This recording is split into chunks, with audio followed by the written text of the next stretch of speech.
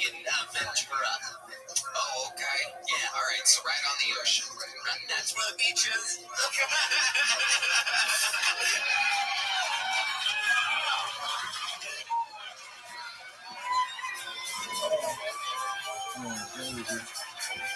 a real fucking attitude tonight, buddy. Hard. It's a fun show. Swing of the juice. Just shoot shots at everybody, every which direction. Just attacking. It's kind of to your left, to your right, everyone around you. When did the Jews start firing off missiles like this? Every fucking. I feel like we should help you with some of these. We should perhaps, as true Americans, we should give you some weapons for you to fire off, and then you can just say what we give you. You're funding it, dude. You're right. You guys are making this happen. You are right. So you're at the beach. Is your girlfriend Jewish too? No, she's Christian. Oh my God. Yeah. Wow. Do you ever talk about how your ancestors killed Jesus? Oh, we sometimes do role play. Yeah, she's Jesus and I'm everybody else. Wow. Incredible. Absolutely incredible. Well, fun times, Jack. You got the show started. Congratulations. Welcome. Golden second winner, Jack Shaw. And it has begun. And now we go to the bucket. This is where things get interesting. This is it. We're going to meet at this first bucket bowl all together. Make some noise for Jesse Salvana. Jesse Salvana, perhaps. Yo, I recently realized I'm ready to be a dad because I got this girl pregnant. But this was 2 years ago, right after Roe v. Wade got overturned. And she was like, I'm pregnant. And I was like, well, we only got one choice, I guess. And I say it's the first time I realized I was ready to be a dad because Most of my ex-girlfriends have been Mexican girls, so I've had this conversation before, you know.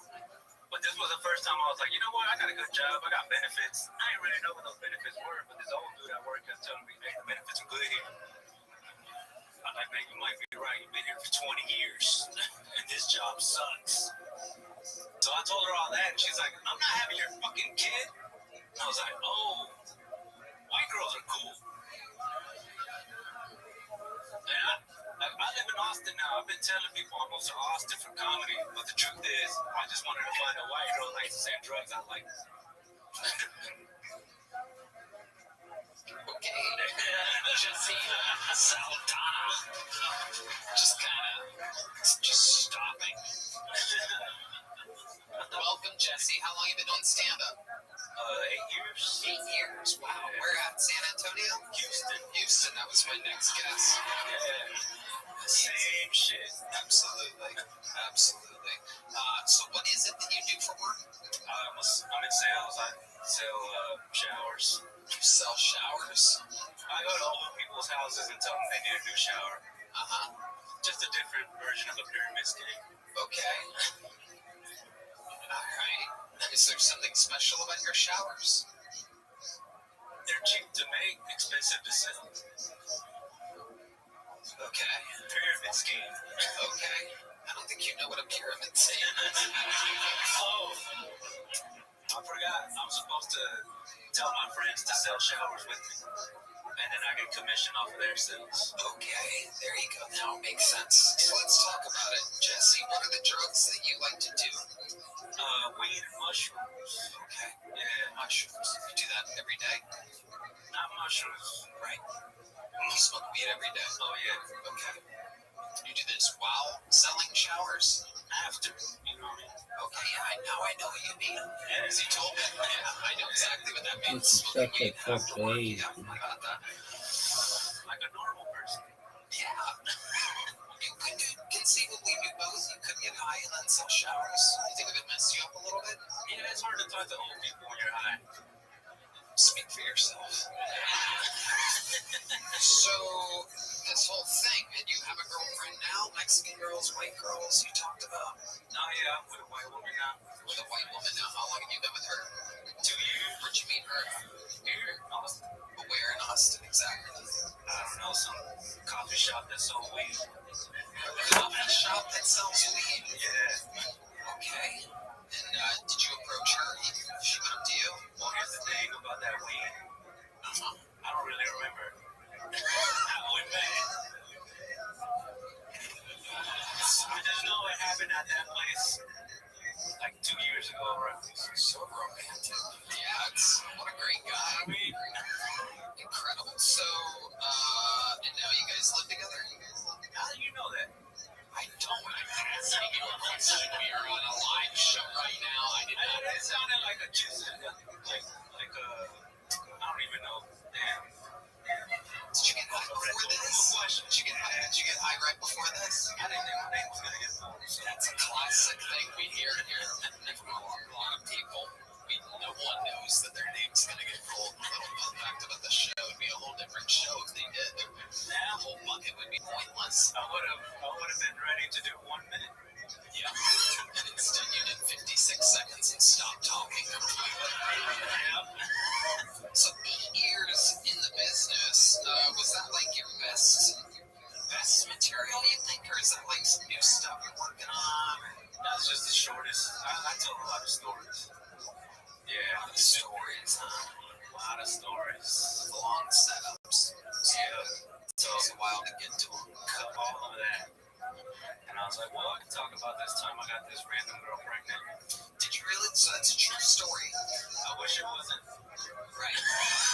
And did she got an abortion? Yeah, there's still other ways to do that. Explain to us exactly what you did.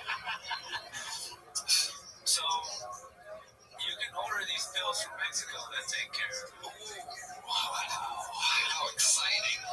Tide Pods, right? Or whatever those say. See, the white boys were on 2 Tide Pods early. So you ordered basically Mexican Plan B? Yeah, it works way later than Plan B does. works way later. I mean, doesn't it take like a month to find out you're pregnant? I don't know how this works. Wow. Craig, You take it so late, you actually give it to the baby.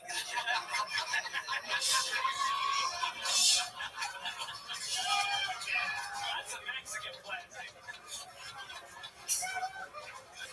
Plan C. Yeah. Plan C means you're keeping this man dull. Oh my God. So it works a lot later than American Plan B. Yeah, you know, time plays different down there. Okay. All right. And you ordered it and it came in the mail. Not exactly. I mean, there was still some smuggling involved. Okay. So you actually had a friend.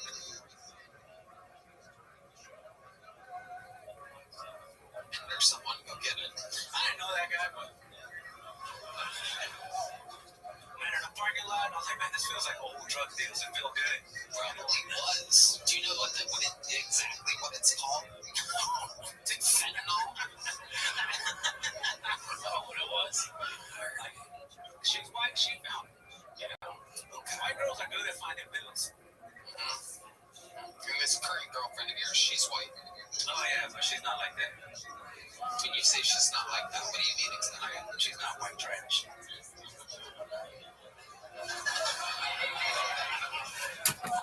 So if you got her pregnant, what would happen? No, we're safe. When you say you're safe, what do you mean? You know, pull it out. You pull out. What do you think I meant? Like, you know what I meant? Alright. You're checking in with them? What are you, what? Do you think I'm out of touch? You think I don't know what I'm doing over here? No, I heard some stories about you. I bet you did. I bet you did. Okay. So, I mean, where do we even go from here? My dear friend, Jesse Saldana. That's how you spell your name, Jesse, on the I? Yeah. I asked my mom why she spelled my name like that, and she said the nurse spelled it wrong, and they just didn't fix it. Holy shit. Hey, man, I was born in Dallas in 1987. My mom did not want to correct the white nurse. Okay, she don't speak English. That's how it was. Jesse. What else? Do you have any hobbies or anything? Damn, they gave me the cop sign. I used to be a juvenile probation officer. Really? Yeah. Okay. Why don't you do that anymore? My criminal record. What exactly is your criminal record? This tree popped up out of nowhere on my way home. The what popped up? A tree. A tree? And you've been drinking and driving? I mean, that's what they said. Damn. You totaled your car? Yeah. Do you remember what happened at all? I mean, I woke up and there was a bunch of trees, and then there wasn't. Yeah. Your people love cutting down trees any way they possibly can. All right, Jesse, here's a little joke book. Congratulations. You got pulled out of the bucket. You did it. On to the next one. Jesse Saldana.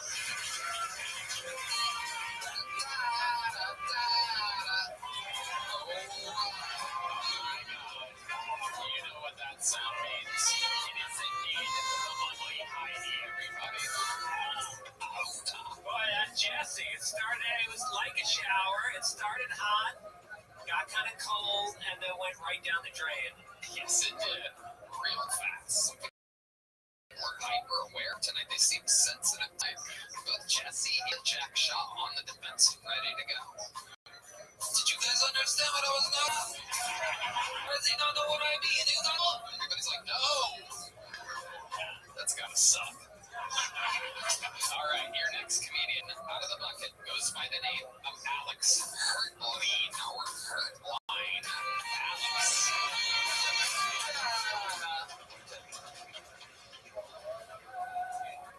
Hell yeah, dude. Alright, so real quick, I just want to address this shit going on. Because whenever I do stand-up, most people are wondering why I look like my mom after she burnt dinner.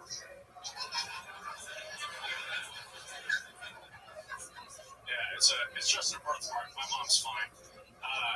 My dad would never hit my mom in the face. Or only in the stomach when she was pregnant with me. That's how it happened. it's a birthmark, they usually hit me with something like, "Pardon me, Zuko. What was it like growing up part soccer ball?" And, obviously I got bullied and shit quite a bit. But, dude, my childhood was actually way harder for my dad, bro. Got falsely accused of child abuse a lot. Yeah, every day. "Sir, why'd you give your 4-year-old the smoke?" Like, dude, I remember this one lady was yelling at him so badly that, like, my little kid brain didn't know how to process it. So I would just shake in fear like Norman Ramsey's wife when he's about to go down on her. Well, thank you. First question, Alex. Why would Gordon Ramsay's wife be scared before? Oh shit, I see the thing now. Oh my god, Jesus Christ. A Phantom of Keltonians arrived. Holy shit. So that's just your normal face? Unfortunately. Well, no, I think it's got a little style to it. You know what I mean? I think it's great. It's awesome. From the video, you should have just stayed facing the audience the whole time, and this would have gone a lot better for you. No, it's great. It's great, Alex. Nobody even notices. First question, why would Gordon Ramsay's wife be scared if he's going down on her? I mean, he fucking gets pissed when it tastes bad, like any food. Oh, okay. You should say that part. Oh, it gets a laugh and applause and stuff. You should say that. It's probably going to help instead of people just confused, like, what's wrong with Wolfgang or Gordon Ramsay's, whatever. So, Alex, how long have you been on stand-up? Like 2.5 years. 2.5 years. Where at here? Mostly Denver. Denver. Oh, yeah. That's where you're from? Yep. All right. And what do you do for work? For work right now, I'm a porter at a dealership, so I like take the cars that they're working on, take them to the bays, shit like that. They keep you away from the customers. Like the Hunchback of Notre Dame, you're just kind of like the behind-the-scenes guy. They keep the monster away from the... Can't sell cars with the freak out here. Anyway, do girls like it, Alex? What's your love life like? Girls like it if their relationship with their dad is bad, but other than that, not really. Yeah, I kind of get a lot of O's when they turn around after I say hi. Yeah, kind of like this, yeah. Just silence, waiting for further explanation. I think the bucket hat's more aggressive than the birthmark, to be honest with you. What do you got under there? What are you dealing with? You like... Yeah, look at that. You're like, this is like when the nerdy girl takes off her glasses at the end of a rom-com or something like that. Yeah, you're not a bad-looking guy. You're like if Gordon Ryan never tried sports or anything like that. Nobody knows that reference to jiu-jitsu guy. Okay, so, Alex, what do you do for fun? For fun, I played hockey growing up, so normally I would do like beer league in Denver, but then I moved here and realized that there was like no ice rinks. So there's that. I also used to like be super into entrepreneurship. What happened with that? I just, I don't know, I felt like my ideas were a little too retarded. Like I would go door to door selling no soliciting signs. That's great. Yeah. And it didn't work for you? I made like $500, but it was like really bad quality signs. It looked like a fucking like dive bar restroom sign, but it was just the no soliciting little stick figure guy with that fucking no through him. You made $500. How many hours or days did you do this? I did it for like probably consistently like a month, probably like 6 hours a day, selling each for $20 after I bought them for $1. It could have been good, but I kind of just gave up because it was not worth. Sounds like a real pyramid scheme to me. Yeah. It's actually a real good joke, though. Like selling no soliciting signs and door to door. That's fucking funny. Thank you. Yeah. Red band. I was struggling with the writing part of it. Like I attempted, but it never goes well. Like dead silence whenever I like try something, but we're not. So that's kind of got like hair all over it? Yeah, dude, it's... You have to shave it regularly? I've been shaving since I was 3 months old, dude. Wow. Yeah. How often do you have to shave it? To like not scare people, probably a week. You gotta go like all the way to under your eye and then down, kind of? Yeah, kind of. See it? Like, Face that way for a second. This way. Oh, shit. Fuck yeah. Yeah, It's a whole thing. so, yeah, it's like, for some reason, like, it has kind of a built-in fade. It's, like, way shorter up here to get super long down here. Do barbers charge you extra for that? Oh, no. They, like, try to do it as, like, charity. Yeah. Yeah. No, I was going to see my testicles the same way. But have you considered this? Just a thought, just spitballing. You're a hockey player. Have you ever just told a woman, I got a black eye, and then hope that after a few weeks she likes you enough that you go, by the way, it's permanent? I tried once in high school, and she got weirded out that it just stayed there forever. Yeah. But, I mean, yeah, I don't know. They usually, like, get more freaked out by the hair. It's almost like they don't even notice, like, the genuine, obvious dark spot. Have you thought about growing it out and braiding it? Dyeing it red, attaching an eyeball. It doesn't, like, no bullshit. It takes so long, like, towards my eye to, like, actually get white. It takes, like, 2 months. I've tried. Interesting. Yeah. And what's underneath there? Is it firm? Is it soft? Oh, I thought it was cancer. It used to always be, like, pregnant. When did that start? Like, when I was 20, roughly. How old are you now? 23. Wow. Okay. So there's still time. There is. Interesting. I wonder what our friend Dr. Pimple Popper would say about that. Can you get laser hair removal from that? Like, yeah, I actually spent, like, the first 5 years of my life going to, like, a laser removal doctor because this shit used to be all the way down to my mouth. And if I didn't get it, like, fixed, I wouldn't have been able to eat without biting my face. This is absolutely unbelievable. You know, a lot of people say that this show just has a bunch of handicapped, creepy people on it. Then here comes fucking half a monkey boy walking out. Incredible. Did you get bullied for it a lot as a kid? Oh, 100%, yeah. What's the meanest thing anybody ever said to you, or how did they negatively affect your life? Let's relive it real quick in front of millions of people. So I'm trying to think of, like, the best one. Chocolate chip cookie got to me. Oh, yeah, that's a rough one. That's the monkey noise from 45 seconds ago, everybody. Chocolate chip cookies, a rough one, yeah. It is brutal. Yeah. And then another, it was like, oh, he's such a pussy and avoids fights because if he got hit in his other eye, he would look like a raccoon. That was a banger. Yeah, that's a banger. It really is. I'll tell you what. Here's a medium-sized joke book. Hell yeah. There you go. Alex Heartline. Hell yeah. There he goes. One more time for Alex, everybody.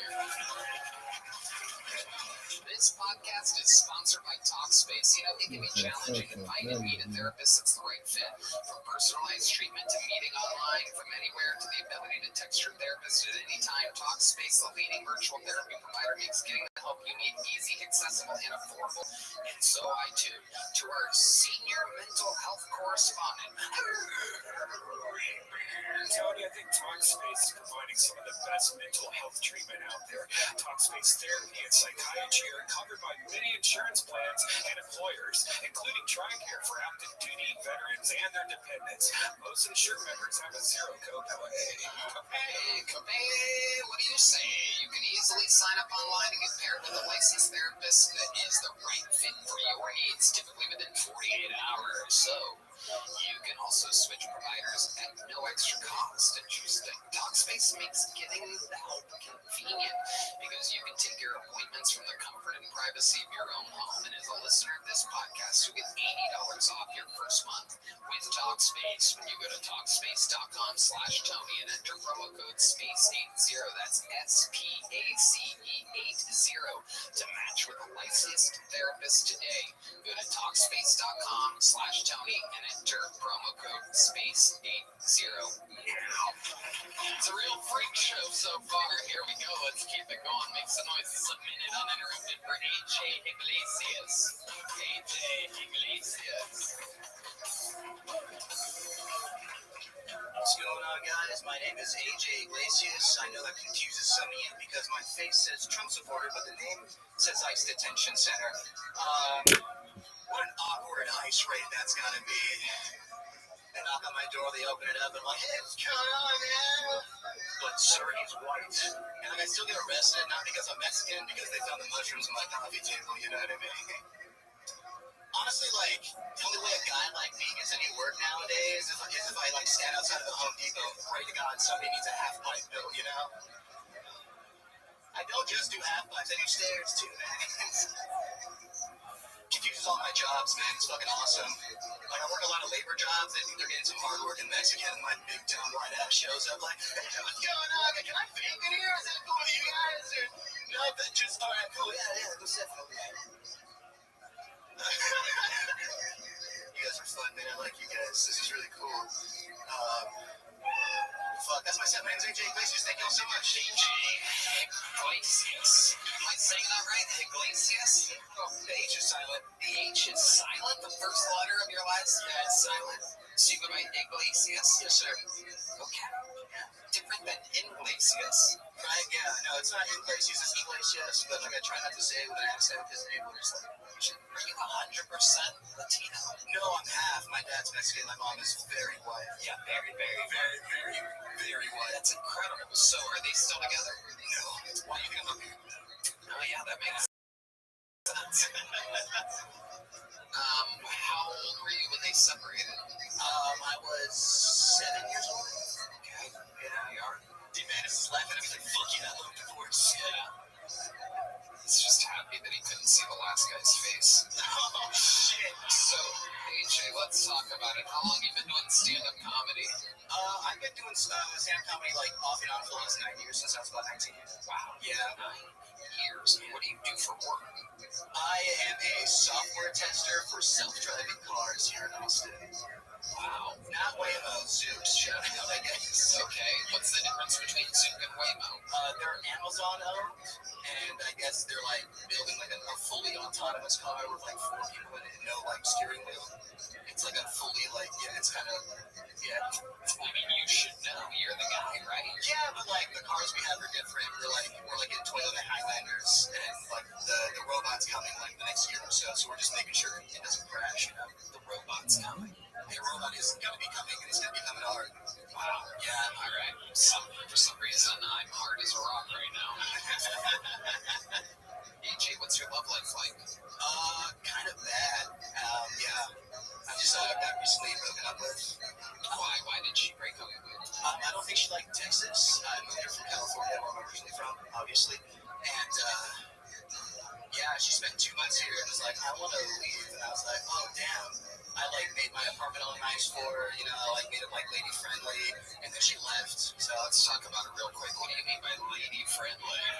You lowered the toilet seat, or like I put like shelves in like the shower and shit. Like I bought her like a vanity to put in the bathroom. Like she games, so like I got her like a gaming desk and stuff. And now I just have like a nicer apartment. So it's pretty sick.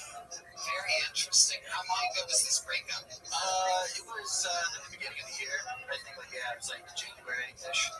She went back to California and doesn't talk to you at all anymore. She still does talk to me, actually. So you guys have like a kind of a long distance thing going on? Not really at all. Like, I think she doesn't even like that, and so those are all like the ego. That's the type of woman that would move back to California. Lesbian. Yeah. It takes a real lesbo to leave Texas for California. She's right now at a Starbucks in Silver Lake, assuredly. Sitting next to Jack's angry Jew dad. The lesbian antics. So, you thought that a woman would like shelves in a shower. It's funny how this episode's kind of like all repeating itself. Nice. Okay. So shelves in a shower, a gaming desk. Well, I just like a regular desk to set up her games and stuff. When she left, what made you think that she's a lesbian? Can you explain? Oh, she told me.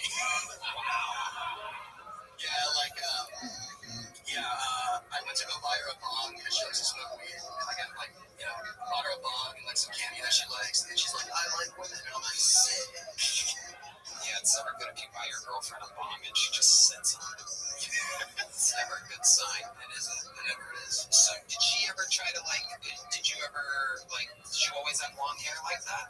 Yeah, no one for the last, like, 2 years or so. Did she ever try to, like, put your legs over your head and eat where your pussy would be? hints that she was into lesbian type of stuff in the bedroom. She liked being on top a lot, so like maybe that could have been a sign. Yeah, that's about it. She did try to eat my butt pussy, which I was a little offended that she didn't want to, but then again, yeah, makes sense. It would make sense, yeah. Yeah, it's not a good time down there. Did you try to like have another girl come into the bedroom? You know what I mean? No, she kind of just dropped the news. She's like, I fly out in 2 weeks, and that was like the most awkward 2 weeks of my fucking life. Because I live in a studio, so we're like on top of each other, literally. Yeah, she's on top of you. Greg Fitzsimmons. Well, there's a lot to unpack. I'm still getting over it. There's a guy up here with a hairy baseball on the side of his face. So now I go, like, I feel a little distracted. Yeah. But we're punching people in the face if they do bad today. Oh, it's a whole new episode. A whole new level of culture. would you consider going under the knife to get this woman back and becoming a woman? I mean, cutting off your dick and adding the rest of the tits that you have on your chest. You know, I feel like this is enough, I thought. Yeah. I like having a dick. You're really awesome. Yeah. So like, I'm going to get rid of that now. And what about the hair that you have all over your t-shirt at the back? Is that... You're covered in your own hair. I know, it's crazy. Do you think the grooming might have something to do with it? Probably. Yeah, so I'm like a cat, so she was just like finding hair all over her, you know what I mean? So, you have a cat? I don't. It's not me. He does. Yeah. What's second grade? What's a fun fact about your life that you think makes you different than other people? God, the only fun fact is like people don't believe I'm Mexican. That's part of my shit. Do you ever communicate with your dad? I do. You guys are, yeah, like talk on the phone? Oh yeah. He's still in California? No, he just recently like retired early. He sold his house in California and bought an RV. He's like touring the country right now, just avoiding. Nice. That's helping everybody. Just touring the country right now. Retired and touring. Just on the run. Yeah. Okay. All right, AJ. Well, fun times. Here's a medium-sized joke book, buddy. There you go, AJ Iglesias, ladies and gentlemen. Good news. We have a special treat for you, everybody. Got through a few wild buckles, and now it is time for one of the greatest golden ticket winners in the history of the show. She is from Nashville, Tennessee, and she is an absolute savage. Ladies and gentlemen, make some noise for the great and powerful Fiona Colley, everyone.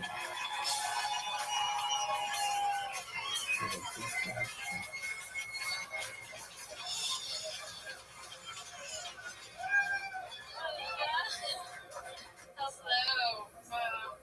I just got back from France. Look, little guapa. Yeah, I love Yeah, you little over there. guapa. No, it was pretty funny. I got there and I had to Uber from the airport to the hotel, and my fiance was with me, and our Uber driver was like this really hot French man. Okay, and I thought he was hitting on me. And I was really excited to turn down this French guy in front of my fiance. I kind of need that emotionally. And then he goes, I just really love your voice. Which, as you all can imagine, isn't really a compliment. I get off and yeah, no. And then he goes, yeah, I'm learning English, so...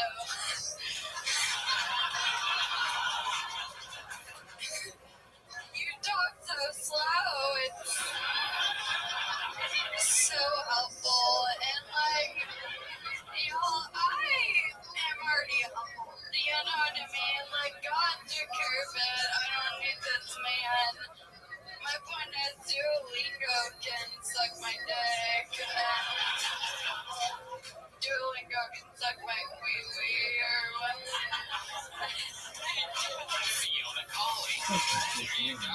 That's how it's done. Fiona. Fantastic. You've done it again. How's life going? Really good. I went on my bachelorette party. Oh, shit. Yeah. What's that like? It was kind of stressful deciding what to do because life is full of walking activities. Yes. What did you say?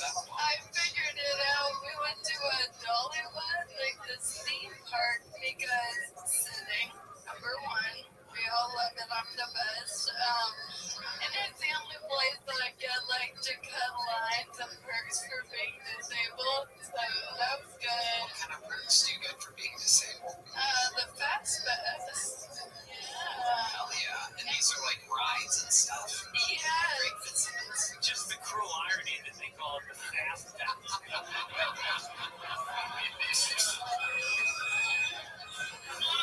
It's gotta hurt. So what kind of rides are there?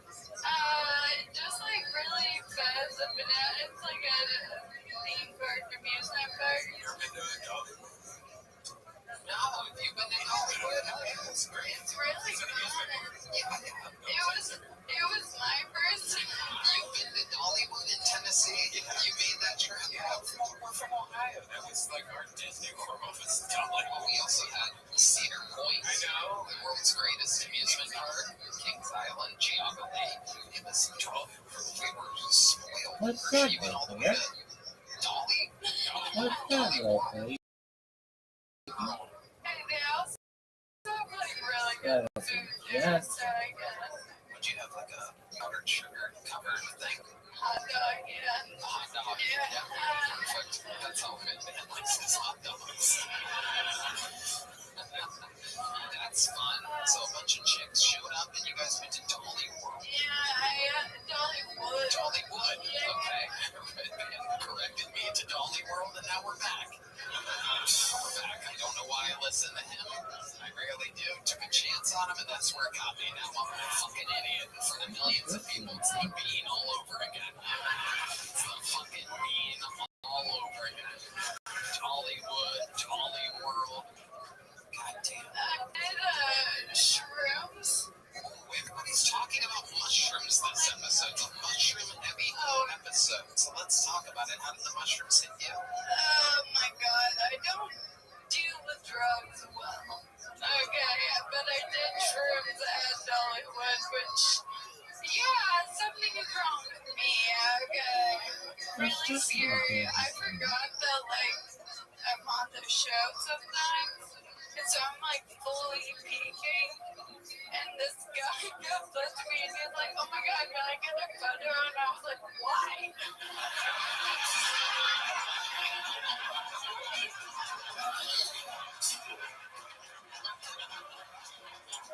Yeah. Oh, that's so fun. My friends had ratted me out. Yeah. So what was the highlight? Just fun, rides, it was a good bachelorette party? Yeah, didn't throw up. That was fun. That was good. I did a lot of shrooms multiple days. I don't do shrooms. Now you do? Yeah, that was, I had a coke phase. Oh, okay. Wow, we're just having a little confessional here tonight. Tell us about this coke phase. What was that like? It was in college of my, like, blocker era. Okay. The old speed walking. I did coke for the first time, and I'm not fucking kidding. I started doing cartwheels. Oh, And wow. I could like run by myself, and I was so convinced that this was like the most modern medicine. I told my neurologist, I was like, you gotta try this shit, okay? It's unbelievable. That's amazing. Yeah, and he was like, no, that's like really cool, but you have a heart problem, so... Imagine if that was a cure.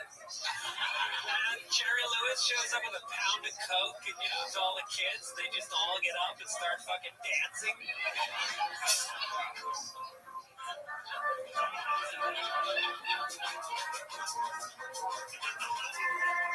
Wow, perfect music for that situation. Really painted the picture there, Red Man. Gave us a nice texture. For those of you just listening and not watching the podcast. Wow, so fun. So the highlights of the bachelorette party were mushrooms and fast pass. Yes, yeah, and to get like the fast pass as a disabled person, they bring you in this little office and they question you. I'm not giving like to like prove you're disabled to them, and I was like, what are you? Do you have the upper body strength to like hold yourself in place? And I was like, that's fucking cunt. Like, of course. Like, what a dumb fucking question. I did not. Okay, I almost died on every ride. Yeah. A lot of slippage. I had to go back and apologize to her. I don't remember because I had a concussion, but like. You're so funny, Fiona. We love you. Another new minute from Fiona Colby, ladies and gentlemen. She's done it again. A superstar.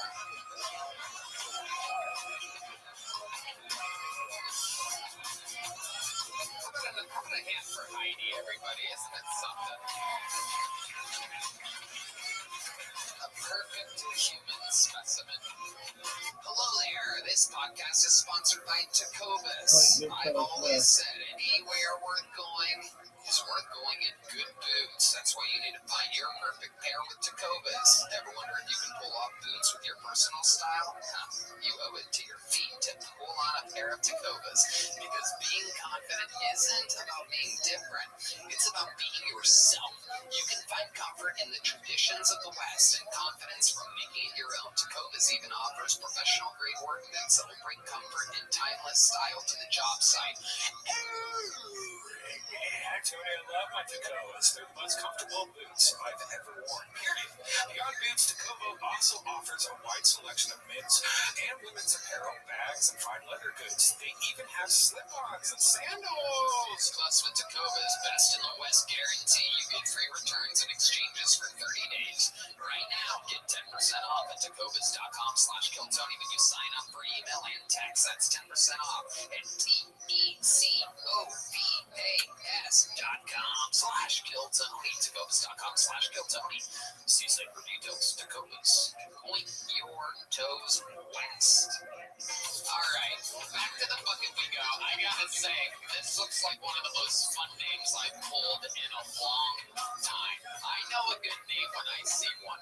Ladies and gentlemen, make some noise for Sir Winston Pickles, everybody. Pickles. Oh, yes, let's go. Oh, baby.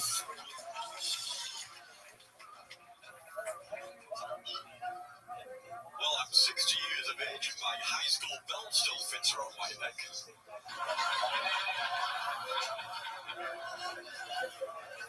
I try to stay in shape, just like the teenage girl next door. She's one of those teenage girls who likes to go jogging at 5 a.m. in the morning. Well, 5:22 this morning.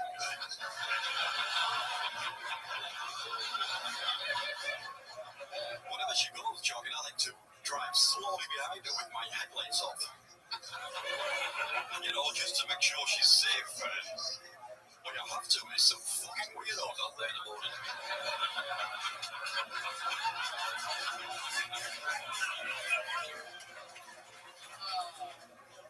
I've been reading this diary book and I find it difficult to comprehend. It's been over 30 years, well, almost 30 years, since the world tragically lost what I believe anyway to be the most beautiful Mercedes-Benz ever made.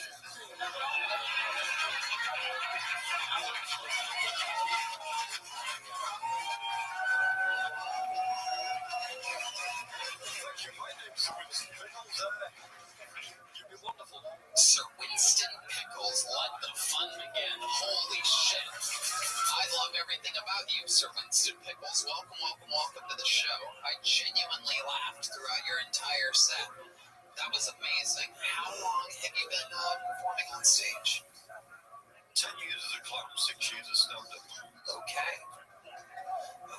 So the last 6 you've been doing stand-up as a clown, but 10 as a clown. What were you doing the first 4? You don't seem like you'd be very good at children's parties or anything. There's still a few of those missing there.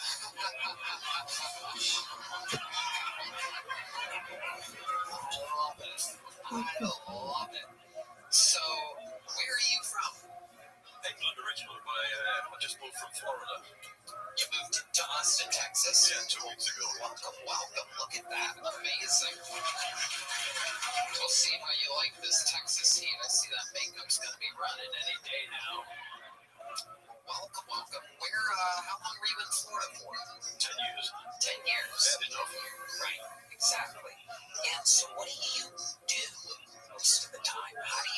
What is a guy like Sir Winston Pickles up to? He's not Bit of this, bit of that. Huh? A little bit of this, a little bit of that. Okay, let's talk about it. A little bit of what? Little bit of what? I book my car at $20 an hour, also known as DoorDash. Oh, you do DoorDash? Yes. You don't do it in character? No. Oh my God! Have you thought about doing it in character? That seems like it would be a hit. I mean, it gives people some real fucking nightmares on their Ring doorbell camera. Just freak people the hell out. Seems like a blast. Sir Winston Pickles, how much time do you think you have? How much material do you think you have of that part that you just did for that minute? I do 20 minutes of it. I'm going to feature in Florida. Amazing. Great Fitzsimmons. It's hard to make fun of a guy who, you're just kind of in awe of. Yeah. I think you're hilarious. Like, I like to shit on people because they suck, and I just think it's very good for speech. Love this guy. Well, thank you. I agree.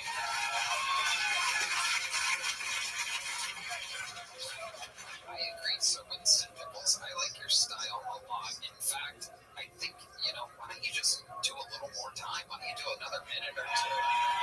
I want to hear more of Sir Winston Pickles. You guys want to hear some more material from Sir Winston Pickles? I mean, I'm just going to let you take over, Sir Winston. Feel free to shoot a fucking 20-minute special right now. 1 second. Can I get can we do the solo mic on Sir Winston Pickles? Yeah, let's do that one.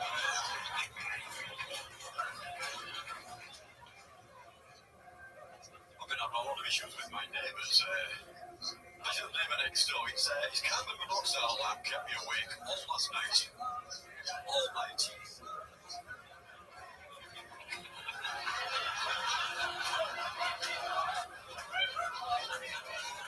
Of course, I confronted him about it the next day. I knocked on his door, said, Trevor, you coming up? What's going on last night? He no answer, no. That's a dick no money, sir.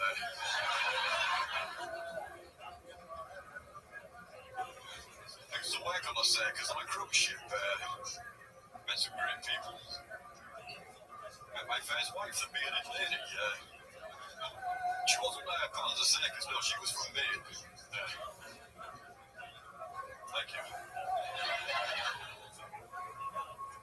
Met a great guy, the human cannonball. Great guy, do anything for anyone. Always went the extra mile. Actually, that's how we lost him at sea. There's no finding him either because he was a midget.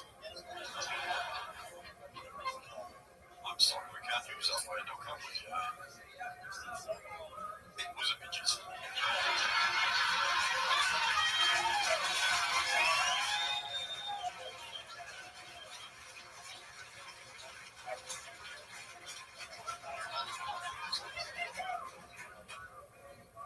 Let's go on the stage, found some little taller than me.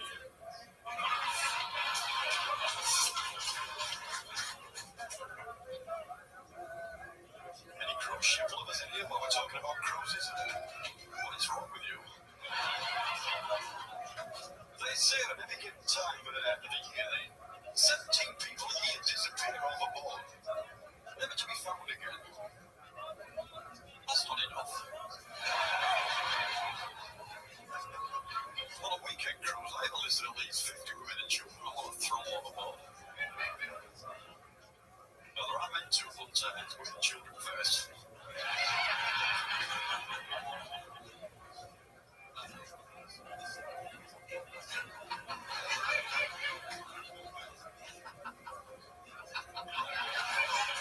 So Winston Pickles, I have some more questions now. Amazing. It's fun to sit back and watch someone do comedy for a little bit. I like your style. You're so different than everybody else. Did you work on cruise ships for a bit out of Florida? No, that was a big lie. Oh, okay. Let me ask you this. Have you met any other people out there, like women that have clown fetishes? Is that a thing? Have you noticed that? A few. I try to stay away from them. They're fucking weird.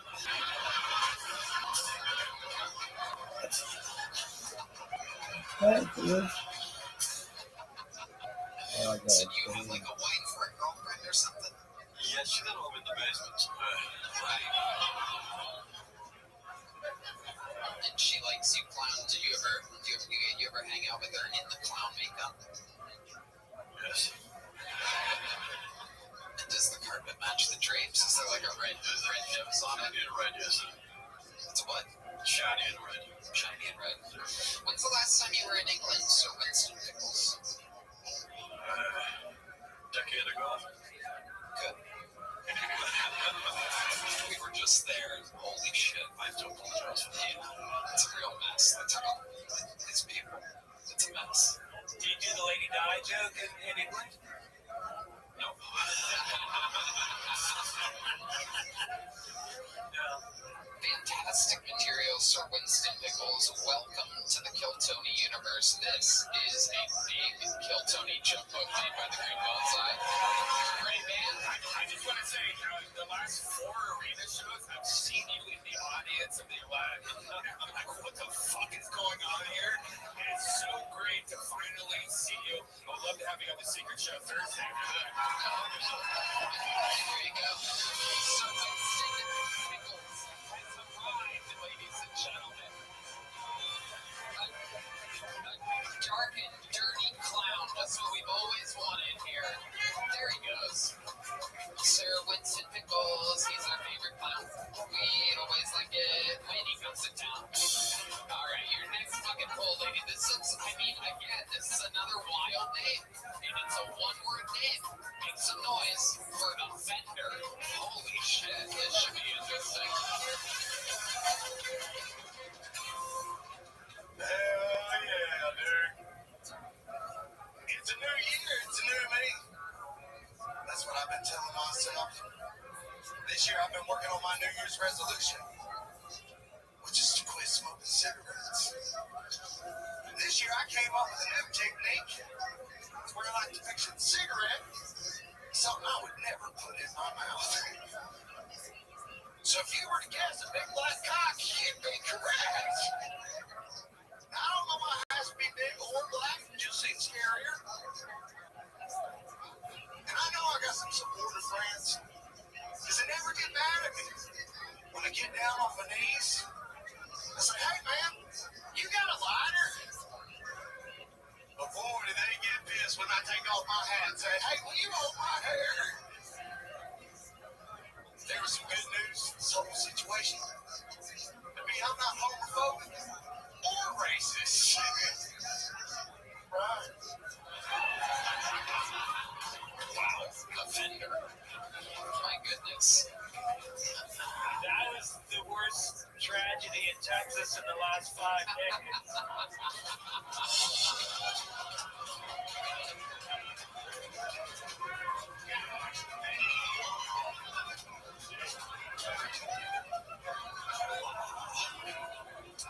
Offender. My God. Somebody. What the hell was that, dude? It's tough to follow Sir Winston Pickles, isn't it?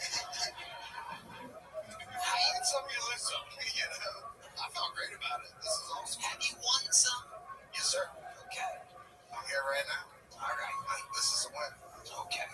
All right. Offender. There you go. There's people in the back like opportunity. Doesn't matter what you do with it. You did get pulled out of the bucket. Tell us about you. What the fuck was that? Let's start there. You've been working on that? You've been running that at open mics? Gets laughs? Yeah, it kills. Really? It does. I don't want to sell it now. I mean, if it sucked, it sucked. I'll work it. I'll get better. Offender, what's going on in your actual life? Let's talk about it. Tell us about you. So I live on my short bus. I travel around Austin. I do nothing but comedy. I've been hosting now. I've been here for 6 months. This makes 312 mics that I've done since moving here. Wow.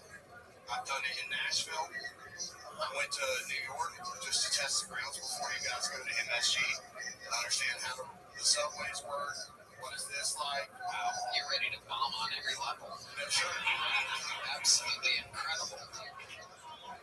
Wow. It's It's all right. I love it. That's how it goes. Yeah. You're paying your dues. 312 open mics. What's the worst it's ever gone? Describe to us what the Well, apparently right now, but that seems to me I'm disappointed with that, but I feel like I just got off the ball when I saw it too, so maybe I need to work harder and better.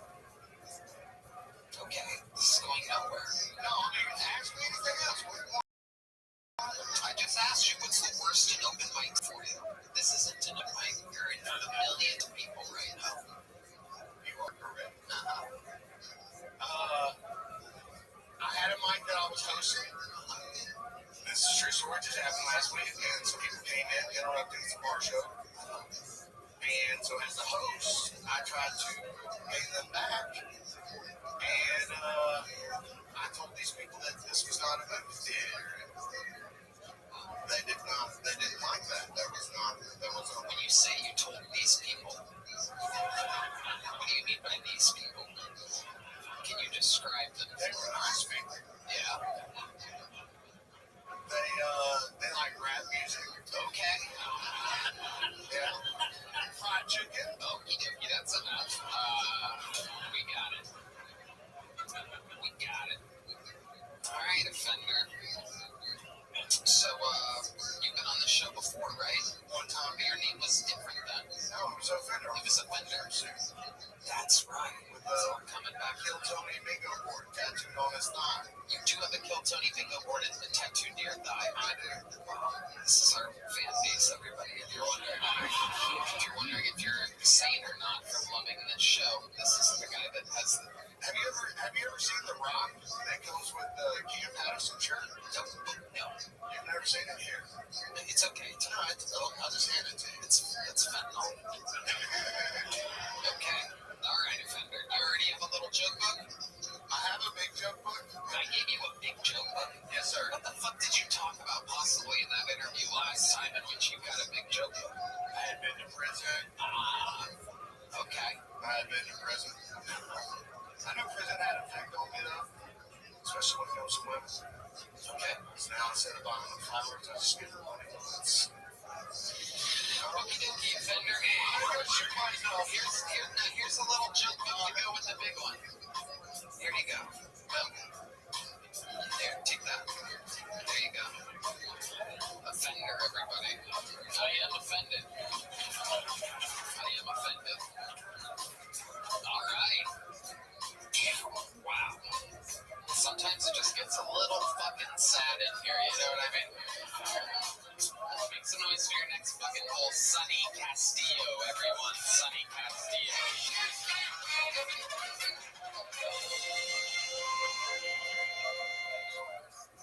So I recently bought a used dog from the animal shelter.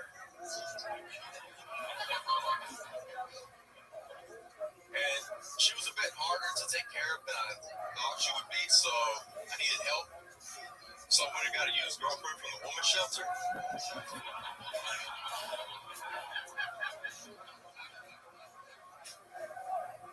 I could never turn down a rescue.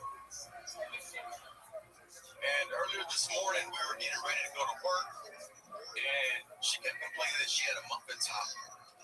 And I was like, nah, you look fine, cupcake.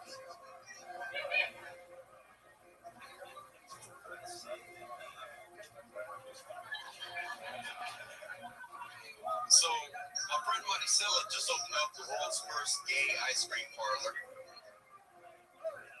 She calls it Monty Cones. Thank you. Sonny Castillo.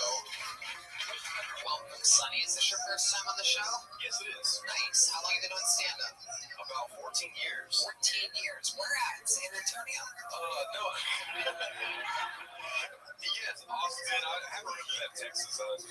Mostly around here. Austin, Houston. Okay. Austin, Houston. What do you do for work, Sonny Castillo? I work at a courthouse. Okay. What do you do at the courthouse? We call people that have warrants, and we try to help them to avoid being arrested by police. We're like the good guys. So you try to call them in? Yeah, it's easy because a lot of them are my family members. Very good, son. I like that. Yeah, we know a lot of Castillos. Big family you got. Yes. I actually have over 80 first cousins on my dad's side. Wow. So we might be related. Look at that. 80 cousins. You might be related to these two.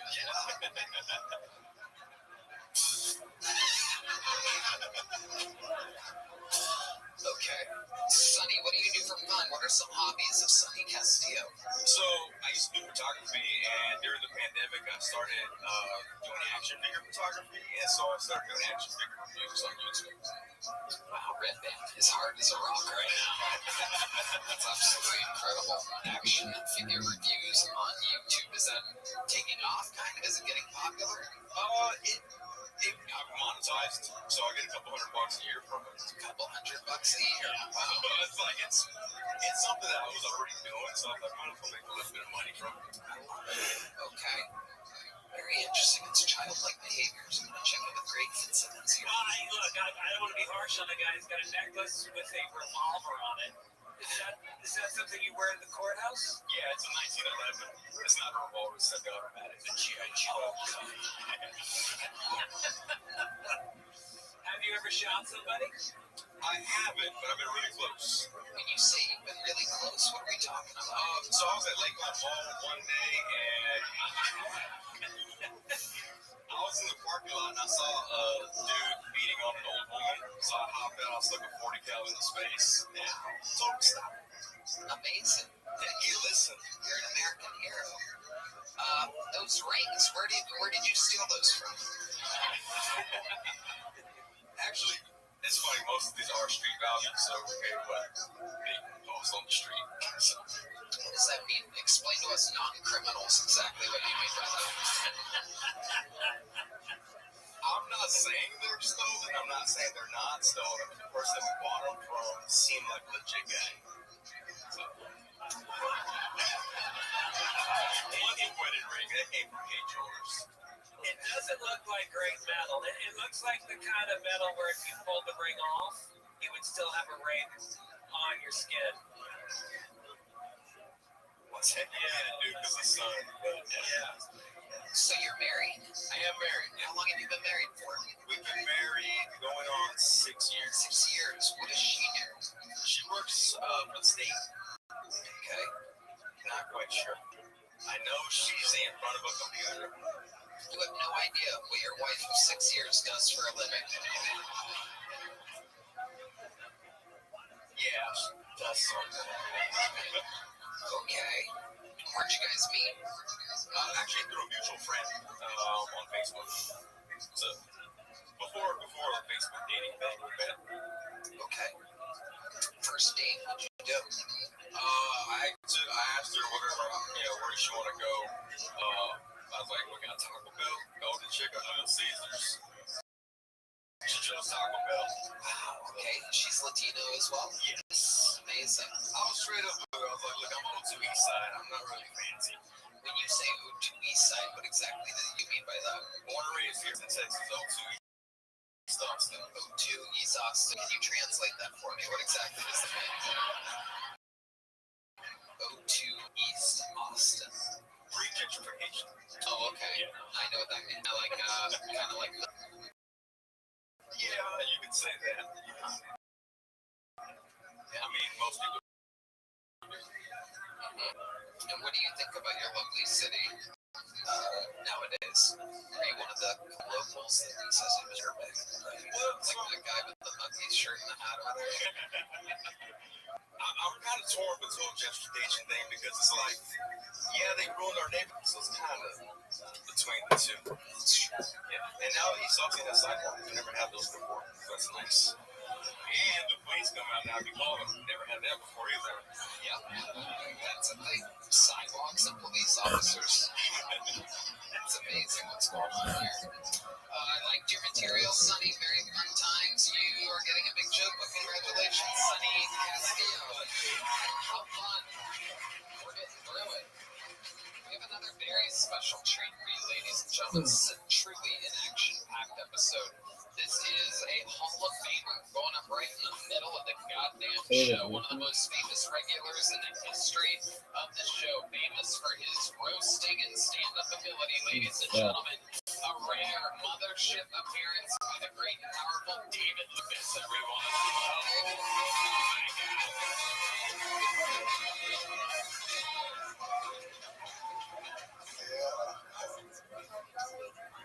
A plane in India just recently crashed heading to England, and 176 Indians died. And since that plane crash, scam calls have been down 50%. That's a good one. Apple has no more tech support. That's crazy. You gonna call Apple and talk to a nigga that sound like me? You know what I'm saying? Can you help me with my phone? Have you turned that motherfucker off yet, bitch? Turn it off and turn it back on. I can only imagine what that plane smelled like. God damn, bro. If I would have been driving that plane, I probably would have crashed it too, nigga. Oh no! When it crashed, it probably smelled like somebody was barbecuing a goat. They're like, who was barbecuing a goat?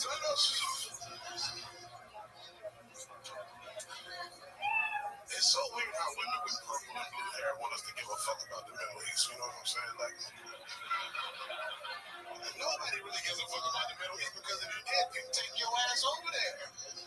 If they want me to give a fuck about the Middle East, you're going to have to give the Middle East an NFL team. That's the only way. That's the fucking thing. I'd love to watch the Palestine Packers, you know what I'm saying? All right, that's what I tell that Lucas. Like, David lights out Lucas. fucking tell me. Man. Yes, niggas. Oh, wait, what? You're just going to start like that, you fat motherfucker? We're just going with the Hey, if Tony was a gamer, he'd play Call of Duty. Oh, my God. Oh, my God. Your ass zipped up, nigga. I love this look. I love it. You have your own fucking equator around you. Look like you're ready to take a yacht trip to a McDonald's. Why you so zipped up, nigga? The HIV medicine kicking your ass, huh? Hey, KFC medicine's kicking yours. You're bigger than ever. You gayer than ever, nigga. Yeah, your face look like a baboon's ass. That motherfucker, you look like you just got slapped in the face with a cherry pie, nigga. I won't do the baboon comeback joke that I want to do right now. I'm going to reserve that and hold that back because I like working. Is that a vest? What is that, bro? It's a vest. What the fuck is that? What sweatshirt? Just because you You dress like a gay sniper, nigga. Put the scope in my ass.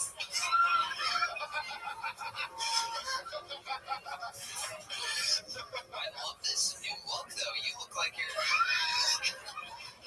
you're going to get on a sinkable ship of some kind. That's incredible. Are you wearing that because you need a yacht? Get out of here, get mad. D-Man is making a big deal. Stevie wanted to look at that.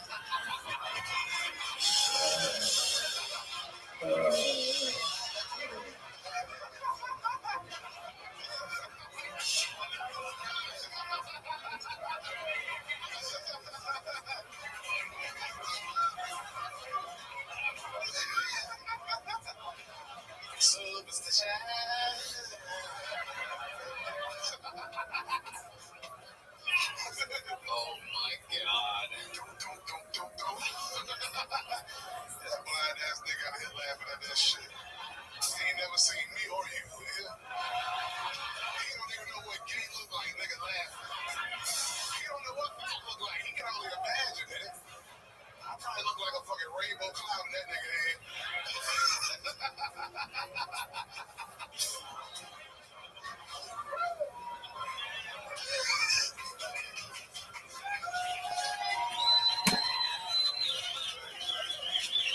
I cannot believe you called him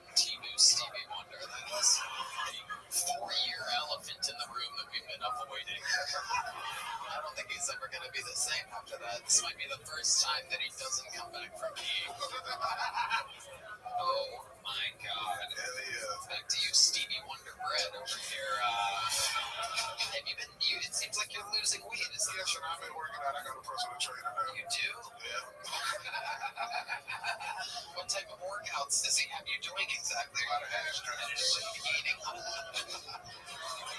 What are you doing? You do penny shoots out the ass. Let me get 45 penny shoots. What the fuck is that? What type of workouts are you doing to lose the weight? A bunch of bullshit, man. I fucking hate it, bro. Every time he be like, we got 2 more seconds. I'll be like, nigga, I'm about to eat. I ain't working out, dog. I don't want to take the gluten shit. Yeah. But I'm working out. Yeah. That's good. This is eating less. That's what I'm doing. This is so good. Greg, it's been a while since you've seen David Lucas. You look great, man. Yeah. You don't. You look like you just got bit by a vampire. Thank you. He got 2 holes on the side of his neck. Holes on the side of your neck. You need a blood transfusion. Another AIDS joke? A lot of AIDS jokes around tonight. You look symptomatic, nigga. Yeah. Anything I say, you got it. Yeah. Heartburn, chest pain. Whatever it is, I take a little and drop some weight. Take it, just a hint of AIDS, a couple drops of AIDS. We've got AIDS. David has cool AIDS. I don't even got one for Tony. I don't know. What's that thing? What happens if you pull that heat out? Do you fill with more air? If I pull it, I'm going to air, nigga. It's all white. It's a belt. Your boyfriend. Oh my goodness. They get my joke out the Red Man want to play Looney Tune ass sounds. Wait, no, pull it again. I heard something.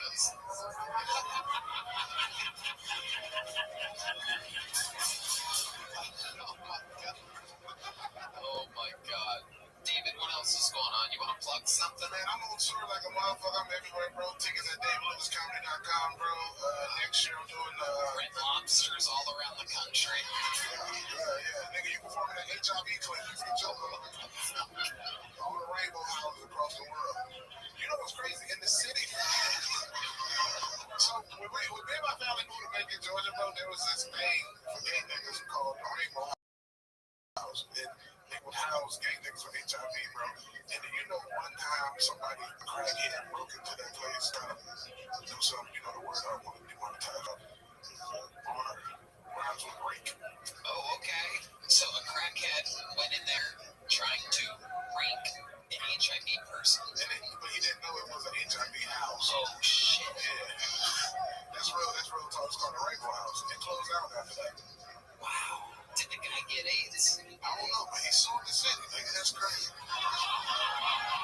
Isn't that interesting? Yeah, it's so weird for criminals, bro. You can sue for anything, bro. You can probably sue because you turned out gay, nigga. You know what I'm saying? You can sue the city. Your little smoke alarm kind of changed the batteries over there.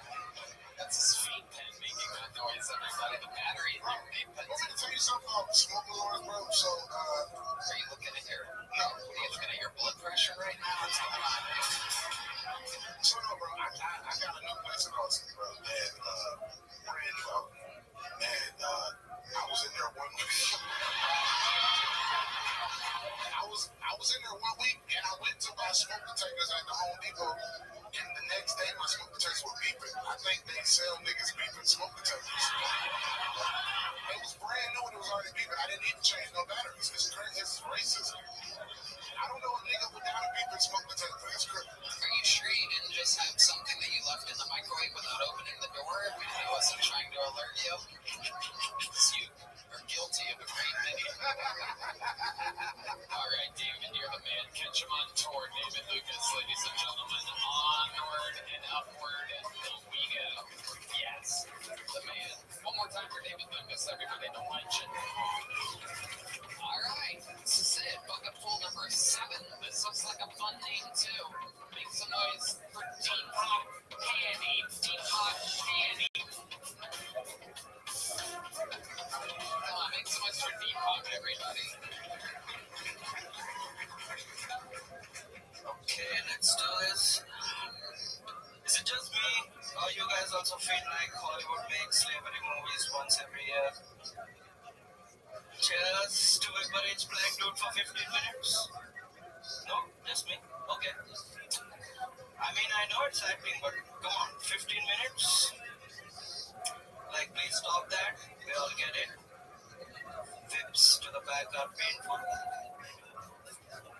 And I found out whips to the back are painful in my 5th grade actually. Relax, nothing happened to me. Wouldn't it be funny if I just came up here and went, my dad took the shit out of me and I can't watch celebrity movies anymore? Nope. I watched Passion of the Christ. And we've all seen some kind of enactment or a play where Jesus is getting beat up. I don't know why though. Apparently it's not enough to say that Jesus suffered and died for our sins. You have to actually see the, precious. Alright, Deepak Panny. Let me start off with this question. What? Yes, boos from the crowd, very good. As though you actually had to make that noise for us to know that it wasn't good. Your lack of laughter told the entire story. Deepak, how long have you been attempting stand-up comedy? 2 months. 2 months. And where are you from, Deepak? India. India. Oh my goodness gracious, so you're really born and raised in India. Great Fitzsimmons is checking. Well, I think this is a direct result of you guys getting rid of the drivers in your Ubers. We're going to see a lot more of this. That is true. They're going to need stuff to do. They're going to start chasing their dreams instead of picking us up. Deepak, how long have you been in America? By the sound of your accent, I'm guessing 25 minutes? 1.5 years actually. What? 1.5 years. 1.5 years. Adorable. And you came straight here to Austin, Texas? No, I study masters in Cleveland. What? I study masters in Cleveland. Your master's degree in Cleveland? No, I'm still doing it. You're still studying. What are you trying to major in? Hopefully English. You can guess it actually. Computer science. Computer science. Wow, Deepak. Don't you guys just automatically come with a master's degree in that? Are you teaching? Let's see. Okay, so what do you plan to do once you get a science degree from Cleveland State? Got a hand for D-Man is coming in. He's back! What do you plan to do with your computer science? No idea. No idea. And how is Cleveland for you? What made you pick Cleveland, Ohio, of all places? Dilapidated city. Couldn't get anywhere else. Okay. Were you not a great student? Nope. And why were you not a great student? Very rare for an Indian boy like you to not be a great student.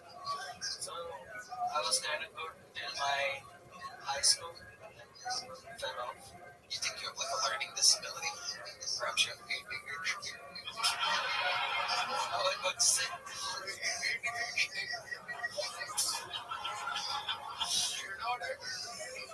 When you call like Verizon wireless tech support, how long does it take until you both break into India? I actually talked to a scammer once. He was a Pakistani, my neighbor. So we just chatted about how did you get into this. So it was nice. He could speak Hindi. So how long have you been in America? 1.5 years. 1.5 years. And what are some things that you find shocking? Like what is super different here than India? Toilet paper. Toilet paper, yes. That's a big one. That's a big one. What exactly, explain to us when you're sitting on a toilet and you've got number 2.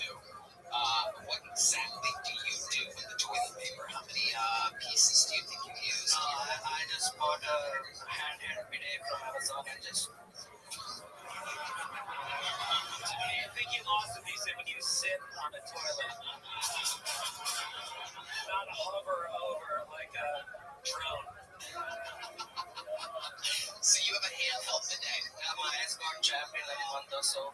Your ex got chapped. My ass got chapped with the toilet paper. Right, it got chapped. Can't do it. Don't do it. So you have a handheld bidet that is hooked up to your toilet directly? Yeah, it just take some plumbing. Take some plumbing. Yeah, no doubt about it. And so you kind of like, do you go from the backside with that, or do you go in between an up missionary position, or do you go doggy style, or do you... It's hard to ask questions. It's hard to find new questions in 12 years of the show, but somehow, goddamn it, we managed to do it. Explain to us the exact hand position of this. I think everyone goes front. Can't do it like this. Do you look at the toilet afterwards? See some shrapnel, a little disaster area, perhaps? Butter chicken. I just do.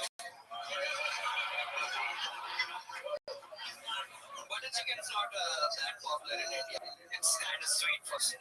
But I just do one flush. So everything's there when I see it. Okay. Deepak, what's your love life like? You have a girlfriend? No. No? Have you been on any dates since you've been to America? No. Not a single date? No. Have you kissed an American girl? No. Do you want to? No. No, you don't want to. Very interesting. Are you into specifically only Indian women? No. This might kind of sound gay, but I can't do one night stands. What about one night stands? Can't do it. You can't do it. You want to fall in love with somebody? No, not that. I just want to know the person before I show them my dick. Wow. Okay. And where do you think you get this from? Is this something your parents taught you, or religious, or something? No, I just kind of figured it out. Have you been with a woman before? Are you a virgin? No, been with many. You've been with many? Is that what you said? Yeah. Okay. Is that a big deal? What? Is that a big deal? Is that a big deal? Sorry, go on. I mean, you've been with many women. Is that expensive? Does that add up? For them. I love it, Deepak. What's an interesting fun fact about you that you think makes you different than anybody that's ever been on this show before? I started doing comedy because I think comedy is dying right now. You think it's dying right now? Okay, that's a very interesting take. There are no more stand-ups, lyrics, cartoons, you know. They're just a bunch of people I see in the open mics trying to be cool. Retard this, retard that. You're gay, I'm autistic. Okay, So, you know, I guess, Deepak. the real ones say, What? I don't really get it, Deepak. I'm gonna get you out of here, Deepak. Have you thought about taking a plane from London back to India? Here's a little jump. Oh, jeez. There he goes, Deepak Panny, everybody. Just a little warning, there may be a suicide bombing outside after tonight's show. Just a little something to keep an eye out for. How about a hand for Heidi, everybody? All right.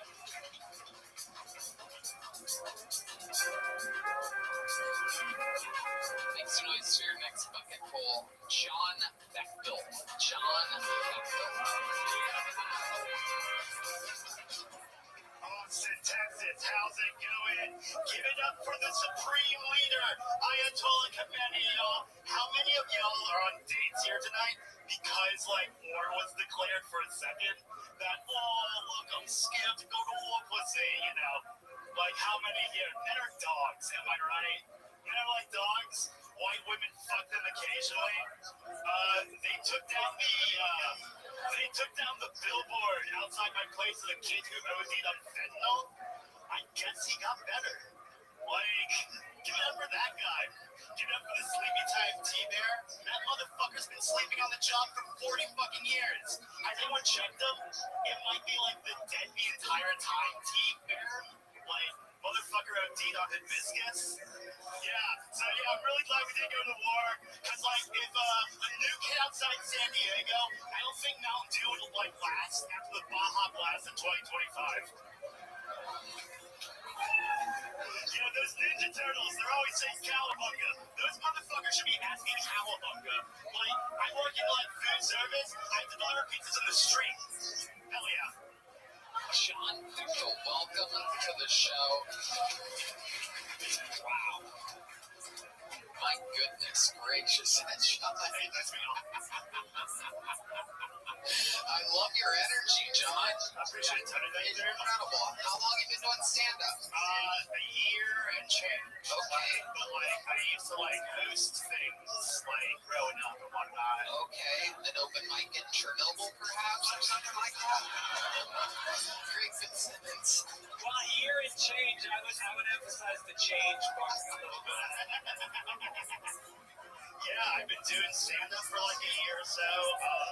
I, like, used to host, like, a drunk history thing. That was, like, my friends. It was just kind of like a group effort. Me and these, like, crazy, like, lesbians just watching WWE. I was a blast. I love it. Did that show take place inside of a large microwave, perhaps? Alleyway. You are an interesting guy. What's your ethnicity? What are you? Very white. Yeah. Yeah, no, like, German Irish. Okay, German Irish, and you drink a lot. Well, for German Irish, you know, I try to make it good out there. Yeah, no, I've been living in Texas for 25 years now. I love it. Like, Where were you at before that? East Coast Mall. Okay. All right. What do you do for work exactly? I'm fucking waiter. It sucks. Right. Okay. I've been doing this for 16 years. Okay. That's good. Is it like you make good money doing it? I try to. You know, Is it a pizza restaurant? Tony. A genuine Tony, I moved on. Okay. I retired from the pizza. What kind of restaurant is it? I used to get these ones. Right. Yeah. Okay. I got fired from a couple of those. What did you get fired for? Let's talk about that. Let's talk about the firings of Johnny Bechtel. You can't ask your old dipshit boss. He used to sit in the office, text all the girls in the kitchen, like, videos of him riding his fucking BMX bike. And, you knock on the door, it's like, yeah, what the fuck do you even do at this job? Yeah, you can't show up right after doing it.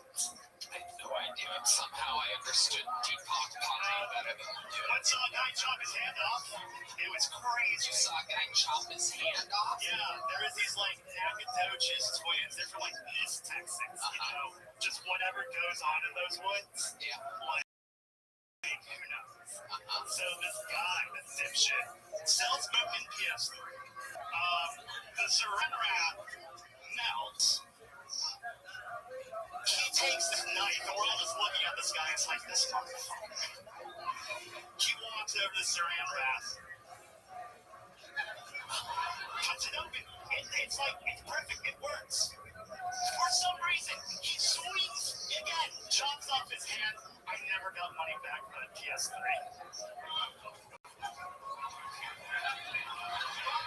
How's it going on in Texas? Get out for yourselves, y'all. John, have you ever been arrested before? Actually, I have. Yeah. Once. Okay. Once. What was that? On February, it was April 18th, April 18th, 2013. Look it up, y'all. You're not going to tell us? It's the night the Boston Bombers got caught. So I'm watching that shit in the drunk tank. Everyone's hooting and hollering, and all these fucking cops keep on walking up to me, and you're like, you're the motherfucker who works at that goddamn sandwich restaurant. I worked in sandwiches before pizza, Tony. John, you are something else. What are you on exactly?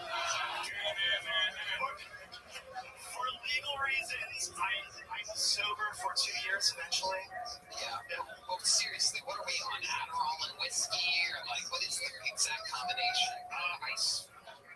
I smoke a lot of, now legal substances. You got a little gun there all of a sudden. In Texas, Tony. Welcome to Texas. All right, thank you. Been in here 5 years, but yes, thank you for the big welcome. It's nice. Hey, welcome. What are you on? That's the question. Oh, I smoke a Halloween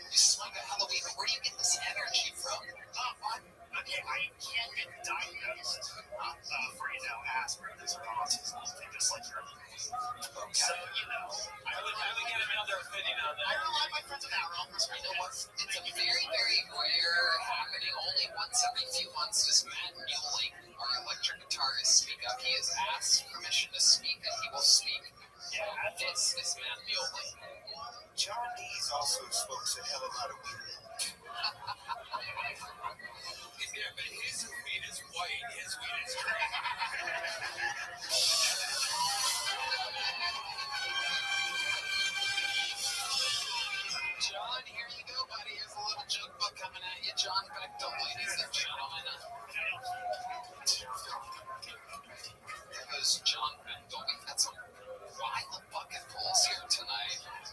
All right, here's another one. This is a very interesting name yet again, and the name is I Am Frank. Make some noise for I Am Frank. Okay. Hello, Kill Tony Universe. It's great to be back. You know, they told me that my comedy would take a huge step forward if I told jokes that my audience here in Austin found more relatable. So I no longer trust black people.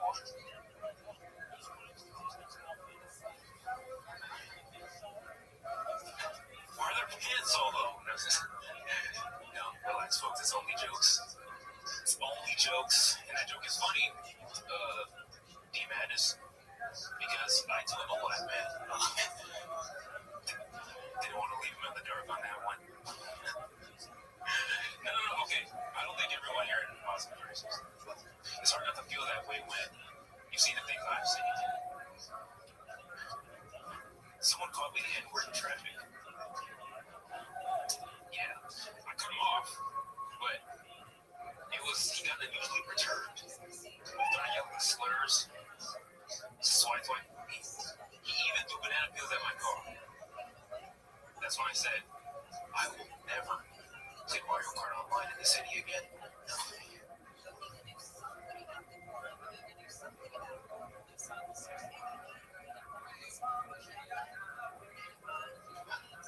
Yes, I have. Okay. Did it go better last time? It went exactly how it was supposed to go. Okay. What does that mean exactly? What exactly how it was supposed to go? Someone just pointed out that his zipper is down, and that is very sad. We've really taken a turn here. It's very, very interesting what's happening tonight. Some very rugged bucket pulls. I don't know if they're underprepared or maybe the nerves are getting to them. How do you feel, Frank, right now? How do you feel? You're looking out there into the crowd. You're staring at them deep in their souls. Oh, we're here. We're here. Kill Tony. You are correct. What's up with the wrap around your arm now? Did something happen? Yes. What happened? It's very tragic. What? I donated plasma today. Okay, you do that to make money. From time to time, yeah, I do it. How much money did you get from your plasma today? Not sure. You didn't even pay attention to the amount of money that you got paid strategically for donating plasma, which is what you did to get money today. You know, it's not about the money for me, Tony. I'm in it for the love of the game. All right. Frank, you got a little joke book last time? We're just going to keep it moving, Frank. How about a hand for Frank, everybody? I am Frank. I'm going to fix this. I'm going to fix the momentum in the room right now by doing something absolutely insane. Ladies and gentlemen, I'm going to bring to the stage a man who is eventually going to be a citizen of the United States of America. A man who remains at this moment the Estonian assassin. This is a brand new set from the one and only Ari Matty.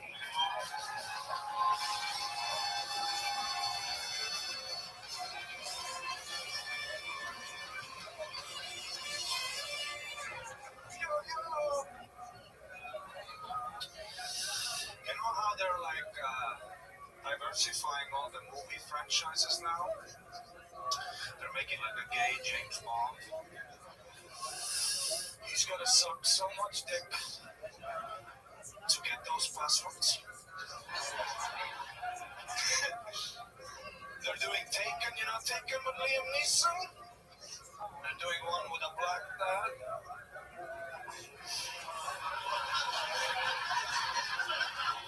The phone just keeps ringing.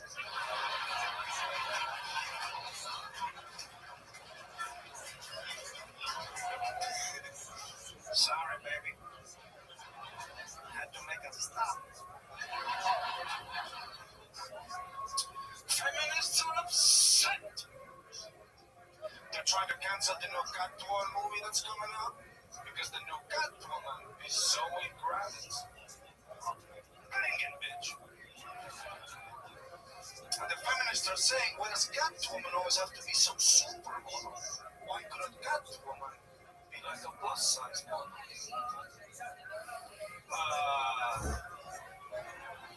She needs to climb. You ever see a fat cat?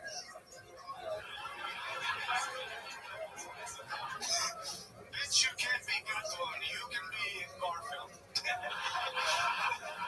Thank you so much. There is levels to this, ladies and gentlemen. And there he is, the arrival. Look at that shirt. You're so patriotic. Goddamn right. That's right. That's a good 4th of July, you know what I'm saying? Absolutely. I'm so excited. It was my first Independence Day. And tell us what did you do? How did you enjoy it? Well, it was just fun being in a country where I can celebrate victory for once.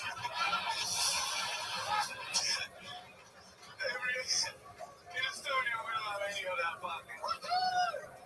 We did it!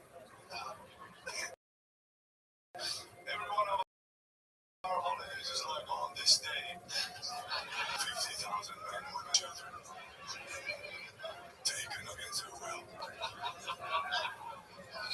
We got fun. Estonia gets historically kind of bullied by the bigger countries around it, huh? Oh yeah, we're tiny. It's hard. We'll do whatever it wants. Did you guys ever win like a big battle? Nothing like it? Nothing really? Well, Guys, when the Soviet Union collapsed, we did a thing where we just sang. Perfect. Right. Yes, that counts. Yeah. And did you guys do that? Is that like a holiday there? It's like a singing day. Yeah, we sing all the time. We get together, we sing these horrible songs, you know. John Dees wants you to. Is there like a famous one? No.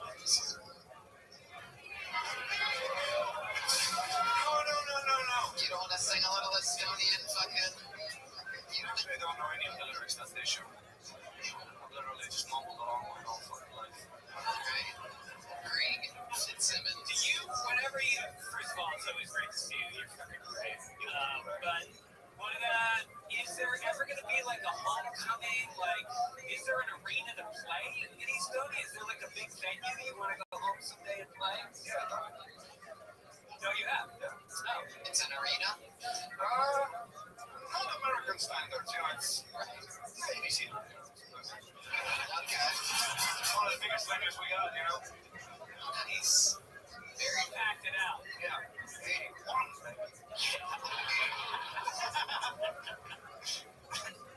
What do you like to do when you go home? Sauna, you know, dig down sauna. I go to the bog, you know, you ever been to a bog? What's a bog? Bog. A bog. A bog. What's a bog? You know what a bog is? Nobody knows what a bog is. It's like, yeah, see? Oh, a bog. No, it's a bog. Yeah. It's like, yes, not springs, but it's a dirty little spring. It's a dirty spring. Okay.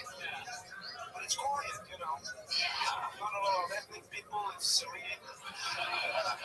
Nobody talks too loud. Like Shrek. It's like Shrek. Like Swamp. Like, Yeah, Shrek. That was a big movie for us. It was. Shrek is about an imperialistic government taking a man's swamp. It's our Schindler's List.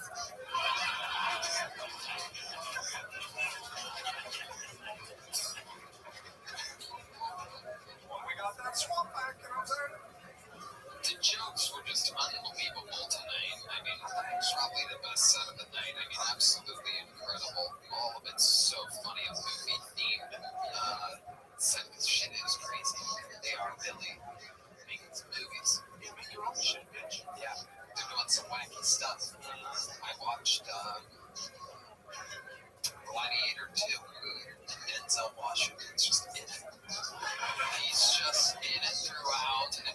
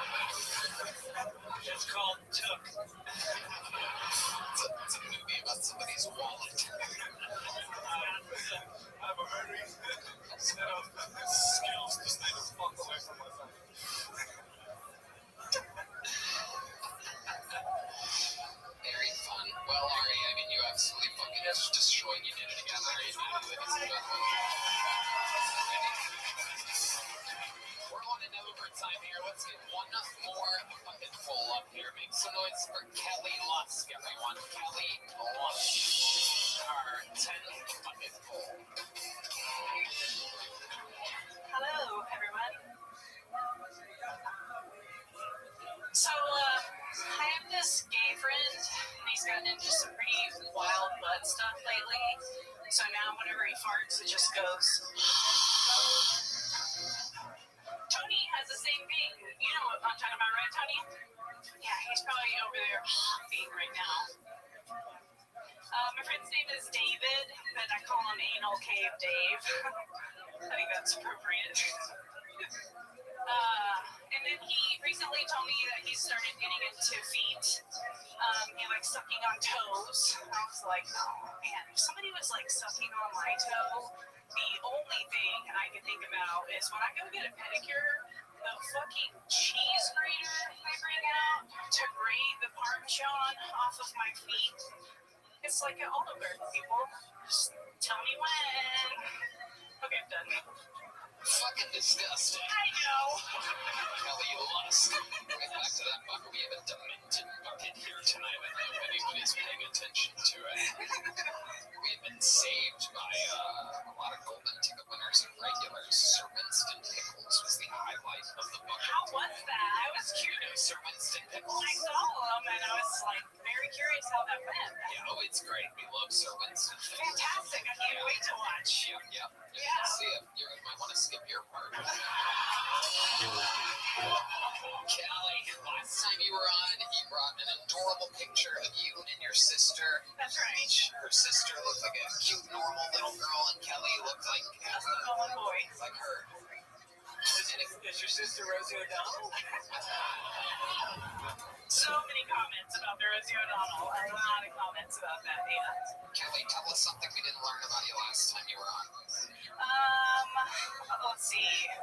Something really weird about me is I have this thing called misophonia, where like weird like noises make me go into a rage. It's normally like mouth noises, you know, like smacking. Exactly that.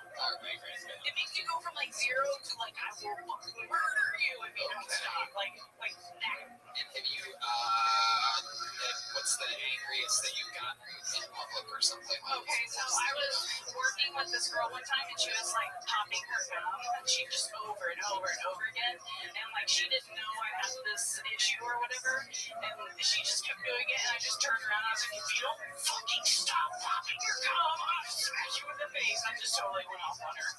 Yeah. Absolutely incredible. This is a master of mouth noises. Oh. Do you got anything for us? What do you got? Any fun mouth noises?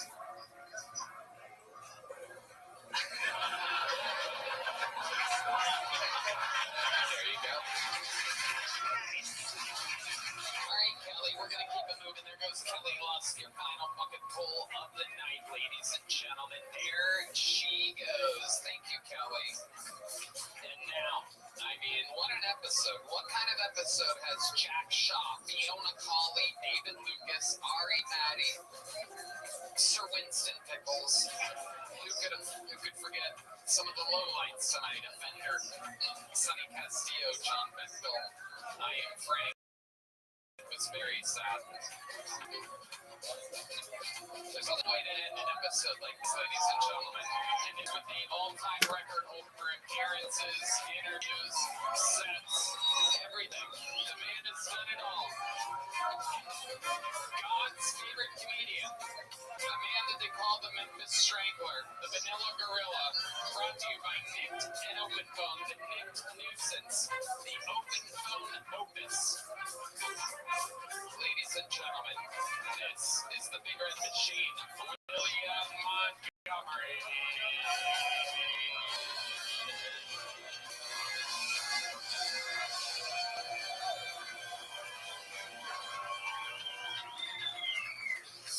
If an alien spaceship crashed right in front of me, I'd probably assume I was about to encounter a female alien.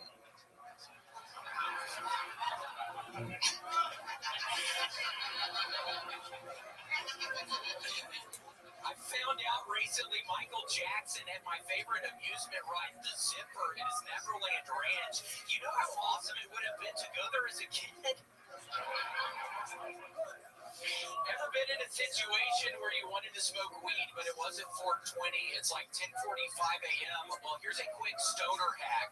Go to your oven set to 420 degrees. Doesn't matter if you don't have anything to cook. And then when you're done smoking, you're like, I want to keep smoking.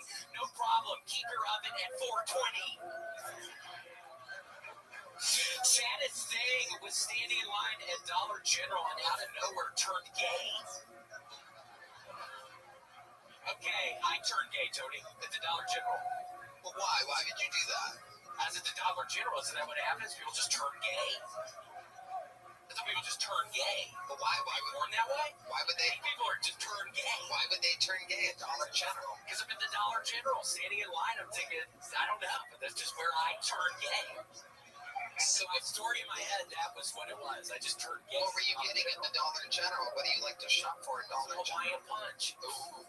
Yeah. What else? What else do you like to get at Dollar General? Oh, marshmallows. Ooh. Yeah, I love marshmallows, Hawaiian Punch. Okay, what else do you get at Dollar General? Cream spinach is always good there, the cans. Ooh, all right. Milk, 2% milk. Okay. Maybe a toy or something? I don't know, Tony, but yeah. What kind of toys? What kind of toys did you buy at Dollar General? Oh, man. You get the little Legos. This guy doesn't want to hear about any of it, Tony. Shit. It is such an odd time to use the restroom. Is that your husband, sir? Oh, you wish. Wow. Doing a little crowd look over. This guy's on fire tonight. I'm sorry, I'm on one tonight. I have to get my clogged carotid arteries, so I'm trying to live life to the fullest. I have 10 years. The doctors gave him 10 years to live. So, just trying to live life to the fullest and having a good time. And it was raining. It was so weird. I actually was at one of those camps. Oh, no. No, there's I was helping look for people. There's 100 people dead, William. I was looking for people. Did you see the article today about the Navy diver up in the helicopter? I was with that guy. What were you doing exactly with him? I was lowering the rope down. It was on this pulley system, and I had to lower the rope down really fast. And Is there video of this? And I do it back up. Oh my God, you're in charge of that? Yes. How many people? I was doing all the rowing, and they're like, okay, this guy's going to be strong enough. And yeah, I helped save 100 people this weekend. Wow, amazing. I'm surprised nobody clapped for that. Yeah, a little fucked up. So, what types of people did you save? What did they look like? Oh my gosh, this was a bunch of whites. I was thinking maybe Hispanic people or something, but it's mainly white people at these camps. Very interesting. Why do you think that is? Why do you think there's so many white people in camps? I don't know. Honkies be crazy, man. I mean, honkies, I don't know. I was always scared of getting homesick, so I only went to day camps growing up. Day camp? Yeah. What would you do? What did you like to do at day camp? I used to love making pottery at day camp. I used to love going in the lake, all kinds of stuff. It was really fun. I'm trying to think of more stuff. Yeah, take it nice and slow. Think of some stuff that you love to do at camp. Name them. Red band out. No, red band can't help you this game. It can't be part of the thing. You gotta just think of things on your own. What would you do at the camp? Why do you name some more things you get at Dollar General? I'm sorry, I'm freezing up. I'm freezing up. Maybe a motherfucking sticky. Yeah. Maybe. It's kind of fun. It's kind of fun to do, yo. Maybe a motherfucking candy ball. Oh, I like this. Okay. Maybe basketball. Oh, they got basketballs for $1. Yes, at Dollar General. And they like tiny okay. What else? Maybe a motherfucking. I mentioned Snow White doll. No, not that, dumbass. God, you gotta really fucking put was sure a fun thing Tony and I are doing together, dumbass. Fucking idiot. Maybe a motherfucking marble. A single marble. Yeah, maybe a Apple. These people are not entertaining.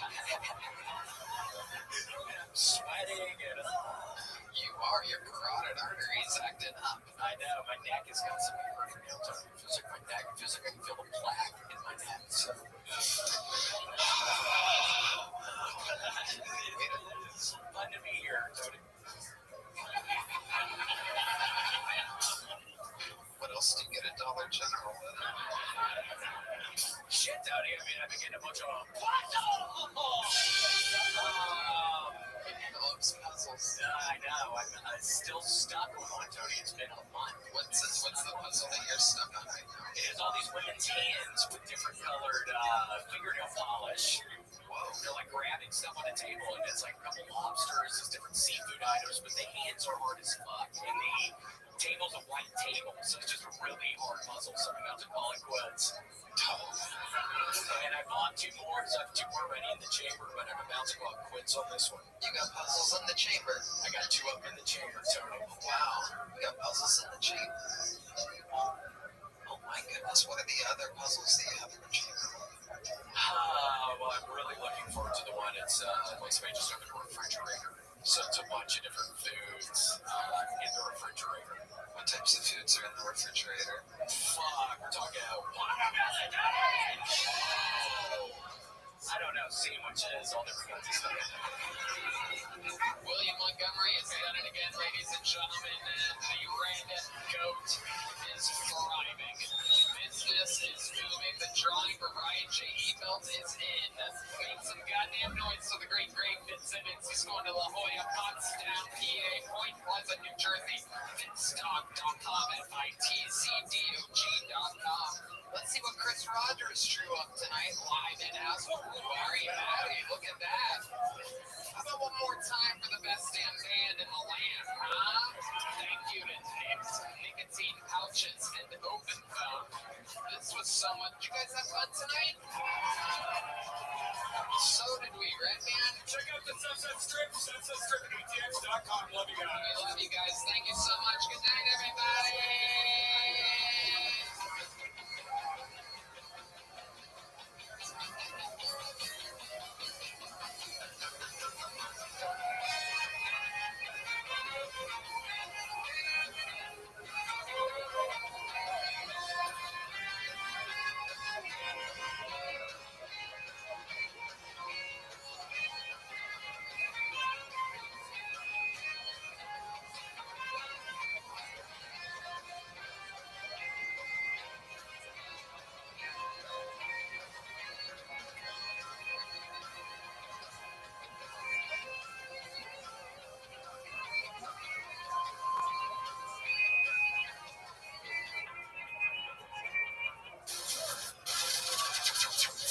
Sunset Strip Comedy Club in Austin, Texas is now open. Check out Beck Bad's secret show every Thursday. Go to sunsetstripatx.com for tickets.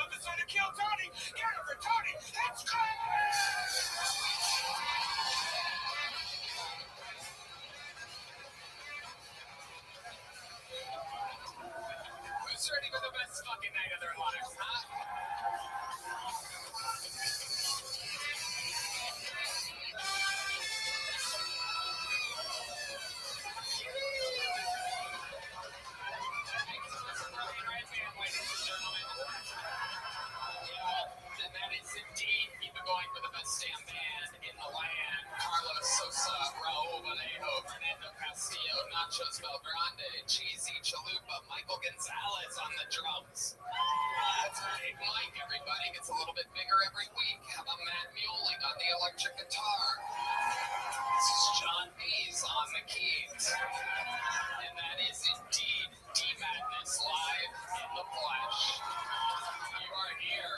Kill Tony brought to you by Nintendo Open Phone tonight. We have a lot of other amazing sponsors. Here's a little bit more from them. We start the greatest show on earth.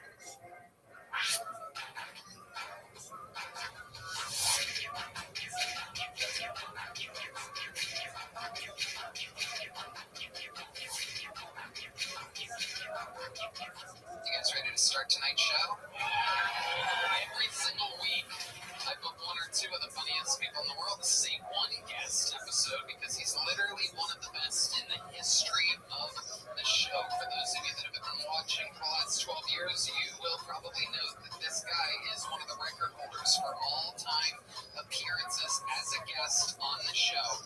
I grew up on this guy, listening to him on Howard Stern. When I started at the Comedy Store 18 years ago, I realized, wow, without a doubt, one of the best stand-up comedians on planet Earth. 12 years ago when we started the show, he began as a guest. He's back tonight. Ladies and gentlemen, let's see how loud this place can get for the great and powerful Greg Fitzsimmons, everybody. One of the best. Best to ever do it. Great and powerful. StubHub.com presents La Jolla, Pottstown, PA, Point Pleasant, New Jersey. He is on tour. One of the best ever. Greg Fitzsimmons. Hi, Greg. God, thank you, Tony. Glad to be here, Red Band. Nice to see you, the band. Let's fucking launch the dreams. Let's go. And light up the suicide hotline. Do it. That's what we love. We love that energy. Anything can happen. Sometimes we crush dreams. Sometimes we amplify them. Absolutely anything can happen. 201 human beings signed up for tonight's show. A little bit of a light sign up, which I find interesting. People may have gone home for the 4th of July or whatever. Now they're settling back in. But if I pull their name out of the bucket, they get 60 seconds uninterrupted. You know their time is up. You hear the sound of a kitten. That means they have to wrap it up then, or else they bring out the angry West Hollywood bear, which rudely interrupts them. And then I conduct an interview, and I'm here with truly one of my favorite people to sit on the show with, Greg Fitzsimmons, and also Red Band is here. And that is it. You guys ready to start tonight's fucking show?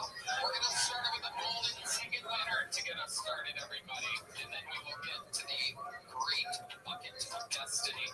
But this guy won a golden ticket a couple years ago. Very, very Judy. You know him. You love him. High energy. This is Jack Shaw, everybody. A minute from Jack Shaw.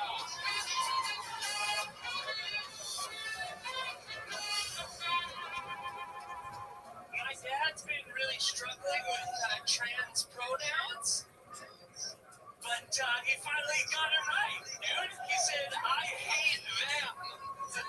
I was like, fuck yeah, dude, good job.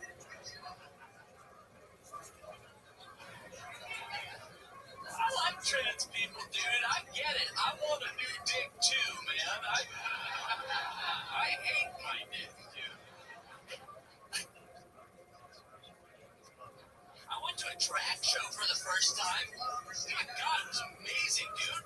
I saw a lady put her foot in her butthole. I didn't even know that was an option. You can do that. That's real.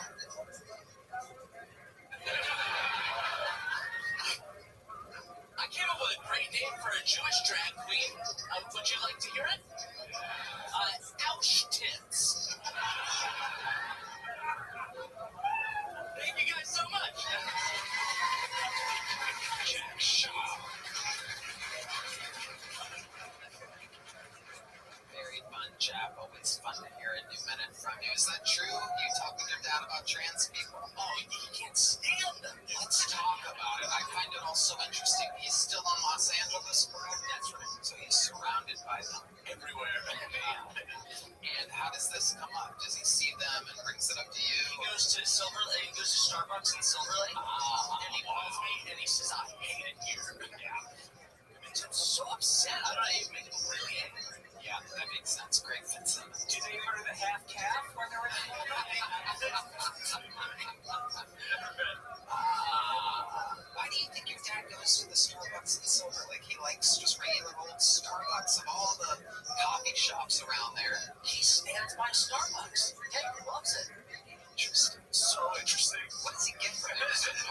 normal burnt ass regular fucking nasty coffee. I shake an espresso because my dad's a little girl.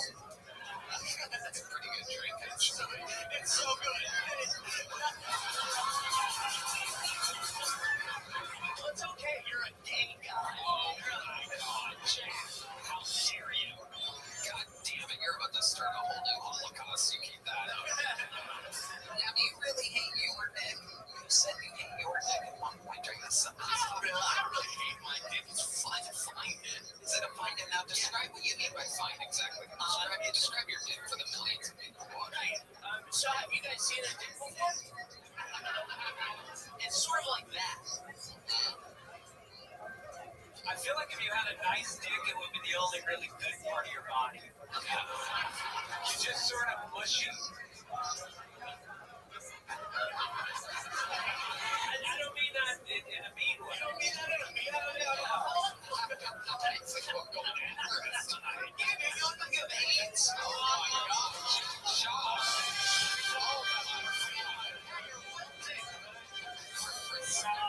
Let's just say I hang out at a Starbucks and respect your elders, Jack Shaw. Oh, he's so old, though. Oh my goodness. How old am I?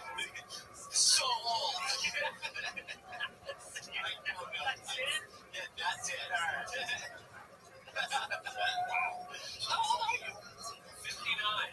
Holy shit. Yeah. I was gonna say like 72. Oh my God. Jack, take it easy. I know. I'm sorry. It's tough coming from a kid who dresses like he's in 8th grade. Oh my God.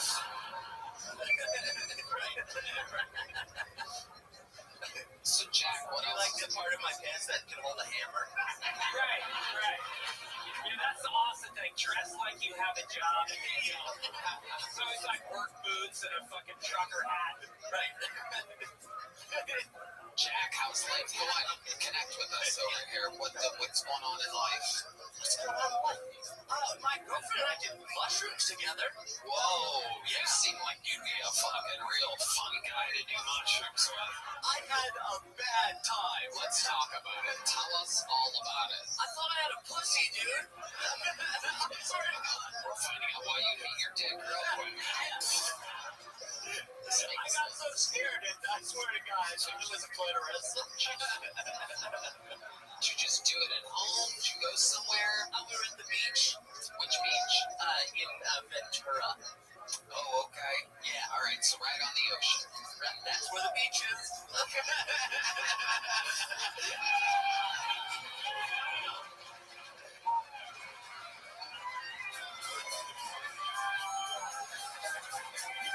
A real fucking attitude tonight, guys. All right, it's a fun swing of the juice. Just shoot shots at everybody, every which direction, just attacking. It's kind of out to your left, to your right, everyone around you. When did the Jews start firing off missiles like this? Every fucking. I feel like we should help you with some of these. We should perhaps, as true Americans, we should give you some weapons for you to fire off, and then you can just say what we give you. You're funding it, dude. Yeah, damn right. You guys are making this happen. You are right. So you're at the beach. Is your girlfriend Jewish too? No, she's Christian. Oh my God. Yeah. Wow. Do you ever talk about how your ancestors killed Jesus? Oh, is that we sometimes we role play? Yeah, she's Jesus and I'm everybody else. Wow. Absolutely incredible. Well, fun times, Jack. You got the show started. Congratulations. Welcome. You did it again. Golden second winner. Jack Shaw. And it has begun. Now we go to the bucket. This is where things get interesting. This is it. We're going to meet him. This first bucket full all together. Make some noise for Jesse Saldana. Jesse Saldana, perhaps. Yo, I recently realized I'm ready to be a dad because I got this girl pregnant. But this was 2 years ago. Right after Roe v. Wade got overturned. And she was like, I'm pregnant. I was like, well, we only got one choice, I guess. And I say it's the first time I realized I was ready to be a dad because Most of my ex-girlfriends have been Mexican girls, so I've had this conversation before, you know.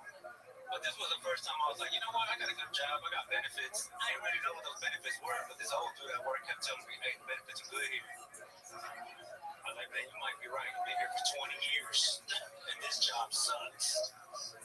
So I told her all that, and she's like, I'm not having your fucking kid. And I was like, oh, white girls are cool. And I live in Austin now. I've been telling people I moved to Austin for comedy, but the truth is, I just wanted to find a white girl like the same drugs I like. Okay, Jesse, Saldana, just kind of, just stopping. Welcome, Jesse. How long you been on stand-up? 8 years. 8 years. Wow. Where at? San Antonio? Houston. That was my next guess. Yeah. Same shit. Absolutely. Absolutely. So what is it that you do for work? I'm in sales. I sell showers. You sell showers? I go to old people's houses and tell them they need a new shower. Uh-huh. Just a different version of a pyramid scheme. Okay. All right. Is there something special about your showers? They're cheap to make, expensive to sell. Okay. Pyramid scheme. Okay. I don't think you know what a pyramid is. Oh, I forgot. I'm supposed to tell my friends to sell showers with me, and then I get commission off of their sales. Okay, there you go. Now it makes sense. So let's talk about it. Jesse, what are the drugs that you like to do? Weed and mushrooms. Okay. Yeah, Mushrooms. You do that every day? not mushrooms. Right. You smoke weed every day? Oh yeah. Okay. Can you do this while selling showers? After. Okay, now I know what you mean. Yeah, As you told me. Yeah, I know exactly what that means. Smoking weed after work. Yep, I got that. like a normal person. Yeah.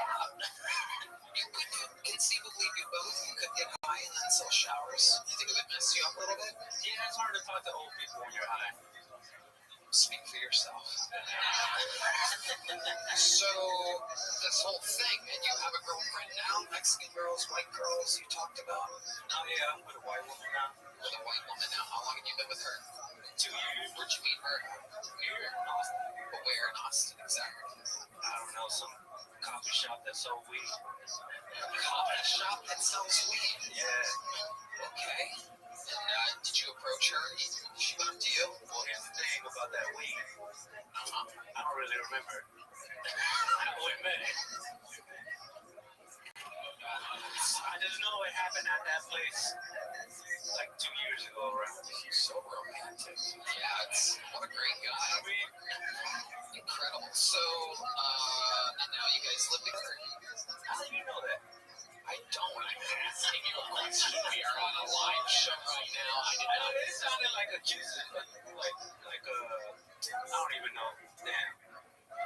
Did you get high before Rhetorical this? question. Did you get high right before this? I didn't think my name was gonna get cool. So That's a classic thing we hear here from a lot of people. No one knows that their name's going to get pulled. Little fun fact about the show, it'd be a whole different show if they did. The whole bucket would be pointless. I would have been ready to do 1 minute. Yeah. And instead you did 56 seconds and stopped talking completely.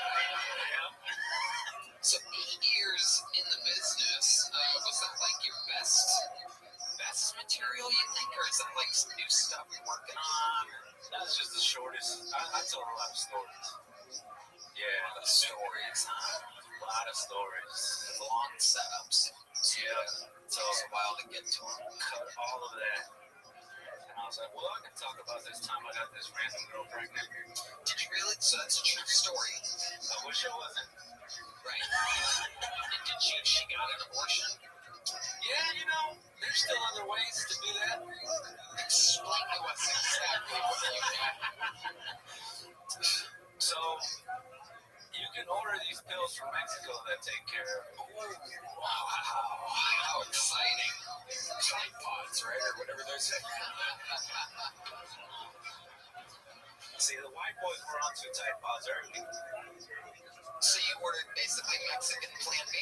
Yep, it works way later than Plan B does. works way later. I mean, doesn't it take like a month to find out your break? I don't know how this works. Wow. Great. You take it so late, you actually give it to the baby.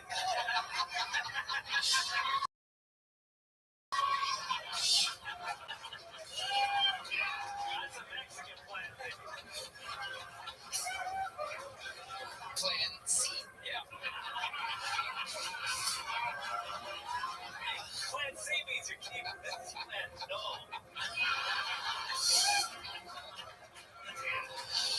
Oh my God. So it works a lot later than American Plan B.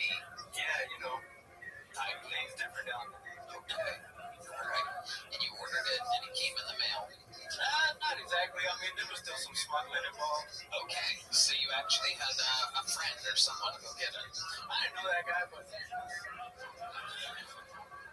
man, in the parking lot, I was like, man, this feels like old drug deals. It felt good. Probably was. Do you know exactly what it's called? Fentanyl? I don't know what it was. Like, she's white, she found it.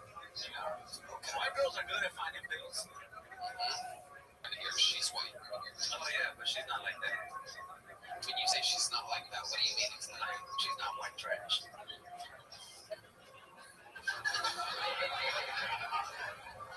So if you got her pregnant, what would happen? No, we're safe. When you say you're safe, what do you mean? You know, pulling out. You pull out.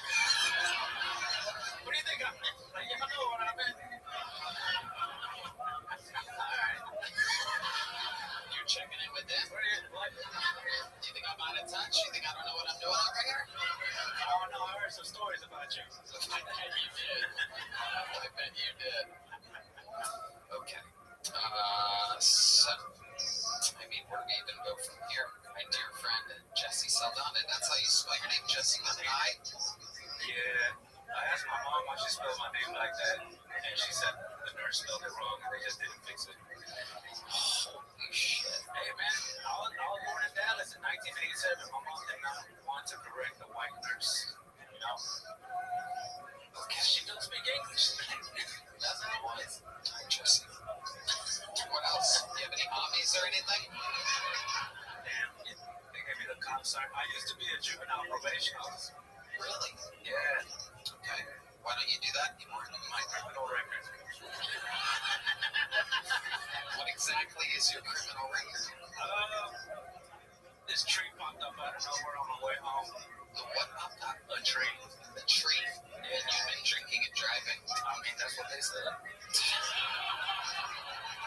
Damn. You totaled your car? Yeah. Do you remember what happened at all? I mean, I woke up and there was a bunch of trees, and then there wasn't. Yeah. Your people love cutting down trees any way they possibly can. All right, Jesse, here's a little joke book. Congratulations, you got pulled out of the bucket. You did it. On to the next one, Jesse Saldana.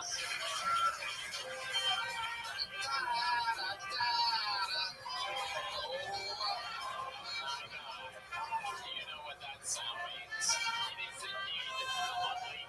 Everybody. Boy, Jesse, it was like a shower. It started hot, got kind of cold, and then went right down the drain. Yes, it did. Real fast. Some people are hyper aware tonight. They seem sensitive tonight. Both Jesse and Jack Shaw on the defensive, ready to go. Did you guys understand what I was talking about?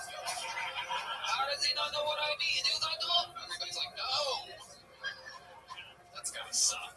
Alright, your next comedian out of the bucket goes by the name of Alex Hurtline or Hurtline.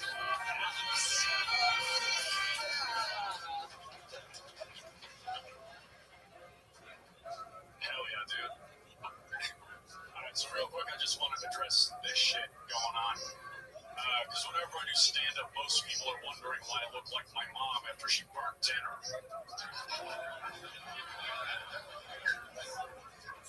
Yeah, it's just a birthmark. My mom's fine. My dad would never hit my mom in the face. Okay, only in the stomach when she was pregnant with me. That's how it happened. Yeah, but when people find out it's a birthmark, they usually hit me with something like, "Pardon me, Zoo was it like growing up part soccer ball? And,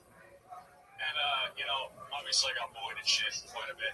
But, dude, my childhood was actually way harder for my dad, bro. He got falsely accused of child abuse a lot.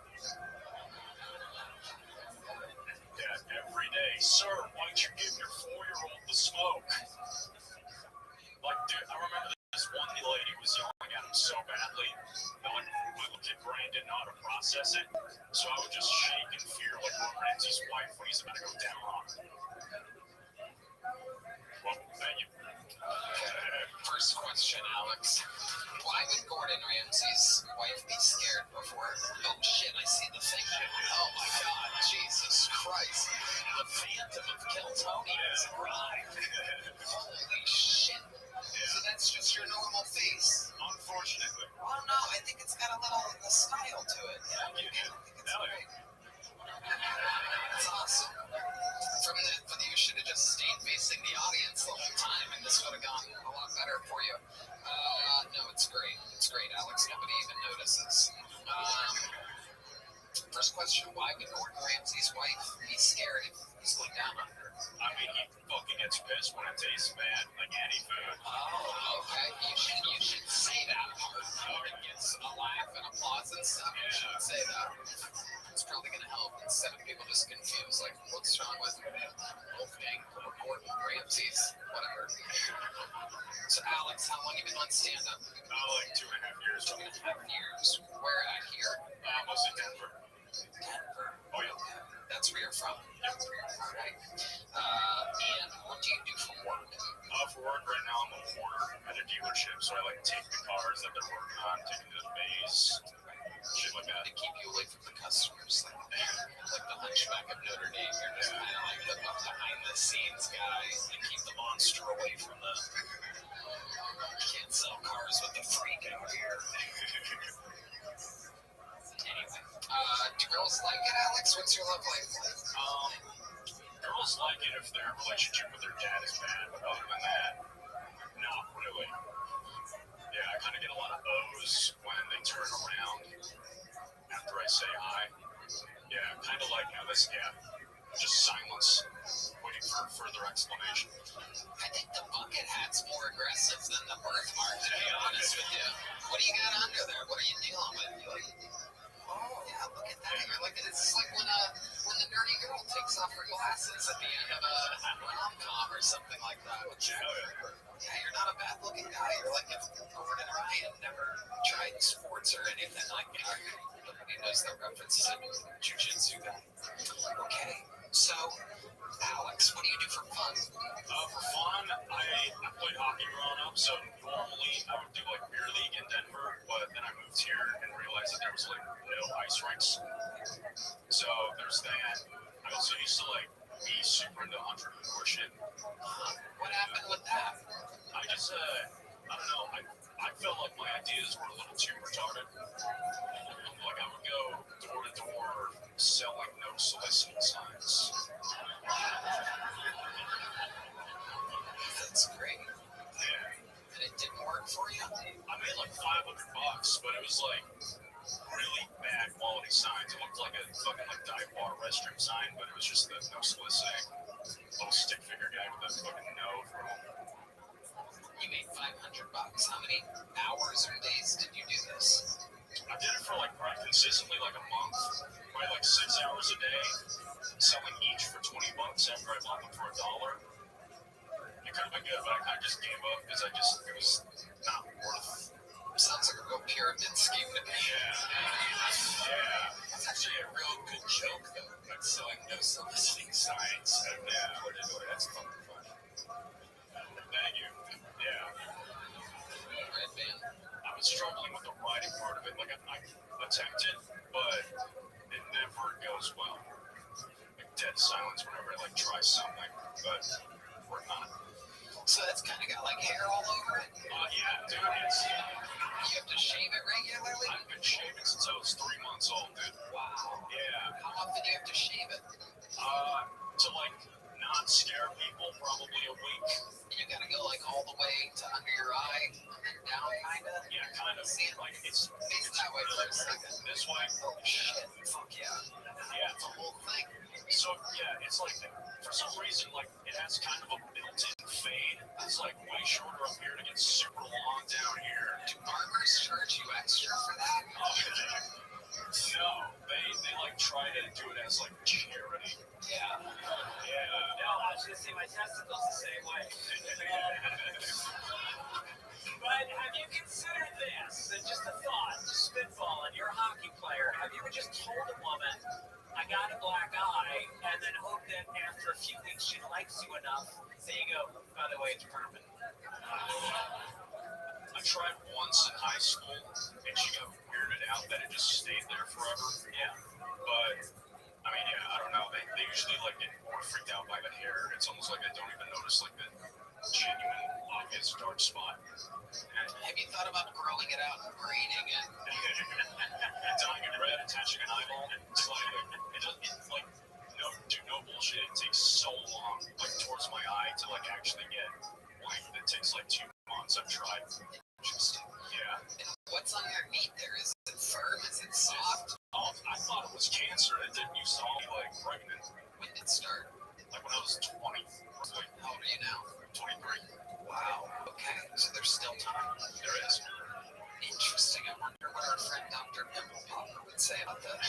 Can you get laser hair removal from that? Like, yeah, I actually spent like the first 5 years of my life going to like a laser removal doctor because this shit used to be all the way down my mouth, and if I didn't get it like fixed, I wouldn't have been able to eat without biting my face. This is absolutely unbelievable. A lot of people say that this show just has a bunch of handicapped, crazy people on it. Then here comes fucking half a monkey boy walking out. Incredible. Did you get bullied for it a lot as a kid? 100%, yeah. What's the meanest thing anybody ever said to you, or how did they negatively affect your life? Let's relive it real quick in front of millions of people. So I'm trying to think of like the best one. Chocolate chip cookie got to me. Oh, yeah, that's a rough one. That's the monkey noise from 45 seconds ago, everybody. Chocolate chip cookie's a rough one, yeah. It is brutal. Yeah. And then another, it was like, oh, he's such a pussy and avoids fights because if he got hit in his other eye, he would look like a raccoon. That was a banger. Yeah, that's a banger. That really is. I'll tell you what. Here's a medium-sized joke book. Oh, yeah. There you go. Alex Hardline. Hell yeah. There he goes. One more time for Alex, everybody. This podcast is sponsored by Talkspace. You know, it can be challenging to find and meet a therapist that's the right fit. From personalized treatment to meeting online, from anywhere to the ability to text your therapist at any time, Talkspace, the leading virtual therapy provider, makes getting the help you need easy, accessible, and affordable. And so I tune to our senior mental health correspondent.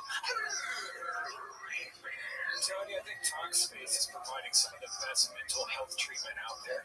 Talkspace therapy and psychiatry are covered by many insurance plans and employers, including TRICARE for active duty veterans and their dependents. Most insured members have a zero copay. What do you say? You can easily sign up online to get paired with a licensed therapist that is the right fit for your needs, typically within 48 hours. So you can also switch providers at no extra cost. Interesting. Talkspace makes getting the help convenient because you can take your appointments from the comfort and privacy of your own home. And as a listener of this podcast, you get $80 off your first month with Talkspace when you go to Talkspace.com/Tony and enter promo code SPACE80. That's SPACE80 to match with a licensed therapist today. Go to Talkspace.com/Tony and enter promo code SPACE80 now. It's a real freak show so far. Here we go. Let's keep it going. Make some noises a minute uninterrupted for AJ Iglesias. AJ Iglesias. What's going on, guys? My name is AJ Iglesias. I know that confuses some of you because my face says Trump supporter, but the name says ICE Detention Center. What an awkward ICE raid that's got to be. They knock on my door, they open it up, I'm like, hey, what's going on, man? But sir, he's white. And like I still get arrested, not because I'm Mexican, because they found the mushrooms on my coffee table, you know what I mean? Honestly, like, the only way a guy like me gets any work nowadays is if I like stand outside of the Home Depot and pray to God somebody needs a half-pipe bill, you know? I don't just do half-pipes, I do stairs too, man. Confuses all my jobs, man. It's fucking awesome. Like, I work a lot of labor jobs, and they're getting some hard-working Mexican, and my big tone white ass shows up like, hey, what's going on? Can I fit in here? Is it cool with you guys? Or, no, that's just, all right, cool. Yeah, most definitely. You guys are fun, man. I like you guys. This is really cool. Fuck, that's my set. My name's AJ Iglesias. Thank you all so much. AJ Iglesias. Am I saying that right? Iglesias? The H is silent. The H is silent? The first letter of your last name is silent? So you go by Iglesias? Yes, sir. Okay. Yeah. Different than Iglesias. Right, yeah. No, it's not Iglesias, it's Iglesias, but like I try not to say it with an accent because people just like to rush it. Are you 100% Latino? No, I'm half. My dad's Mexican, my mom is very white. Yeah, very, very, very, very, very white. That's incredible. So are they still together? No. Why do you think I'm okay? Oh, yeah, that makes sense. How old were you when they separated? I was 7 years old. Okay. Yeah, you are. Manus is laughing. I was like, fuck yeah, I love divorce. Yeah. He's just happy that he couldn't see the last guy's face. Oh, shit. So, AJ, let's talk about it. How long have you been doing stand-up comedy? I've been doing stand-up comedy like off and on for the last 9 years since I was about 19. Wow. Yeah. 9 years. What do you do for work? I am a software tester for self-driving cars here in Austin. Wow. Not Waymo, Zoom. Shout out, I guess. Okay. What's the difference between Zoom and Waymo? They're Amazon owned, and I guess they're like building like a fully autonomous car with like 4 people in it and no like steering wheel. It's like a fully like, yeah, it's kind of, yeah. I mean, you should know. You're the guy, right? Yeah, but like the cars we have are different. We're like in Toyota Highlanders, and like the robot's coming like the next year or so. So we're just making sure it doesn't crash. You know, the robot's coming. The robot is going to be coming, and it's going to be coming hard. Wow. Yeah. All right. For some reason, I'm hard as a rock right now. AJ, what's your love life like? Kind of bad. Yeah. I just recently broken up with. Why did she break up with me? I don't think she liked Texas. I moved here from California, where I'm originally from, obviously. And, yeah, she spent 2 months here and was like, I want to leave. And I was like, oh, damn. I, like, made my apartment all nice for her, you know, like, made it, like, lady-friendly. And then she left. So let's talk about it real quick. What do you mean by lady-friendly? You lowered the toilet seat? I like, I put, like, shelves in the shower and shit. Like, I bought her, like, a vanity to put in the bathroom. Like, she games, so, like, I got her, like, a gaming desk and stuff. And now I just have, like, a nicer apartment. So it's pretty sick. Very interesting. How long ago was this breakup? It was at the beginning of the year. I think, like, yeah, it was like January-ish. And she went back to California and doesn't talk to you at all anymore. She still does talk to me, actually. So you guys have, like, kind of a long-distance thing going? Not really at all. Like, I think she doesn't even like that, so that was a real blow to the ego. That's the type of woman that would move back to California. Yeah, it takes a real lesbo to leave Texas for California. She's right now at a Starbucks in Silver Lake, sitting next to Jack's angry Jew dad, while he scoffs at the lesbian antics. So, you thought that a woman would like shelves in a shower? It's funny how this episode's kind of like all repeating itself. Nice. Okay. So shelves in a shower, a gaming desk. Well, it's just like a regular desk to set up stuff. When she left, what made you think that she's a lesbian? Can you explain? Oh, she told me. Wow. Yeah, like, I went to go buy her a bong because she likes to smoke weed. And I got, like, you know, bought her a bong and, like, some candy that she likes. And then she's like, I like women. And I'm like, sick. Yeah, it's never good if you buy your girlfriend a bong and she just sits on it. It's never a good sign. It isn't. It never is. So, did she ever try to, like, did you always have long hair like that? Yeah. No, for the last, like, 2 years or So did she ever try to like put your legs over your head and eat where your pussy would be? Did you ever get hints that she was into lesbian type of stuff in the bedroom? She liked being on top a lot, so like maybe that could have been a sign. Yeah, that was about it. She didn't try to eat my boy pussy, which I was a little offended that she didn't want to, but then again, makes sense. It would make sense, yeah. Yeah. Had a good time down there. Did you try to like have another girl come into the bedroom? You know, No, she kind of just dropped the news and she's like, I fly out in 2 weeks, and that was like the most awkward 2 weeks of my fucking life. Because I live in a studio, so we're like on top of each other, literally. Yeah, she's on top of you. Craig Fitzsimmons. Well, there's a lot to unpack. I'm still getting over it. There was a guy up here with a hairy baseball on the side of his face a minute ago. That guy, I feel a little distracted. Yeah. But we're punching people in the face and thinking bad too. Oh, it's a whole new episode, a whole new level of guilt. would you consider going under the knife to get this woman back and becoming a woman? Like cutting off your dick and adding the rest of the tits that you have on your chest. You know, I feel like this is enough. I thought, I like having a dick. They're really awesome. Yeah. So I wouldn't get rid of that. No. And what about the hair that you have all over your t-shirt in the back? Is that you're covered in your own hair? I know, it's crazy. Do you think the grooming would have something to do with it? Probably. Yeah, I guess. I'm like a cat, so she was just like finding hair all over her, you know what I mean? So, you have a cat? I don't. It's just me. Yeah.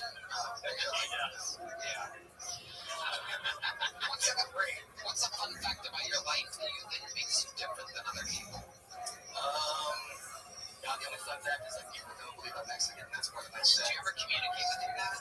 I do. You guys are, like, talk on the phone? Oh, yeah. He's still in California? No, he just recently, like, retired early. He sold his house in California, bought an RV. He's, like, touring the country right now, just, avoiding it. Nice. That's all everybody. Just touring the country right now. Retired and touring, just on the run. Yeah. Okay. Alright, AJ. Well, fun times. Here's a medium-sized joke, buddy. There you go, AJ Iglesias, ladies and gentlemen.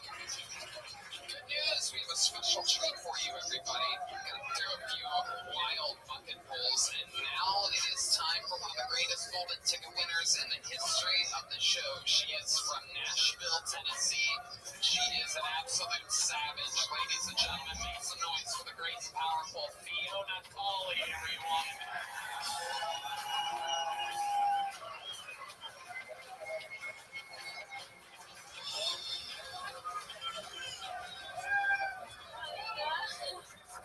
Hello. I just got back from France. Yeah, they let me over there. No, it was pretty funny. I got there and I had to Uber from the airport to the hotel, and my fiance was with me, and our Uber driver was like this really hot French man.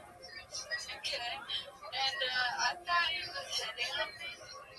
And I was really excited to turn down this French guy in front of my fiance. I kind of need that emotionally. And then he goes, I just really love your voice. Which, as you all can imagine, isn't really a compliment I get off of that. Yeah, no, and then he goes, I'm learning English, so.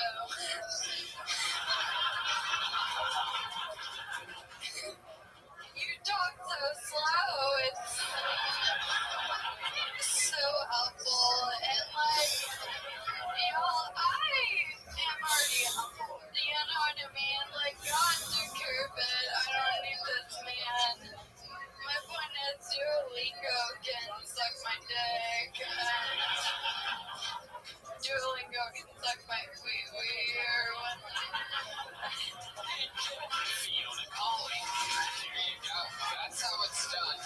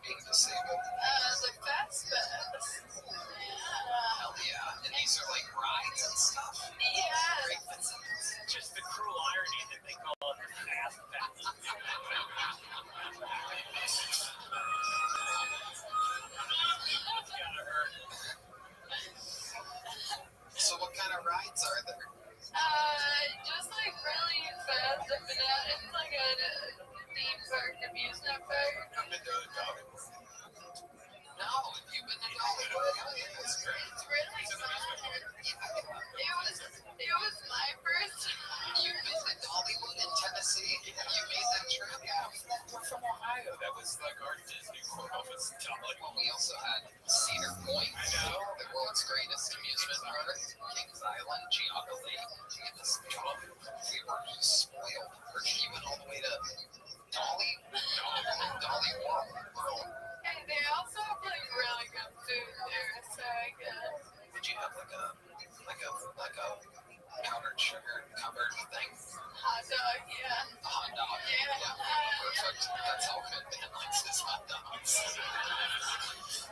That's fun. So a bunch of chicks showed up and you guys went to Dolly World. Yeah, Dollywood. Dollywood. Yeah. Okay.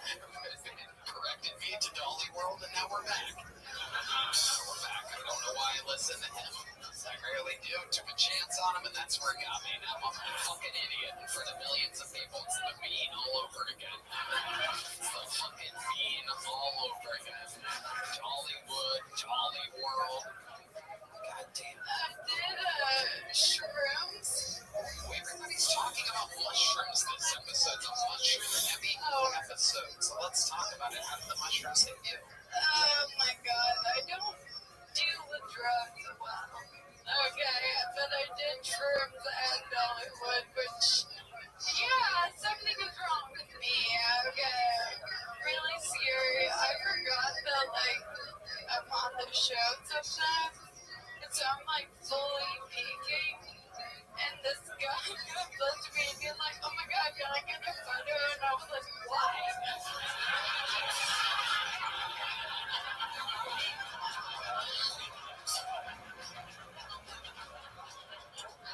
Yeah. That's so fun. My friends had rented me out.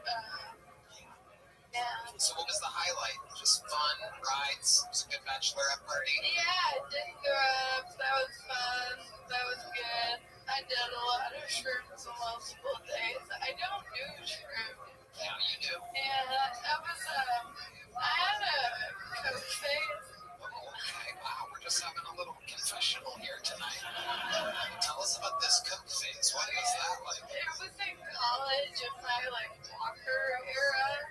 Okay. The old speed walking. I did coke for the first time, and I'm not fucking kidding. I started doing cartwheels, and I could like run by myself, and I was so convinced that this was like the most modern medicine. I told my neurologist, I was like, you couldn't try this shit, okay? It is unbelievable. That's amazing. Yeah, and he was like, no, that's like really cool, but you have a heart problem, so... Imagine that was the cure. And Jerry Lewis shows up with a pound of coke and gives it to all the kids. They just all get up and start fucking dancing.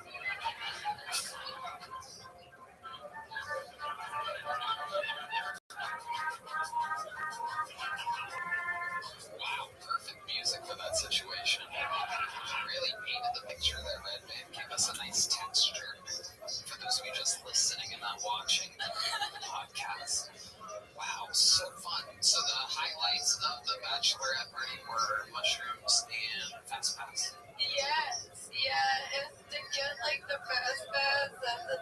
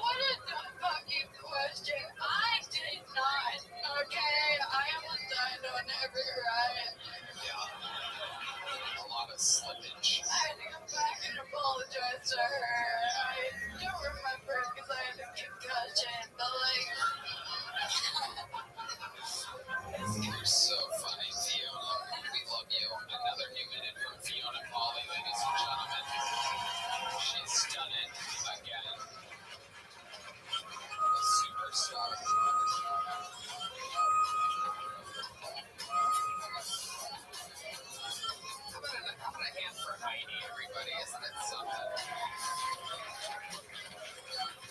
A perfect human specimen.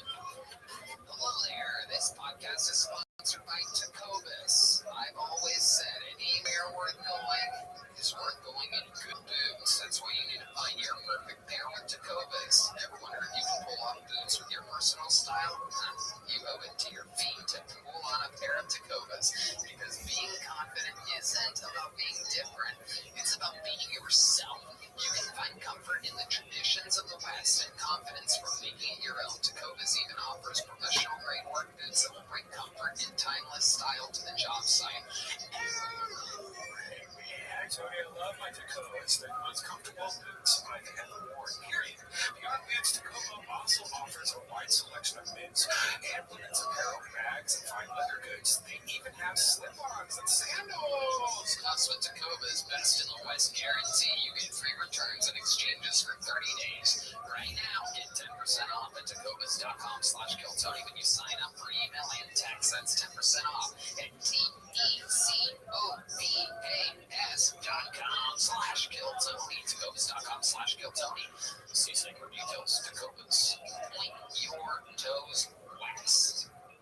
Alright, back to the fucking we go. I gotta say, this looks like one of the most fun names I've pulled in a long time. I know a good name when I see one. Ladies and gentlemen, make some noise for Sir Winston Nichols, everybody. Sir Winston Nichols. Oh yes, let's go.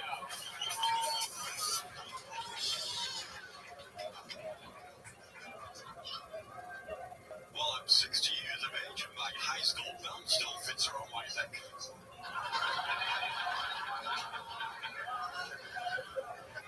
I try to stay in shape, just like the teenage girl next door. She's one of those teenage girls who likes to go jogging at 5 a.m. in the morning.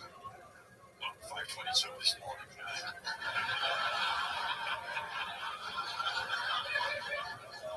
Whenever she goes jogging, I like to drive slowly behind her with my headlights off. You know, just to make sure she's safe. What you have to is some fucking weirdos out there in the morning.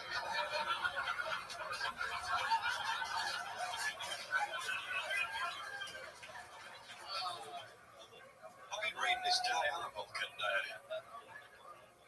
I find it difficult to comprehend. It's been over 30 years, almost 30 years, since the world tragically lost what I believe anyway to be the most beautiful Mercedes-Benz ever made.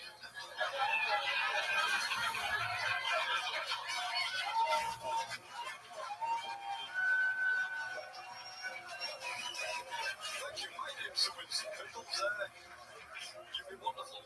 Sir Winston Pickles, let the fun begin. Holy shit. I love everything about you, Sir Winston Pickles. Welcome, welcome, welcome to the show. I genuinely laughed throughout your entire set. That was amazing. How long have you been performing on stage? 10 years as a clown, 6 years as stand-up. Okay, so the last 6 you've been doing stand-up as a clown, the 10 as a clown. What were you doing the first 4? You don't seem like you'd be very good at children's parties or anything. There's still a few of those missing.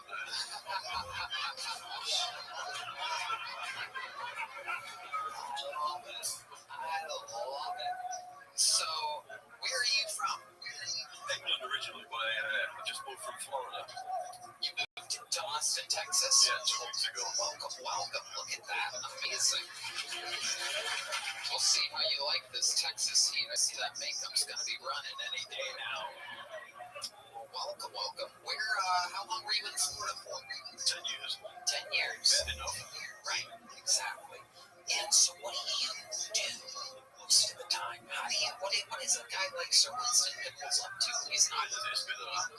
Huh? A little bit of this, a little bit of that. Okay, let's talk about a little bit of one, a little bit of what? I broke my car at $20 an hour, also known as DoorDash. Oh, you do DoorDash? Yes. You don't do it in character? No. Oh my God. Have you thought about doing it in character? That seems like it would be a hit. I mean, it gives people some real fucking nightmares on their Ring doorbell camera. Just freak people the hell out. It seems like a blast. Sir Winston Nichols, much time do you think you have? How much material do you think you have of that part that you just did for that minute? I do 20 minutes. I'll do a bit of feature in Florida. Amazing. Greg Fitzsimmons. It's hard to make fun of a guy who, you're just kind of in awe of right now. I think you're hilarious. Like, I like to shit on people because they suck, and I just think you're very good, so I'm speechless. Well, thank you. I agree.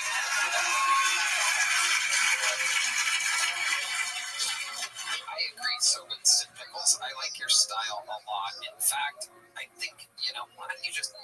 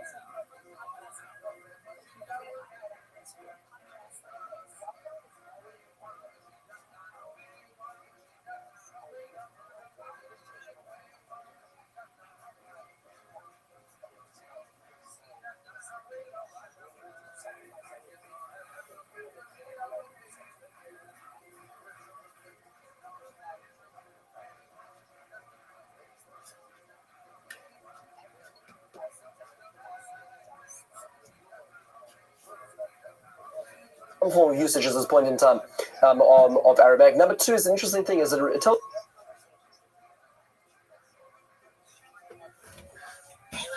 you a bit of an interesting relationship of the Jews and the non-Jews. This question is already leaning in the direction of assuming not good, right? To get permission to excommunicate such a Jew. This would never be a question asked in England at this point in time. Okay? Actually, in fact, at this point in time, I'm trying to remember when the Jews arrived in England. I don't think the Jews were in England, but let's say a century or two later, when the Jews were allowed into England, the only way the Jews were able to survive was as moneylenders. That was the only trade that they were allowed, and because the only trade they were allowed, therefore they were all slandered as these terrible money launderers and these wealthy people who are gaining on the office of society.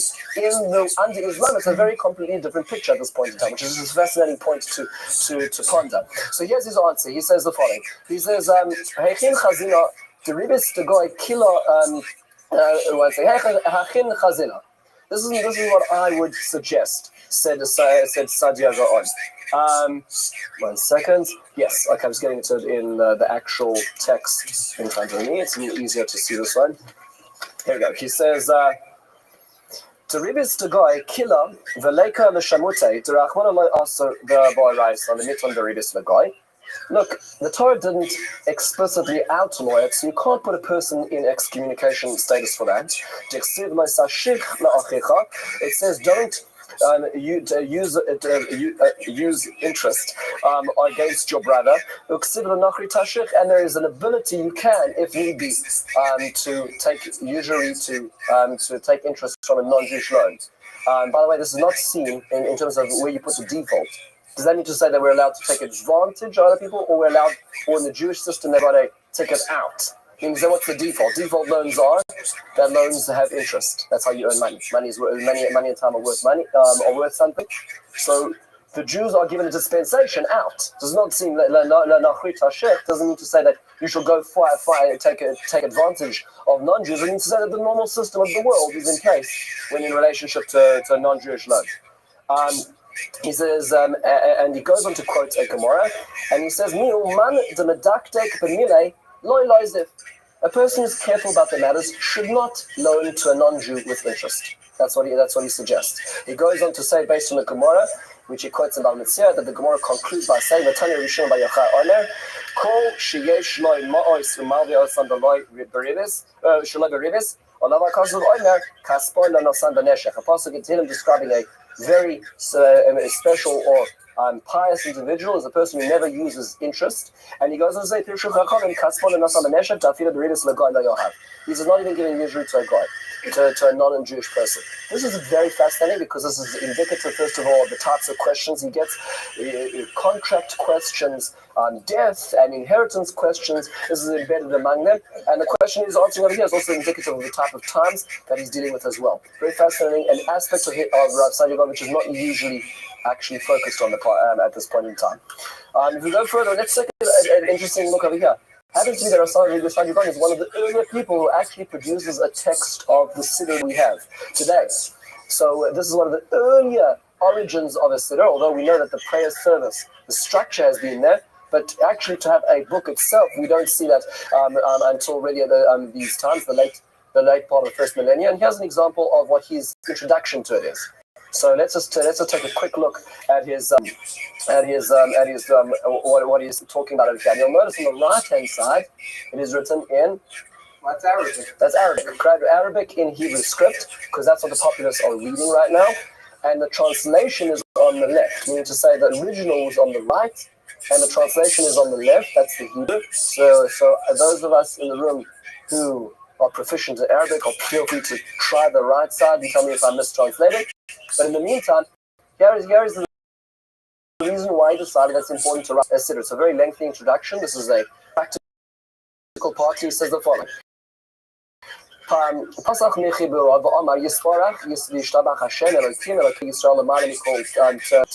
Hashem is above all description.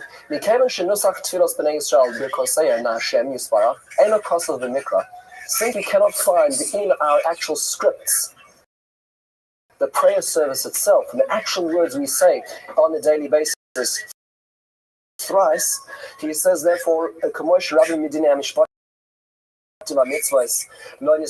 any aspects of the Torah not written in it, coming back to the notion that the Torah is tradition and written, right? This is an example of tradition. Okay? Therefore, it's necessary to have this as part of the tradition. And the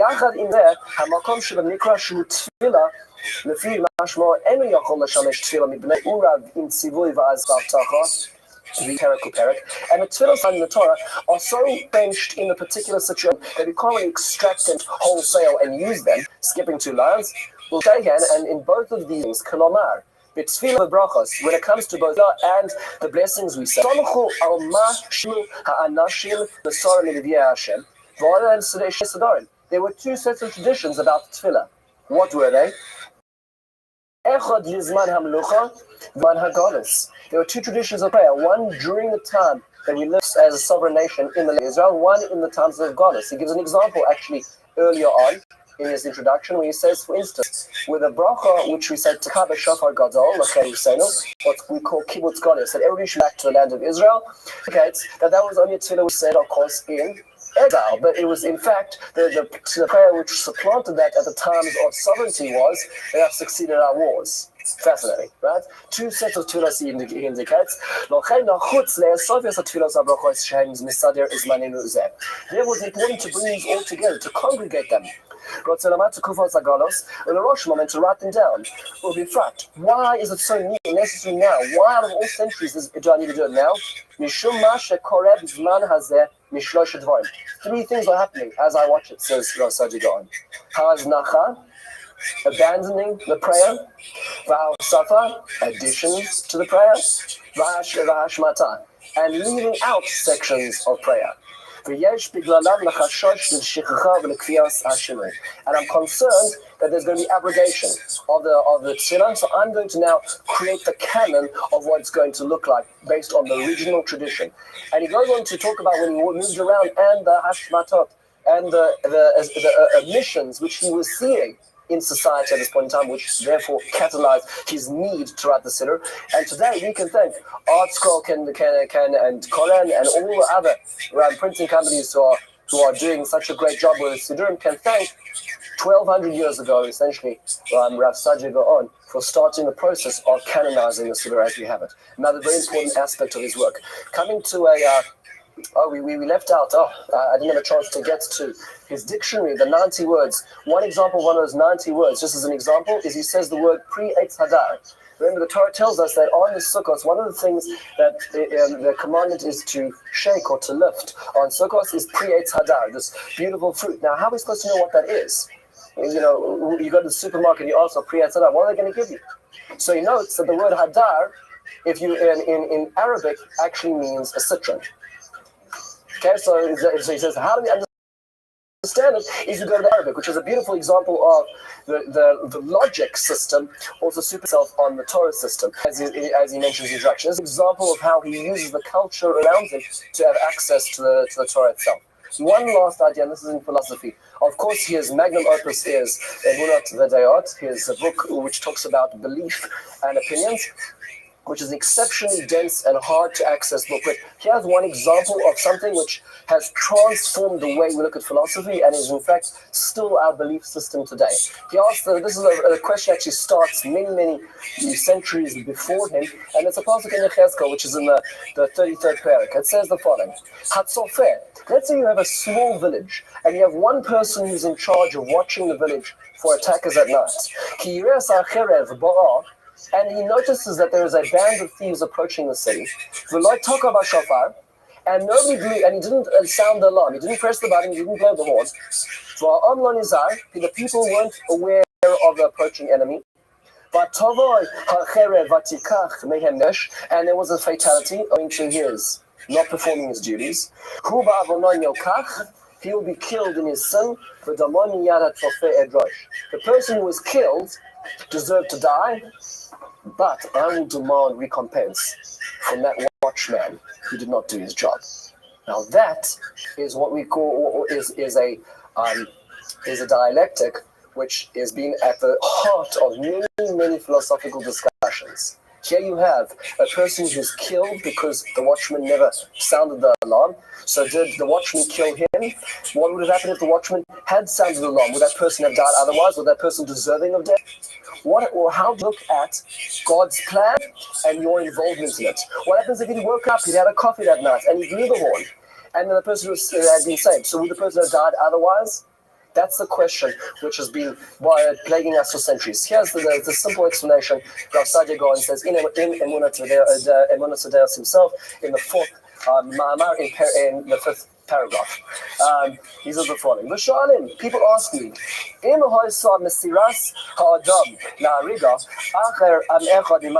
so let's say a particular individual has a spiritual X on their head. They've done something which has now crossed a red line. So in God's books, that person is walking dead. Or they deserve They deserve some sort of form of challenge from God. So what happens when you have a particularly evil individual comes along and does the job for God, right? They perform a mahadran operation of God in this particular thing, like Jezebel, and she kills all these prophets. So, so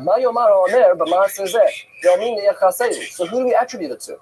We say, look, at the end of the day, the person must deserve death because they died. At the end of the day, she pulled the trigger, right? So what do? Where do you lay blame? And these are the words of Rav Sajagon, which essentially have become entrenched in our philosophical underpinnings, which are disputed by some commentaries like the Orach Chaim later on. But this is really mainstream Jewish tradition. That is. Ono Omrim. We say, says Sajagon, Ki Amoves Ma'aseh Hashem, death is God's department, Va'retzach Ma'aseh Resha, but murder is human's department. That's a fascinating dialectic. Death is God's department, and murder is the human department. He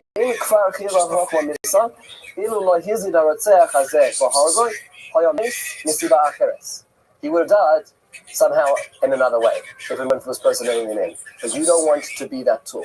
The point is, this is a famous philosophical debate, and the way that he passes it out is, God has got a plan for everybody who needs to take. You need to make very sure that you're not going to be the vehicle of that. Because if you choose to, you're culpable for making the choice to murder, even though the death was not in your hands. Which means to say, essentially, if you take the crime scene and you split it into two, and you see the person pulling the trigger is what the person is responsible for, not the death. That's what Rav Sajagon is essentially saying here. And he talks about it in more specific terms, let's say about thievery or loss. And this and the reflection of this on a responsible daily basis is that when something happens to us, I was driving down the road a few days ago and a stone hit my windshield and a small crack which every day grows bigger. So I can get up there, I can curse and think about that terrible person who on the other side of the street was driving too fast and must have shot up that rock at me, or I can say no. What he did, in this case had nothing to do with me, was his business. What happened to me is God's business. And passing out reality, therefore, actually now separates other individuals from their harm they caused you, and rather it's your relationship with Hashem, which is a completely different way of looking at life. This is an example of what Rav Sajagon does in his philosophy. So all we did is just to get a brief mapping out of what we did. We followed to Rav Sajagon through some thoughts in his introduction to Parshanot, the two systems he adds to understanding Torah. We looked at it as it expresses itself in polemics as he relates to the Karaites. In the specific instance of Ayin Tachas Ayin. We talked about halakha, and we saw an interesting historical aspect of his life as he responded, his contribution of the Siddur as we have it to today, and finally his philosophy and one very specific example of how that affects our day-to-day life today and mainstream Judaism. I hope this has been something which helps us gain at least a little bit of a foothold in the life of somebody who changed our tradition. Thank you very much. That was great, Rabbi. I really enjoyed it. I learned a lot. I forgot to mention one story just to sort of humanize this superhuman individual. You recall that fired by the president of the academy, right, the Exoar, David Ben Zakkai. It happened that many years later, after he was fired, he spent 20-odd years with unemployed. David Ben Zakkai passed away and left behind a young orphan child, and Rav Saad Yagon took the child to his own home as his adopted son. And so even though he could have had tremendous bitterness against David Ben Zakkai, he nevertheless showed tremendous kindness to his son, who grew up being very devoted to Saad Yagon. That's beautiful, and that really is sort of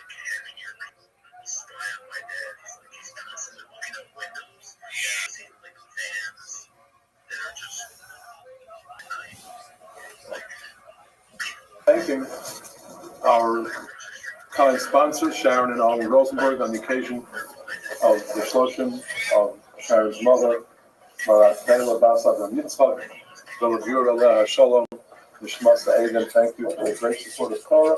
And again, thank you very much, everyone, for coming. Tonight we're going back in time significantly. We started this series with Rashi, because whenever you're learning Torah, of course, you have to start with Rashi. And we're trying to work around some of the major commentators over the first 6 weeks, and then as we move on, we'll explore, God willing, more esoteric commentators as well. But today we're going to look at perhaps the most significant and certainly the most antique of the commentators, and that is Onkelos. Onkelos has a fascinating biography. We only have a few snippets, but they are quite illustrative of a very unusual personality. And he is significant primarily because it's not a commentary that he's written. He wrote a translation. And as Rabbi Teitelbaum will speak about in his half of the presentation, commentary, translation is in itself a commentary. I believe it's Ibn Dawud who says, "Show me a translator and I'll show you a liar." Because translations in themselves have to choose one of many different meanings of text, and that in itself is denying the other possible translations of a given word. So Onkelos is always printed on the margin of the text in contemporary Chumashim. It's a translation into Aramaic of the Hebrew text of the Bible, and reading Onkelos is actually a religious requirement far above Rashi and many of the other commentators, as we shall see over the course of the next 45, 50 odd minutes. So let's go straight to his biography. The first thing I have to tell you, and this is, I have to say, a little bit of an anticlimactic statement. We're not sure who Onkelos is. There are two candidates for the title Onkelos. There is a figure who we know popular as Onkelos, and there's also a figure known as Aquila. The reason why these two figures are confused is because in some of our sources we have references to an individual named Onkelos, and others, also equally respectable sources, we have references to a man named Aquila doing very similar or identical things in their lives. And so there's a debate among scholars that has raged really since the 4th century as to whether these are two people or one people. You note also, of course, the phonetic similarity of Onkelos and Aquila. It's possible that as the stories travel to Babylon, the Latin term Aquila became sort of Babylonianized. That's a real word. I just made it up. They Babylonianized to Onkelos. But what do we know about them? And as we shall see, there are ways to solve this dispute as well. They're both 2nd century Roman converts to Judaism. They both come from highly influential families, the story surrounding both of these figures and such. And they're both, of course, great scholars of Judaism who produced very important texts for our purposes. The Babylonian Talmud and the Tosefta, which is an ancient collection of documents similar to the Mishnah, has all these biographical details that refers to Onkelos. And the Babylonian Talmud, as I'm sure many of you are aware, has much more primacy in the Jewish canon than the Jerusalem Talmud, and generally it's studied much more actively. And so the term Onkelos tends to have much more currency as a result. But in the Jerusalem Talmud and Midrashim that can be dated specifically to the name there is Aquila. So there's a lot of questions about exactly who are we talking about. The 4th century church father, and it's strange that we have a church father who was involved in this. His name is Epiphanius of Salamis. He was very famous for making processed meat in sort of cylindrical shapes. That has, thank you. I'm glad some people have paid attention. No, I just made that up on the spot. You can tell, spontaneous humor. But Epiphanius of Salamis was a church father who was involved very much in Jewish ecclesiastical history, and he argued that it's the same person. Onkelos and Aquila are the same person. Their names were just pronounced differently, and they're confused. It's still a little bit of a question because there are key biographical details that vary, perhaps in type rather than in, or perhaps in detail rather than in type, as we shall see shortly. But let's place them in historical context. Both of them lived, or let's just say it's Onkelos, let's say it's one person. We'll follow Epiphanius of Salamis because we all enjoy good deli. Onkelos lived sometime around the turn of the 2nd century, a period of tremendous conflict and upheaval in Israel. Just to recap some of the major events, you have, in approximately the year 70, you have a disastrous war with the Romans that ends in the destruction of the temple. You have the remnants of a zealot-inspired revolt that has its last stand on the fortress of Masada. You have in the year 135, more or less, another upheaval, another Roman-Jewish war, this time led by Bar Kokhba, that also failed and resulted in phenomenal reprisals from the Roman government under the Emperor Hadrian. It is to this period, the Hadrianic persecution, that we have the story of the Asara Huge Malchus, the 10 martyrs of the state that we read on Shana and Yom Kippur, the Ezra, Rabbi Akiva's death, so on. So a really terrible time. We also have phenomenal messianic upheaval. The most significant in the Jewish tradition is, of course, Bar Kokhba himself. Bar Kokhba was widely regarded as actually a Mashiach, the Mashiach Yisrael. Rabbi Akiva himself felt that Bar Kokhba was definitely the Mashiach. His colleague said to him, Akiva, your grass will grow from your cheekbones, for Bar Kokhba is the Messiah. A very cold statement, which in fact turned out to be the case because Bar Kokhba was defeated by the Romans. We also have another fairly significant messianic movement that did not create such a huge ripple effect in its time, but ultimately was much more powerful, and that is, of course, the messianic movement surrounding Jesus somewhat earlier in the 1st century. So this is a period of phenomenal upheaval, tremendous danger for the Jewish polity, and huge risk for the complete disappearance of the Jewish people as a whole. So, turning to Onkelos himself, according to one version of the story, he was the nephew of Titus, or Titus, shown here. Of course, he is the general who destroyed the temple itself. In this coin, you see how he, as a Roman soldier, standing over a Jewish soldier who was forced to kneel. This coin is from the year 79. He's also associated with the famous Arch of Titus that commemorates this battle against the Jews and the ultimate subjugation of Israel.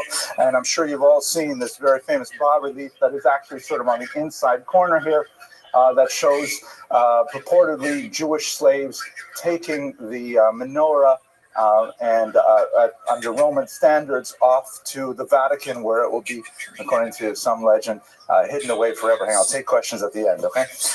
So this is, according to one version of the story, Titus was his uncle, definitely a very high-level person related to Vespasian, who would become the emperor.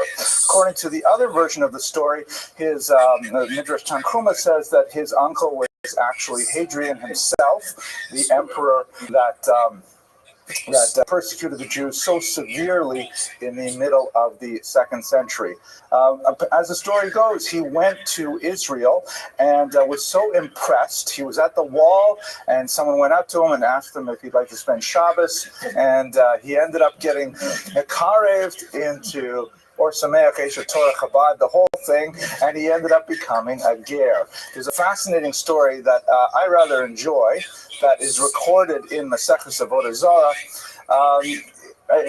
I was thinking of maybe reading the whole thing through to you, but basically what happens is he becomes converted, and his uncle, whether it's Titus or whether it's Hadrian, very upset with him. This is what they call in Latin ashanda, that he should ashanda for the Yud. So they send a battalion over there to try and bring him back. And the battalion ends up talking with him, and they're so impressed with everything that he does that, in fact, they decide to convert too, and they stay there. And so he sends another battalion, and the same thing happens. In the third battalion, he says to them, whatever you do, don't speak with Onkelos. You can engage in any conversation, but don't speak with him. And as the story goes, it's not exactly the way it appears in the Gemara, but they walk straight into the Beis Medrash, they pick him up, they walk him out of the Beis Medrash. As he's walking out, he touches the mezuzah. One of the Roman soldiers says, "What's that?" And it was all over. We've all heard that joke. But anyways, these are the kind of stories associated with him. There is also an interesting censored account in Gemara Gittin, which is quite fascinating. In the 13th century, not really for our discussion today, but in the 13th century, the church, thanks to the intervention of some Jewish converts to Christianity, the church discovered the Talmud and engaged in quite active study of Talmudic texts and also engaged in heavy interference with the publication and dissemination of the Talmud. Within a couple of centuries, as printing became popularized, the church was also very involved in controlling the actual texts that would be published as Talmudic. So Jewish publishers tended to engage in heavy self-censorship so that these documents would pass the censors evaluation, and they would be able to be published. And so that means there's a whole bunch of material that is missing from our traditional Talmudic texts from about the 13th, 14th century onward until the 20th century. And among those texts, by the way, are preserved in Talmuds that are studied in Muslim lands, and many scholars are able to, bring them back and put them into modern Talmuds or into collections. Anyways, one of those, the kinds of things, by the way, that would be removed tended to be anything that smacked of criticism of Christianity, the biography of Jesus, Rome in particular, anything associated with Rome. It could have been talking about pre-Christian Rome, doesn't matter.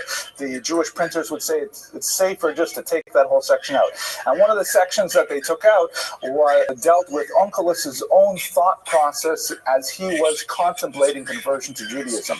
According to the version that was removed from Gittin, he had kind of a seance and communed with the dead spirits of Bilam and with Jesus and one other famous figure who I can't recall. And he asked them, what's going to happen if I convert to Judaism? And they all said, that's good. It'll be fine if you become Jewish. The Jews on the right track and so on. And after communicating with them, he decides to, in fact, become Jewish. Fascinating, and you can see why the Jewish printers will remove that section from the Bible. Titus, the third one. Thank you, Titus. See, this is a very high, Boaz, you're paying attention here? This is like a really high-level class. It's scary for me. The Roman Empire, we also have to place the context of the tremendous pressure that Onkelos must have felt by joining this strange people under these conditions. I just want to take a minute to give you the contextualization of anti-Semitism. I really would like to speak a lot more about this, perhaps maybe Tisha B'Av or something like that. We're going to have a longer discussion. But scholars have basically identified 4 distinct ideological periods of anti-Semitism. They're all really quite different. I'm going to give you all 4 right now, but we'll speak a little bit longer about the Roman period in particular. The period of anti-Semitism is generally known as classical xenophobia. The word xenos in Greek means stranger. Xenophobia means fear of the stranger, fear of the different. And the Jews were clearly a highly distinctive and unique people in the ancient world, and as a result, a lot of hatred was directed to them. We'll unpack that after we go through the next 3 very quickly. The second period is early Christian anti-Judaism, and this really evolves in the early 2nd century till about the turn of the millennium. This is essentially a dispute between religious movements. It is born out of the unique mother-daughter relationship of Judaism and Christianity. As Christianity is struggling to identify itself as a separate body of faith, it criticizes somewhat harshly the original faith. As Rosemary Radford Ruther, a very important Protestant theologian, once said, anti-Semitism is the left hand of Christology, by which she meant that as the early Christians wanted to promote Christianity, one of the major tools they had was to demote Judaism at the same time. Just like a daughter striving to achieve her own independence has to somehow criticize her mother in order to emerge from the cocoon of that protective maternal shell. But at this point, early Christian anti-Judaism is largely nonviolent. It's largely ideological. Imagine kind of like debates between rabbis and priests. Those kinds of things go on in this period. The third period is when anti-Semitism kind of goes off the rails, and that's medieval Jew hatred. this is something that begins around the turn of the millennium. It really gets a lot of energy with the 13th century, and this is where certain beliefs that are just completely pathological, the idea that Jews drink Christian blood, that Jews engage in vicarious crucifixions of an imaginary Jesus once a year on Passover, all kinds of bizarre folk ideas sort of imported into anti-Semitism. It becomes much more violent. And as I wrote in one of my articles, it's at this point, by the way, that it tends to change genders as well. Early Christian anti-Judaism, the vocabulary is very much about the female, about women, about representations of ecclesia and synagoga. But once you get to the medieval period, then it becomes about men. And the women who are literally pictured in the center of earlier renditions are actually shunted off to the side. I'd like to talk more about this, but tonight. And the fourth period, which we enjoy still today, is a form of anti-Semitism that is born out of the late 19th century.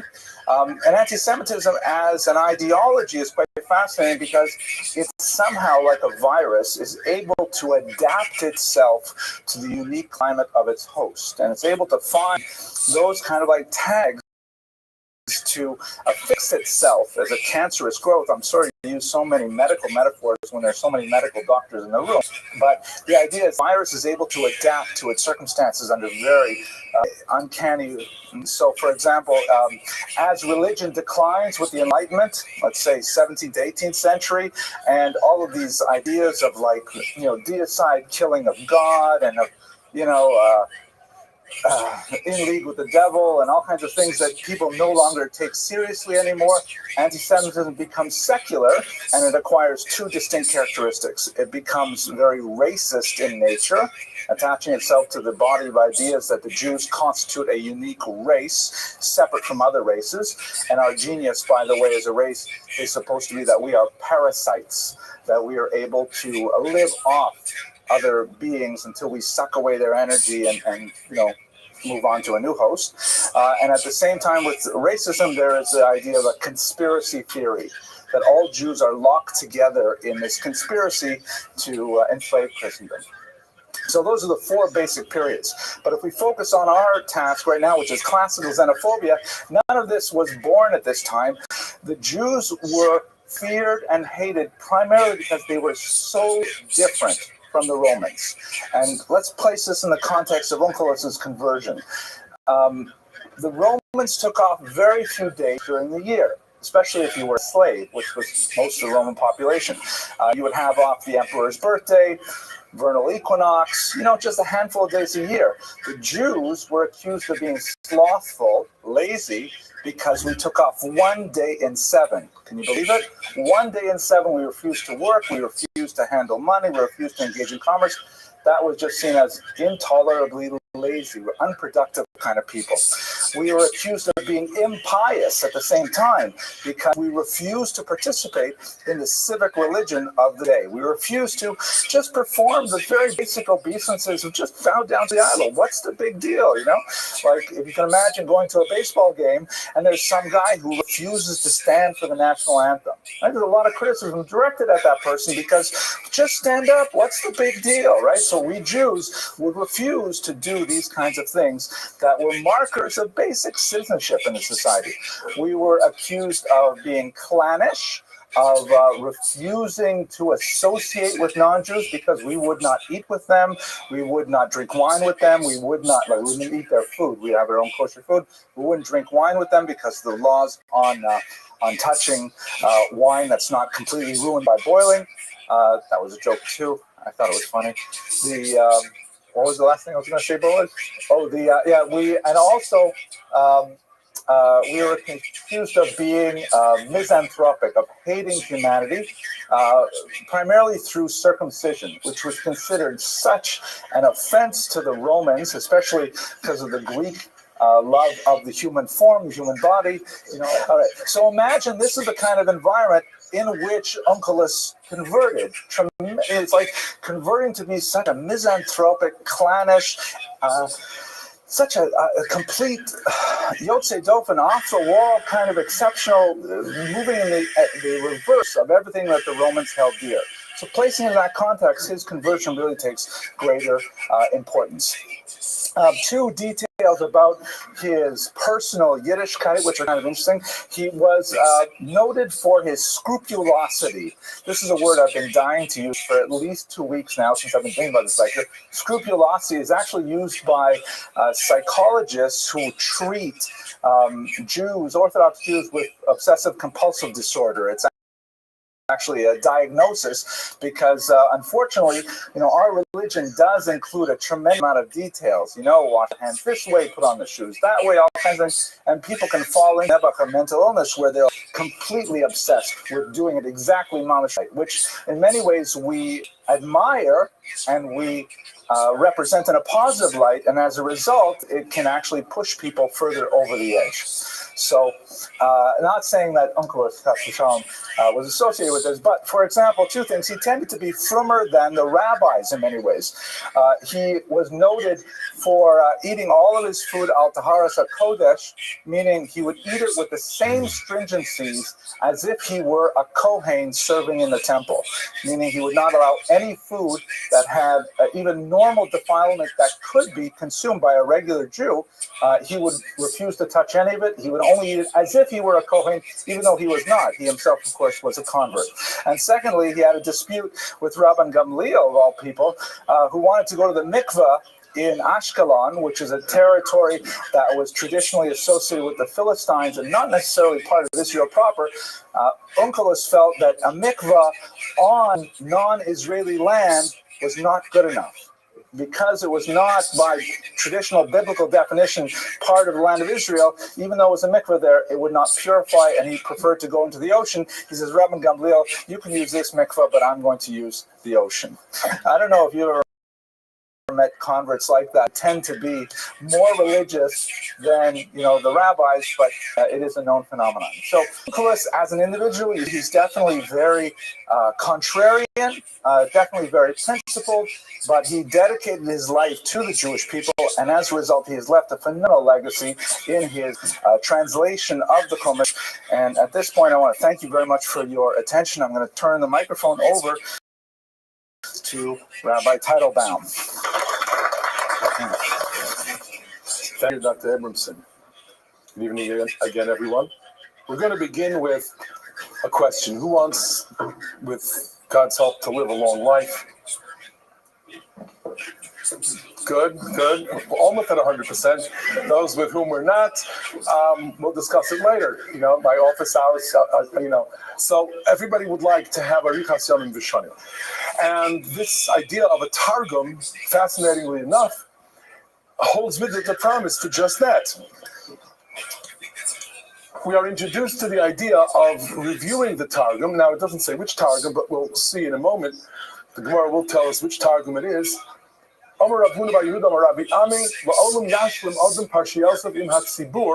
We should be complete in reading all of the Parshios. Imat Tzibur, meaning week by week with the Tzibur, the Parsha of the week. Shnayim Mikra, the Echad Targum. Afilu HaTarot V'Divan, which may not necessarily have a specific Targum attached to them. Shakol HaMashlin Parshios of Imat Tzibur, Ma'arichim Lo Yamav Ushnosav. It's going to grant us long life. It's seemingly a part of Talmud Torah to such an extent that it's included in the promise of it's part of that promise that HaKadosh Baruch Hu says, and that we believe in, we daven, we say, that's what we will fill our days with, and then they will be long days and blessed years. Now, we have to understand that the idea of doing this, Shnayim Mikra Echad Targum, needs to be understood on two levels. Why the number 3, and why the Targum specifically? Can we fulfill this with any translation or any compilation of commentary? We'll get to that, but let's just focus in on the idea of the 3. Shnayim Mikra, Echad Targum. Twice the text, once the Targum. The Maral of Prague says, "V'yeshlama ki matzina sha'atorah nitna b'har Sinai v'nishneis b'al moed v'nishtalsha b'arvos Moav." He says, look, the Torah was given at Sinai, and then it was taught all over again, and then in Arvos Moav, hayabeir haTorah k'dichsiv ha'ol Moshe be'eretz haTorah. So that's why we have this idea of Shnai Mikra Echad Targum. The implication of this already is that some kind of a Targum existed even then.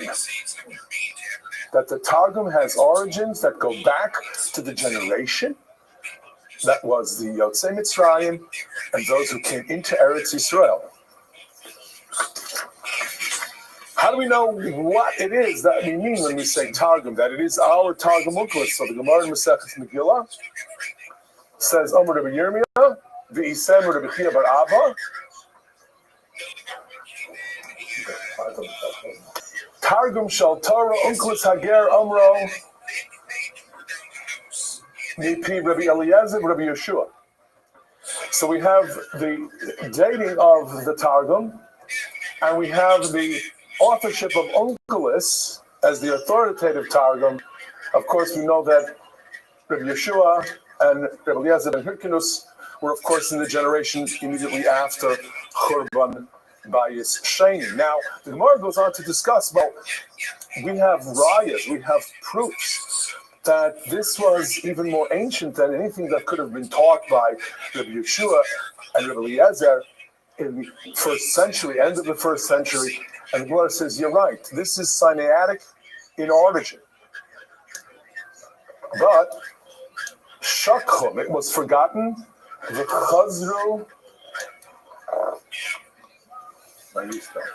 V'yisudum, they were forgotten, and then Onkelos Hager once again brought back somehow the ancient understanding, translation, interpretation of Torah that had been with us, that was extant in the time of Hoil Moshe Be'eres HaTorah.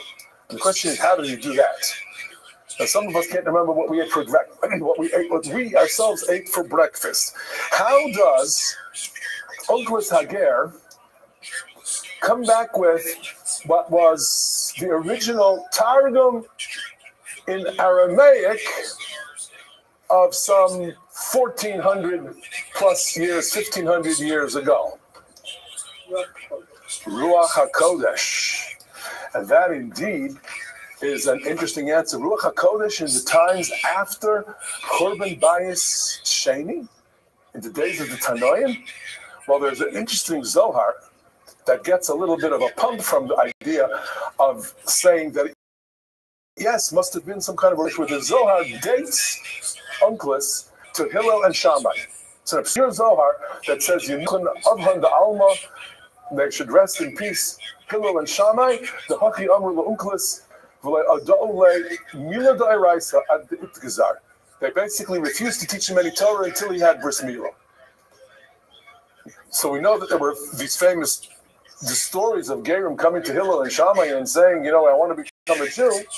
One of them was Onkelos. That places us, of course, much earlier, turn of the first century, well within that period when Ruach HaKodesh, Holy Ephlaitis, was amongst us and the spirit of Kedusha obtained amongst the Jewish people. Beis HaMikdash was still Kayim. Now, we were mentioning earlier, as Dr. Abramson said, that there's a question about what exactly is Targum meant to be. So it's Onkelos' Targum. That's what we have to read twice the text, once the Targum. What is it? Is it a translation? Is it an explanation? Is it both? And what do we do practically if we don't understand the Aramis, if we don't understand Aramaic? Halakha and Shulchan Aruch, Halacha Beis, in Lamad HaParsha B'Perish Rashi, Chashuv Kimo Targum. V'Yirei Shamayim, Yikra Targum V'Gam Perish Rashi. This is the Tours Psak, codified by the B'Tz Yosef, originating with the Tours' father, the Rosh, Rabbeinu Asher, the great 13th century decisor of Jewish law, laid down a fantastic idea and said, you can't understand Targum, do the Rashi. And that means that the Rosh understood Targum to be far more than translation. Obviously, if you're replacing Targum with Rashi, and Rashi is a far thing from translation, obviously Targum has in it so much more depth and has a wealth of information. It is not just translation, it's a compilation of meaning and understanding, and that therefore, if we cannot access it, Rashi might be a replacement. Now, there's an important Taz, the Turei Zahav, who says to us, quoting again from the Tur, if you use any other language, which would be the most natural thing to do. English translation. Lo Yatza. You're not able to do Shnai and Mikra V'Echad Targum by reading the Chumash, and then English. Not even Art Scroll. That's not even English. Sorry. I didn't say that. Yeah. I mean, you can't use any other language because obviously there's a Ruach HaKodesh aspect. You can't replace something which has, first of all of the holy explanation, like a Rashi's bringing of Medrash, bringing of the Gemara, all of the holy tradition of what the pasuk means and what's entailed in understanding the message of the pasuk. And second of all, in terms of just looking at it as simple translation, if one is Ruach HaKodesh, nothing can replace that. We've begun to discuss this challenge of the Aramaic. And it's important to note that early Rishon conceded that we have a problem with Aramis. They discuss how clearly there were communities, as we read in the Gemara, every Shabbat, the layman was a pasuk, and then a targum, a pasuk, a targum. The cholent were almost as hot, maybe a little cooler, because you would have pasuk translated by the Meturgim. There was a Meturgim for every pasuk. What happened to that? What a fantastic idea. Don't tell me that instead the rabbi gives a speech, because we would much rather hear from Unclus than from the rabbi. The answer is, V'nira, shehem hoyu regilin farish lahamon ha'am shehoyu dabrim aramis. It was done because the people understood Aramaic. But for us, mato eles b'targum, we're not going to read it publicly. And then he says, "Ve'ein lomar nilmod mehem lefarosh la'am b'lashon sheyavinu."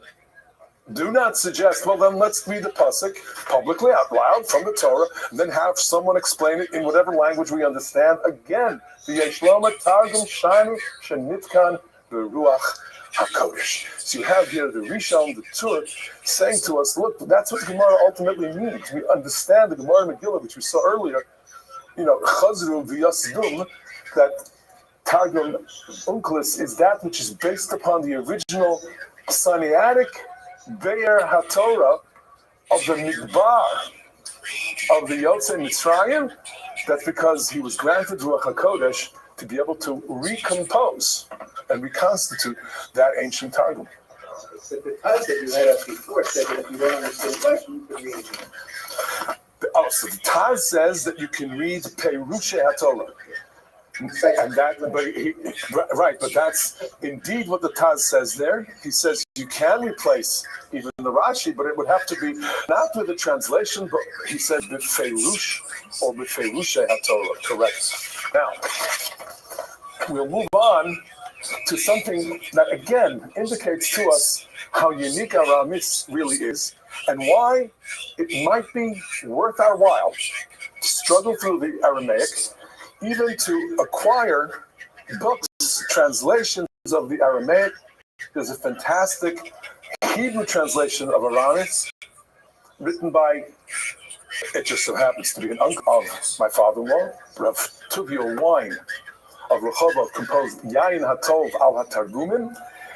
But there are, I believe, English translations of the Aramaic and commentary on Targum so that we can really reacquaint ourselves with the wealth of and the treasure of what Targum is all about. The Zohar says a fascinating thing. The Zohar in Lech Lecha says that the Malachim, the angels in heaven, as we know, shun Aramaic.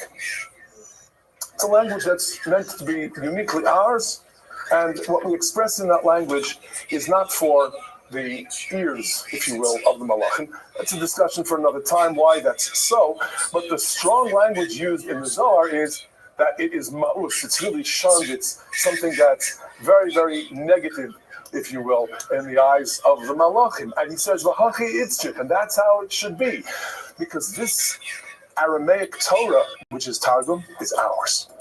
It's uniquely ours. The less kino l'malachei Eloi b'hadayu Yisrael yatir, and there's no more envy of the Jewish people. Remember that famous Gemara in the Medrash that says that the Malachim didn't want the Torah to be given to us at all. And the answer was lo b'shamayim, it belongs on earth. That's where it's lived. That's where it's practiced. And yet the Malachim are envious. So we have not only the practice of Torah, but the study of Torah in a language that they will not be envious of. So that it is uniquely ours in its study, let alone in its practice. And that study, that is uniquely the Jewish study of Torah, that is here on earth, and that is sanctified by the Jewish people in a way that the angels in heaven cannot study, cannot sanctify Torah, is the Aramaic of Echad Targum. Let's take a look at one of the great accomplishments of the Targum. The Rambam in Mor Nevuchim makes a point over and over again, telling us how incorporeality, the fact that there is no physicality to the God of Israel, that we believe in a omniscient, all-present, all-knowing, makomo shel olam, that is the fill of the universe, that the universe takes up a small physical space within the greater non-physical truth that is HaKadosh Baruch Hu.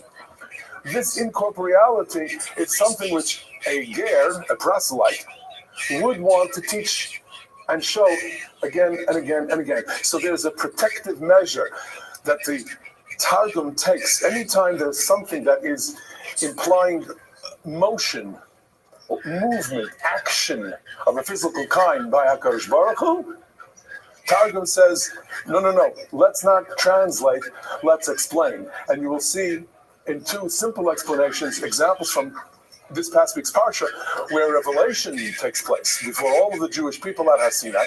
And the Pasuk says, I'm going to come to you in the thick cloud. And Targum says, I will manifest or be revealed. I will be experienced prophetically. My presence will be known.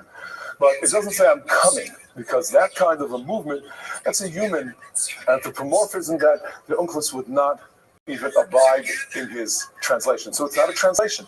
It's a very important kind of explanation, and one pointedly aimed at precluding us from making any kind of mistake about that which he saw all of his life. He doesn't want us to make the kinds of mistakes all the people around him used to make. There are gods that you can imagine, that you can talk to. There are gods you can see, the pantheon of gods, gods you can bow to, gods you can embrace and kiss. No. That's not the truth. That's not the reality. And he's trying to show that again and again. There's another example in the very next page. Al Har Sinai.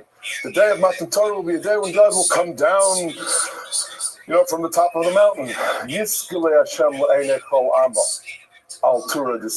There is no coming down. There is going to be revelation. There's going to be the vision that we will all have, the experience of Matan Torah. But Unclus is very protective, the Rambam says, of making sure we don't get any of that wrong, so we have an understanding of the truth of HaKadosh Baruch Hu being Hashem Echad.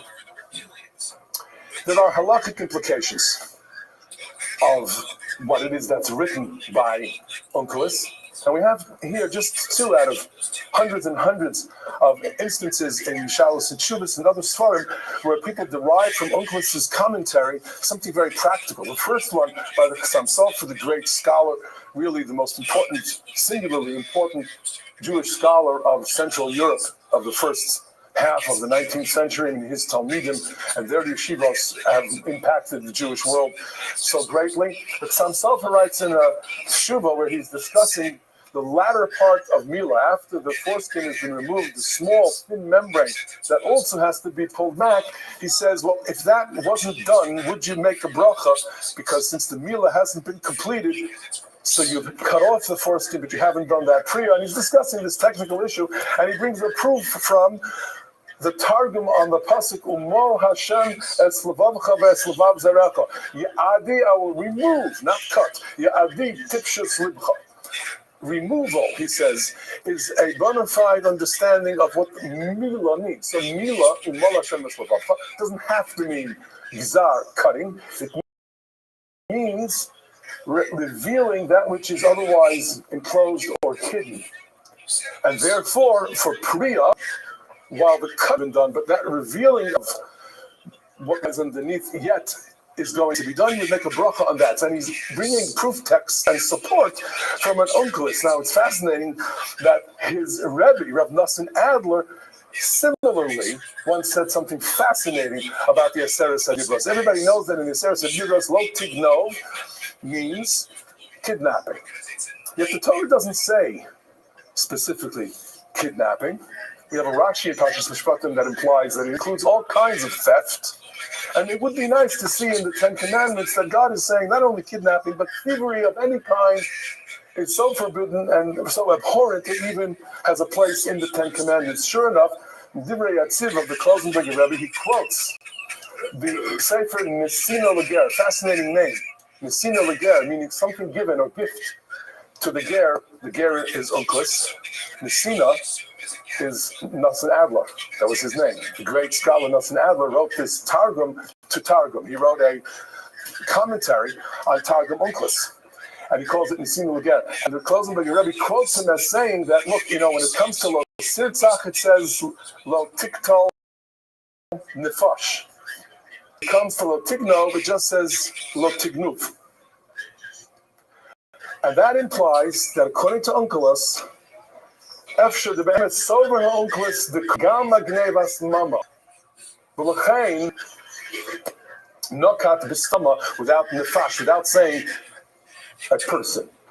He doesn't say theft of a person.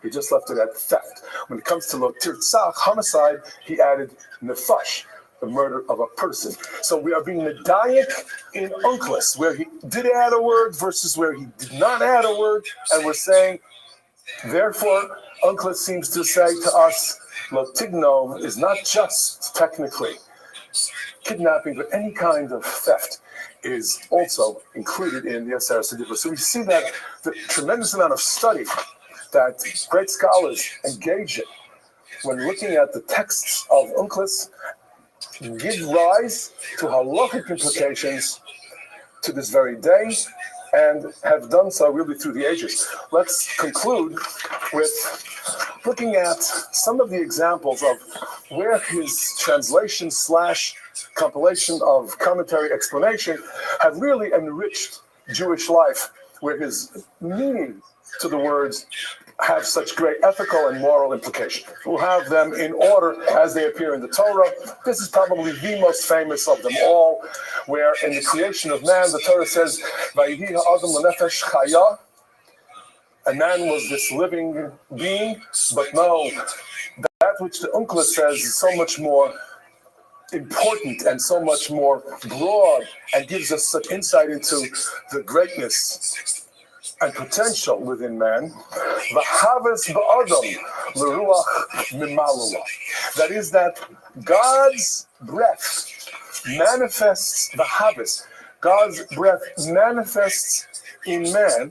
It's given expression through that which man speaks, through the spirit in man, as that spirit comes to expression when a human being verbalizes his thoughts, his aspirations, expectations, his hopes, his fears.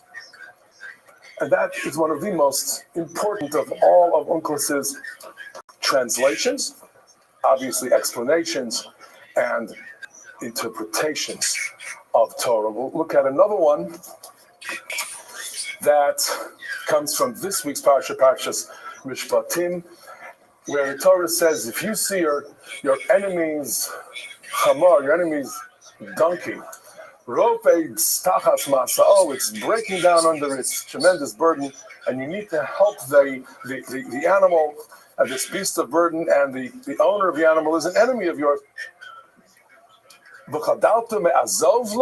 You would desist from or refuse to help this fellow Jew just because you've got some kind of a disagreement with him.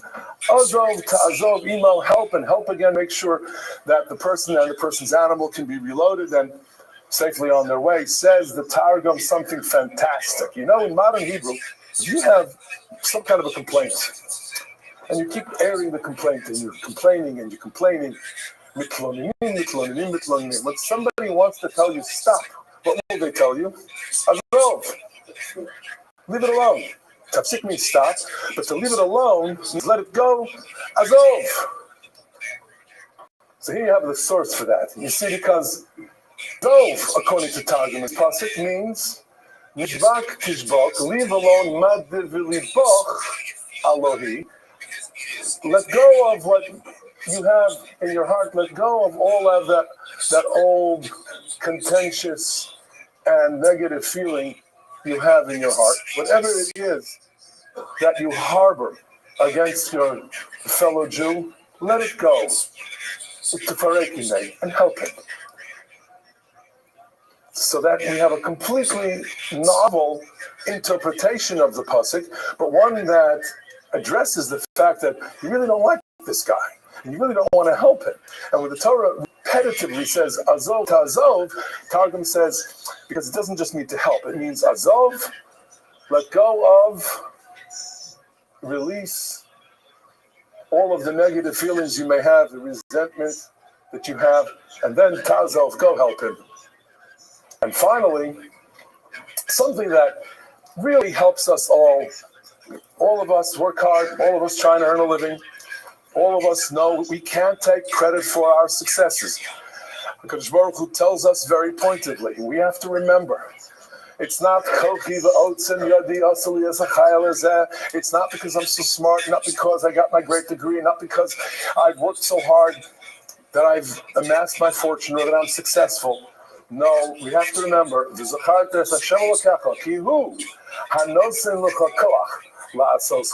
because he is the one who gives you the ability, the energy to succeed, to valiantly succeed. Now, you might not be able to read readily into this and say, well, how about somebody who's in business and applies his great mind and his business acumen and manages therefore to succeed, or practices his profession with proficiency, and where in the pasuk does he who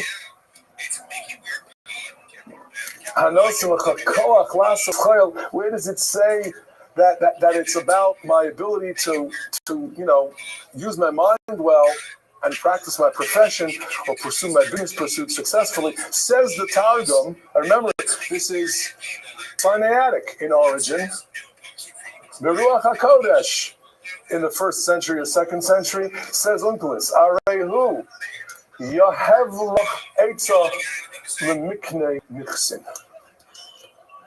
The Eitzah, meaning the ideas, the thoughts that allow you to move on to acquire what you need in life. Lemiknei Nichsin means to buy what you need, to acquire what you need, to succeed in your business, in your profession. You know what that comes from? The Eitzah comes from the higher intellect that's granted the Chacham Abina Das, Sadeh Abina V'Haskel, that you daven for in Shemona Esrei, when it's provided by HaKadosh Baruch Hu. That's where and how we can succeed. So we see just from these examples how rich and how important some of the commentary of Targum is, let alone how important it is to recognize it as a basic translation of Chumash, but the accessibility combined with the broad interpretation of Torah that's presented to us through Targum gives us an understanding of how great and important Targum really is and why we try to access it and must try to access it in spite of it being in Aramaic. If the people in the Midbar could do it, we can do it too. Thank you. Yeah.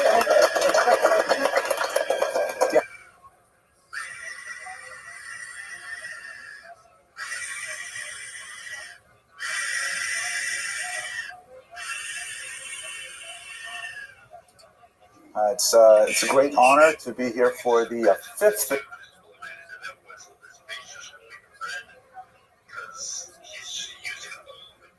installment, the penultimate installment of the Letters Flying Free.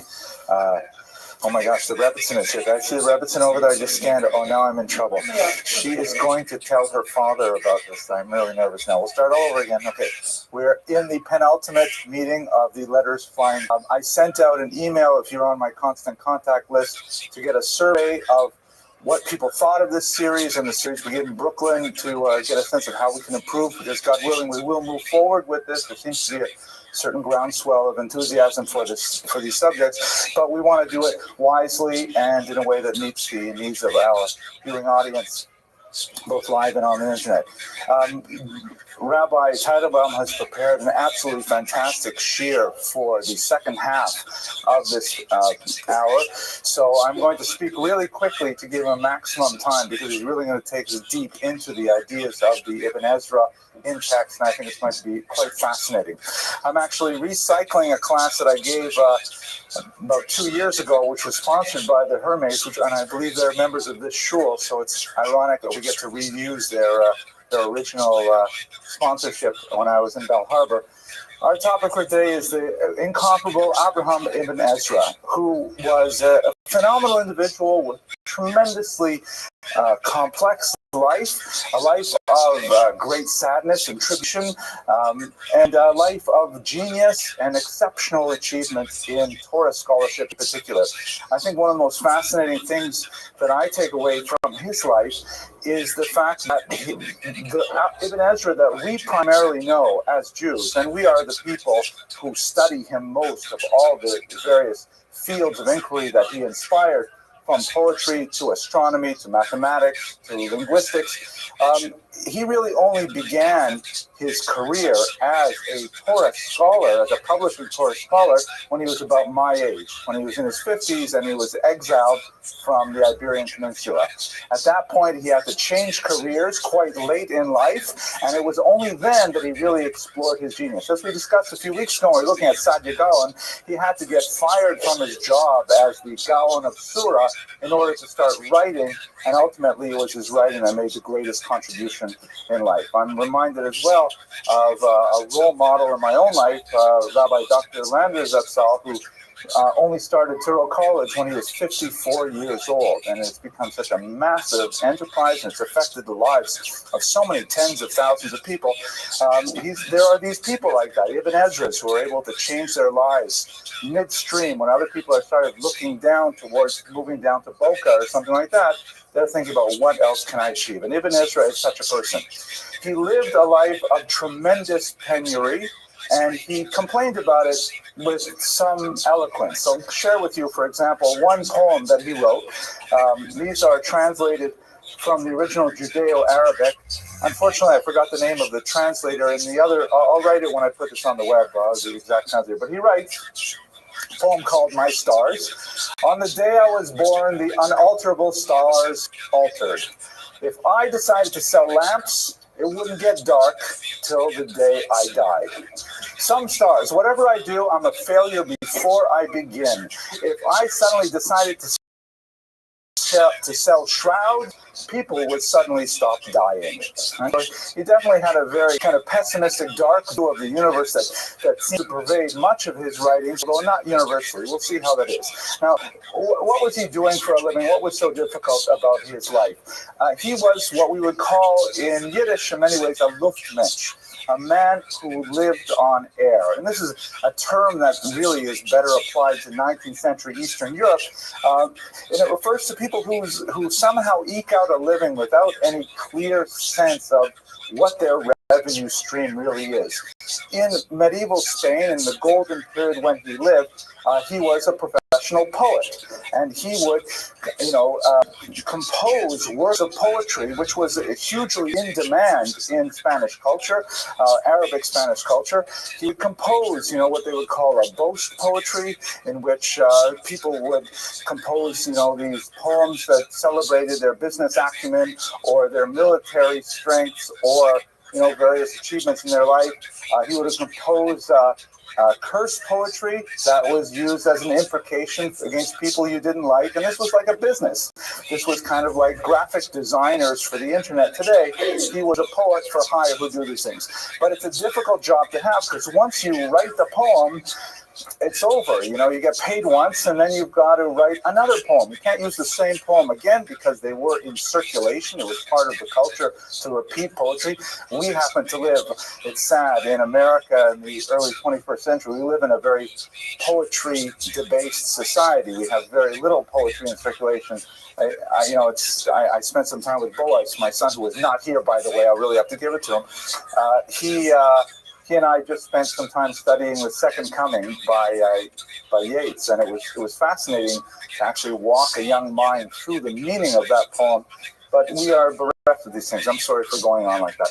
Anyways, he eked out a career as a professional poet, and he was essentially going from wealthy person to wealthy person to try and flog his wares, and he would make a sale every now and then.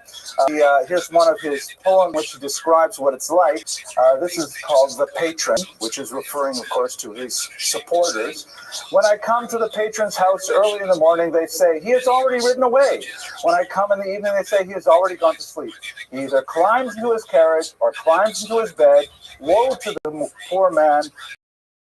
Woe to misfortune. Right? So you get the sense that for most of his early adulthood and his middle age, he was a person who managed to live on the definitely a huge Talmud Chacham, someone who was very conversant with Torah scholarship, but not publishing. He didn't have the personality really to be a community rabbi. He was kind of irascible and difficult and sometimes a little bit pugilistic. These are not characteristics that we admire in community rabbis in general. We want them to, find ways to make pshara and shalom. He was not that kind of a person. And so this was his life. For reasons that are not entirely clear, he ended up fleeing the Iberian Peninsula when he was about 50, perhaps exiled.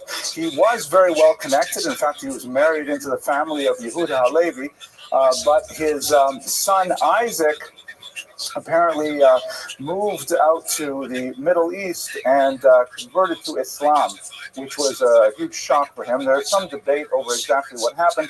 It's possible that Ibn Ezra even sat Shiva for his son, although the dates and the documents that support this are still under dispute.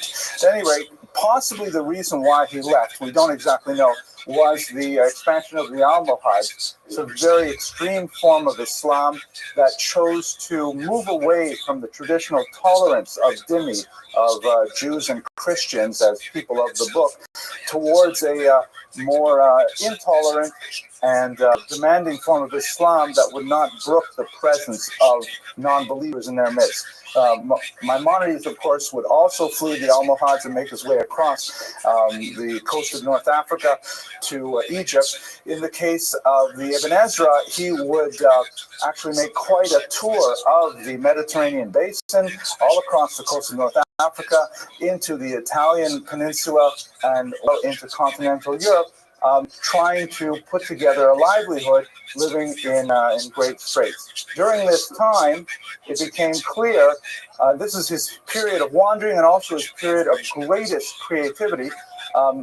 He found that he could no longer make a living as a Judeo-Arabic poet in Christian Europe. You know, it's surprising, right? Because they're not speaking Arabic, and the culture of Christian Europe does not have the same respect and admiration for poetry that the Muslims did, and so he had to switch careers. He could not be a pulpit rabbi. He could not be much of a teacher. He didn't have that kind of patience in his personality, so he took to scholarship, and he would sell his writings. Quite often, he was so broke, he actually had to sell his original manuscripts. That's why we actually have multiple copies of many of his works, because he would sell it, the original. He had no more money even to buy more writing instruments, and then he would have to write it again from memory. And so the second version usually tended to be quite a bit bigger and quite a bit more expansive. But this is the kind of living on the edge that he enjoyed during the period of his greatest creativity. And this is when he really came into his own as a Hebrew scholar, as he wrote his greatest works on astronomy, on grammar, and of course in Torah scholarship, which Rabbi Teitelbaum is going to speak of in quite a bit more detail. I'm not going to go into it in much discussion, say that the Ibn Ezra commentary on the Torah is uniquely fascinating and it provides tremendous grounds for future exploration by scholars like Spinoza and eventually the 19th century biblical critic Wellhausen, who saw in his rationalist approach to the Torah the possibility of much larger ideas that were definitely contrarian to the Orthodox point of view. In fact, the Ibn Ezra's point of view is pretty much the maximum extreme you can go and still remain b'toch hamachane, inside the camp ideologically, as we shall see in the second half of this hour. He has a big problem with Midrash. He tries very hard not to rely on Midrash as a source for biblical commentary. This puts him at tremendous odds with figures like Rashi, of course, figures like the Ramban, who we spoke about early in the series. And it's a unique approach to Torah that is really unparalleled by anyone in his generation. Halacha, nevertheless, let us not mistake the fact that he remained very much an observant Jew, very much adherent to halacha, and was often engaged in heavy polemics with anyone who would impugn the value of halacha. He had significant arguments with the Karaites movement that started a few centuries earlier. Argued that oral Torah was a human rabbinic invention. It was not actually divine in origin. And his approach against the Karaites and his rationalist arguments proved to be extremely useful to Ramban later when he had the dispute that we discussed earlier in this class, because these rationalist arguments could communicate across cultures and could be used in a disputation with the church. So his approach to these things was exceptionally So to try and wrap up and give you a sense of his life as a whole, and also to give plenty of room for the in-depth text that we will be studying shortly, we should understand him as essentially a poet who had to make a major transition from the way of life to becoming a scholar. Without having an official position of any kind, he was forced to eke out a living as an independent scholar, composing treatises which he would later sell, often right down to the original copies. But nevertheless, he gained quite a bit of wide circulation with these things. He was canonized as a commentator. We have him on the page of the Mikraos Gedolos, but his opinions, nevertheless, are quite a bit on the extreme of the Orthodox spectrum. His extremist opinions had a tremendous impact on later thinkers. His thought actually crossed over into the Christian world as well. His poetry was translated into Latin and other languages, such that even in the 19th and 20th century, you see examples of his work. Robert Browning wrote a poem which cites a Rabbi Ezra, referring to Ibn Ezra. Of course, Ibn means son of, and so it's not quite correct to call him Rabbi Ezra because he is Abraham's son of Ezra. But Browning wrote a beautiful poem, Grow Old With Me, which is a an ode of homage to the great biblical commentator. And in fact, even John Lennon in our own times wrote a song that was based on Browning's poem, which later goes back to the Ibn Ezra. His work in astrology, which I can't possibly comment on with anything intelligent, was nevertheless recognized by scholars of that field as being something quite significant. And if you look over here, there's actually a crater on the moon. Next time you look at the moon, just pay attention to this little red spot here. You can notice it. If you look very carefully, you'll see there's a red circle around it. And this is called the Ibn Ezra crater. Here's a close-up of it that is specifically named after this 12th century scholar in recognition of his tremendous achievements in the field. Okay, so I've compressed my remarks because I think it's really important that we study the text. We have a lot of great text to come, and I'm going to turn it over at this point to Rabbi Teitelbaum. To look at Ibn Ezra's magnum opus, which is his Parish on the Torah, which is known as the Sefer HaYashar. We call it, of course, more commonly the Ibn Ezra. And you can see just from his opening remarks how proud he is of the work. On the one hand, you also begin to sense how facile he is in the language in Lashon HaKodesh. He says here, Sefer HaYashar LaAvraham Hashar, to Avraham the poet, he says that all of my writing, all of what I will be presenting will be bound by ropes of grammar. So from the onset, he is making it clear that he is going to be a literalist, if you will. Those with intelligence will see that this is really the right way to address the Torah and to comment on the Torah. They will see fit to follow in my footsteps.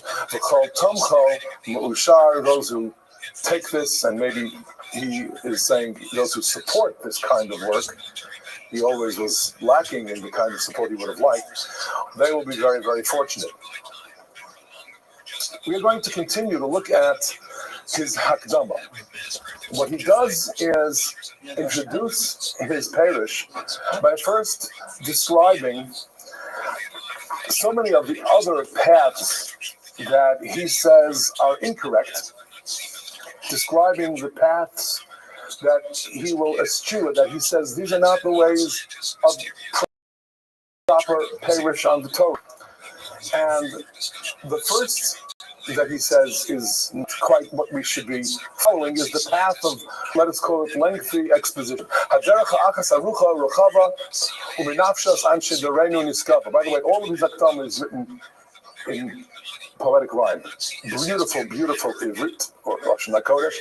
He says that it is very long and long-winded, and most people can appreciate it and gain from it. He says, if truth and what we're trying to arrive at is that bullseye, that point at the very center,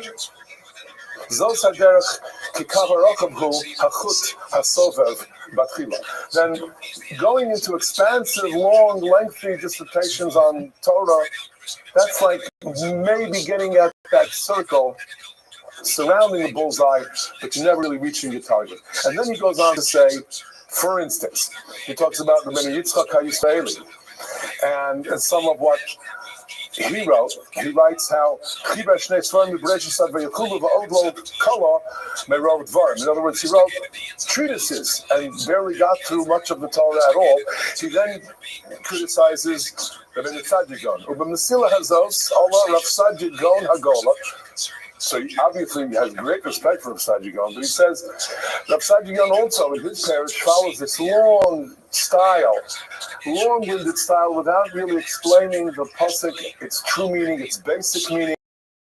He gives an example of Perish Yehi Ma'aros, Hichnis Deos Acheros, Ladas Hamidos Hanisaros. He talks there about all kinds of issues about the celestial bodies, things that are not pertinent to the explanation of the pasuk itself.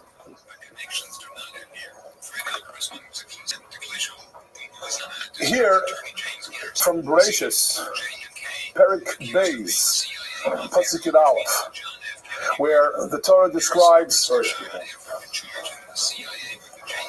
the great rivers. So Rabbeinu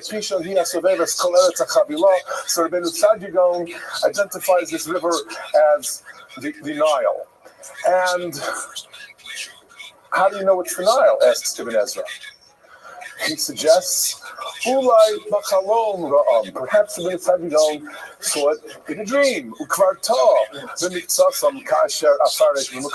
are all kinds of mistakes that have been made. In Kain, Lo Nishan Al Kalamosav. We will not rely on things that he dreamt up, but he does defend Rabbi Tzaddik Gaon and says, look, he had to say something. Ulai Asakain L'Chvod Hashem Ba'avur Shetirgim HaTorah V'Lashon Yishmael. It's being translated, after all, by Rabbi Tzaddik Gaon into Arabic and with their alphabets. Therefore, he needed to say something, and he needed to give some explanation, so that otherwise people are going to say, what's he hiding? Or is this not a really true reflection of what is in the Bible? The fact is that Ibn Ezra, importantly, is the first great Spanish commentator on Torah, where there had been none in Hebrew. What had preceded his work all had been indeed in Arabic in that part of the world. Another example, however, of his beautiful writing, his scientific ability to mix astronomy, astrology, and Torah. It's long-winded, though. He was allowed, I guess, he permitted himself that. And that is that in Parshas Yisro, he actually shows how each of the Aseres HaDibros connects to a specific installation. And as you get closer and closer to the more basic and human kinds of issues of Lo Sibtzach, Lo Sinach, and finally Lo Sachmod, they are the lowest constellations. And he explains this all very beautifully. But of course, it's a philosophical approach, and it's more of the long-winded approach than the literalist approach.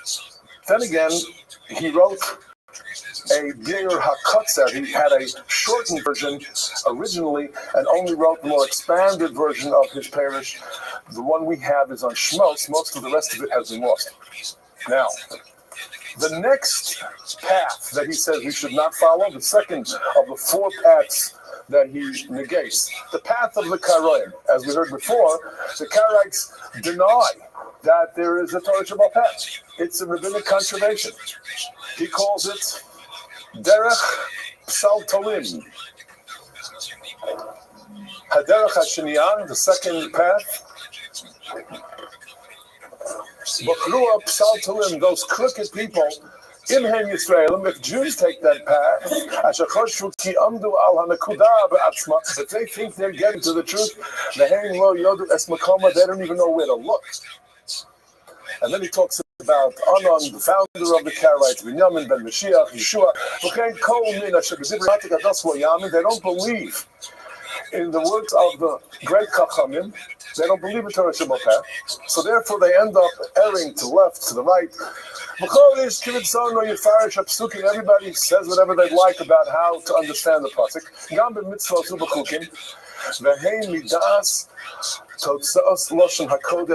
And they don't even know Hebrew. So here you see him really saying how important it is to have a real good grounding in Ivris, in Lashon HaKodesh, in Hebrew grammar. Otherwise, you can't possibly come to understand the Torah. But you also see here how he completely and utterly rejects those who would say that, no, we have to just study Torah Shabbat, and Torah Shabbat Peh is not something that's divinely ordained. You here see that he was an absolutely believing Jew in every way. Torah Shabbat, Torah Shabbat Peh.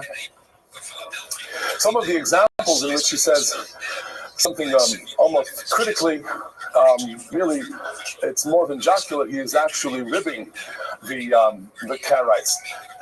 The pasuk says in Bereshis Chavtes, "Ve'enei Leah Rakos."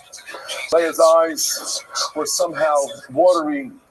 She was tearing up constantly because the Medrash says she was destined, she thought, to be married to Esav. So here he quotes Ben Ephraim. Ben Ephraim is a character. Ben Ephraim, Shehuchos of Aleph, Rakos is missing an Aleph. It should be Aruchos, Tamo Aruchos. She had long, narrow eyes, and that was the problem. And Ibn Ezra says he's wrong. Vahu Hayachos of Aleph. It is he, Ephraim, who's missing the Aleph. So instead of Ben Ephraim, his name is Ben Parid. Arox. Let's go to another example of that kind of, let's call it his rejection, if you will, of the Karaites. The Torah says that in Mitzrayim, that the Jewish people were to eat because they had to leave B'chipazon. They should be dressed and ready to leave Eretz Mitzrayim. So he says, it seems to be a city in Algeria, in Argolan. They eat their Seder dressed that way, ready to go. They're all mistaken. And he says, when Pesach comes, let them go, let them leave. Let them go into exile. And finally, another example, where in Parshas Mishpatim, you have the famous psukim of Ki Yigov Shor Ish Es Shor Re'ehu, and it's about one ox goring another ox. The ox of one Jew gores the ox of a second Jew, and it says Ben Zuta actually interpreted or misinterpreted this to mean that the ox gores its fellow ox, when actually, correctly, it means that the ox of one Jew gored the ox of a fellow Jew. So he says, Amr ben Zuta ki re'ehu to'al l'shor. He didn't realize Kishar Ish Samachu, it's the shor of a man, and so to Shor Re'ehu, the ox of his fellow man. Ve'elu Shor Re'ah Ben Zuta Levado. Oxen have no good friend except Ben Zuta. He's okay. So we have another path. A path of mysticism and a path of, let us call it obscurity, where that which we don't understand in Torah is hidden and meant to be hidden. And most of Torah, therefore, is allegory. And he says, no, that's not our job. HaKadosh Baruch Hu gave us the Torah. God gave us the Torah to understand, to live by. And you can only live by it if we first understand it correctly. By and by, however, in this piece, when he talks about this derech choshech va'afela, he said it's entirely michutz l'kav hagula. It's outside that circle entirely, let alone getting to the bullseye. Outside the circle entirely, he says, Hem habodim libam l'chol advarim sodos v'munasim ki hataros v'hamishpatim chidos. They think it's all, some kind of a riddle and some kind of a parable or allegory. I'm not even going to go into much length as to rebut any of what they claim, but what he does say, importantly, is there is one thing that they are right about. Every mitzvah, every precept of the Torah, we have to apply our hearts and minds.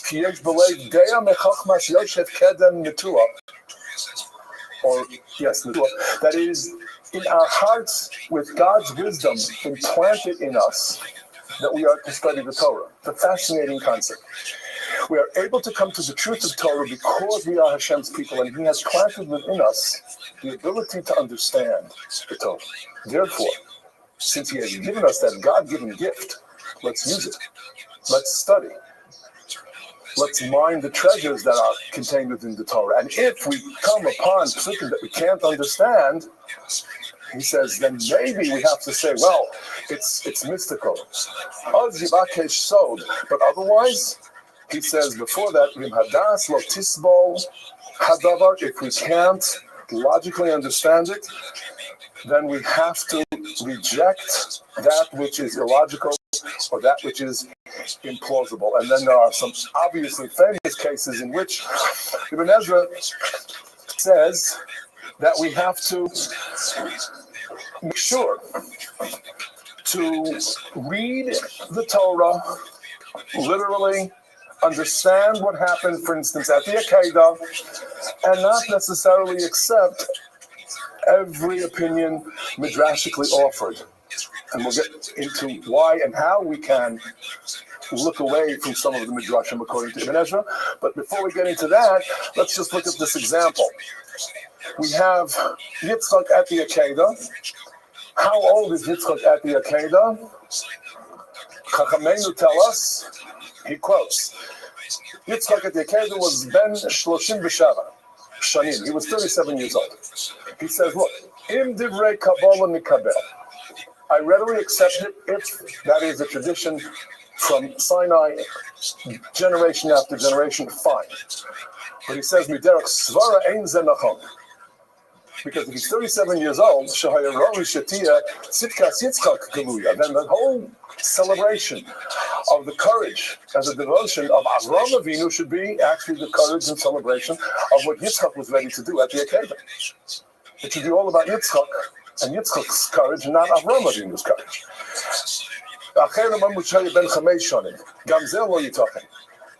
Can't be he was 5 years old, because it says in the Torah, the Torah says that it was Yitzchak who carried all the wood. He's 4 or 5 years old, how could he have carried the wood? So this is all a very logical approach, to which he says it must be that ultimately he was Karov Liyud Gemushanim. That's a heck of a way to prepare for your mitzvah, to go to the Akedah. But he was young enough and enough to therefore follow, strong enough to carry wood, but not old enough to be given all of the credit for that kind of self-sacrifice. Another example, famously, and Rashi quotes this, Medrash, Atzei Shitim, the great wood used for the crushing of the Mishkan. Yaakov Avinu planted them in Mitzrayim, Chachamenu tell us, and told us, when you leave Mitzrayim, you'll need these for the construction of the Mishkan. Take them with you. And Ibn Ezra asks, but how could the Mitzrayim let them go, ostensibly to worship their God for 3 days? Why are they taking all this lumber with them? As an example of how rationally, Ibn Ezra says, it just doesn't really make sense. He says perhaps there was some kind of a ya'ar, some forest, some area near Har Sinai, where when they arrived, they were able to cut these trees, and that's how they had the crushing, the great wood beams that comprised the walls of the Mishkan.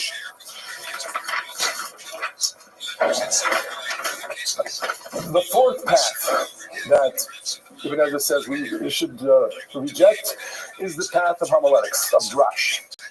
And he says, with a very organized pattern in it all, he says, Krovel Nakuda, it's close to the truth.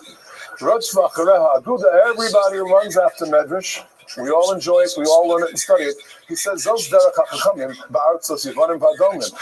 from Greece and Rome, it's been a tradition that they don't use their heads, they don't think and weigh the relative value and meaning of the truth of the psukim.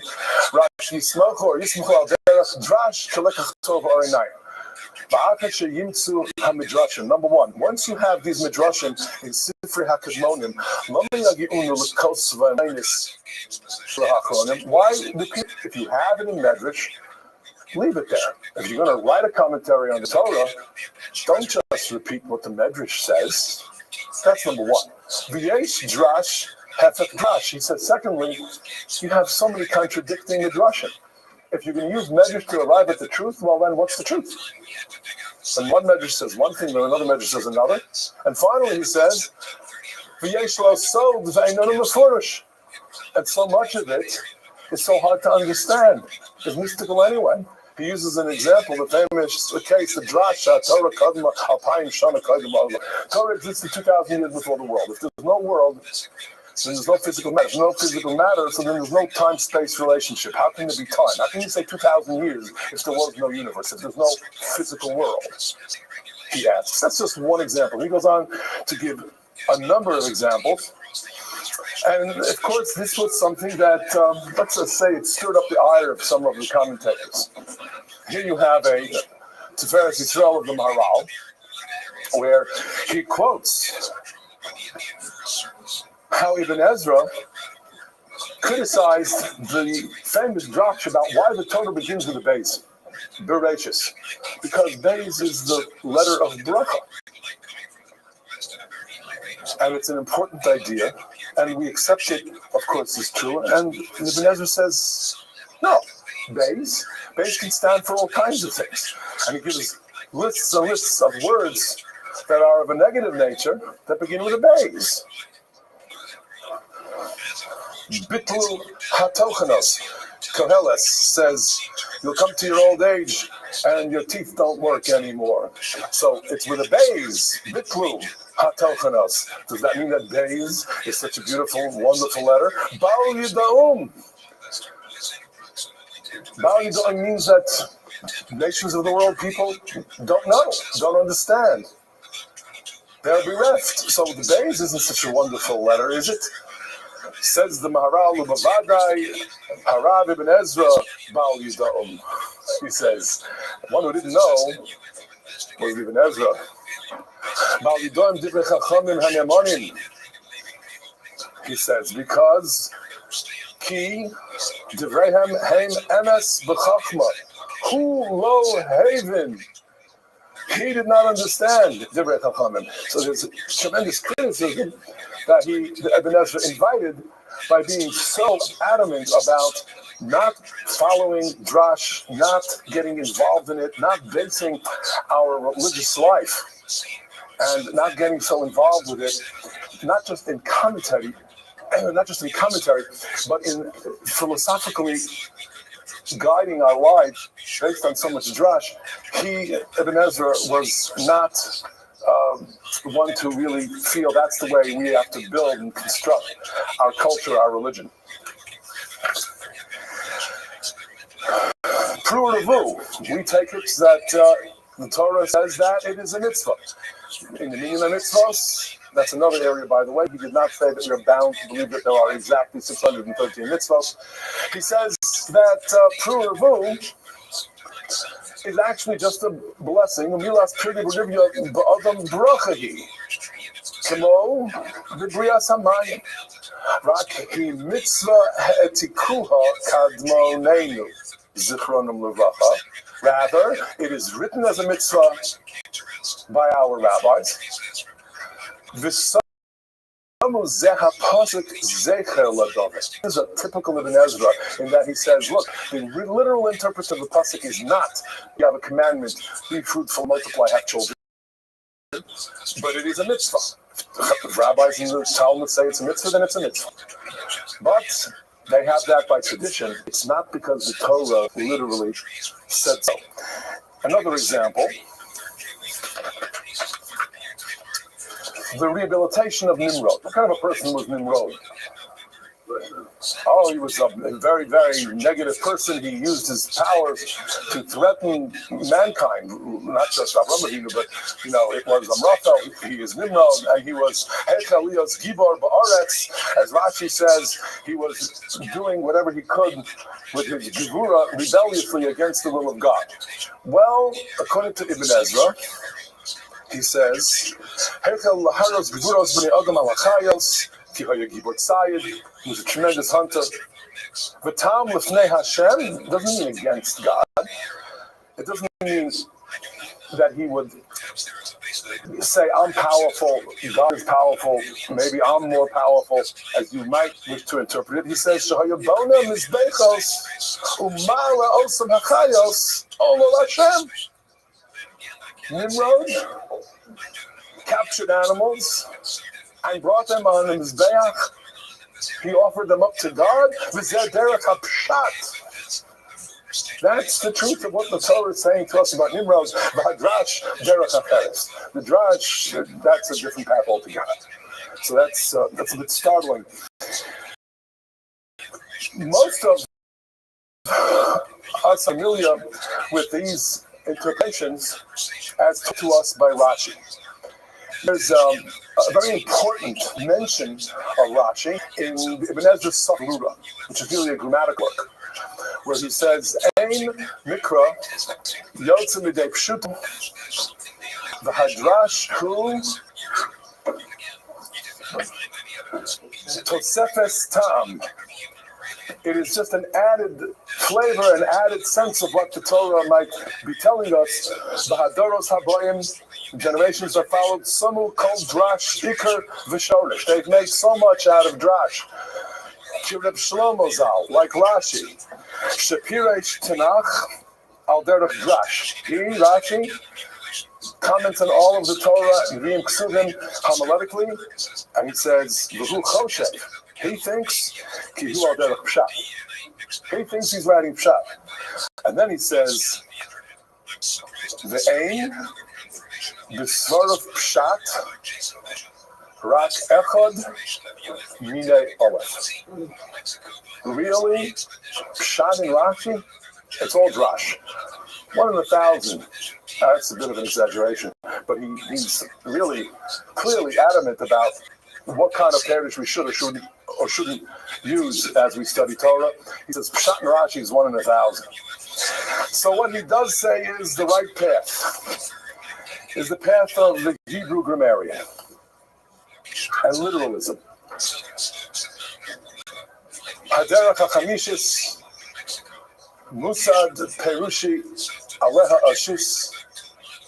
I'm basing and founding my commentary, V'hi HaYeshara B'einai. It's what I think is proper. Nochach Pnei Hashem, Asher Mimenu Levado Ira. I only fear God. V'lo es Eponim B'Torah, V'achapes Heitev Dikduk Kol Mila B'Chol Ma'odi. I will look for the meaning, the true meaning of each and every word in the Torah. I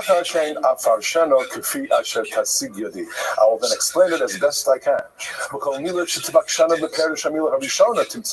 He says, wherever you find the word for the first time in Tanakh, that's its anchor.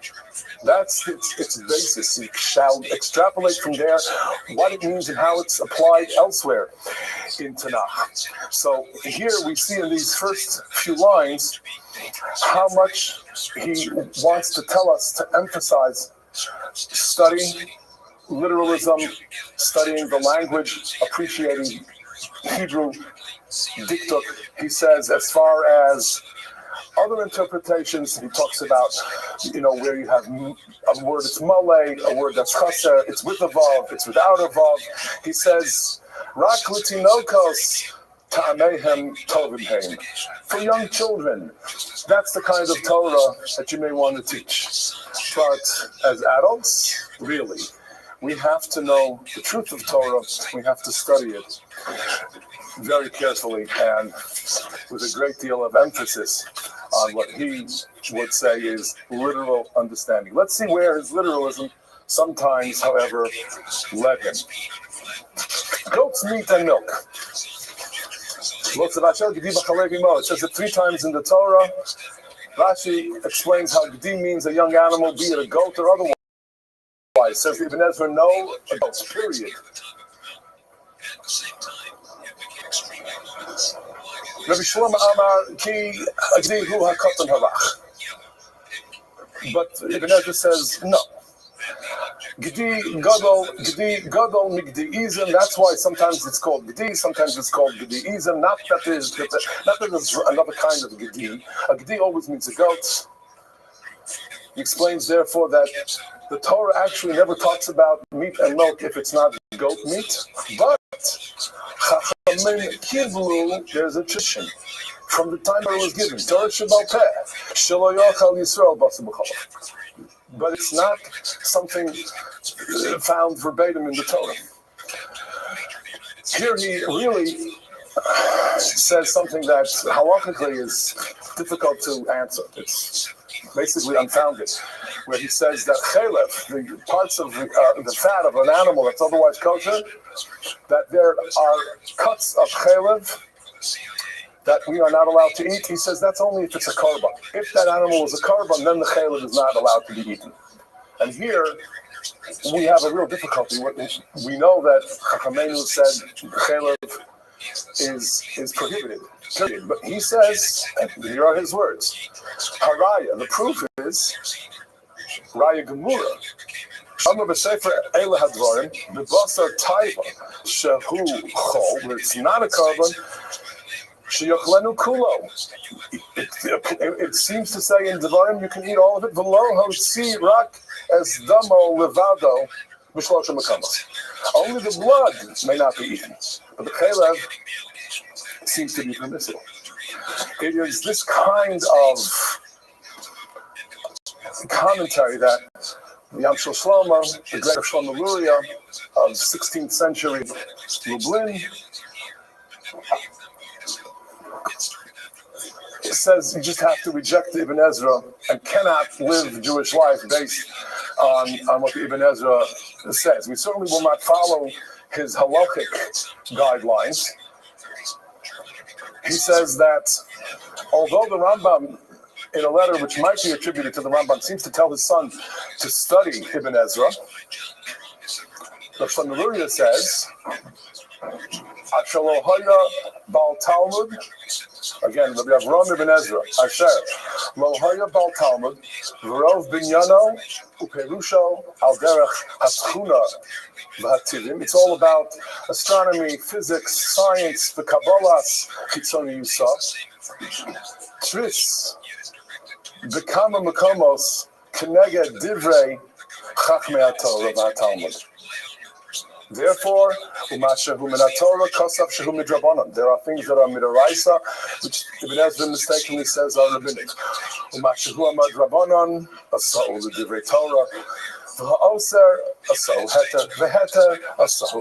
he has tremendous problems with Ibn Ezra. He was not alone, but he was very vociferous. This is in his introduction to his Yam Shel Shlomo on the Maseches Kun. A final example of this literalism, and one that's a bit shocking. The Torah says, literally, slept with Bilhah, one of his father's wives. And of course, we understand it to have been as heinous a crime as that, but it was that he had moved the bed of Yaakov out from where he had gone to Bilhah, Rachel's Pilegesh. He wanted jealously that his mother, Leah, should now be the preferred, beloved wife of Yaakov. In his commentary, Ibn Ezra says as follows: Yafa Pirishu Rabbi Seinu Zichronim Levrach. They commented and they did a beautiful job on explaining what it is that happened. V'chosa klon arum, quoting from Mishlei, one who covers shame is clever. Meaning that what happened actually was quite shameful, and Chachamenu are covering that shame. In his Yisod Mora, where in his philosophical work, Yisod Mora, which is a very important work and deserves shiurim unto itself. Here, when describing the greatness of Yaakov Avinu, he says, "Kikasher ba'el beisel, Omar hasiru es lehan echar." He left his flocks, his bodeg lavod Hashem. He became the holiest that Yaakov ever became upon his return to Eretz Yisrael. V'lo shachav in Isha. He no longer had any more children, lived with no one of his wives, Kirachel Mesa, V'chulala Bilhah. And Bilhah had been violated. Therefore, the Torah says, Al Ken Siv, in the next pasuk, Vayiyu b'nei Yaakov, Shneim Asa, L'hodia Shle Shachav and Isha, Acher, Kach, Al Ken Lo Hoylid Oid. The Torah's point is that he really had been with Bilhah. After that, Yaakov said, I will not be with Leah's concubine, not with Leah either, not with Bilhah, because she has been violated. And so he has 12 sons and no more. That's Ibn Ezra's literalist approach to those psukim. Ibn Ezra's legacy, as we heard earlier, includes how some have tried to, if you will, adopt Ibn Ezra to their cause. Most infamously, Baruch Spinoza, the great 17th century rationalists, claimed that the Torah was not of divine origin and claimed that Ibn Ezra had said as much. Shmuel David Lutzato, Shadal, defends Ibn Ezra, does a beautiful job pointing out that it is not true. Kilo Moshe Kosav Sefer HaTorah. Hine MST, Rabbi Avraham ben Ezra, Ramaz Derech Sod. He mentions in a very oblique way, Ki yesh b'Torah k'tzas mikraos nosafim achrei Mos Moshe.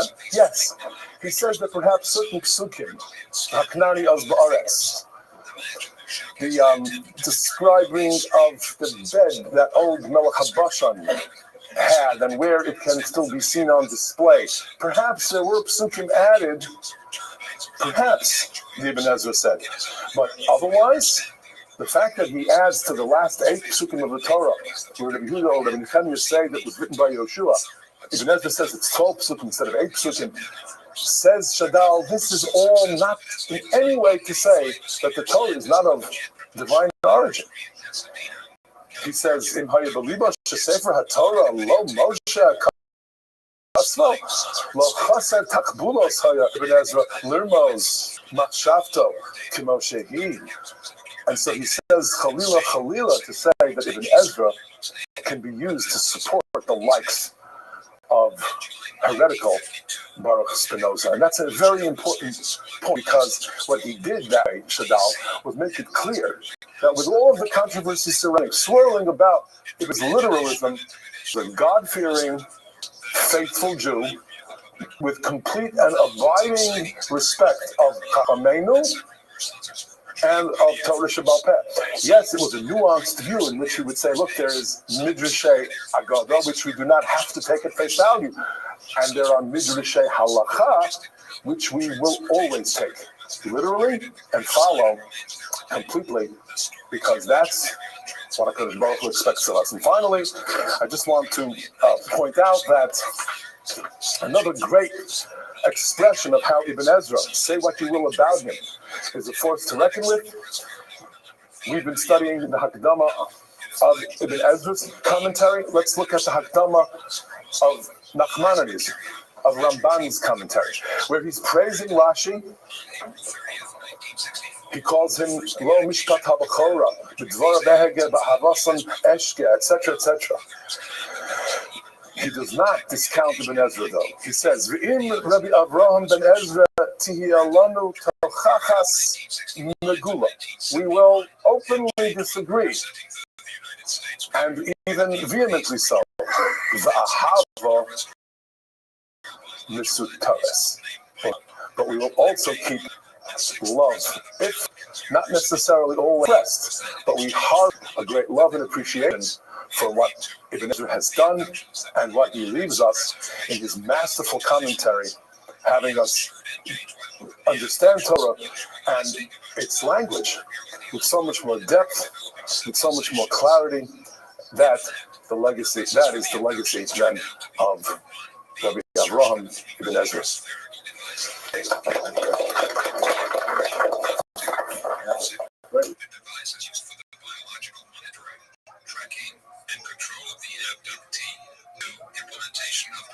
Suggestion to carry out a specific activity during a specific time period, the activation of which will occur within the next 2 to 5 years. 3. Termination of some people so that they could function as living sources for biological material and substances. 4. Termination of individual... Ladies and gentlemen, sorry we're starting 1 minute late. I will speak faster to compensate for the time we lost. Tonight's talk is really fascinating. I think a very unusual figure named Rabbi Levi ben Gershom, known by the Latin term Gersonides, or son of Gershom, as we've seen with Maimonides, Nachmanides, and so on. It's a fascinating figure who really, in many ways, encapsulates the nexus of Jewish and scholarly non-Jewish work in his century, in the High Middle Ages, and the kind of research that he produced, both in the secular realm and in the Jewish realm are really amazing when you understand the context of 12th and 13th century France in particular. So my goals for tonight are to give you just a sense of the backdrop. We're going to concentrate on the ecclesiastical history and on the economic history of the Jews at that time, just to give you a sense of the kind of environment in which he operated. And then I'm going to highlight a few of the areas in which he was active as a scholar, and I'm going to basically leave aside all of his Jewish research, which is really quite fascinating and controversial, and I will leave that to my very capable colleague and friend, Rabbi Trump. So that is the plan for tonight. Okay, let's get started straight away then. So here's a great picture of him. This is obviously an Israeli stamp from 2009 to commemorate Gersonides' contributions to astronomy. And he is associated with the development of this interesting navigational instrument called the Jacob staff. I did a little bit of reading on Wikipedia to figure out what exactly is a Jacob staff, and I'll explain it to you when we get a little further into this talk. But basically, it's a really fascinating navigational instrument to measure distances using solar bodies and a few other kind of cool things. His years, 1288 to 1344. That's like the high Middle Ages. It's the point of time in history when the church is at its peak. And I want to just really emphasize that because so much of our topic is going to revolve around that. One of the great struggles in the high Middle Ages is the conflict between the church and the state, between the churches, the popes, and the kings. It's a tremendous amount of conflict. The churches generally try to stick with dogma and ideology, and that is generally not so good for the Jews, although in some interesting circumstances they actually would come to the Jews when dogma was favorable in that way. Whereas the temporal powers generally saw the economic utility of the Jews and tried to enact legislation that was appropriate to draw more Jews and encourage their settlement in European regions. We shall see that there are a lot of tensions involved in that between church and state, and the Jews eked out a very difficult existence quite often in the 13th century in particular as a result of this conflict. Let's go ahead. Okay, so first of all, here is just a quick overview of some elements of church history. The high point of the church's power in the 13th century is, without a doubt, the work of this man, Innocent III. It's a very ironic kind of title for a pope because he is widely recognized as one of the most anti-Semitic popes of history. He was quite obsessed with the Jews, and he enacted a lot of legislation, of papal legislation that was adhered to through much of Europe that restricted Jewish activity on a social and an economic and on a demographic level as well. Perhaps the most notorious of his innovations was a series of codes enacted at the Fourth Lateran Council early in the 13th century that, among other things, required Jews to wear distinctive dress. One of the most common expressions of that distinctive dress is this conical hat shown here that is known as the Judenhut, or the Jew's hat. It was not a complimentary look. It tended to accentuate the features, and it was kind of like a silly sort of hat that was designed to make the Jews look ridiculous and also to stand out from others, because Innocent III was very concerned about the social fabric of that would allow Jews and non-Jews to mix readily, and so the Judenhut was designed to be a specific marker that would help Christians avoid commerce with Jews, both intellectually, economically, and socially. He also, later on, the Fourth Lateran Council developed other forms of distinctive Jewish dress. The Jewish badge was developed at this time. It was not, contrary to popular opinion, the yellow Star of David. That developed much, much later. It was typically a coin, a round badge, sometimes worn on the back shoulder blade and sometimes on the shoulder, that was usually yellow in color, and it was a reference to the the coins that Judas received for betraying Jesus. That was supposed to be the metaphor there. Also sometimes shown are tablets, like the round top tablets, the Shnei Luchos HaBris of the Ten Commandments are sometimes used as a badge. But the Judenhood is perhaps the most popular. And it's actually a boon for art historians, because that means whenever we look at these kind of medieval images, we can always pick out who is a Jew. Here you have a Jew conversing with some ecclesiastical figures. Here's another picture that shows the Judenhood in a form that you may see more familiar today. What kind of hat does that look like? It looks like a clan hat. That is a strange irony of history. That's not the answer I'm looking for, but it does look like a dunce cap, right? That's what we call it in Canada, dunce cap, because it was like, that's like the hat of shame, right? It's like the opposite of what you put around dogs' necks. Just turn around, put it on the head kind of thing. And like the witch's hat, right? Because Jews in the 14th century in particular were very much associated with the devil and with witches. And so we have kind of secularized it and kind of made it fun with witches and Halloween and Broadway shows and things like that. But in reality, it comes from the Fourth Lateran Council, and it shows its expression into first in Jews and then to other nasty people that we don't like.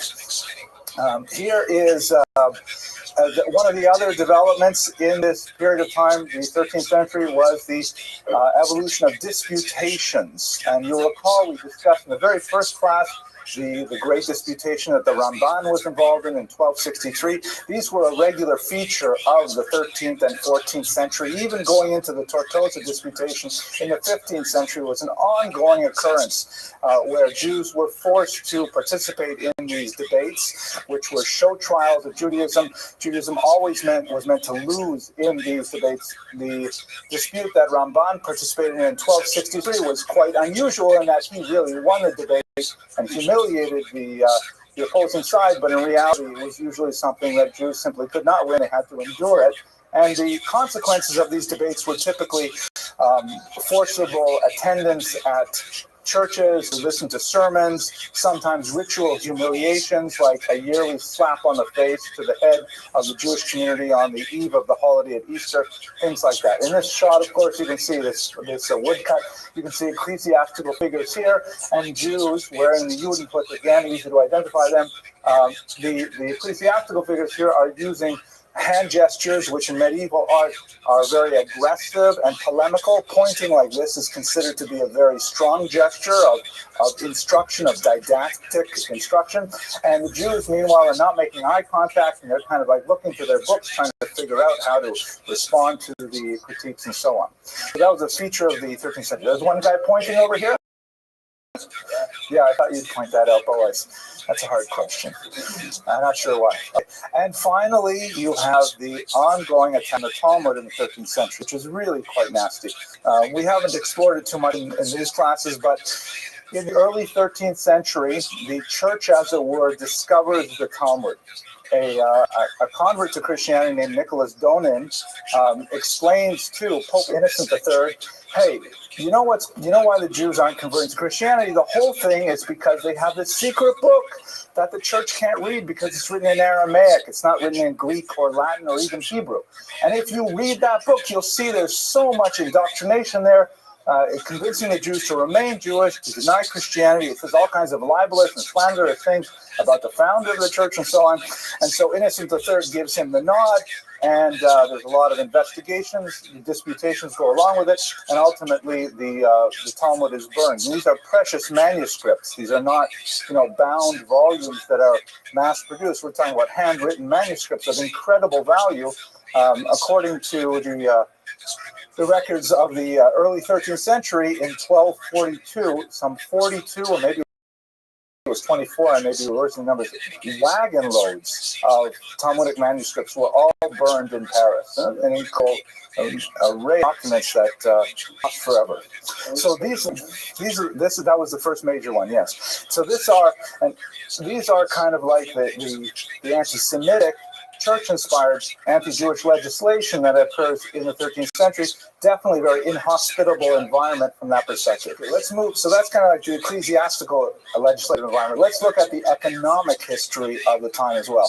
Very important thing that actually reverberates throughout Jewish history is this piece of church legislation called the Decretium Gratiani, or the Law of Gratian, who was a major church thinker in the 12th century, shown here, who codified a law that had incredible economic implications for Jews. Basically, he read Book of Devarim the same way that Jews read it.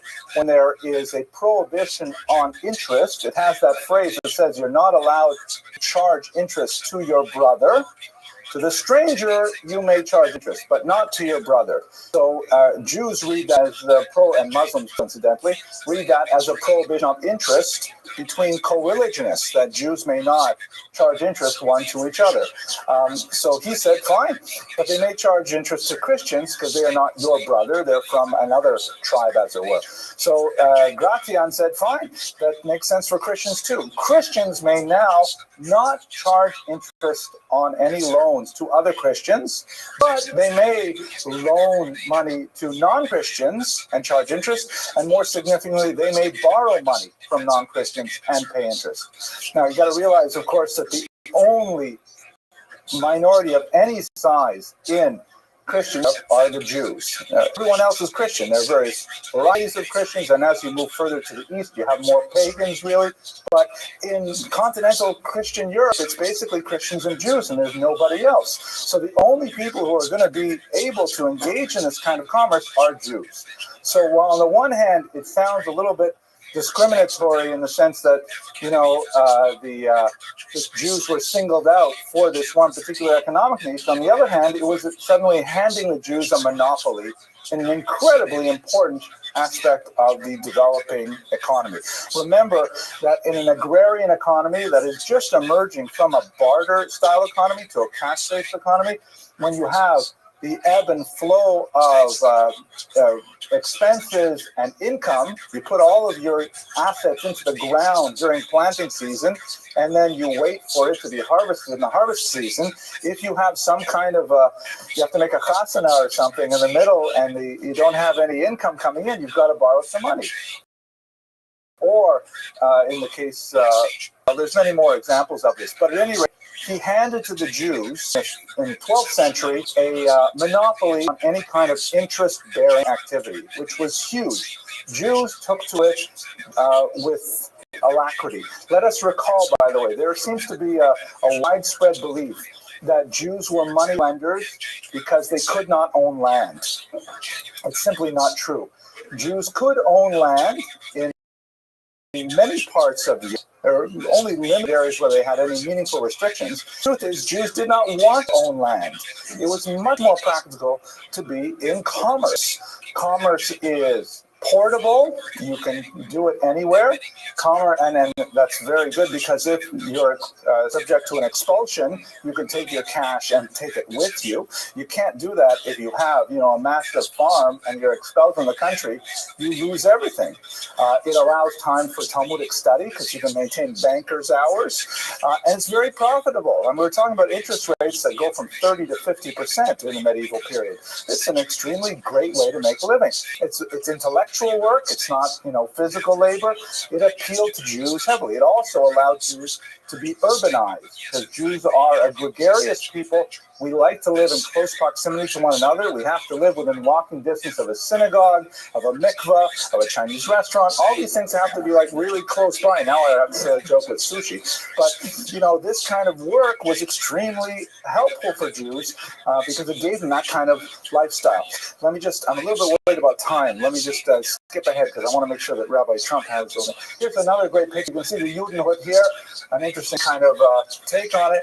But in some of the medieval artwork, you can also see the distorted physiognomy of the Jews here. The pronounced nose actually dates back easily to the 11th century. And here they are counting coins. This is a Jew and a customer. Here's another customer dealing with the Jew, a big bag of money, or perhaps it's a plate, I'm not sure. And it's one of my other favorites. This is a woodcut dating a little bit later. You can see here that the nobleman is coming to borrow some money. He's got his hand out extended. Anyways, here's the Jew over here. The artist obviously didn't know Hebrew because he kind of put at the hem here this sort of imitation of what he thought Hebrew looked like.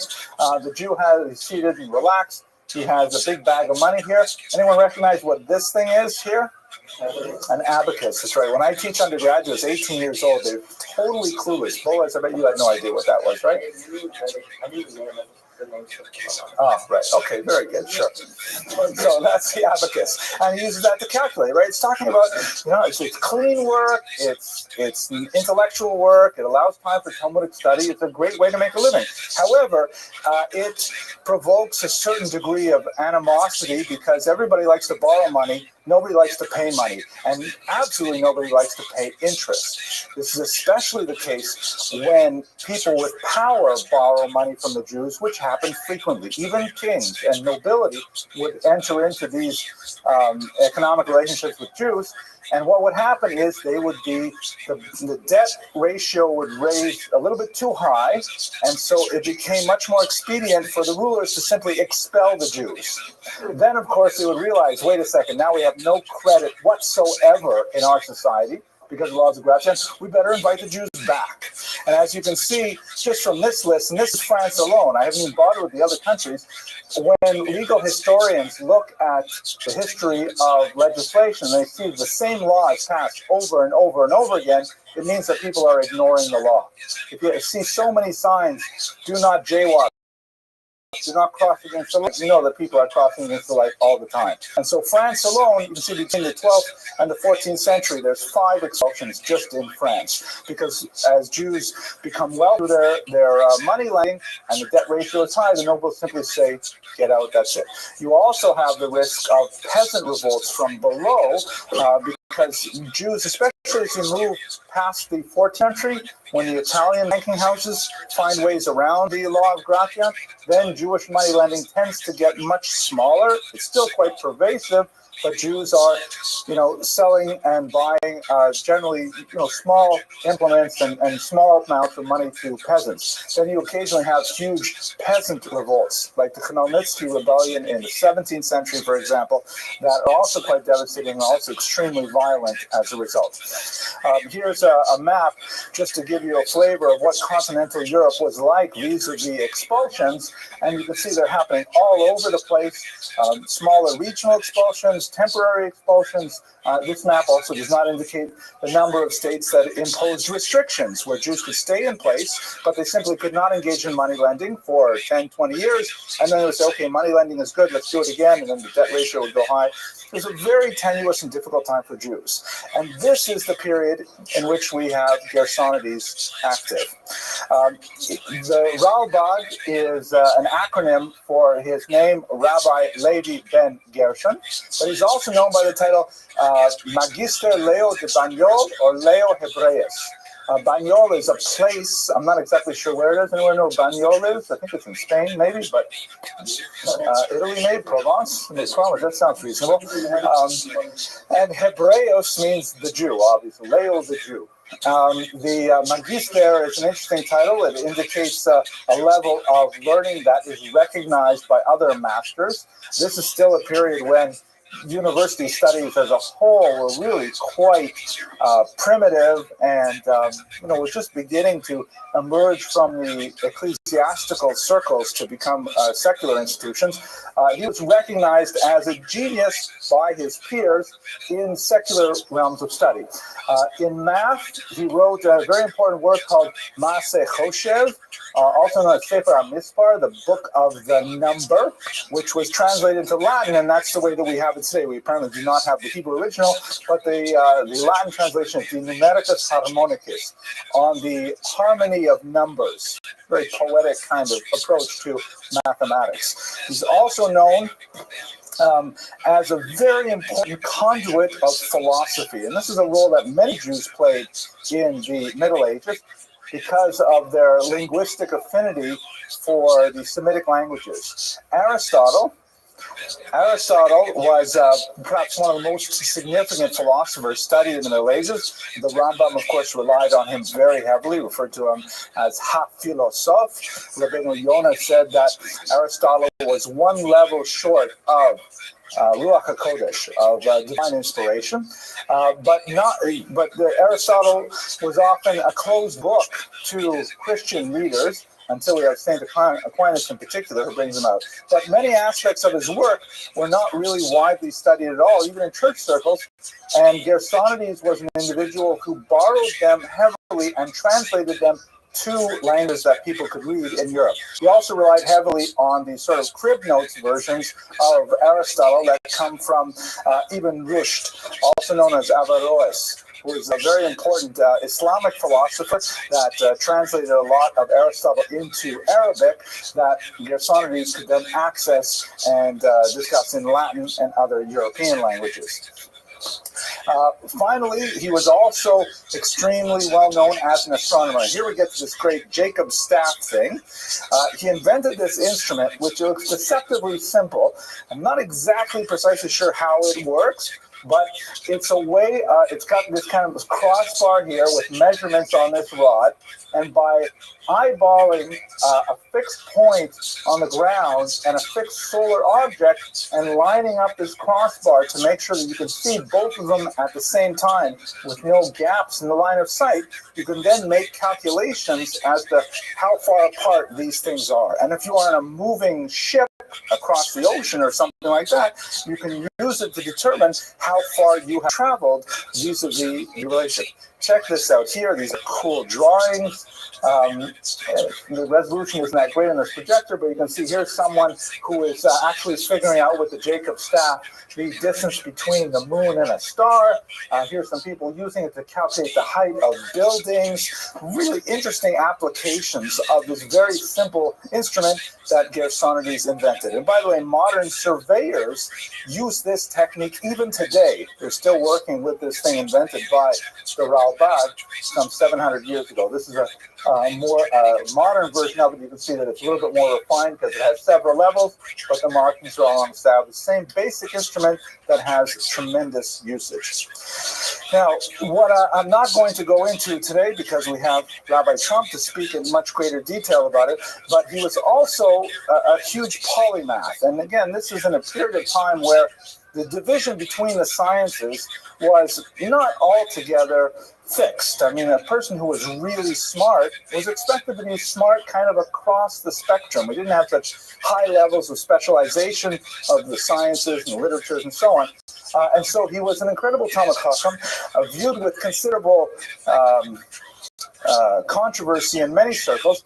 His most famous work, however, was this book, Milchamot Hashem, title that's used by many authors, The Wars of God, and it deals with a whole range of questions in Jewish theology, borrowing heavily from Aristotle and Averroes in particular, as we discussed. Okay, Rabbi Trump, you ready? Okay, so thank you very much for your attention. Let's turn it over to the real talent of Rabbi Trump. Okay, good evening, everybody. Welcome back to the second half of Letters Flying Free, and Dr. Abramson just walked out the room, so we didn't have a chance to get to it. Him and Ilana and Mazel Tov, and just their daughter's their engagement just a week and a half ago. It was very beautiful to be able to celebrate the Simcha for people who do so much to enhance our community, and we wish you and continued Mazel and nachas from your children. And then I'll leave the comments towards the end then. Let's start at the beginning of it. Yeah. So what we see about the Rabbi, as Dr. Abramson had said, is the most remarkably varied individual. I mean, think about somebody who has the patent on an instrument which is still in use today, and it's somebody who is on the bookshelf of almost every base level. You just have to think about the diversity of this individual. And what I'd like to do is explore a little bit of his thoughts in the next few minutes over here, just to appreciate how unusual an individual he was. So many times in our thinking, our thought process in Judaism, the Rabbi will provide a very important anchor for us on the rationalistic side of Judaism. And this is very important. I've had many conversations with many individuals over the time, And I found that there's a lot of people who are some Jews are very big philosophers, some Jews are big pragmatists, some Jews are big Kabbalists, some Jews are rationalists. And the Rabbi, along with the Rambam before him, provides a very important foundation of what Judaism is and means to a very important group of people and to record parts of every person's character. We're going to explore some of those together. I'd like to add one interesting thing I just came across in my readings today, actually, just last minute, about the Rabbi, to add to what Dr. Abramson had said. And that is that, interestingly enough, in one of his books on trigonometry, in fact, he actually, it was called De Cibus Cordis et Arcubus. And I'm talking about a lot of the geometry of shapes. And he, in 1342, and he actually published it in honor of Pope Clement VI, which is very fascinating because after Pope Innocent and that terrible era, he actually had a very close relationship with the Pope Clement. And this particular Pope, as it happened 6 years later, was an individual who went out there and tried to defend the Jews against the latest craze in history, which was not the craze, a little later than that, the bubonic plague. So why did the bubonic plague affect the Jews, the Black Death? Because the Jews weren't as heavily affected for whatever reason. We had Netilas Yadayim, that we washed our hands. Whatever it was in history, the Jews were blamed for Black Death among everything else. And Pope Clement was in fact one of the ardent defenders of the Jews, and before that defense he had a close relationship with the Rabbi, whose brother was actually his physician, which is also a very fascinating historical record in terms of how much he contributed, just in terms of, as Dr. Abramson said, his personality and his gravitas in society. Let's start at the very beginning. There's so many different works the Rabbi works on, and as we saw in the works of Sagaon, it is incredibly organized, orchestrated, point by point. In fact, when he starts writing his introduction to the Torah, he gives you the rubric and the schema for his books, his later books. He says, well, I'm going to write, and he tells you point by point of what he's going to write. Very, very incredibly organized individual. So here we go. Let's start at the beginning over here. So the first thing we're going to start off over here is just an interesting aspect of psychology. Usually, when you have an academic of such proportion, and certainly with the mathematical side of the brain, it doesn't often lend itself necessarily to the finesse or the soft understanding of the intricacy of emotions. However, I'd like to give you one example of just how profound an insight he has into the human psyche. He has where it starts. This is actually in his introduction to his Pirush on the Torah. What we've been doing over the last few weeks is been focusing on the Rabbi introductions, because they are the introductions of these great thinkers, because it gives us a window into what they're trying to achieve. And he says an interesting thing in the middle of a very, very long introduction. He talks about a particular facet of his writings, which in fact is very infrequent in any other writer. You know, what he's about to describe is something we don't find elsewhere in a lot of writers. And here's what he says. I'm not going to read the whole thing, but he says, and behold, his skamli b'birenu, ze levaer hato elois, hamagios b'parsha, b'midos, b'deos, b'mitzvot. What he says is, I'm going to write, at the end of every section, that's the way he does it, I'm going to write a to'eles. A to'eles literally means an outcome, a positive message that we can learn from sections in our Pirush. Now remember, when he's going through here, the actual section of the Torah, he's very didactically analyzing words and context and meaning. But he says at the end of that, I'm going to write a section called Torah, these lessons that can be learned. To the degree that I'm able to, I'm going to support them in Talmudic literature. So I'd like to give you an example just of one of these examples. This is why it's so beautiful. You can go through Pirush Rabbi as a regular mefarish, as a regular commentator on the Bible. But then you can go to the end and have a completely different perspective on the same thing he already commented on because of these trials. Here's an example. The context of this next excerpt is in Parshas Vayishlach. So here we have the beginning of Parshas Vayishlach. This serves, of course, as a very important metaphorically as well in terms of the relationships of Jews and Christians as well. Because remember, Vayishlach is the parasha where you have Jacob is returning from his exile in the house of Lavan, and he's going to now encounter his brother. And another part spends the time preparing how they're going to interact with each other. So he says, I want to tell you something important about this interaction, and that is the To'eles Harishon Huba Midas. The first one is a psychological insight. He says the following: If you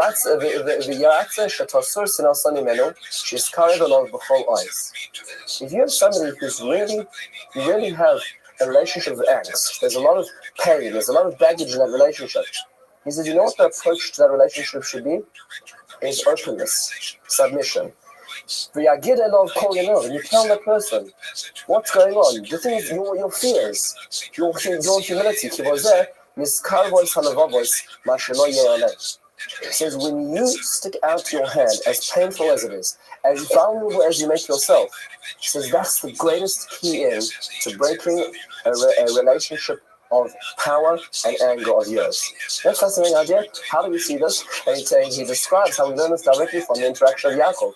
Yaakov has now had 22 years of estrangement from his brother, and his brother feels, in his own realm, very rightfully wronged by Yaakov.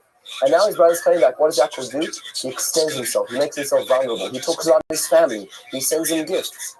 He opens himself up in what perhaps would be a counterintuitive move. He says, Rabbi, we can learn from this. How many times in relationships do you have a relationship where the response is to harden?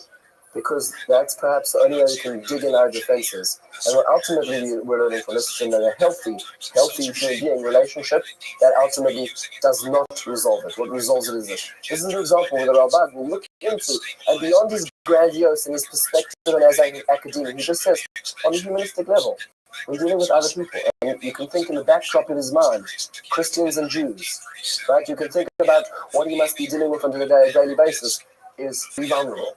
It's a very counterintuitive point, but something which has great impact in life today. Here's on to an interesting part of his life. The Rabbi is going to be ardently rational, which means to say that any woo kind of aspects of Judaism are going to be downplayed by the Rabbi and the camp of the Rabbi. So as an example, when we talk about supernatural beings, so who are supernatural beings? Examples. So let's say any encounter we have in angels. Are there angels in the Bible? The answer is absolutely. The Bible talks about angels all the time. There's angels who are explicitly visiting Abraham by his tent. There are angels who are struggling with Jacob later on. There's lots of angels in the Bible. So how do you work with that? We are coming now from a camp of the Rabbi, who's heavily influenced, like the Rambam was, by Aristotelian philosophy. And the world of the spirit is something which is completely devoid of any physicality. So how do you have a spiritual being having any physical interaction with a human being who is completely or almost at least interfacing on a physical level? So here's what he says. This is his commentary on the parasha of Vayishlach later on, where Yaakov struggles with an angel. He says the following. This is in the third source. He says, Yaakov levadai, and Jacob remains alone. So he's busy bringing over his extra belongings over from the side of the river.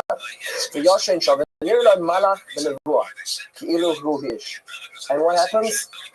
What happens to Yaakov? That apparition appears where? In his dream, which means to say, take a snapshot of what's going on over here. What position is Jacob in at this point in time?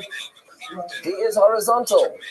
That struggle that's going on is in the head. It's not in the nighttime. It's not with some stranger. He says,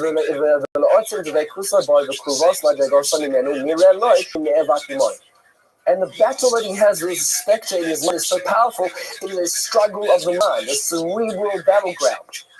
And then he goes on to say, we're not going to do this, and he says, so how is it that Yaakov the next morning was limping? After all, if he didn't have a real battle with him, with his angel, then so what's going on here? How did he develop so he goes on in a very logical framework. He says two suggestions. He talks about, that when people are, let's say, having a terrifying night and they feel like they're falling, he says you can measure that their muscles tense up as they are in that REM cycle, as they're falling, because it actually has physical symptoms to the psychological experiences they're going through. And he talks about other aspects of relationships of man and wife where psychology can affect physics, which is fascinating, because what he's saying is over here is that Yaakov woke up with a psychosomatic injury from a psychological experience. When we're in school, we're always drawing pictures. We're going to give you questions for any of that, so when we go to school, well, what do we have? We always have the pictures, and there's this angel, and there's dust, and there's a struggle, there's wrestling from the Torah. Where do we know it? From Yaakov. But according to the Rabbi, the picture of Yaakov was he's sleeping in his bed like any other night, probably on the ground and in sleeping bag at this point in time. He was on a journey, but it's not as we imagined it. The Rabbi is avoiding the interaction of a physical being and a spiritual being, and has reframed the entire situation, as the Rambam would do in this particular situation. Can you hold me for a second? Hang on to the I'd love to hear. I just wanted to get a little ground. As another example, so not only dealing with, let's say, supernatural beings, what about supernatural events? So we need to say, so how do you view that? Now, the Rabbi over here, having written books on trigonometry, on algebra, he is creating instruments to measure elliptical orbits. He is a man of the cold and hard. He is a man who understands logic, who deals with the here and now, what you can measure, what you can understand, and what you can and what can be calibrated. So how do you understand the world of miracles? He has a very unique approach, which often serves as the foil to most of the later Mefarshim, including the Malbim, Rav Leibel, to Rabbi Abinel. Many of the people use the Rabbi as their foil, and he says that he has a very interesting approach. Here's the example we're going to take. This is his writing in Sefer Yehoshua, in the book of Joshua. Why would you expect it to find in the book of Joshua? What miracle of note occurs? Okay, so there's a few things we can note. There's a few miracles. One of the first major miracle that occurs is that the Jordan River dries up. There's an occurrence the Jordan River dries up and stands as a pillar, and the whole of Israel crosses the Jordan River.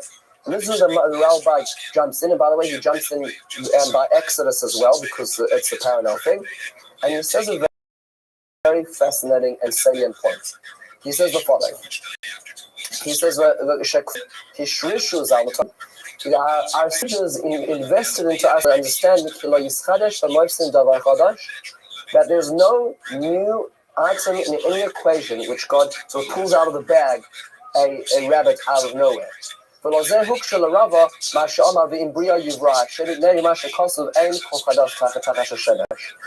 that's why in the Gemara, one of the sages, Rabbi, one of the central sages of Talmudic time, was concerned how was it that God created this open earth where Korach falls down as it's described in Korach. How would this be that there's a new aspect of creation? The Gemara has to deal with that. And then he goes through a number of examples. In the midst of his examples of miracles, we're going to deal with them in just a second outside, he says a very interesting point. And this is really essentially his argument by the underline. He says,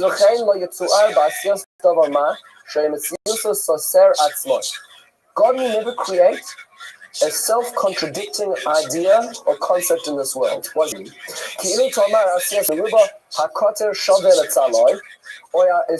instance, God will never create a square where the diagonal is equal to one of the sides.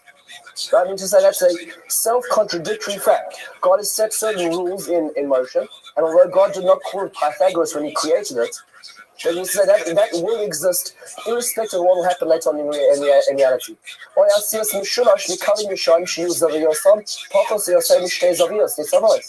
He says, or you figure a triangle with more than 180 as a sum total of all of their angles. Or making cold fire. You can say there's certain rules that God has in the world, and God has in the world, and God's never going to change those things.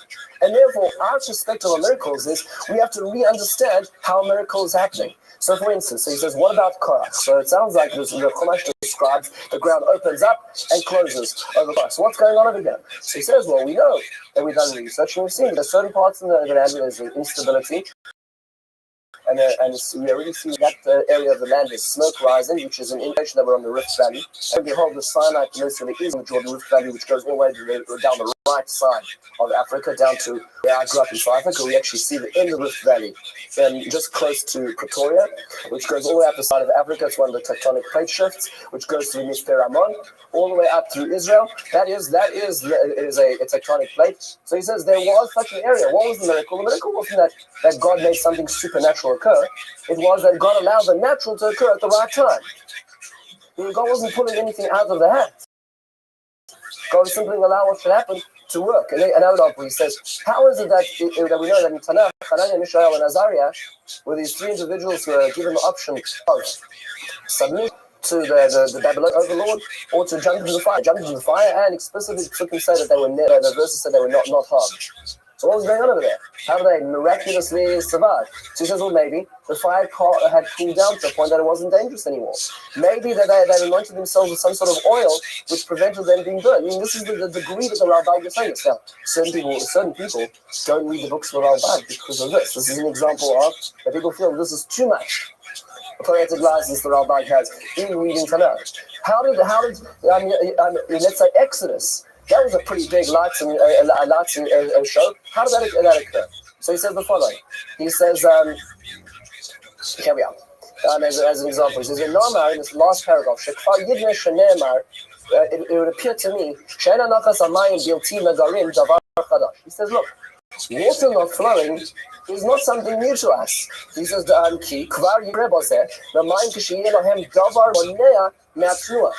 he says, look, anything, if water is not flowing down, it must mean there's something pushing it up.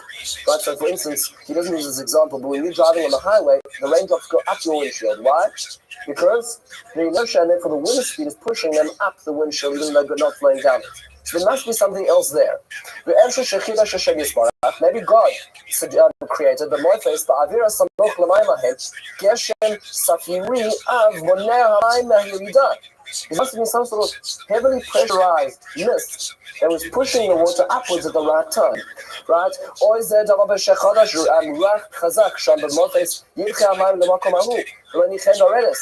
This is where there might have been a wind at just the right angle or just the right speed, which was pushing the water in such a way that the water rose on either in the Exodus of Kriyas Yamsuf or by the Jordan River later on. By the way, Jordan River is a little easier. Jordan River is a little easier to understand because the Jordan River only had to have one side taken care of. Meaning when you stop the river, the other side disappears. So the Jordan River, in fact, interestingly enough, I read a paper that have documented the times when the Jordan River has stopped running throughout history, and a number of times in the last century, in fact, where there was particular incidents where there would be trees falling down or winds blowing in such a way that the Jordan River dried up. And you think to yourself, oh my goodness, how can we even think about that? That's just such that is such a heretical way of looking at the Bible. And the answer is, as Gersonides, the Rabbi himself believes that that's the way Hashem interacts with the world. Was there a miracle? What was the miracle? It wasn't that Hashem was breaking reality, it was that he was using reality at the right time. It's true that it could have happened. It's true that there was water pressure and air pressure and wind, but the beauty of the miracle was that Hashem facilitated all of that at the right moment for the right amount of time and closed the gate at the end. That's what Rabbi says. Very different way of looking at it, and this is just so important to appreciate. Sometimes we like to have a Judaism, we like to have a philosophy system which fits just the way we think. And it's important to remember that there's a very broad spectrum of thinkers in Judaism, and to some people this resonates a great deal, and to some people it does not resonate a great deal. But remember that it's part of the spectrum, and to some people this is the way they understand the world, and this is what some of these understood the world to be. And this is very important to understand. This is part of mainstream Jewish thought over here. This is an example of, again, he's addressing the supernatural, not in the foul form of beings, but in the form of actual miracles. Another example, we're not going to go to the actual text itself, but as somebody mentioned before, and the sun standing still. The sun stood still in Joshua. Now, as far as you go, and as academic as you want to be, there ain't no way the sun is standing still, right? Everything is moving. Everything is moving around everything. Gravity is still in operation. Nothing just stops. You're fast and the earth is moving. It doesn't stop. So the Rabbi said, and he says, if it had stopped, it would have been that Joshua was in fact a greater miracle bringer than Moses, right? Because nobody's ever stopped the sun before explicitly in all of the Bible. So what happens? So the Rabbi says, no. What it means to say is, again, it's about perspective. They were chasing the enemies. The enemies were running towards the hills and the caves. What Hashem allowed them to do was Hashem allowed them to chase the enemies with such speed, with such alacrity, it almost felt like, those moments in life where time stood still and you're able to do so much in one day. He said the sun stood still subjectively for their actions. where time was no longer a factor as they achieved what God allowed them to achieve. You would just say, we're not talking about a physical reality, we're talking about a psychological reality in terms of understanding it over there. Once again, don't necessarily take it at the face value of what the texts were. On the same note, I just found a very interesting thing. This is a translation actually from Rabbi Natan Slufkin. It doesn't come out so well in there. In his book Milchamos Hashem, the book of Milchamos Hashem is one of his great works that Dr. Abrams mentioned just beforehand, where it's meant to be, if you read the most exquisite description of how much he wants to bring God's light into this world by this book. Essentially, it's about his philosophy system and his system of God's providence and how he interacts with this world. We're going to see a little bit more of this at the very end.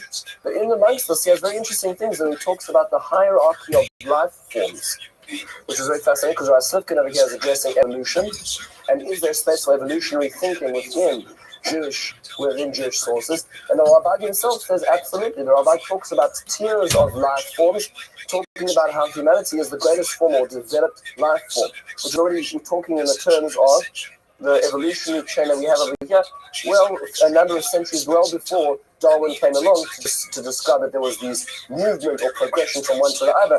The way the Rabbi looked at creation was a tiered progression as well, which is the most fascinating insight as well, just in terms of the newness of his thinking. Let's move on to another really interesting point over here, and that is over here in terms of Parashanut. The Rabbi is a very interesting person in the following regard. The Rabbi is what sometimes you may call is a very normal parasha. Very normal, very chilled out parasha. What I mean by that, here's an example. So what we just did recently actually in the Sefer Shmuel is that the name Shmuel comes from the words from the root what? Or where's Shmuel's name from? The prophet Samuel. What is the root 3 letters? It is not Shema that God heard. It is that May Hashem from God She'iltiv. I borrowed or requested him from God. So the Rabbi says, if that's true, then what should his name be? His name should be Sha'ul, requested. That's the most direct expression of the root of the word Sha'al. So the Imamar Omer, if somebody would question and say, Sha'al Ra'ui, in pain, Shetikre Shma Sha'ul, Omar Nulai, Kilo Yadakta Kukore Hashem et Kolkach. He says, not everybody was being so medactic. That's what they meant. Right? It was figurative language. They meant it. It sounded good. Right? They know what it came from the word Sha'al. But his name wasn't Sha'ul, it was Shmuel. It was beautiful. What the Rabbi is essentially saying is don't make a castle. Don't make an enterprise on such a small deal. Some things you can just let slide. You need to say the Rabbi is very much a linguist. But at the same time, just certain things, meaning just don't necessarily build the whole structure on this type of insight. Just as an example, there, he as opposed to perhaps Ibn Ezra, would be somebody who would be willing to let certain things slide, which is actually a very unique perspective. Ethics and war, two more very fascinating points over here. As we get towards the end of this, and that is ethics and war. Happens to be that one of the very difficult for any we'll call the modern reader of the Bible has a lot of trouble when it comes to reading the descriptions of Israel going to war in the land of Canaan. When they came and they come in and they're told to obliterate man, woman, child of these 7 nations, without exception, seemingly, which is really it's hard for we'll call it the Western ear to hear. The Rabbi says something which is really just a very fascinating insight into this. And when reading through the verses, we're not going to do it now, but these are the verses in the Sefer Devarim, in Perek Chaf, in the 20th Perek, where it talks about the description of going to war. And it seems that the Psukim actually have 2 divisions. There's regular nations. When you're going to fight against a regular nation, let's say for land, then you offer them peace. When you fight against the 7 nations of the land of Canaan, then it's obliteration. So Rabbi goes out on a limb, and like the Rabbi Benel later on after him, says the most fascinating, interesting insight, and he says that no, the Torah means that every war that is fought has to have a peace offer at the beginning. Meaning to say, there is never a carte blanche for Jews to walk into the land of Israel and to totally just decimate another nation. No nation ever was destroyed without the offer of peace and subjugation before, which is a very fascinating, which is a revolutionary perspective, moving away from the perspectives of, let's say, predecessors like Rashi, Ramban, who say there's a division of labor over here, through the Rabbi, and later they're followed by later Nefarshim, give us more of a humanistic to war. And you can imagine, Dr. Abramson said, he's not living in a very harmonious, but at the same time, he's very much a forward thinker, and that perspective informs what he understands, that in fact, the mitzvahs of Yeshiva Aretz, the way the land is settled. Last and very, very fascinating point, and that is about suffering and providence. I'm talking about the book of Job, of Eov. This is a translation of his introduction to the book of Job. The Rabbi says something which is quite remarkable. And I've found that there's many different systems of dealing with suffering and injustice in this world. And what he suggests over here is something which helps some people and makes it worse for others. Okay, so just what he says is the following. In brief summation, he says, look, that there are bad things which happen because people bring them upon themselves. Meaning to say, let's talk about, on a more pragmatic level, a person who's got a life where they eat lots of sugar, they consume a lot of sugar, don't do a lot of exercise, have a lot of fatty foods, and there's many symptoms or consequences for that type of lifestyle.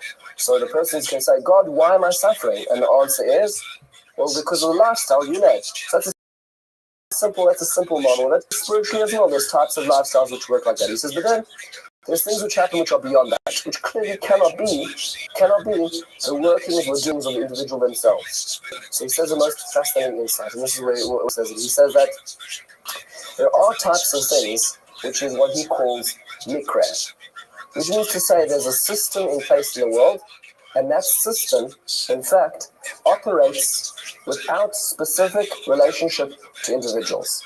Meaning to say, there's a cause and effect. The nature which God put into place is going to work in a cause and effect nature, in a cause and effect way. And sometimes we, as the populace, may be governed as a nation by Hashem's providence, but as individuals, we don't have that providence necessarily all the time ourselves. Now, it goes into how a person can eject themselves up into it. But on the default, the person doesn't necessarily have individual hashgacha, which is what he suggests in the introduction to the book of Job. Which means to say, his suggestion over here, which is a profound suggestion, is that some suffering, some misfortune didn't have a target. This is what he's suggesting in the book of Job. This, to some people, is something which is most, in a certain sense, liberating. Which means to say that sometimes when things happen, it wasn't because I was bad. It wasn't because that was targeted and destined for me. It wasn't because that something I did was terribly wrong. It's the way it was. For some people, that's devastating because that means to say that there are moments in time where I'm outside the sphere of that protection. Okay? Not that you can't get back into it, but there's sometimes where I'm ejected from that bubble of hashgacha, of divine providence, which is the most terrifying description. Just read his own words over here. At the end, he says, in this way, it's possible to maintain the sublunar forms of existence whose survival depends upon the uniform elements found in the substances that compose them. The cause for in the sublunar nature is the impact upon the substance of heavenly bodies. We can say there's a system in motion over here. From this standpoint, then we can deduce that such calamities strike us as pure chance. Wow, a very, very powerful point over here. Meaning this is, to me, is a fascinating point in the sense that this is the convergence of both philosophy, mathematics, and psychology all at once. Where his perspective on the human nature of suffering, at the same time as the academic, we'll call the scientific side of how the world operates, and as well at the same time the philosophy of the rationalistic Rabbi, all converging into one point over here when he forms this. I think this is most fascinating for the following reason. If we think about this, what we've covered over here, we covered a few very interesting and salient points. We talked about the psychology of the Rabbi. We talked about how his insight into making amends with other people, as an example. We talked about interacting with supernatural events, angels, miracles, and how he sometimes waters down those events from it being in the same grandiose as we may have naturally read it. We talked a little bit about war and ethics and dikduk, the Rabbi's willingness to be able to also read the Tanakh more laissez-faire, at the same time as also his perspective and his forward-thinking in terms of ethics and morals. And finally concluded with a much more heavier note, which is the notion of there being a system of Hashem's interaction with this world, which is the flip side of the coin of miracles, which is that there is a system which is always moving. and sometimes that system doesn't specifically notice the individuals. Once again, very, very salient points of a great thinker who still adorns our shells today. What I'd like to say is just to start at the end is just to say a very big thank you. Thank you so much to our very own and one and only Dean Hela Abramson, who put together what was really a remarkable series. I personally have grown tremendously just from the experience of having learned and prepared for this, and I hope that you, everybody in this room, and everybody in the global classroom that are watching and continue to watch this astounding series of 6 have learned from this and will continue to gain. And we thank Hillel and Ilana for their incredible investment in this community. I want to also thank our film crew on staff, Boaz Abramson as well, who doesn't just do filming but does questioning as well, which we'll address in just a moment. And this has really been a very exciting moment. Anybody has questions about furthering this opportunity, please speak to us afterwards. At this moment in time, let's take questions, if that's all right. Yes. These incredible people, these kinds of geniuses, I can only imagine that they must have had a patron or somebody, taking care of the minutiae of their lives. And secondly, who are their incredible wives? Because behind every great man, and of course it's Women's Day. So absolutely. Now, International Women's Day. Shout out to International Women's Day. You're right. I don't think that's more directed to Dr. Abramson, actually, the historical side of things. But right. I know that he did. I know that he did actually get a lot of patronage for his inventions and his writings, because he was so well sought after. I think one of the kings commissioned him to write. I don't remember which book it was, but more than that, I don't know fully. Dr. Abramson, can you speak to that? No, I don't think I You heard it, yes. Just a couple of questions. Yes. One, when going back to Yaakov and the struggle with Malach, I've heard people say, or it would be an idea to say that, I think it would be an idea to say, or I've heard people say that the whole idea of him wrestling with angels is a psychological. Yes, well, that's what I'm about to say. The fact that he was sleeping, that he could be hallucinating potentially. Okay, potentially as well, but the point is he wasn't in a lucid state. Yeah, that's exactly what I'm about to say. Also, when it comes to the miracles, the Rabbi was suggesting mist or other stuff. I thought it could just be geysers. It could be a double geyser. Possibly. It's just that there ain't geysers in the Sinai Peninsula. That's the only hitch of the thing. Boaz? So that, if I'm wrong, if I recall from my 3rd grade Parsha class, what happened was they crossed the river and then they left something behind, so Yaakov went back to get it. And that's where he fought the angel. So he goes across the river, then he comes back, and then he decides to take a nap. That's what it seems to be. Yeah, it's interesting. He actually glides over that point when he describes it. Why would he go to sleep randomly? Kind of those jars. Yeah, wouldn't you? It could be. It is very possible that the Tanakh doesn't go to the level or the stakes or pain to tell us every stage of his going to bed schedule. So it could be that it took it for granted that we knew that this was now in a sleeping state. It could have also been another possibility is addressing the point more full on. Is a lot of times when God interacts with human beings, the way the Rambam describes it, and we remember very much of the Rambam camp over here, is it's almost like a experience. It's almost like a fit, an epileptic fit, where the senses are almost destroyed from the experience of the magnitude of the divine. So it could have been that he didn't fall asleep, but that, as the way he describes this prophecy set on, and when it set on, he collapsed. So that's why we're not being described as.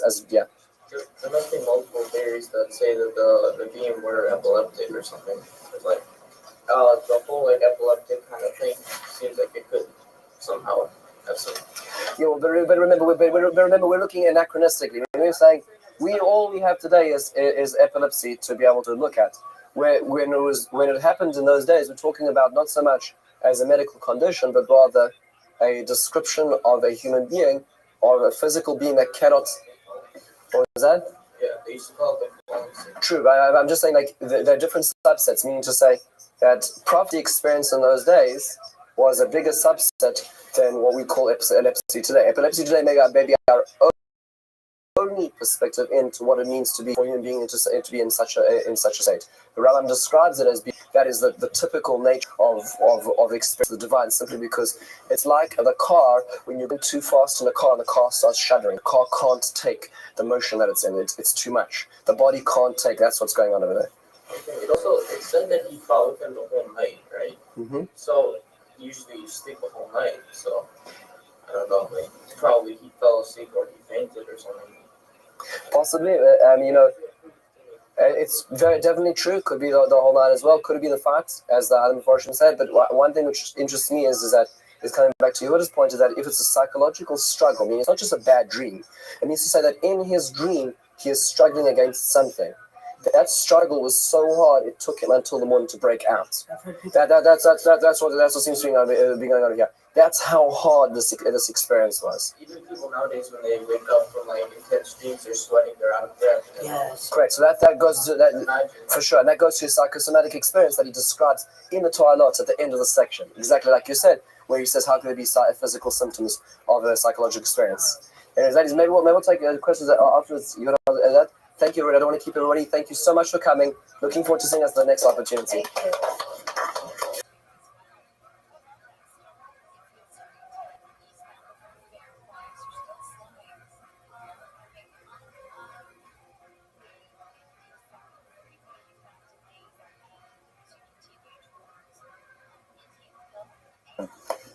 Welcome to another series of Letters Flying Free.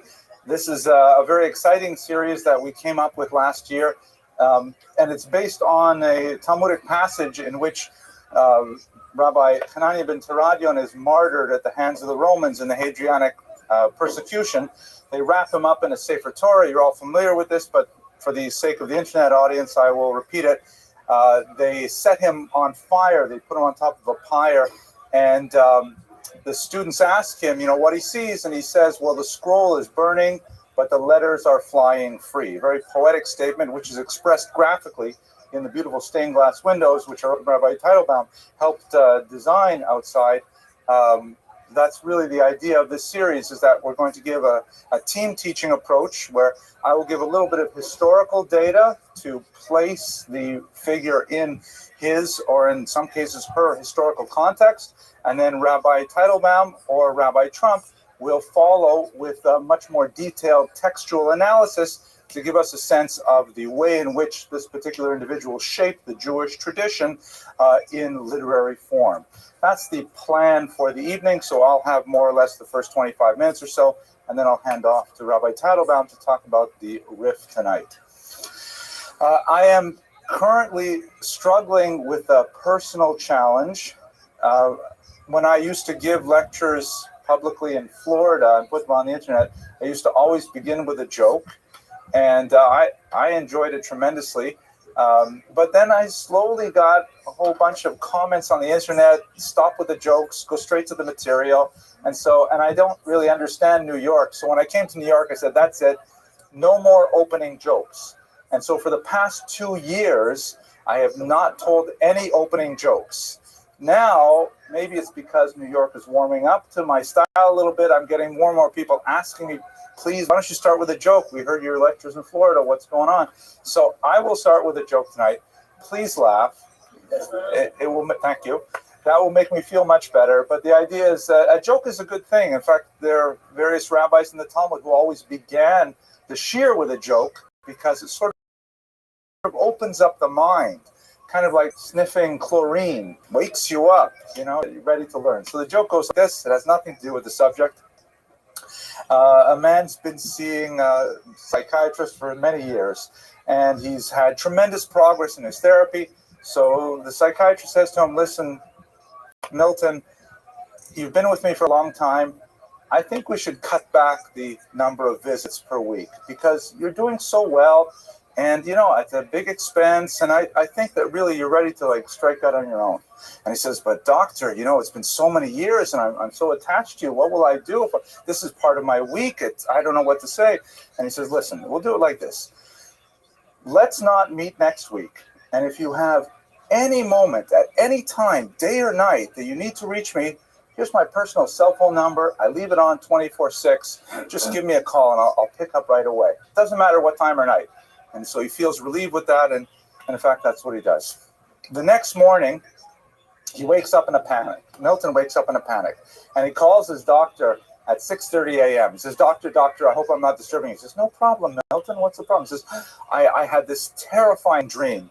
I had this horrible dream. He says, what was the dream? He says, I had this horrible dream that you were my mother and that you were so overbearing and you were like forcing me to make all these decisions and not letting me have independence. And I know it's the opposite of everything we said, but doctor, I felt so terrible. He says, oh, that's awful. What did you do next? He said, well, then I went into the kitchen, I turned on all the lights, and I tried to calm down. He said, what did you do next? He says, well, I ate a piece of dry toast and some weak tea to try and settle my nerves. And he says, what did you do next? He says, well, then I called you. So the doctor thinks about it for a minute. He says, a piece of toast and weak tea, that you call breakfast? Okay. All right. I don't know. Maybe it's better off with no jokes. Tonight we're going to talk about the RIF. The RIF is one of the several acronyms that are used to describe Rabbi Yitzchak Alfasi. His years are 1013 to 1103. One of the most important and creative thinkers in the halachic tradition.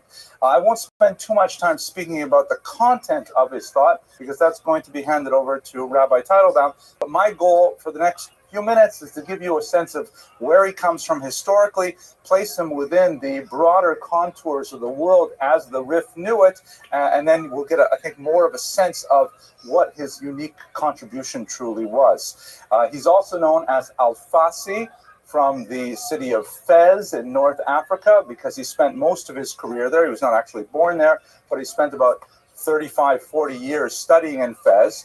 And as normally when a person has a place name for a surname, it means they originated there and they ended up somewhere else. So in fact, he ended up in Spain, in the Cordoba region, where he was the Rosh Yeshiva of one of the most important yeshivas in Spain at that time, in the glory days of the golden era of Spain. He mentored many students, including the Rimi Gash, Rabbi Yehuda Halevi, and thousands of others for the next millennium, because it is impossible to study the Talmud effectively today without consulting the RIF. He's one of the most important commentators of all time. I know in my first edition of the Talmud, when I went to buy one, it said on the cover, Talmud Bavli im HaRif, with the RIF, as if to say that everything else is a cheap imitation. That gives you a sense of how important the RIF is within our tradition. So let's put him within the context of the golden age of Sephardic Jewry, which is a topic that I find deeply fascinating. I'd like to just give you a very short introduction to it. This map didn't come out so well in reproduction, I'm sure, sorry, but it gives you a sense, sort of the dispersion of Jews after the Spanish expulsion of 1492 and the Portuguese incident of 1497. The arrows are going the wrong way if you look at the 8th century. Basically, the Iberian Peninsula is controlled up until the early 8th century by an extremely vicious Christian kingdom called the Visigoths that practice brutal forced conversion of Jews and an absurd degree of persecution for backsliding new converts to Christianity, including a strange punishment called del calvatio, which may be shaving one's head or possibly scalping them. Horrible kind of persecution at the time. And in the case of mixed marriages, the Visigoths prescribed amputations for women who married Jews, Christian women who converted to Judaism and married Jews. They had their nose amputated. Men Jewish men who married Christian women or who had converted had another essential organ amputated. So it was a really horrible time, and the Jews were hated absolutely off. Many fled to Navarro, to north of the Pyrenees, to France, elsewhere in North Africa, but they were just waiting for the Muslims to come along and take over the peninsula, which they did in the year 711. A very memorable date. Here in America, of course, is commemorated with a chain of corner stores so that we can remember the great Muslim conquest of the year. I think maybe 7-Eleven, right? The stores, right? Slurpees, right? Okay, thank you. It was widely believed, Christian historiography of much of the Middle Ages, that the Jews had invited the Muslims. That is most likely not true, but when the Muslims came in, they definitely aided them, primarily in the form of holding on to the cities that the Muslims conquered, manning the garrisons and managing local municipal government so that the Muslim armies could go on and conquer others. Shortly after that, you have the onset, a golden era where the Muslims in Spain actually demonstrate a unique level of tolerance to the Jews that was, incomparable, certainly since maybe biblical times, and one would say it hasn't even been matched in America in some ways. But that's what we're going to discuss tonight.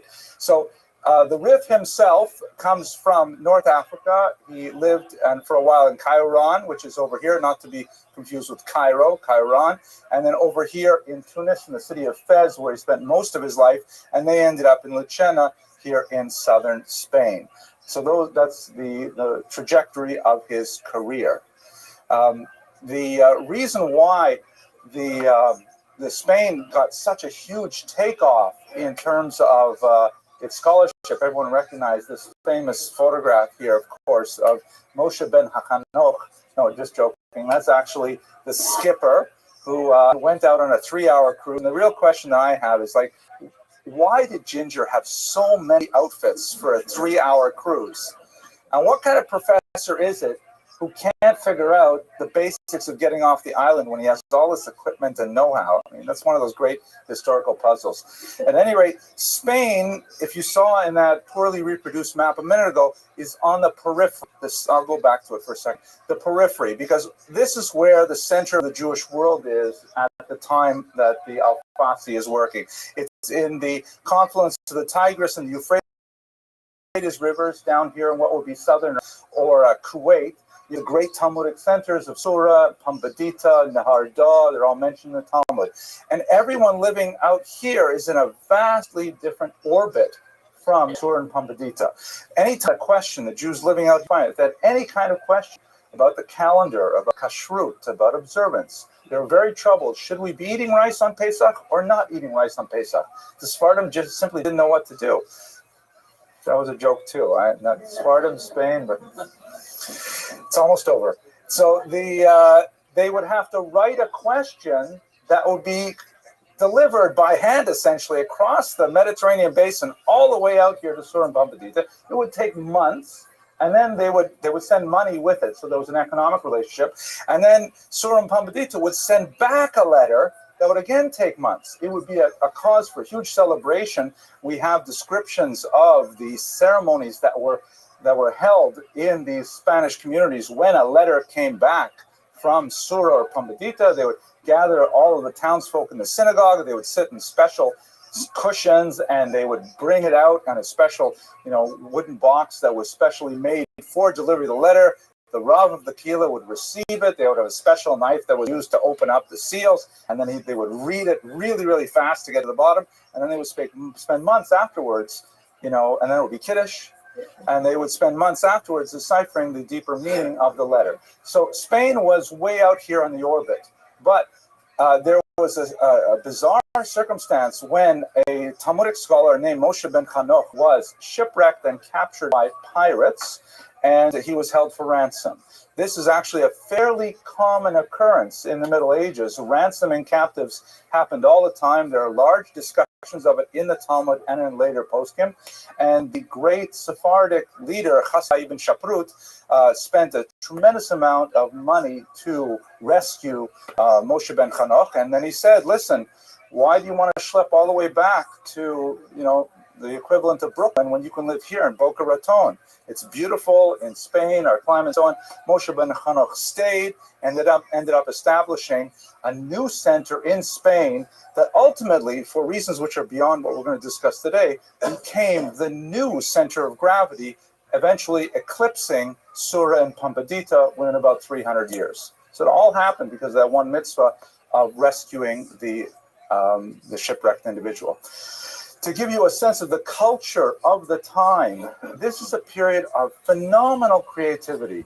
The Rif is writing halacha in a very, very unusual and distinctive way that would shape the intellectual tradition, but there's so many things happening in Spain and in the Spanish orbit that are attracting Jews to the Iberian Peninsula. The Rif was really caught up in a massive migration of Jews to the peninsula. This is, for example, one of the things that are happening is the rise of secular Hebrew poetry, which is mind-blowing. And some of it, I mean, I think about it on the train. It fascinates me so much. This is a short poem by none other than Yehuda Halevi.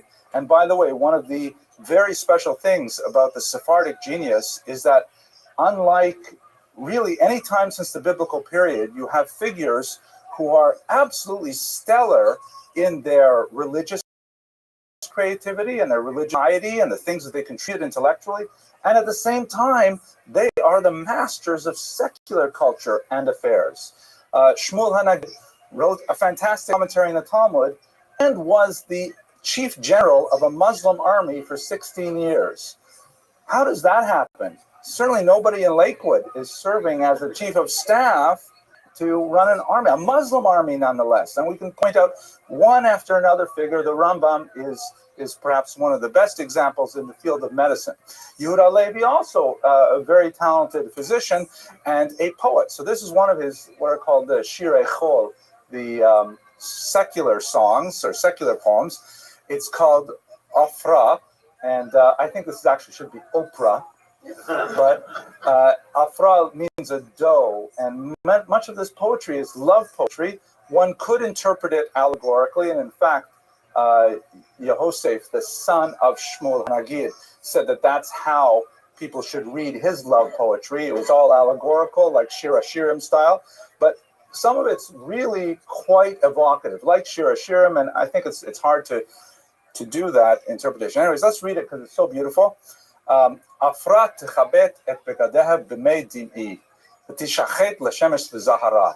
Lo sha'ala mei ha'ayanot im shtei einai, v'lo shemesh lo yofi ta'ara. Sorry, I slipped in an Ashkenazic stuff there. So this is a translation by the brilliant Hillel Halkin, who wants to preserve the rhyme a little. It says, Ophra does her laundry in my tears and dries it in the sunshine she gives off. She doesn't have to take it to the trough or wait to hang it till the weather clears. That's a really beautiful translation. The idea is that Ophra is, and this is, by the way, a trope that you see often in the secular poetry, the rejected lover who feels terrible about and they wallow in that rejection, and it's so beautiful, it's so extended, it's really something exceptional. But if you look carefully at the meter, you see that this is the standard Hebrew monorhyme with the words dim'i and einai falling into the next stanza, and creates in the Hebrew a unique type of anticipation where you're reading along and then all of a sudden you fall down a step when you lose your balance on the stairs or something like that.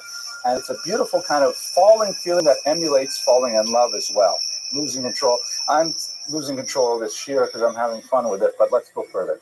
A lot of this environment was created so because of Abdul al-Rahman I and his grandson the third, who was a Muslim refugee from a terrible massacre. His entire family was killed in Baghdad in a coup, taking over the Muslim caliphate. And so he fled as a refugee in secret with just a few of his servants, and he made his way all the way across North Africa.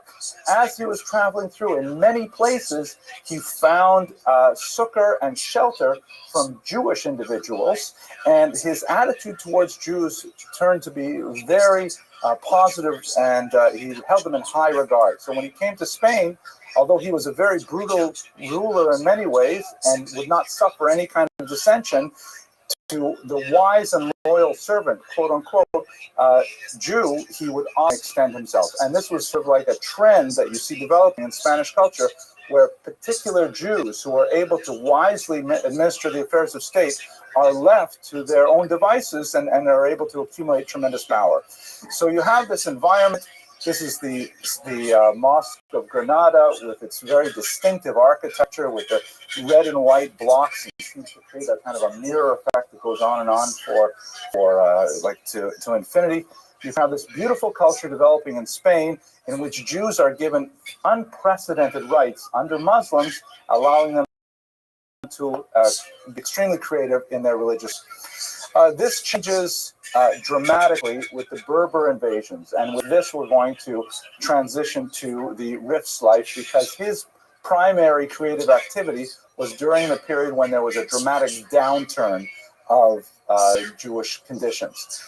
He was in many ways at the very tail end of this period of coexistence and tolerance, and he lived in a period when there was increasing intolerance, when Jews were fleeing Spain, beginning to make their way to European shores, in the case of Yehuda Halevi, to Israel, in the case of the Rambam, moving across to the coast of North Africa to less repressive Muslim regimes. But we should recall that the period of coexistence that existed in Spain was due to a large-scale affinity between Jews and Muslims in terms of their cultural vocabulary. More than this, we cannot say at this time because I don't want to go over. But it created this here. This is, for example, a view of the Alhambra, which is associated with, in a very important way, with one of the important Jewish leaders, Joseph, son of Shmuel HaNagid. Okay, who are the Berbers? So the Berbers were North African Muslims. They were not Arabs. We should distinguish that there are many different kinds of Muslims. Islam is, of course, a religious designation. Words like Arab, Spaniard, Berber, those are ethnic designations. The Berbers were fearsome warriors. They were known for covering their face when they went into battle, which is probably where you get the kind of Lawrence of Arabia sort of thing with the, the turban and things like this. They also painted their faces, and they were fearsome warriors, but they were also not sophisticated thinkers when it came to Muslim theology. And whereas in Spain, the relationship with Jews was actually extremely relaxed, and in many ways contrary to Muslim law. For example, Muslims regularly held symposia, traditional Greek symposia, meaning drinking parties, Jewish attendees, and of course alcohol forbidden in Islam. Allowing Jews to rise to positions of power above Muslims is also contrary to traditional Muslim doctrine, and yet this was happening in Spain because Abd al-Rahman III and others would recognize talent and would promote it to positions of authority. The Berbers, when they invaded Spain and they took over from the much more cosmopolitan Umayyads, they were not having any of this shtick, and they insisted on a much more orthodox and doctrinaire interpretation of Islam, which frightened a lot of Jews and ultimately drove them to depart. So with the Berber invasions that we begin to see in the 12th century in particular, a change for the worse. And this is when the Rif is primarily active. The Almohads are one of the most important of the Berber tribes that make it up into Spain. They drive out the Umayyad Caliphate, and they take over the entire southern region of the Iberian Peninsula and impose this new vision in which Jews really had to maintain their place. And it might be worth meditating on what is it about the downturn of a society that you can get a flourishing of creativity. Another great example would be, mention it by way of passing, Ibn Ezra, who was a very celebrated poet in Spain, making a very good living as someone who wrote Arabic verse for hire. But under the Almohads, he also had to flee. He went to Europe, to Italy, and then later to France, and eventually to England. And the Jews there wouldn't pay him a penny for Arabic verse because they didn't read Arabic.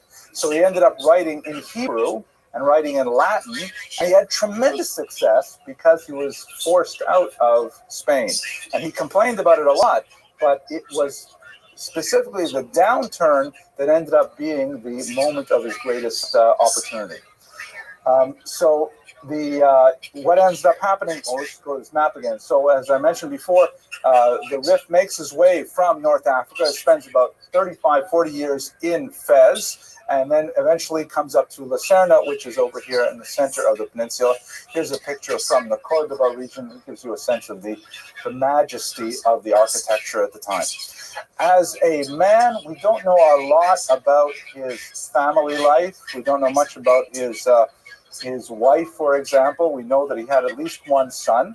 We get a sense of his character in that he valued his primary student, the Ri Migash, Rabbi Yosef Migash, as a superior student, and therefore he actually promoted the student over his own son to be the head of this important yeshiva. We know that he had a tremendous controversy. He was a strong-willed individual. He had tremendous controversy with other Jews in the various towns that he lived. In Fez, he was actually denounced to the authorities, quite probably by fellow Jews, that caused him tremendous anguish and in fact, occasioned his flight to Spain. And despite the fact that one of his rivals, and possibly one that was involved with denunciation, was a man named Yitzhak ben Baruch al-Balia, when this individual passed away and left a young son behind, the Rif adopted the son of his rival and enemy to be his own, and he took care of him. He raised him in his own home. He is an example of a North African kind of severity, but transplanted into an environment in which the cosmopolitanism is beginning to fade. Many of the scholars of rabbinic history have looked at the life of the Rif and put it within the context of Talmudic thought, and have regarded him as the last of the Gaonim. In other words, the Gaonim, that's a term that was used for leaders of the yeshivas in Sura and Pompadita, as they were beginning to fade, and as scholarship was rising in Spain, the Rif is kind of a transitional figure that cements the Iberian Peninsula as the new center of gravity, the new sun around which all things orbit, and Sura and Pompadita fade in the background. So with that, I'd like to thank you for your attention and your endurance. It's a tremendous boost to be here in this Kehila and to be speaking with you about these things that I find so fascinating. And I'd like to hand the microphone over now to Rabbi Teitelbaum. Thank you, Dr. Abramson. Good evening, everybody. Interestingly enough, we're going to begin with commentary on the Rif and his importance, his life's work, the Sefer Halachos as it is referred to. The Tzedel Derech of Menachem ben Aharon ibn Zerach was a very unique kind of halachic work.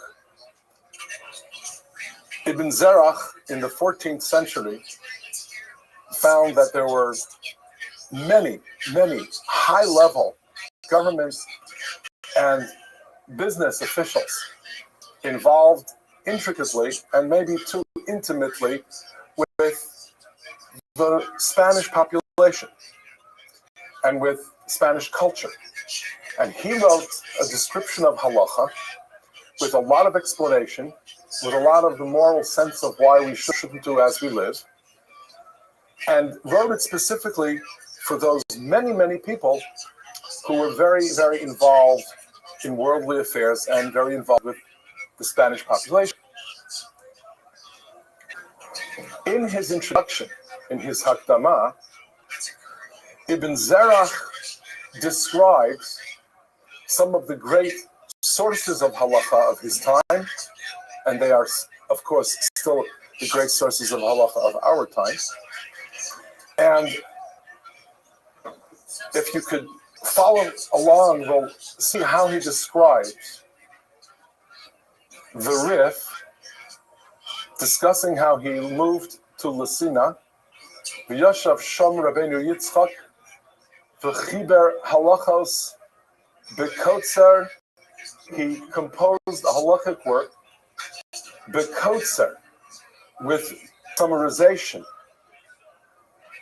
plus a sidarei, 3 orders Nezikin and Moed, three of the main orders of tractates of Mishnayos. Mishnayos are the 6 divisions. 3 of them were fully commentated upon and discussed by the Rit. And it's similar to what you might call a small Gemara, meaning a reduced or an extraction of the Gemara so that it is brought down to a point where all of the discussion and all of the give and take that ultimately leads to a particular conclusion is not included. And what Rif does is he'll discuss the introductory remarks, the basic idea being we are talking about the issue and that issue, the opinions about the issue are, and then a conclusion. So that we understand that the place from whence the halacha is derived is this page of the Talmud. But exactly how the conclusion is arrived at is not necessarily as important as the conclusion itself. And therefore, the masa umatan, the give and take, all of that which goes into the why and the wherefore, he removed and then got down to the pertinent, practical conclusion. But along the way, he does explain why he believes the conclusion should be as it is. In many instances, it is a unique conclusion.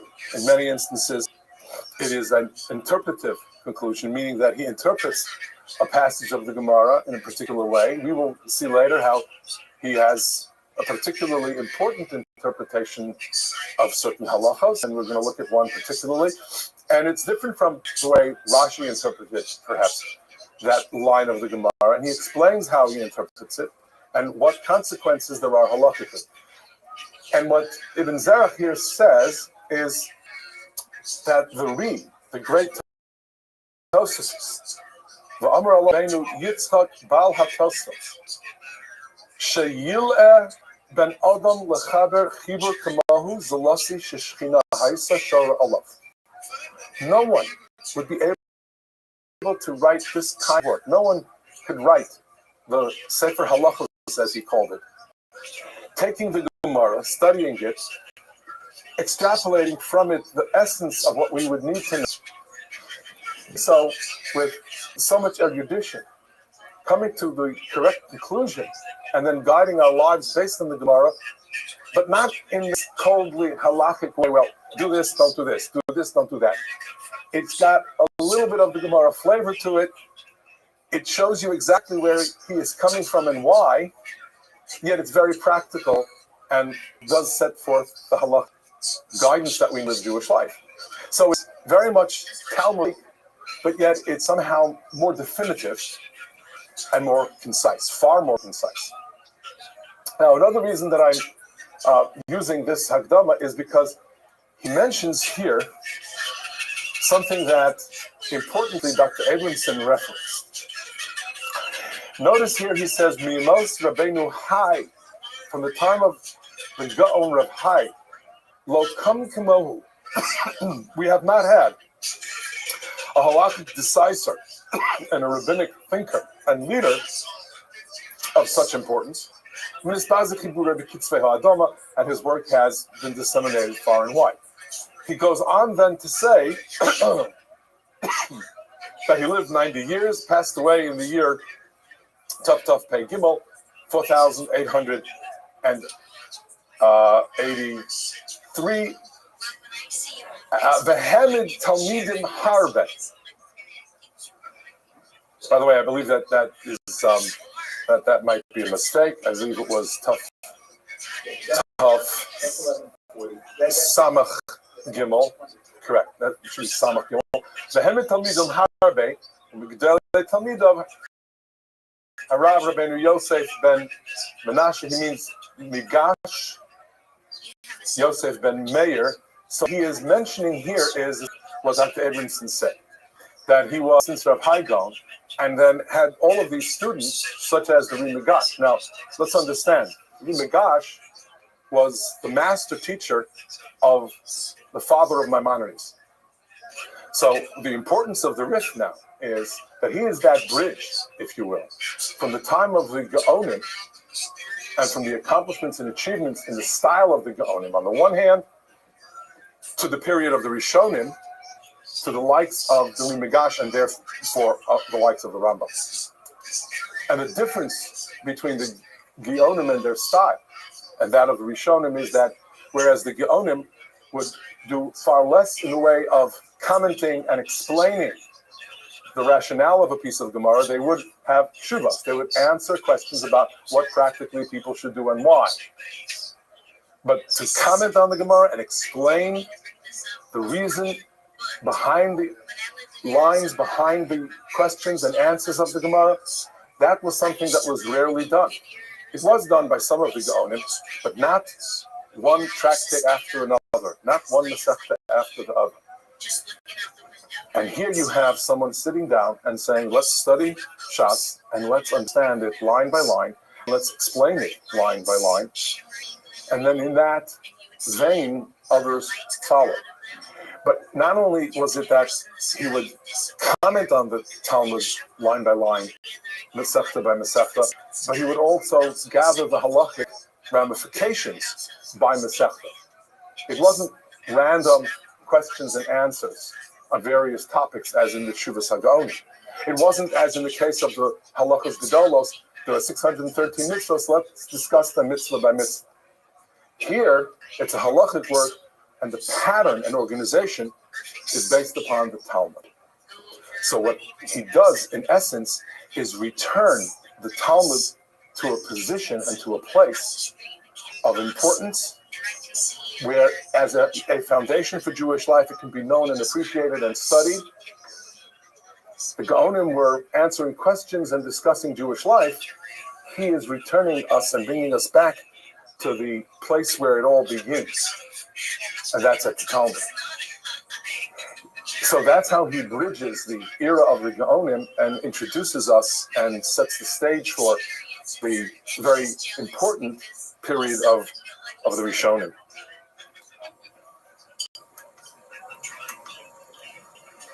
Here is a sample page of what the Rif looks like in the Gemara. It looks very much like a page of the Talmud. That was not his doing, but because of his vast success, you have those who published the Talmud treating his work like the Talmud itself. After all, it was the, Zeira, the small Talmud, or the miniature Talmud, the summarized Talmud. So it's been treated that way by those who published the Talmud. So you have the Rif here, and then the Baal HaMa'or, the first to really take the Rif to task on many issues, controversially so. Here, the Ramban, Nachmanides, defending the work of the Rif here in the Milchamos Hashem, and then later, the Reinu Nisim ben Reuven, one of the last of the great Spanish Talmudists, and the famous commentary of the Ran here in the Shiltei Giborim here. Now you'll see Rashi here. Rashi did not write a commentary on the Rif, obviously. Rashi and the Rif were actually contemporaries. However, those who published the Rif said, well, wouldn't it be great if when you open up your Gemara and you want to look at the Rif, you'll at the same time be able to see what Rashi had to say about the same issue. So they took some of the Rashis off the page and published them here, right next to the Rif itself. Now, a little bit about the Baal HaMa'or. He wrote two works, the Mar HaKatan and the Mar HaGadol, and began his work at the ripe old age of 18 or 19, and was really very, very hounded by people in his own hometown. How dare you criticize the work of the great Rabbi Yitzchak Alfasi? And he stuck to his guns, as we say, and said, no, that's what we have to do. And interestingly enough, the Baal HaMa'or ben Zrachi ben Yitzchak Halevi, when he published the Ma'ar, made a point of saying that he does respect, verily, Rabbi Yitzchak Alfasi. And he says, well, just because we respect and revere the man doesn't mean we cannot say we learned from him and now we learned so much we even know how to question him. He says, look at the great Jewish thinkers and writers, grammarians, Ibn Ganach and Rabbi Yehuda, not Rabbi Yehuda Halevi. This is a great grammarian of the 10th century. And they had a back and forth about very important issues. The student said to his master, my wisdom is your wisdom. And therefore, it's fine and correct for me, with great reverence and respect, to question you and to question the wisdom that you've imparted to me, and to use my good wisdom to hone and sharpen our wisdom.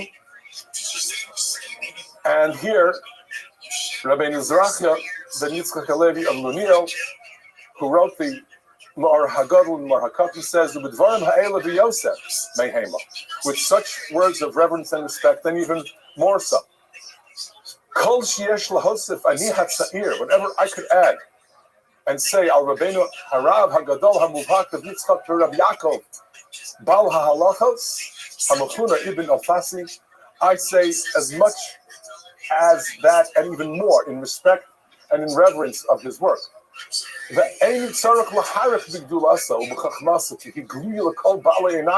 need not go on and talk at length about his greatness. Everybody can see it. Everybody can look at his work and appreciate how well he put together this masterful work called the Sefer Halachos. He is kishemesh b'chatzi hashamayim, like the sun at high noon. B'kanfei tzidkosav b'chibur hilchosav prusos al dorosav, and the far-spreading wings of his righteousness are spread and will continue down through the generations. V'al kol hadoros haboyim acharav. Ki lo nase chibur yosef kemohu b'talmud me'acharei sisimo.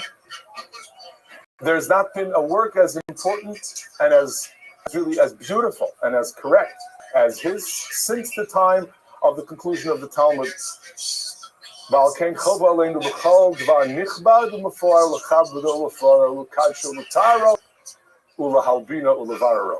We have to sanctify it and we have to purify it and whiten it, meaning let's take it and see if there's any way to make it even better. So that, yes, he wrote a way of, this is a way of saying that I'm going to write something that's going to even be an improvement on what the Rif has to say. And then, of course, as we said, the Sefer HaMelchamos and many others would rise to the defense of the Rif. And that's, again, very important, because what you are beginning to see then is this cross-pollination of ideas that really had not happened and that had not come to such a degree of prominence until the time of the Rif. Meaning that the Rif provoked so much Talmudic thinking and so much Talmudic examination and elucidation. And that was unprecedented. As we saw, as we looked at that page of Rif, he says, well, this is what the Gemara means. And then it begins. The Baal HaMaor says yes, no, and then the Melchamos defends him, and then the Shulchan Giborim says in the Rans. This entire manner of discussing and of arguing and of then honing in on exactly what we might be able to say about a particular piece of Gemara, what it means and what its consequences should be, and what the halakha should be. This all began to happen thanks to the Rif. So that he is so important in that, what we would call the evolution of the study of the Talmud, even as he is so important in the evolution of halakha. To be so important and so significant in two great areas of Jewish life and in Talmud study causes the Rif really to have a place unique in the annals of our history and of our Gedolei Torah and Chachamim. Here you have again another important Rishon, as we call them, the Ravid, Rabbeinu Avraham ben David of Piskiel. Now, that's how it's pronounced. He was from Provence, and the pronunciation, I went online to try to figure out how in the world do you pronounce it. I know that in our yeshiva, and in all of the yeshivas, and in Jewish life generally, we call it Paskvers. But Paskvers is somewhere in Lita, that's in Lithuania maybe, but it's not the real correct pronunciation. So it's Piskiel. And that great town, now it's not even known by that name anymore. That's where the Ravid was from. And the Ravid is describing, again, how he will take the Rif to task, he will criticize the Rif and disagree with him at times. But look at the way he phrases it. Ra'isi b'Hilchos Rabbi Alfasi zal dvarim nifloim mimeni. He says things that are so wondrous and difficult for me to understand. V'ulai, perhaps it's mibli ra'os einai, perhaps because I can't see straight. He says humbly. Kasher tichena einei haroeh kasher yistakel be'ein hashemesh mipnei chalishos tiv'o. Perhaps it's because when one looks at a bright sun, you just can't. We had that eclipse a couple of months ago. You can't look at the sun. The danger of looking at the sun in its eclipse is because the sun is so powerful and has certain rays that are so dangerous for us to look at. But when you have no eclipse, you can't look at the sun. But then you can't see it. You can't really understand it. So what he's saying is that the brightness of the Rif can be compared to the bright shining sun.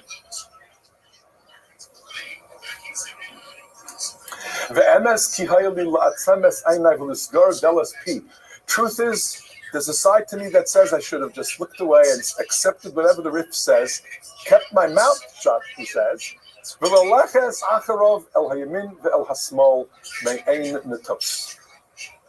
There's a side of me that says I probably should have just followed whatever Rabbi Yitzchak Alfasi says, and to the right, to the left, and not even question it.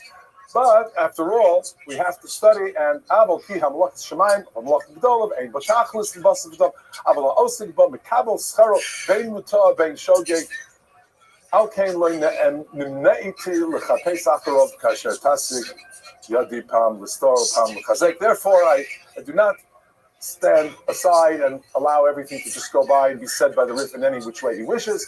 I will comment, I will criticize, and of course we know the Ravid was really the one who criticized mostly. The Rambam, we'll talk about that, God willing, in a few weeks. However, this very same Ravid, again, very importantly, composed the work Tamim Deim, less known than his commentary on the Talmud. These are longer pieces of explanation with halachic consequence, tshuvas of the Ravid. And in the Tamim Deim, he is using Rabbi Alfasi endlessly, constantly relying upon how Rabbi Yitzchak Alfasi examined the Gemara, how Rabbi Yitzchak Alfasi ultimately concludes with halachic conclusions based upon the Gemara, so that with all due respect to the Hasagas HaRavid, you have here an example of almost an entire book of tshuvos that base themselves on the work of the Rif. Let's take one piece of Gemara in the Mesechus Brachos Daf Chaf Aleph as an example, so we can understand what it means to take a piece of Gemara and then, I don't want to say boil it down to its essence, because that's an oversimplification. But to take it and extract from it the most pertinent parts of it, and then derive the halacha, and then present that in this concise form known as the Rif. Here's the Gemara Chaf Aleph in the Mesechus Brachos. Rav Yehuda. Safek kara kriya shma, safek lo kara. Someone is uncertain as to whether he already cited the Shema or not. That happens. You have one of those mornings, and you wake up somewhere with your tefillin on, and you're in I don't know, Emes V'Yatziv, or maybe you're already in Shmor Esrei, and you go like, oh, where am I? How did I get here? Now you don't know. Did you say Shema? Did you not say Shema? Well, what do? Do you go back and repeat it, or do you not? So Rav Yehuda says, in the name of Shmuel, ain't no choser. However, Suffolk Amar Emes V'Yatziv, if you're not sure whether you said the blessing that follows the Shema, that you have to repeat when in doubt. And the Gemara then goes on to explain my taima. Why? Because Kriyas Shema is Drabanan, the Gemara supposes. That's the explanation for Rabbi Yehuda. And Emes V'Yatziv, which is a description of Yitzias Mitzrayim. Well, there's a pasuk that says, that's something you must say every day. That's min HaTorah. The Gemara then goes on, however, to discuss this at length. Amar Abaye, the V'Teiruksiv, Tnan Ba'al Mahar B'Libo, V'Einu Mavarech. A whole discussion about this idea of, well, is Kriyas Shema min HaTorah? Is it not? Here, the Gemara then goes to quote another opinion other than that of Rabbi Yehuda and says, Rabbi Elazar Amar Safek Kara Kriyas Shema Safek Lo Kara Chozer V'Kore. You have to repeat the Shema if you're not sure whether you've said it or not. And in a similar type of situation, Safek Hispalo, Safek Lo Hispalo, Eino Chozer U'Mispalo. You're not sure whether you davened or not. Well, tefillah, certainly tefillah 3 times a day is midrabanan. Min HaTorah, at most, you would have to daven only once. The Rambam says it is min HaTorah, but only once a day. So therefore, if you have a suffix whether you've davened or not, you're not sure if you davened Shmona Esrei or not.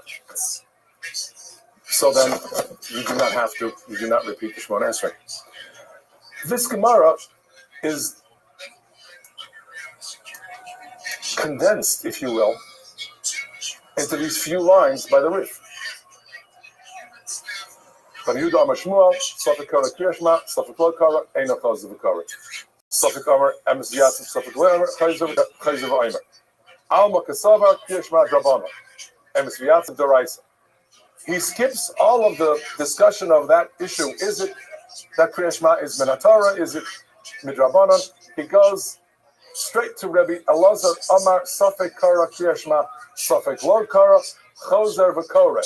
Safek Hispalo, Safek Lo Hispalo, Eino Chozer U'Mispalo. And then he says, V'les Hilchas HaKishmuel, the Amar Kriyas Shema Drabanan, the Kaimalon Kriyas Shema Doraisa. We shall follow the path of Rabbi Elazar. Kriyas Shema is a must min HaTorah. It's a biblically ordained mitzvah. When in doubt, you will have to repeat the Shema. Maybe you found a repetition. It might be the first time you're saying it. So therefore say it. Now, all of the discussion about how and why and where and that question and answer of Abaye left out.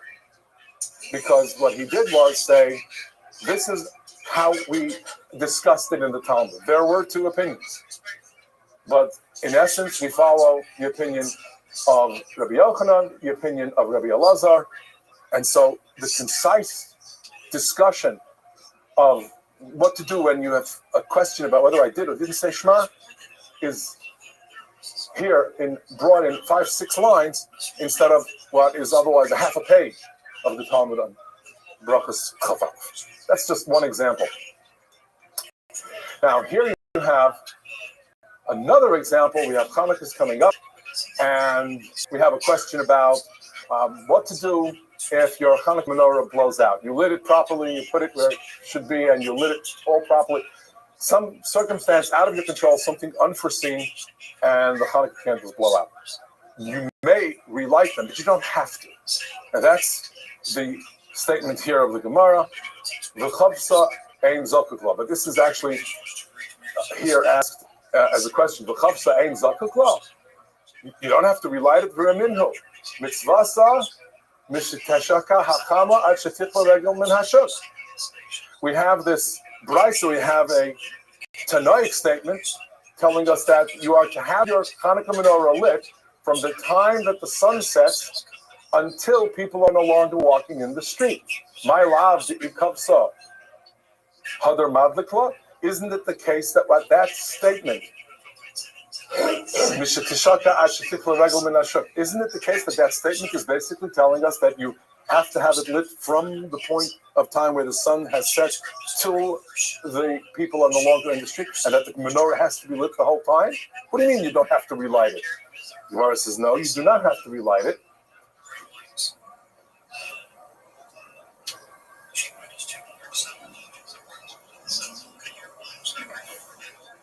Lo, that is not the case. The Eloi Adlik Madlik.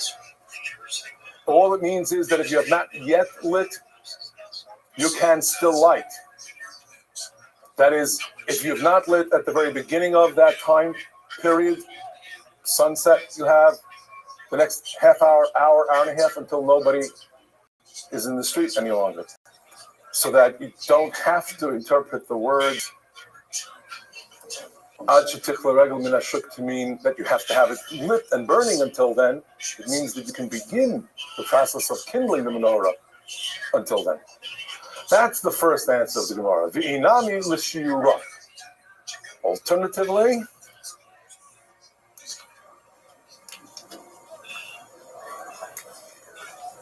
the Brisa intends to tell us how much oil. The reference is for the required measure of oil. That is, our scroll explains, each lamp should contain enough oil to burn for that prescribed period. From the time you light, sometime after, soon after sunset, let it burn all the way until people are no longer in the street. That's how Rashi understands this particular second answer. But let's look at the Rif. Again, he brings the question quite concisely. And he says, it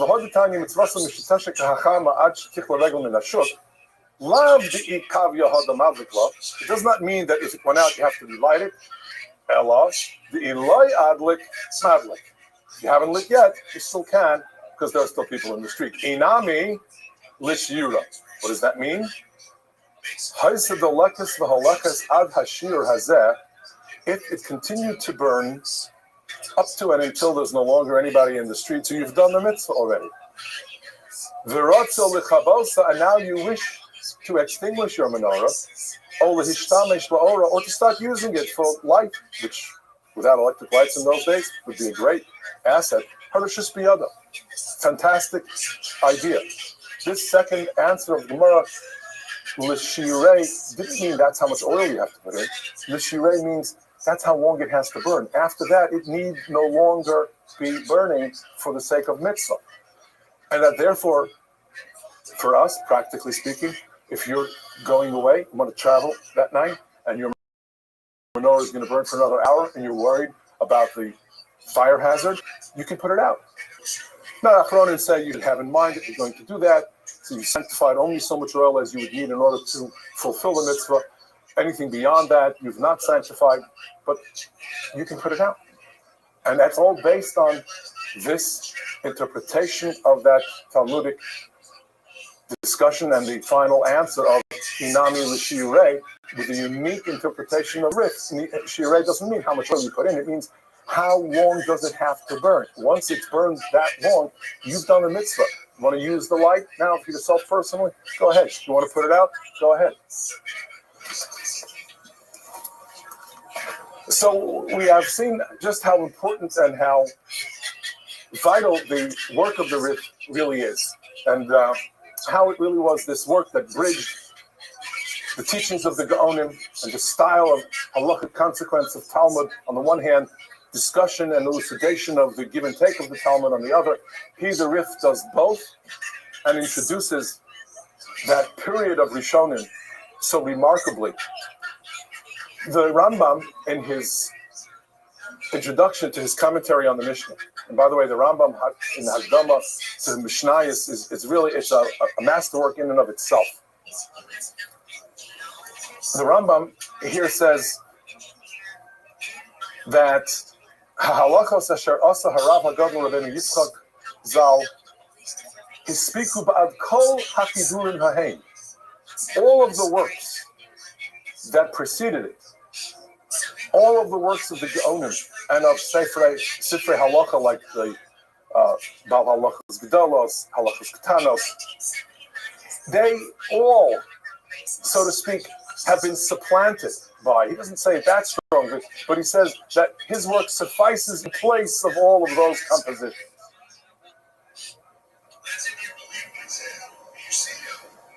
מפני שהן כוללות לכל תועלת הפסוקים והדינים שצורך עליהם בזמננו זה רצוני לומר זמן. Because he has included in the order of Sechtos a discussion about practical life derived from the Talmud, but practical life, everything we need to know in our lives based on the Talmud, with explanations of why he has decided as he has decided, all in his Sefer HaHalachah, or Sefer Halachos.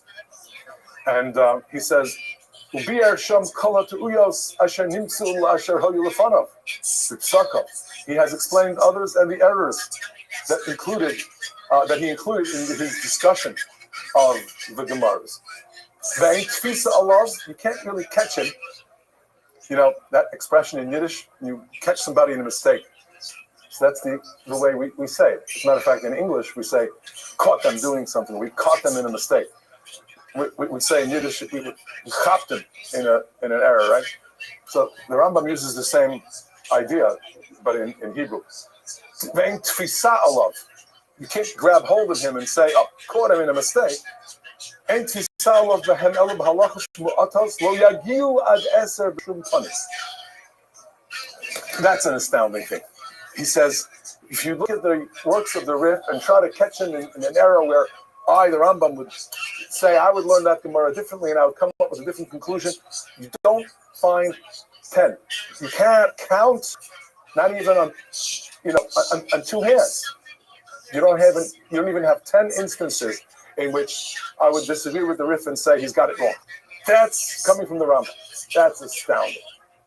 And that's how important the Rif was and how formative he was, therefore, to the remarkable work of the Rishonim who came after him, as we said, beginning with his prize student, the Rimagash, and Rimagash's student, the father of Rambam, then the Rambam, and the other Rishonim, and as we said, so many who looked at the Rif, debated and discussed the Rif, causing this tremendous flowering of and propagating of work of Talmudic study in depth that we all enjoy and that we all toil in to this very day. So much of the toil of the Talmud, so much of the Amelus in Torah, as we know it, began with the work of Rabbi Yitzchak Kalfasi. Thanks very much, everyone.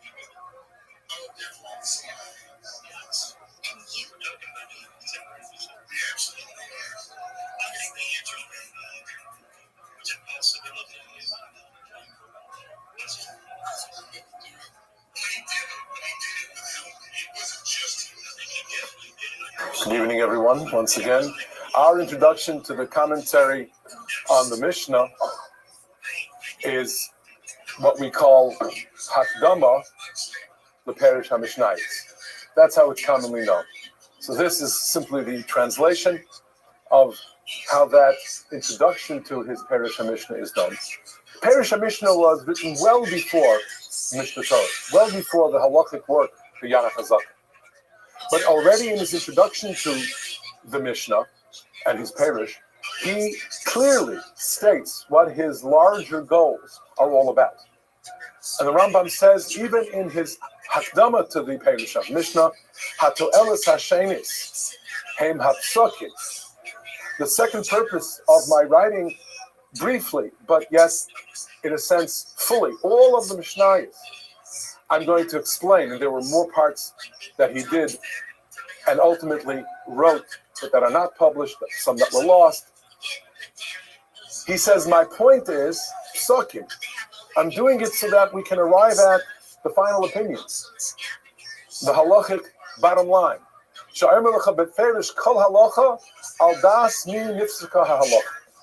that we will be able to know, how does this Mishnah translate into Jewish life, practically speaking.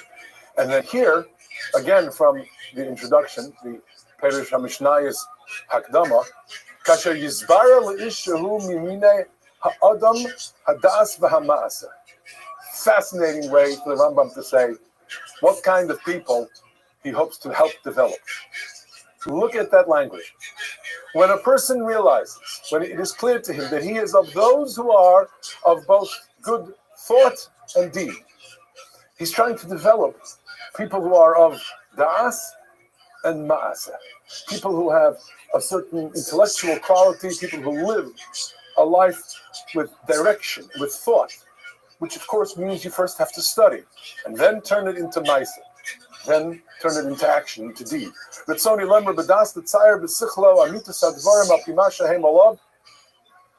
That a person is thinking about the realities of life and what it is that he must do and what he must accomplish. To live, practically speaking, a purposeful life.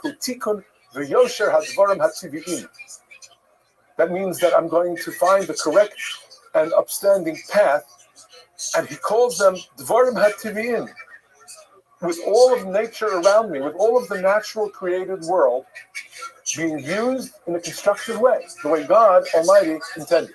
Notice the universalistic leaning of the Rambam, that it is not just only about how you lead specifically Jewish life, how you lead life, and how all of the world is intended to be guided to a particular set of goals as the Almighty understands.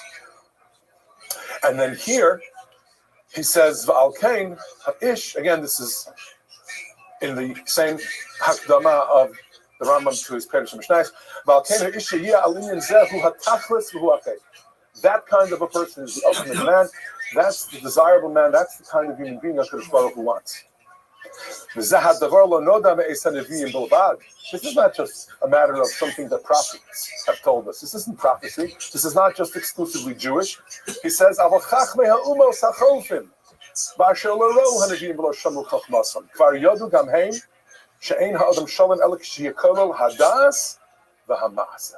human being is a human being with thought, and then that thought directs a purposeful life.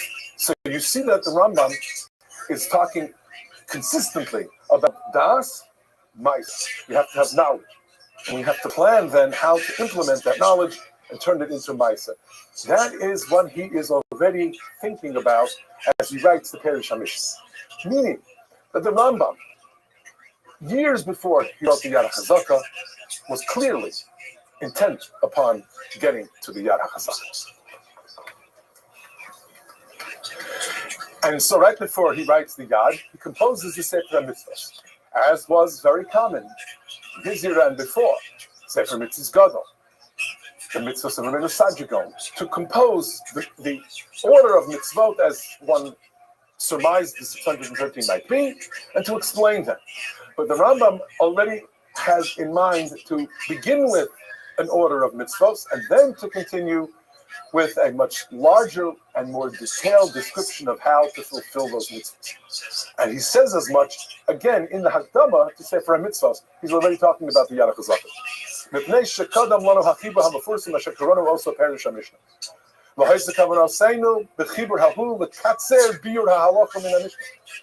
wanted to, in brief, describe halacha as it comes, as it is derived from the Mishnah. We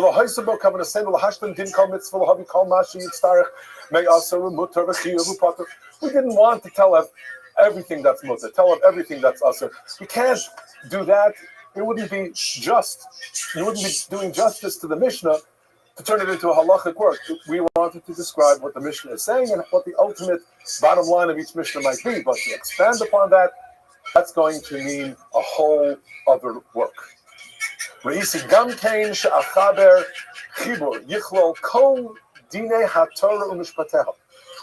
going to compose yet another work. It will include all of the laws of Torah. All of the laws of Torah. Nothing missing. So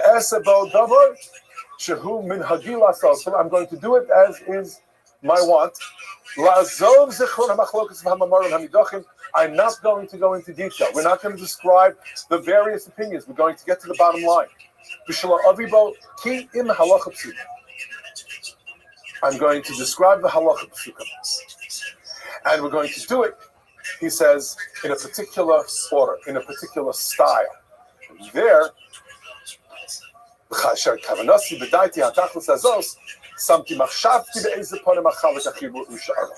there we have his saying, I'm not going to follow the Talmudic order. This is where the Rambam has shown both his genius, his originality, and the great purpose, ultimately, that I said before, he had in mind way before, years earlier, to give the Jewish people guidance in the most practical way, and to do so in an order and in a fashion that would take all of the Talmud, but yet organize it in a completely novel organization with novel structure. So he says, I thought about, should I, shouldn't I, use the Masechtas, use the process of Shas and the orders of the tractates of the Talmud, and I decided not to. He says instead, Nirali, Shehatov Shetihia Chalukaso, Sheyusam Halachas Makom Masechtos HaMishnah, instead of that which would be the halacha brought out of a Mishnah, and then the next halacha brought out of the next Mishnah, I will follow what the Torah did in Torah Sheba'al Peh, what Chazal did, what Yehuda HaNasi did in Torah Sheba'al Peh. There will be a overall book called, let's say, Masechtas Beitz. First parak, second parak, third parak, and with each parak there will be individual halachos, Makom Mishnah, where in the order of Shas you have Masechtas, Prakim, and then Mishnais within each parak. I will similarly have a structure of that nature, but I'm not going to follow the order of Masechtas. I'm not going to follow the order of Shas. Ad Sheyom Rabo Hilchos Sukkah, in its own compendium, in its own chapter. Hilchos Lulav, in its own chapter. Whereas in Masechus Sukkah, we know you have a discussion that varies from this to that, from one halacha to the other, from one area to the next. I will separate them. Hilchos Tefillin, Hilchos Tzitzis, Hilchos Mezuzah. B'sha'achalek haklal leprakim v'halachos k'mo she'ta'aseh ha'mishnah. Ha'ji'eh derech mashal. Hilchos Tefillin, there will be Perek Rishon, Perek Sheni, Perek Shlishi, and then, of course, subdivisions, individual halachos within Perek Rishon, another set of halachos within Perek Sheni, another set of halachos within Perek Shlishi. This was a completely novel idea. We take it for granted, and then, of course, after that, the Baal HaTurim, similarly created a structure with chapters and then subdivisions in those chapters, but the first to do that in any form or fashion was the Rambam, where until then it was, let's do the mitzvahs. We'll do mitzvah 1, mitzvah 2, number 3, 1 through 613. Or, as we discussed 2 weeks ago, the Rif said, let's look at the Gemara and let's do extraction of halacha and summarization of the Gemara to the point where we understand what the halacha is at the end of the Gemara. But for someone to take that all together and say, okay, now we're going to organize it, all of it. And he says, point blank, I'm going to include the halachas that are for our times, that are, while we do not have a Bet HaMikdash, and we're going to include all of the halachos in Kachim and Taharos that will be, God willing, put into effect when Meher Yivon HaMikdash, even though today, it's not going to be of any practical consequence. So he says we're going to organize it in this way. And he says I'm going to be very brief. Now, on this issue of his brevity, it's not only brief, but it's fluid. And it's in the language of the Mishnah. So it comes across as being something so natural. And it's very clear as one learns the Rambam that it is the Talmud from which the Rambam flows. But it flows. And that's the genius of the Rambam. The fact that he did not cite his sources, as was mentioned by Dr. Abramson, that was very controversial. In two distinct letters, one in which he absolutely defends his position, he says that was done because the simple point of this all is to live a certain life and to do it naturally and with ease and comfort. Not so much to question and doubt and query, as much as to live and to implement Jewish life according to these guidelines. There was a second point, a letter in which he did concede, after much of the criticism landed at his doorstep. He said, well, I could have included what the sources were, but that's really something that God wanted. It was the Almighty who said, let it be the Rambam as we know the Rambam, because, as we're going to see, and as we look at the picture of the page of Rambam, we're going to see that what turned out to be this, let us call it, I don't want to say an error on his part, this decision on his part not to have his sources cited was a fantastic source of study, of toil, of Amelus in Torah that goes on and on and on to this very day. Where from did the Rambam cite? What is his source? Why did he choose this source rather than that?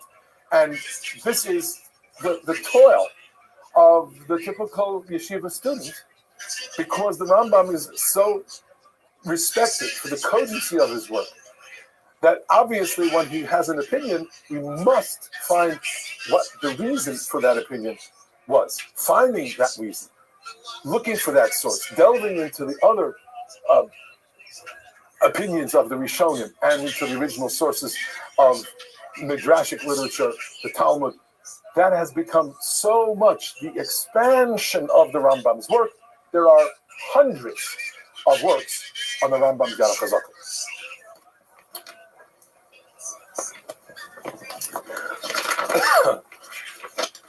The third page is again a description of the Rambam's intentions when he puts together the Yad and writes these halachos. He says, "Ubazman hazeh takfu tzaros yiseros v'dach gasha es hakol." Unfortunately, there is so much pressure of the times, the difficult times in which we live, as was described, the oppression at the hands of Umot Ha'olam, of the Almohad, and it was so much because of the disappearing of common knowledge of Torah. And here he doesn't say it, but elsewhere he basically implies that the Gaonic works did not suffice. Therefore, of the Chachmas Chachmeinu, Uvinas Nevonenu Istatra, understanding is lost. We don't have people who are able to teach. I'm going to set the teachings we need down in writing. Mipnei zeh, Ba'arti chotzni, Ani Moshe, B'Rebbe Maimon Hasfardi, V'nish'anti al Hatzur Baruch Hu, relying on HaKadosh Baruch Hu, Uvinosi b'chalelu Hasfarim, having studied all these books, all of the original sources, Re'isi l'chaber dvarim ha'mizbardim b'chalelu ha'chiburim, and taking together all of that which I have studied, I'm going to compose the laws of Isur, Mutar, Tameh, Tahar, Imshar, Dini HaTorah, Kulan b'loshin brura, in clear Talmudic Hebrew, b'derech Kitzara. I should say Torah Shebal Peh, Kula, Sdura b'fi HaKol. So that Torah Shebal Peh, in an orderly fashion, will become something that we partake of and all of us can live by. And here, the next paragraph, he says something that's very important. He says, everybody,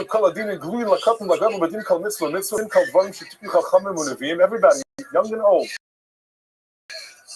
will know what the law is and how to live Jewish life. No one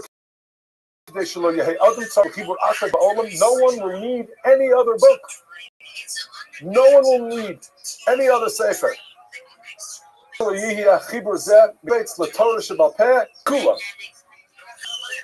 He says we have a book that you'll be able to turn to. It will be the complete and somewhat concise Kol Torah Kula. Hence he calls it the Torah, because that's what Torah was.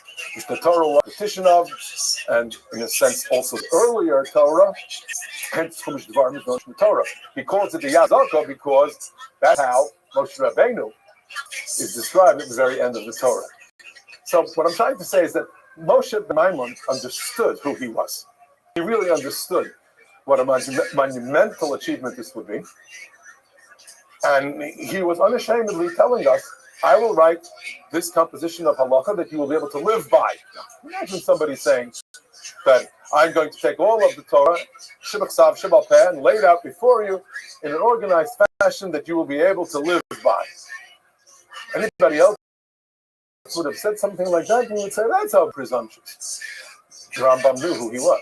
See, a great person without hope can say, this is what I'm capable of doing, and this is what these times need.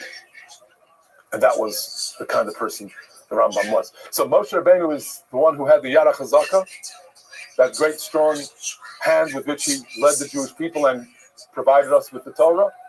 Moshe ben Maimon says of himself, I have that Yad HaChazaka as well. And I'm providing the Torah the way Moshe Rabbeinu provided the Torah. That's the hint in his language. And here we have, just briefly, a description of the 14 sections of the Sefer Mishnah Torah, subtitled Yad HaChazaka. In the first, Echol Bo HaMitzvos Shehein Ikar Das Moshe Rabbeinu, the essentially religious foundations of Am Yisrael's existence, belief in God, fear of God, love of God,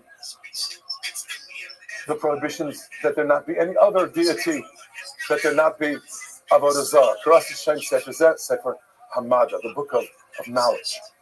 The second book, mitzvahs that are of a constant nature, loving HaKadosh Baruch Hu, saying Kriyat Shema, prayer, tefillin, reciting brachos, mitzvahs milah. The third, he writes here about Zmanim Yeduim, particular times of the year, Shabbos, Moadim, including with Hanukkah and Purim. Fourth book, about marriage, Kedushin, Gerushin, Yibum, Chalitza. The fifth book, about matters of Easter, prohibited relationships, prohibited foods. The sixth book, Mitzvah Shishchayv Adam Behen Misha Asar Atzma B'Dvarim, Shigon Shvuos in the Darim. Those halachos of Shvuos Bitu, when someone takes upon himself an oath, and somebody says a neder. So these are very distinct areas, and all of the halachos that might be brought about any of these areas, anywhere else, drawn from various mesechtos, he compiles them and puts them all together, and in one spot, and in a group of sequential chapters. Let's see what those chapters look like, what the page of the Rambam looks like. This is the very first page of a very traditional copy of Rambam, and there are, really of late, just the past 30, 40 years, new editions of Rambam. Joseph Kapich, a great scholar and an important scholar, has taken some of the Rambam's manuscripts, some of the Yemenite manuscripts. The Rambam took his own manuscripts and made corrections in life. He incorporated them all. This is the more and most traditional text, but it's not really as correct as some of the later editions. Then there was the Frankel edition, fantastic number of editions of Rambam. This is the very traditional Sharblat, if you will, opening page of the Rambam Sefer Hamada, Sefer Rishon of the 14 books. It has, he says, the following mitzvahs. Aleph, Leida Sheyesh Shem Elokah, the concept of there being a God. That there is no other God. Liyachado, and so on. La'ahavo, to love him. As he described earlier, that's what the first book is all about. And here you have the very beginnings of some of the most important theological foundations of Judaism. It is argued by some that Mada was not really intended to be halacha. That is not true. The Rambam intends it to be halacha. Every aspect of Mada, because the Rambam says that if a human being is of a certain nature, as we saw before, that human being has a certain das, and then he has to turn das into maisa, into action. So others argue that no, Rambam clearly meant that every part of Yad HaChazaka, including Mada, is a halachic work. Halacha does not exist independent of thought, philosophy, purpose in life. It's all unitary. It's all one. So he begins with the ideas of theological basis of Judaism. Now, just looking at a page of Rambam here, you have the Kesef Mishnah, which of course was not the first comment. The first commentary on Rambam was the rival, the Rabbi, who was a contemporary, Avram ben David of Piskier. He was, of course, one who wrote with respect but great vehemence about those points where he differed from the Rambam. His Hasagos are published along with the Rambam. Here we have another page. We'll talk about Hilchos Tshuva in a moment, but let's understand that the Kesef Mishnah predominates throughout the Yad. Kesef Mishnah was written by Rabbi Yosef Karo. Rabbi Yosef Karo no doubt took inspiration from the Rambam and said, now that the Tzur, Yaakov ben Osher, has reorganized halacha into the Shulchan Aruch, I'm going to take what I've learned in Rambam, incorporate it to Shulchan Aruch, based on the structure of the Torah, but with a great emphasis placed on what the Rambam's decisions were. Kesef Mishnah wrote extensively on the Rambam, in defense of the Rambam, in explaining the Rambam, and that turned on later to become the basis of his halachos, where he says, if the Rambam passes a certain way, the leaning of the Beis Yosef will be in that direction. Now, as far as having a whole segment of halacha called Hilchos Tshuva, that was a monumental accomplishment. It caused the idea of repentance to be taken seriously. Perek after perek, chapter after chapter, about how to return unto God. He admits at the very onset that it's one mitzvah. He describes it as mitzvah asay achas, v'hu sheyashim achote mecheto l'fnei Hashem v'yisvahya. Person should, to return to God and admit and confess his sin or her sin. But then to write chapter after chapter of the how of returning to God. It was of such impact because people began to understand that there's a time and a place and a process of improvement and of self-betterment. But it requires reading the Rambam and studying the Rambam, as many do it, particularly Elul, Seres Tshuva. But that was a very innovative move and very important and very consequential to write the Hilchos Tshuva. Now, here we have, again, a page of Rambam. This is in the beginning of Hilchos Tefillah. We have some of the leading scholars who commented in Migdal Oz, who actually wrote in defense of the Rambam. Many of the Hasagos arrived. This page does not have any of the arrived on it. Migdal Oz was Shem Tov ben Avraham of the 13th century. He wrote in defense of the Rambam. As we mentioned before, the Kesef Mishnah, and before the Kesef Mishnah, the Lechem Mishnah. Lechem Mishnah was after was born about 15, 16 years before the Beis Yosef passed away. He was born in 1560 and wrote in Salamka with tremendous insight and what we call lumdus into explaining the Rambam. So these are the basic commentators on the Rambam on the page. Of course, there is also the Maggid Mishnah, Vidal of Toulouse of the 14th century. Let's look at the structure of the Rambam here. And we'll use Hilchos Tefillah to appreciate what the Rambam did. Tefillah is a mitzvah. He here says that in Hilchos Tefillah we will have this mitzvah to pray to HaKadosh Baruch Hu, and the bracha that the Kohanim have to give is yet another mitzvah. Now, we could just say, well, there's a mitzvah to daven. But that's a bit oversimplified. The Rambam took all of the issues surrounding tefillah and divided them into appropriate chapters. Within each chapter, he proceeds from A to B to C to D. Let's take a look at what the Rambam did and how he did that. He says, "Mitzvah saseh lehispalel b'chol yom." It's a mitzvah to daven every day. Shenemar, quotes from the pasuk, "Avadatem es Hashem Elokeichem." V'pi hashmuah lamdu, meaning there's a tradition to understand that those words mean tefillah shenemar lo'avdu b'chol avavchem. What is avodah shebalev? What is the heartfelt means of serving? How does one serve God with one's heart? That is through tefillah, through prayer. So he introduces it with thought and with a feeling for what it is that tefillah is. It's not just the cold do's and don'ts, but it's the how-tos that are the crux of what he's going to get to. Halacha beis. So who has to daven? Lefichach, Nashim, Avodim, Chayavim b'tefillah. The fact that the Rambam said that Nashim, women are to daven just like men, very consequential. To this day, it has been so decided halachically by the vast majority of Achronim as well.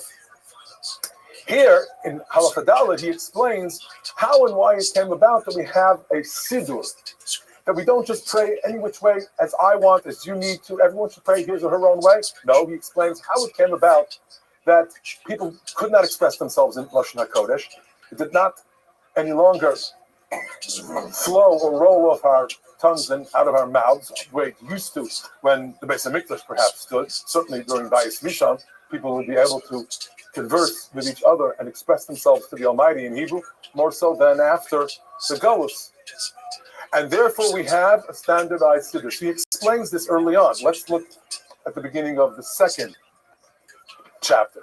So after he has described how Chachamenu gave us the Shemona Esrei, the original 18, he then begins Perek Sheni with a description of the 19th bracha and explains how it came about that there's a bracha V'lamal Shivim, and he describes how Rabbi Gamliel's times were challenging because of the minim, those we would call politely sectarians who were mostly Jews originally but then Christians who were oppressing us. And then he goes on to describe how every day, b'chol tefillah, sheb'chol yom mispalu adam sha esrei brachos elu al haseder. And he then goes on to say that there are times when you would have the abbreviated bracha known as Havi Neinu. That's in Halacha Gimel. So there's a rhyme and reason to how these halachos are ordered. Finally, in the third parak, getting a little more specific, he begins to describe Tfilas Shachris. Tfilas HaShachar, Mitzvah Sheyas V'Lispalo. What are the times when you begin davening? What is the earliest you can daven? Im Hanei Tzachama, preferably when the sun rises.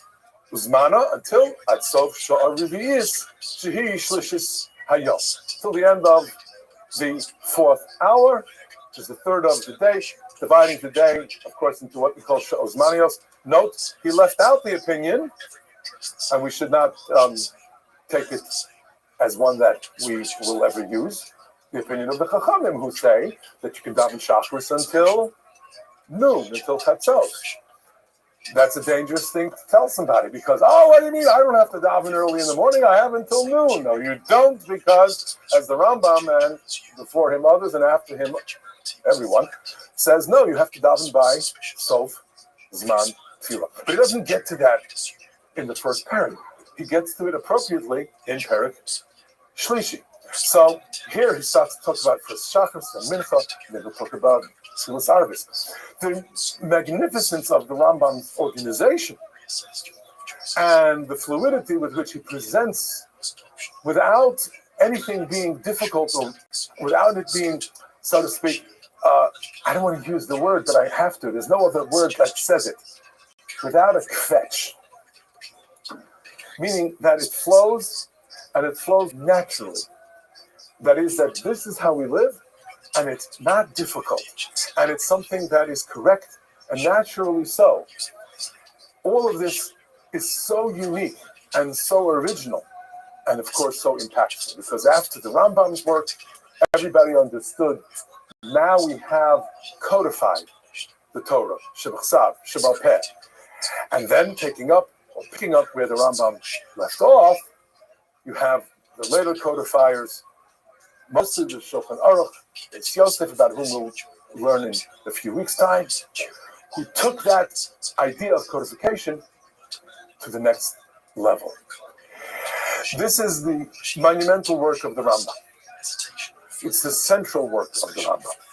As we have seen, it was with this work in mind that the Rambam began to write the Perush HaMishnah, the Sefer HaMitzvos. And it's with this centrality in mind with which he wrote the Moreh Nevuchim as well. Because he basically said, Das, knowledge and understanding, and mindfulness, and a direction in life, an understanding of the entire world and our place in that world, has at its center what we live, how we live, with some explanation as to why we live as we do.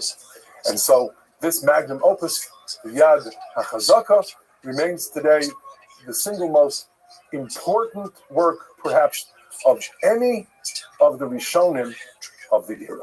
Thank you very much, everyone. Thank you.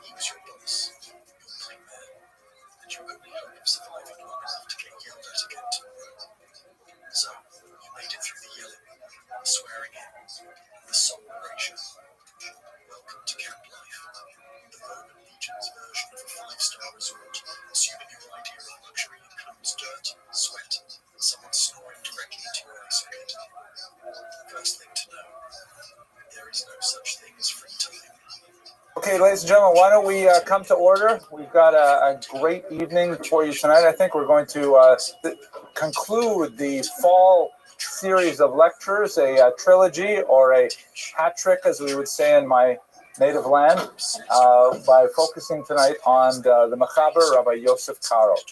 And I have been experimenting with trying to reintroduce a little bit of humor into my lecture, so I'll begin with a small joke, which is appropriate, I think, for this audience in particular. The joke goes like this. It's a very famous one. Rabbi Teitelbaum, I'm sure you know this one, because this is really in your bailiwick, but the joke goes like this. There's this 19th century Rabbi who goes from town to town and gives people advice on their various problems, and they ask him shilas and things like that. And when he's wandering with his wagon driver between Minsk and Pinsk, the wagon driver looks kind of dejected. And so the Rebbe says to him, Chaim, what's bothering you? He says, Rebbe, I feel badly because, I'm sitting up here in the front of the wagon and it's cold and it's rainy and I take care of the horses and I'm doing all this hard stuff. And when we get to the town, nobody offers me a cold drink. Nobody says Shalom Aleichem. They all run to you and they give you so much covet. And I know you learned so much Torah and it's fitting, but I feel like leftovers, So the Rebbe says, I see where you're coming from, Chaim. So how about this? Before we get into the next town, let's change clothes and I'll sit up front and drive the wagon and you be the Rebbe and we'll come into town and you'll get some of that Hachnas Zorkim. And he says, that would be great, Rebbe. I really appreciate it. So they do that. They switch clothes and Chaim is now sitting in the back of the wagon and he's stretched out on the chaise lounge and He's relaxing. His shtreimel just popped over the front of his head like that. And they come into town, and of course, all the townspeople come crowding around the wagon, and they said, but they don't have the usual expressions of welcome. They say, "Oh, Rabbi, we're so glad you're here. We are very, very troubled. We have this huge halachic problem, and we don't know what to do. We're completely paralyzed. This is a problem that has stymied the greatest minds we have, and we don't know what to do. Please, Rabbi, you have to help us." So he says, "Sure, no problem." So the townspeople lay out the problem for him, and it truly is a teaser. And so the Chaim thinks to himself and says, "You know what? This is actually a very simple shaila. Even my wagon driver could answer this one." So the read this joke and the segue to the course, because I a little bit like the Rebbe in this lecture. We're going to be speaking about the great Mechaber, an amazing individual who, of course, charted the future of our orthopraxy as Jews to this day.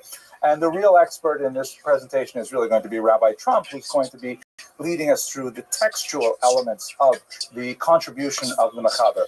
My goal in the first 25 minutes or so of this presentation is just to provide a little bit of a historical background to the life and times of the Mechaber, and to set the stage, so to speak, so that all of the really difficult questions can go to the wagon driver, which will be in the second half. Anyone recognize the picture in the background here? Tzfat, very good. This is a highly educated audience. Please, nobody ask any hard questions. Tzfat is, of course, the place where the Mechaber made his claim to fame, although he really only entered Tzfat when he was an older man, and he had, in fact, composed most of his greatest works long prior to his arrival.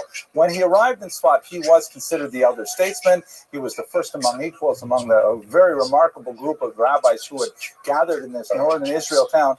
But his life and work really stretched back much further to the Iberian Peninsula. So that's where we're going to begin today. Oops, just a second. I've got to go back one more slide. Here we go. So this is the iconic representation of the Mechaber, which is most likely not at all what he looked like, but at some point someone in the early 20th century probably drew that, and we kind of got fixated on it as an image of him.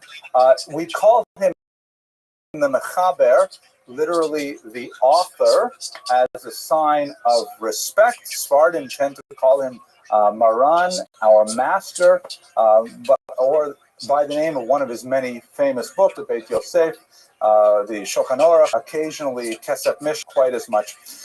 We'll refer to him with either of these monikers, but his real name is Rabbi Yosef ben Ephraim Karo. His years are 1488, and that date should be fairly significant. It's 10 years, of course, before the expulsion of the Jews from Spain, and he died at a hoary old age in the year 5775. So we just remember his yortzeit. Obviously, I don't know who types these things, rabbis, but he died in 1575. Sorry about that, kind of rushing. His main contribution, for those of you who may not have been as familiar with what he did, is he is the author of some very important halachic commentaries on the pre-existing codes that were a major part of the Jewish intellectual enterprise for the prior half millennium.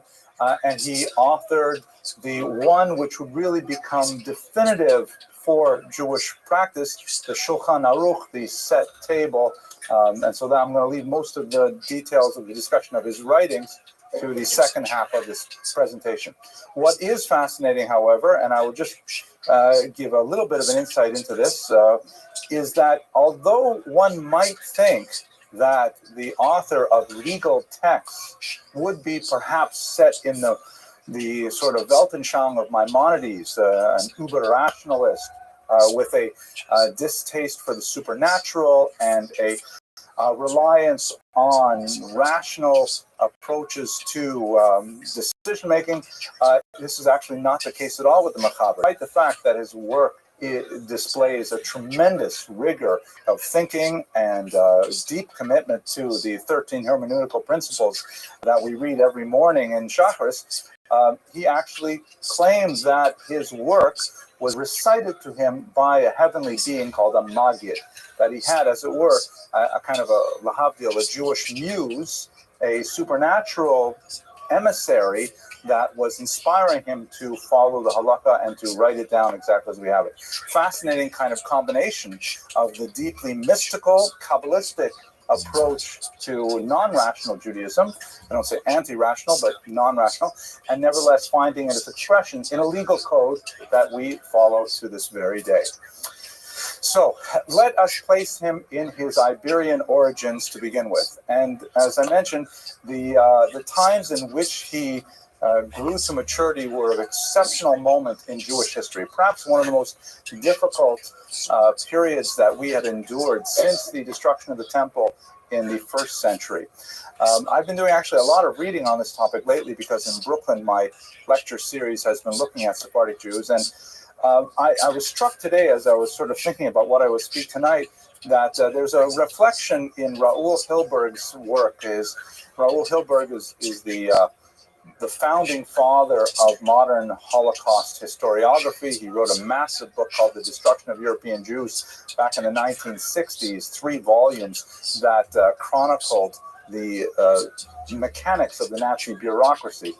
He was especially known and sometimes criticized for really delving deep into the Nazi archives and working heavily with German language sources to understand exactly what was the bureaucracy of murder. And in the introduction to his work, he says that it was basically just like the Spanish Inquisition and expulsion. And I always felt, when I read that chapter, I always felt like, come on, isn't that stretching it?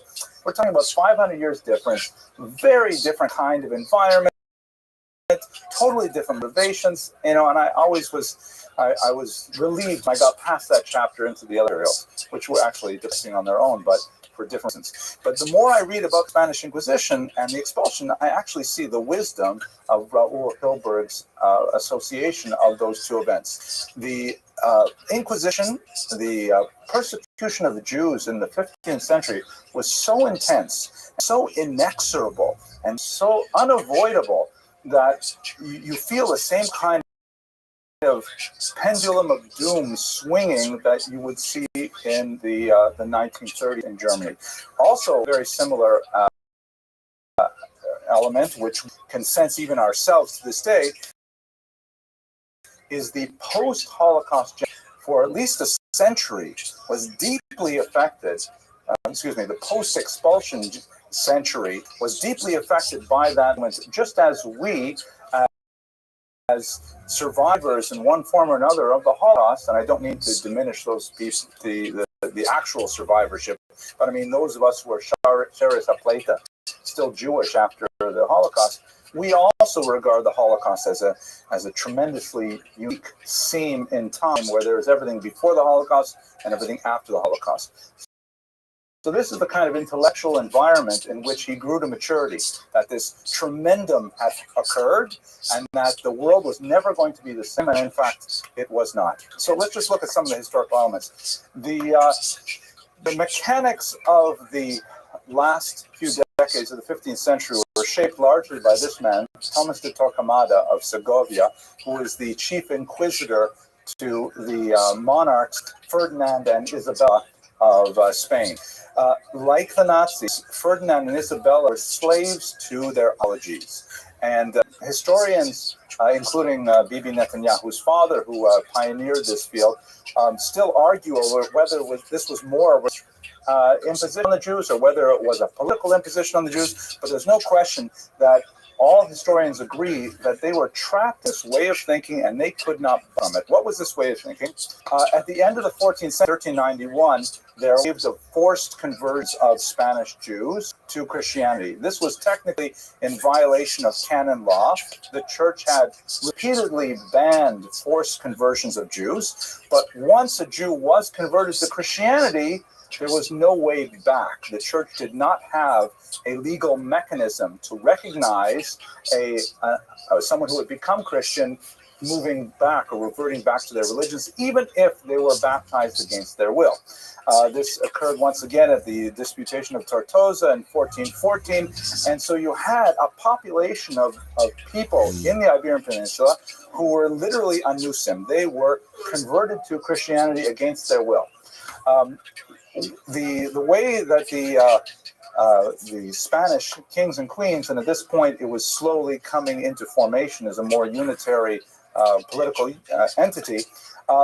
They chose different ways to try to deal with this, basically by resettling those forced converts into separate areas. They designated them, by the way, as new Christians, meaning they were not quite the same status as old Christians. They were Christian, but they had a secondary class, even though they had been baptized.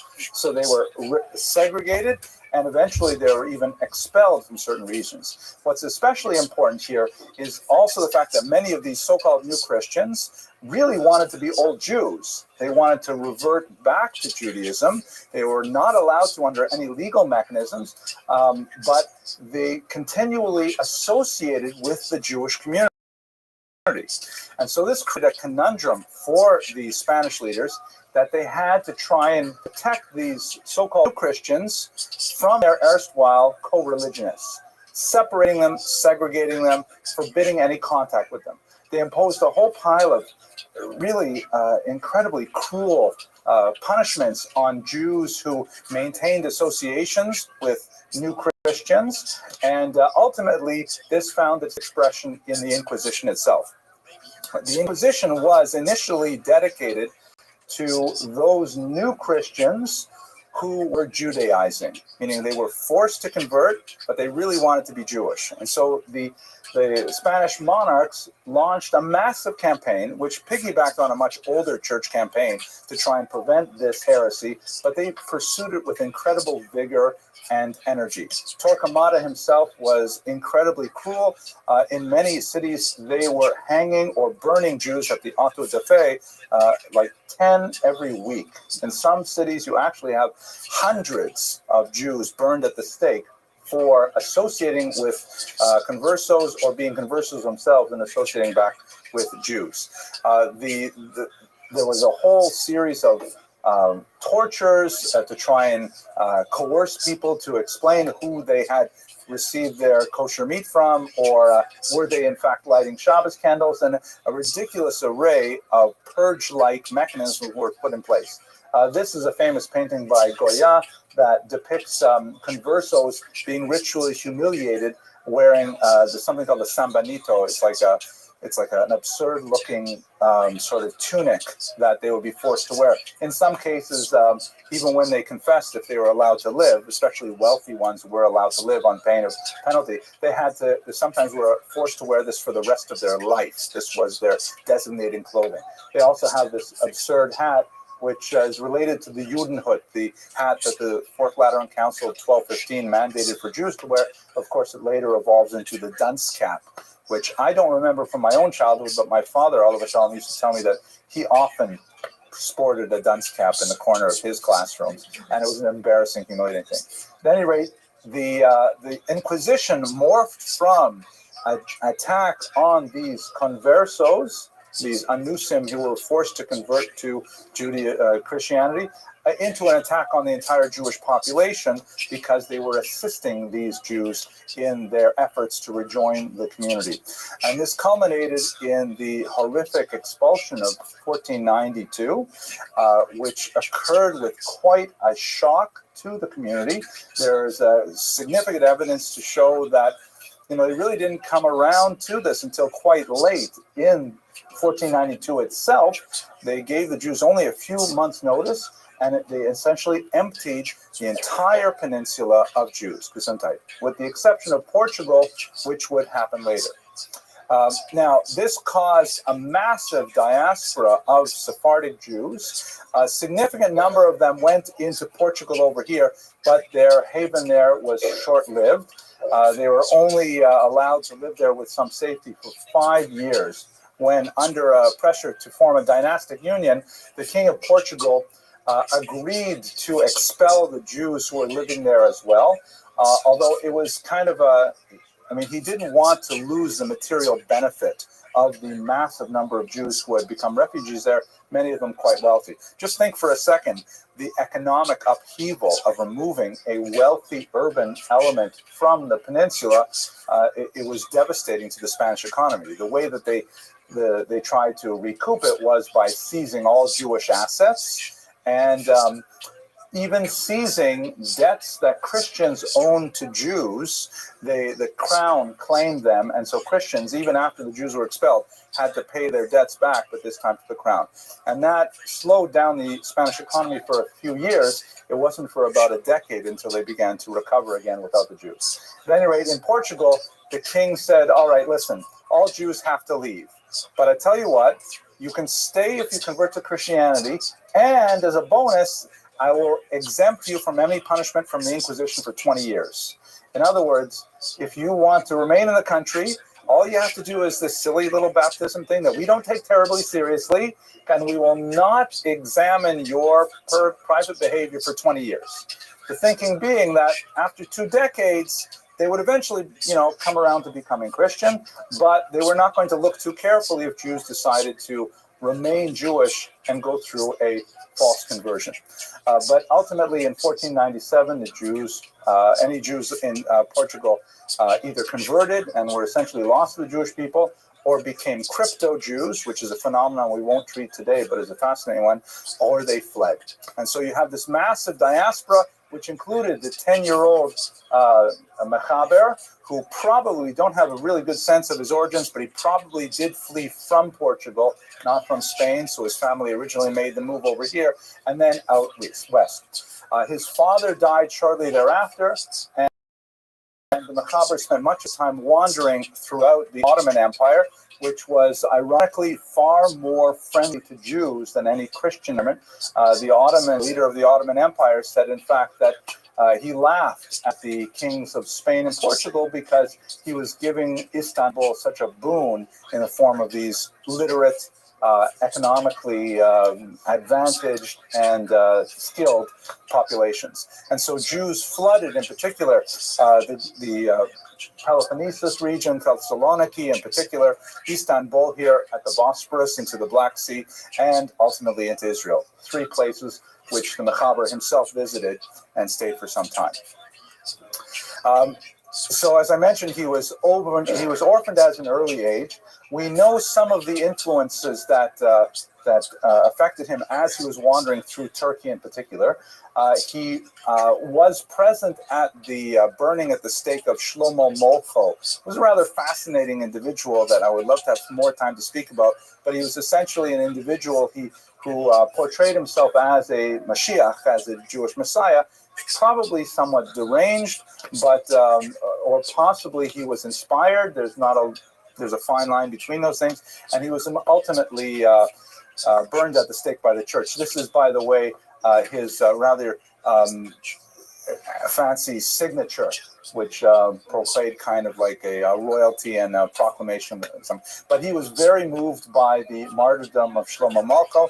He also met several Kabbalists while he was in Greece in particular, and he formed an especially close attachment with Shlomo Alkabetz, the author of Lecha Dodi, the father-in-law of the Ramak, the brother-in-law of the Ramak, the Rabbi Moshe Cordovero, and ultimately the grand teacher, as it were, the teacher of the great Arizal. So he was very much associated with these, all of whom, by the way, were exiled Sephardi Jews, who were like living as expats in these other countries decades after the expulsion, still lamenting their fate, trying to figure out what it means, and gathering together because they had linguistic affinity in Spanish or in Portuguese, and thinking about messianic thoughts inspired by people like Shlomo Molcho. We know only a little bit about his family life, largely through his own references. He mentions 3 different fathers-in-law from which we derive that he must have been married 3 times. We do not know the dispositions of those marriages. Possibly he was a widower 2 times over. We do know that he buried 3 of his children during his lifetime, and 3 of his sons survived him. Other than that, we do not know a lot about his personal family life. His major activity was primarily in his period of wandering.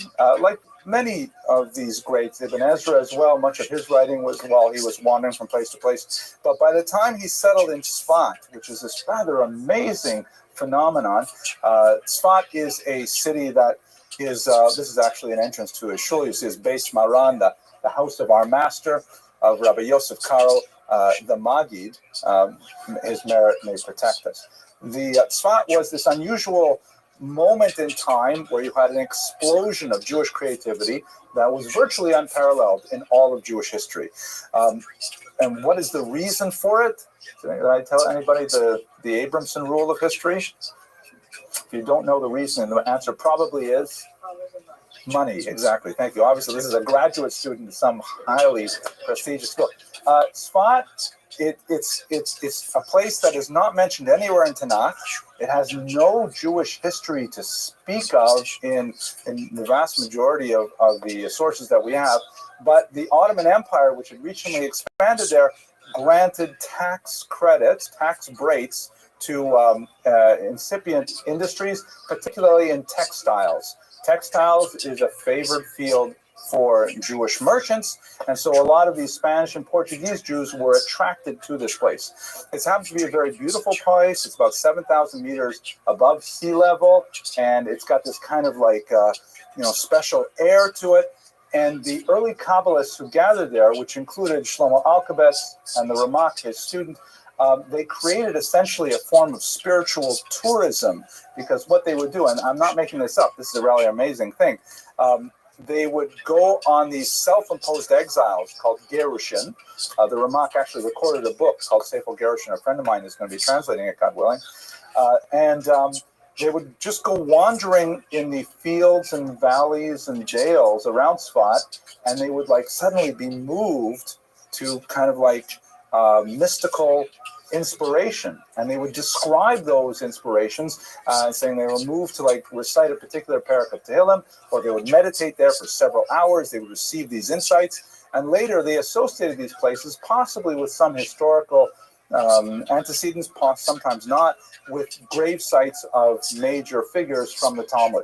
And so the rumors that these great Kabbalists were doing these things attracted more Kabbalists to come there, including the Arizal, who came from Egypt to be able to study at the feet of the Ramak and Rabbi Yosef Karo and others. And it created a nucleus of Jewish spiritual activity that lasted just about 7 decades, and then it was all over. There was a series of earthquakes and plagues, and it just never regained the same kind of spiritual energy that it had in the 15th century. But this is ultimately where Rabbi Yosef Karo retired, and it was way more active than Boca Raton. It was incredibly active with great minds. If you can imagine, in this tiny little village, you have crowded in there all of these Nobel Prize winners. That there's the Ramak, the Al-Sheikh, the Rabbi Yosef Karo, the Arizal. It's overwhelming, and there's a whole story that I think will take us a little bit too far afield to really explore. But there was a discussion led by a man named Rabbi Yaakov Beirav to actually take advantage of the gathering of such great minds and reinstitute smicha that had really lapsed sometime in the ancient period, and to try and declare that the rabbis who were present in Tzfat would in fact be able to begin a new smicha movement. Again, it'll take us far beyond our field to explore that particular experiment, which ultimately did not come to fruition. These are some of the graves of the great Kabbalists there, clothed in the blue, which is associated with a warding off of the evil eye. And here is the grave of the Mechaber himself with a tzedakah box. So this is just intended to give you a Vorspice. It's going to be an exploration of what exactly did he write, why were his contributions so signal to Jewish culture and life. And for that, I'm going to turn it over to the wagon driver, Rabbi Trump. Thank you for your attention. So first of all, just Bishop Talabam, who's reled this series with Dr. Abramson to its beautiful conclusion right now. This is something which is this is a chus that our school has the opportunity to host, to be able to learn both the context and the content of what makes such a big difference in Jewish history. I'd like to really just so so fascinating to be able to hear focal point, let's try to dive right into content itself. Now, we have a very fascinating series, because what we've done up till now is we've learned a little bit about the rest of the Rambam, very, very much the development of halakha till the crowning glory of Rav Yosef Karo, the Machaber, the author himself. What I want to do is really to explore a model, and then to look at that model in an example, to see what it was that he did and how beautifully he did it. What we're going to do is the following: is we're going to do a development of halakha, a brief development, which touches on what we've been doing in the last few weeks, but just to see where Rav Yosef Karo fits into this bigger picture, and we will hopefully explore a specific example to see how his writings actually reflected this itself. Let's start at Sinai. Sinai, of course, the year 2448 from creation, was the year in which Hashem endowed humanity, us small biological scraps of material, with meaning by giving us the Torah and saying, when you do things, this matters. But the interesting thing is that Hashem gave it to us in two forms. Hashem gave us both the Torah Shebichsav and the Torah Shebal Peh. At this crowning moment at Sinai, we were endowed with two aspects of Torah. The first one, of course, the Torah Shebichsav is the written Torah itself, initially in the form of the Luchos, and later on in the Torah Shebichsav, the written scrolls that we have. And there's a debate as to whether the whole Torah was written and given at the end of the Sinai experience, the desert experience, or whether it was written in sections and put together at the end of the 40 years, so that we could have it in one piece or in sections. But nonetheless, the Torah Shebichsav and anything which was added to the canon, the 24 books of Tanakh, Torah, Nevi'im, and Ksuvim, is included in the divinely inspired writings of the prophets and of Moses. This becomes the Torah Shebichsav, the written Torah. What most people forget is the other side of the equation. That is the Torah Shebal Peh, the oral Torah. Now, this is a bit of a hazy area for most of us, because it's very hard. There's a lot in here. In fact, the way the Rambam divides it, he divides it in his introduction to the Mishnah and in Hilchos Mamrim into either 3 or 5 sections. On a more basic level, on 3 sections, he basically says that there are 3 parts of the Torah Shebal Peh that which is given. There is the accompanying tradition as to explain what was written in the Torah. So when the Torah says Priyei Sadar, when it talks about this fruit, the oral tradition tells us that fruit is the citron, not the mango, not the banana, not the apple. It just means the citron. So we know that. It wasn't a matter of debate. It wasn't a matter of deriving. It was what it was, and we transmitted that from year to year. And that's why there's no community in the world that shakes the mango. That's section number 1 of Torah Shebal Peh. Section number 2 of Torah Shebal Peh is, in fact, is what is called the tools of expansion, which means God gave us what we call the Yugimel Midos, the 13 principles that Rabbi Shmuel talks about, where we're able to, it's the sort of toolbox to expand the concepts beyond yet. It's not just making the camp with what we had, it's taking the raw resources, using certain logical tools to expand the Torah Shebal Peh even further. That's a separate section which was done over the stages of later Jewish history. And finally, the last section is what's called Gezeros and Siyagim. So, the perimeter fences to protect the Torah Shebichsav. All of these things were incorporated in the oral Torah. Written Torah and the oral Torah both given at Sinai. And this is how it was for centuries. For centuries, we had the written Torah was all we had written, and with the exception of a few notes here, a few notes there, there were no volumes, there were no books. It was all already transmitted. Until many years later, when we reached the times of the Mishnah and the Gemara tells us in Gittin that unfortunately, around the time of the destruction of the Beis HaMikdash, in the years following the Hadrianic persecution, the Bar Kokhba revolt, there was a real fear. This was about the time that the Smicha was being obliterated. There was a real fear that this transmission from generation to generation, from father to son, from mother to daughter, this was going to, at this point in time, completely be lost if something wasn't done drastically. And the Gemara records, they had to commit it into writing.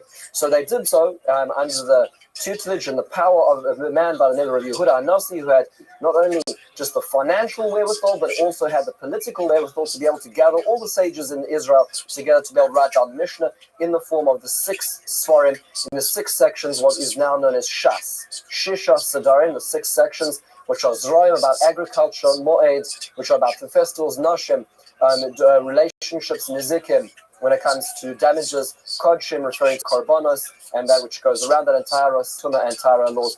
All of the Torah Shabbat Peh was essentially canonized into these 6 different sections. But it was constructed in a very fascinating way. And as we know, for anybody who's learned Mishnah and Gemara, it is not exceedingly easy. And part of the reason is because it is what's called inductive learning, as opposed to deductive learning. Inductive learning is like in Lahavdil, when you talk about mathematical induction.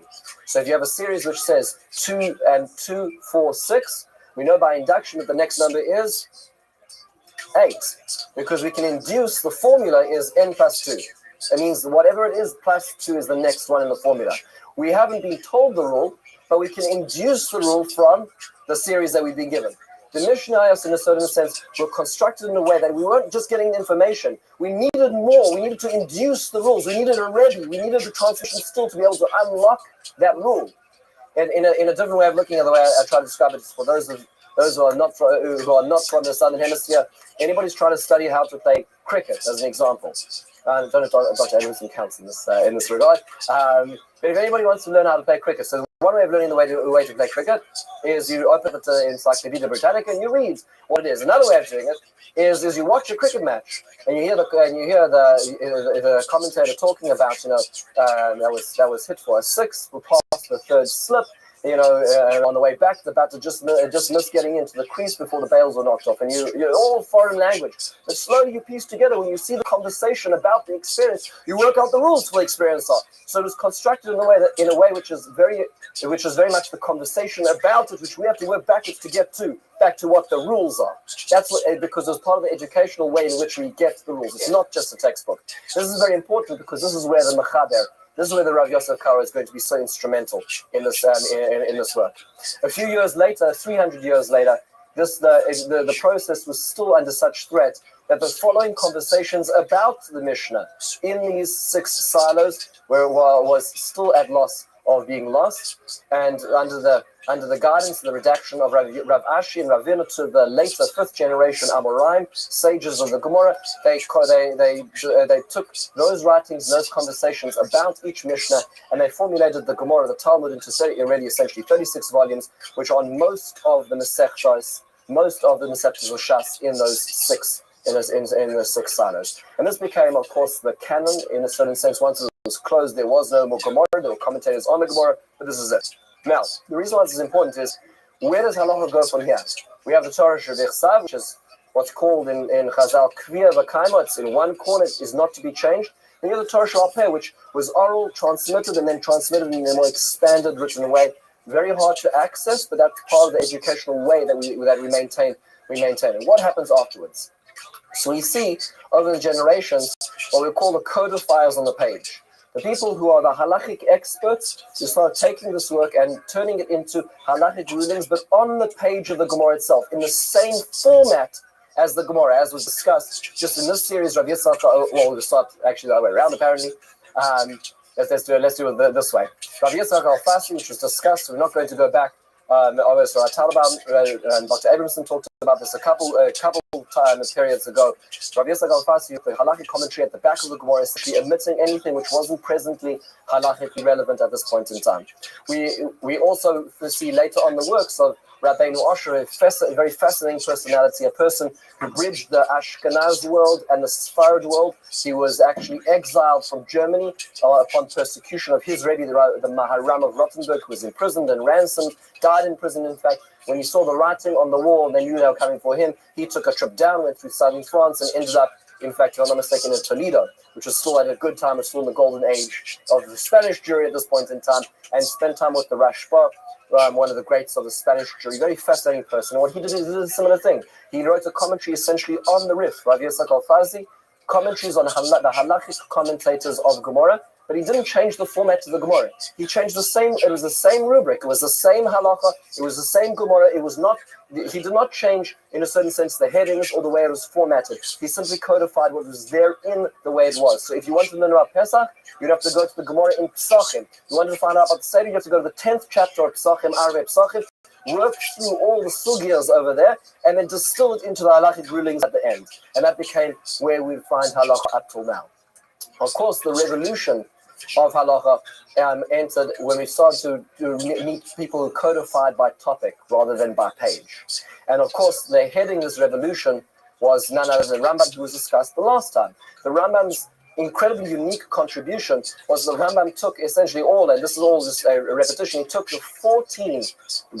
14 topics of all Jewish halakhic thought, and he basically started the process again. He said, I'm going to tell you halacha from square one all the way onwards into 14 categories. Everything in halacha. And when you go to his kever, you can see the beautiful fountains which go through 14 marble pillars, each with the name of one of the books of halakhic categorization, which the Rambam has here on the right, or some of the four of those 14 into the books of the Rambam, what we call Mishnah Torah, which is the repetition of Torah. What was revolutionary about this, as was discussed, but now we're getting to the why it's meaty for us, is that he essentially was the first person to do this. Nobody else was moving away to create a new system, a new table of contents for halacha up till now. And he did it very logically, and there was subsections and subsections. Everything was clearly annotated and in place. This is what a typical page in the Rambam looks like, as we know. And what's going to be important for us is not so much the Rambam right now, but the right-hand corner. This is all the outside column, essentially. This is where the spine is, on the left-hand side here, is the works of the Kesef Mishnah, which is going to be Rav Yosef Karo. Because one of the most important works, as you see, of the Rav Yosef Karo is going to be his commentary on the Rambam. Moving in this direction at the same time, another person who contributed to this new work called the reformatting of halacha was a person by the name of Rav Yaakov ben Asher. We know him in a more familiar setting as the Baal HaTurim. You know, when we always hear those gematrias, and and everything. So you say, oh, that's the Baal HaTurim. The Baal HaTurim did write gematrias on the Torah. He talked about lots of numeric coding in the Torah. But that was by far paled in comparison to what he really did. Those are very relevant and wonderful to read. But what his significant contribution to all of Jewish history is a set of books called the Arba Turim, the four columns, essentially. What he did was, he said, as opposed to the Rambam, he said, let's take all of halacha and put all of contemporary halacha to the exclusion of Beis HaMikdash, to the exclusion of laws which pertain to Eretz Yisrael and the mitzvahs hatuluyas ba'aretz necessarily, to exclude certain things which relate to Tumah and Tahara. Things which are not relevant to us, he excluded, like his father, who was in fact Rabbi Moshe, the person who wrote the commentary on the Gemara, the halachic commentary. And instead what he did is he set up these four sections, what he called Orach Chaim, the way of life, which was about ritual life, Even Ha'ezer, which was about relationships, Yoredeh, which are more ritual, relates to Nida, Avelus, Shchita, Ta'arav, Basa V'chalav, and then finally, of course, Choshen Mishpat, business law. Those are the four sections of all halakha. What's fascinating to us, of course, is if this is a page of Tur, where the Tur, Rabbi Yaakov is writing his commentary in the middle, of course, the important commentary we're going to look at over here is on the right-hand column, which is the Beis Yosef, also Rav Yosef Karo. It is fascinating that Rav Yosef Karo was the commentator on two of the newest formattings of halacha. This lays the stage for where Rav Yosef Karo enters. Rav Yosef Karo started off by looking at the people who wrote halacha in the new format, in a certain sense, in their own reconstructed format, and linked it back to the page. Because there was a great rift that was happening, and in fact, you see this in the writings. There was part of the burnings of the Rambam, there were many reasons for burning Rambam, but it was the newness of this. Is how you have the right to leave out the sources and reformat halacha in a way which we've never seen beforehand. So one of the works the Beis Yosef did, what the Rav Yosef Karo did, was to say, let's take what we have, the Gemara, and let's find how it leads into and connects to these new formats, these new silos of halacha, where it be the 14 books of the Rambam or the 4 books of the Torah. So this is, in a certain sense, the background to what Rav Karo was trying to do. I want to take a simple example just to make this a more real to us as we see it played through. So an example, just a very simple example. Washing hands, netilas yadayim. Okay, as an example. If it's all right, I apologize. I think I sent up all the sources and I could just grab one. That's all right. Thank you. Thank you so much. What we're going to do is we're going to do exactly that movement. So it's the 4 steps that we had up to now. We're going to move through the Torah Shabbal Peh as codified in the Gemara, through the Rambam and the commentary of Rav Yosef Karo on the Rambam, through the Tur and Rav Yosef Karo's commentary on the Tur, and moving into finally the grand crowning glory of his career is his writing of the Shulchan Aruch ultimately, to see what he was really trying to do. So here we go. Very, very, very simple section. The Gemara says the following. This is the Gemara to be found in Talmud Bavli. In Brachos, it is in the source sheets as well. This is a very short line. The Gemara says the following. To Omar Rav Chia bar Rashi, Omar Rav. Rav Chia bar Rashi says the name of Rav. There are 3 times one has to do something immediately, meaning there's 2 activities which need to be proximate to one another. When a person is about to shecht an animal, they need to do smicha, put their hands on top of it. That needs to precede the process of shchita immediately. Teichef legeula tefillah, something which we do every morning, is that we need to finish the last bracha of the Kriyas Shema, which ends with Baruch Atah Hashem Go'al Yisrael, and immediately afterwards jump into the Shemona Esrei, even avoiding saying the word Amen. And finally, Teichef le'netilas yodayim bracha. And immediately after washing our hands, we need to do a bracha. These are the 3 techifos. These are the 3 things Jews need to do right away, besides for booking a hall and a date and a new email address, right? So this is what the Gemara tells us. Now, it happens to be interestingly enough that it's a little bit ambiguous over here, because what does that last statement mean? It says that we need to be very quick to go from washing hands into a bracha. Well, what does that mean? What exactly are we referring to over here? A little bit of a grey territory, because we have a few options as to what that can mean. So for this, we move straight into the first level of codification off the page. Rambam. The Rambam says over here, if we move it into the way the Rambam codifies halacha. So again, the Rambam is now extracting halacha to be found in Maseches Brachos into his own category, which is Hilchos Tefillah. He says, I'm going to talk about Tefillah. There's only one book about prayer. In prayer, I'm going to tell you how you're going to wash your hands, how you're going to say a brachos, and how you're going to daven. Here's how he explains it. Sorich Adam, lenageves yadav, v'achakach yochal. A person needs to dry their hands after washing and then eat. However, a person should make sure to dry their hands off so they shouldn't be eating impurely. When you wash your hands after the meal, what do we call the washing after the meal? We call it mayim acharonim, the later waters. There's the mayim rishonim, the first waters, and there's the mayim achronim, the later waters. When you do those last waters, he says, the take it and the netilas yadayim birkas hamazon. When you do those that last netila, that last washing of the mayim achronim, the later waters, as the meal is finishing up, immediately after you do that, you need to make sure to whip out your bencha and start saying the birkas hamazon, the blessing of grace at the end of the meals. That's what the Rambam is saying. He is essentially interpreting that Gemara. He is saying when the Gemara talks about washing and bracha, what washing is it?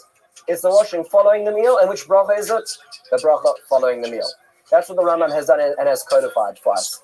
He doesn't tell us where. Sorry. If we look through this Rambam, the Rambam doesn't tell us where he got this from. The Rambam doesn't tell us his sources. The Rambam is just telling us. Now, if we were well versed in all of Talmud, we would know that. But if you're reading the Rambam for the first time, this is the first time one would meet this.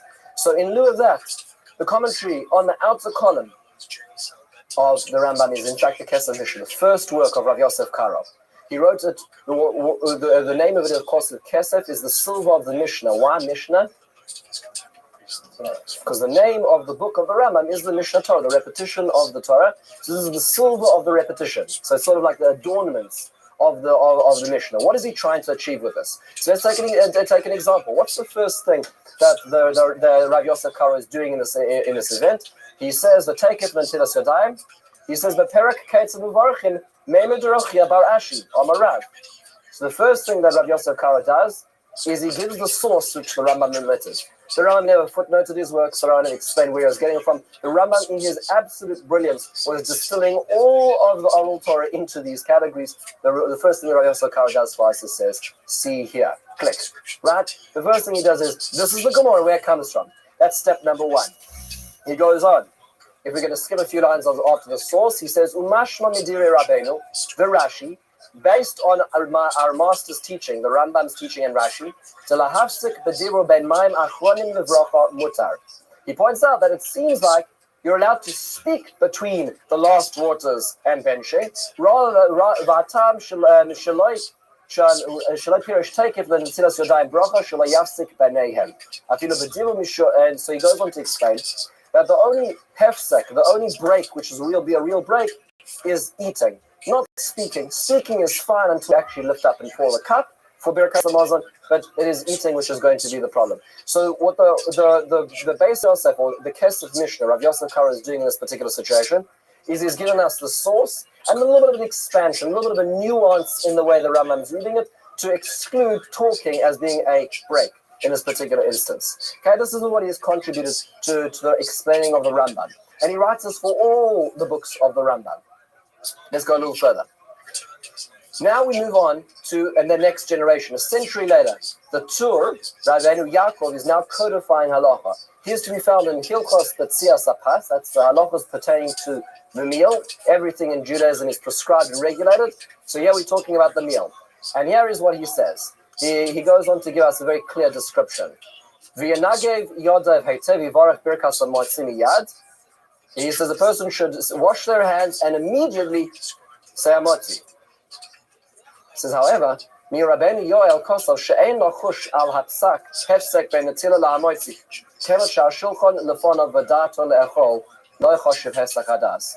So something called Rabbeinu Yoel says, you don't have to worry too much if you wash your hands netilas yadayim at the beginning of the meal and then say something to somebody else and sit down and eat. Why? Because the table's there, the food's there, your mind's on the food, you're about to get to the meal. That's not considered a break.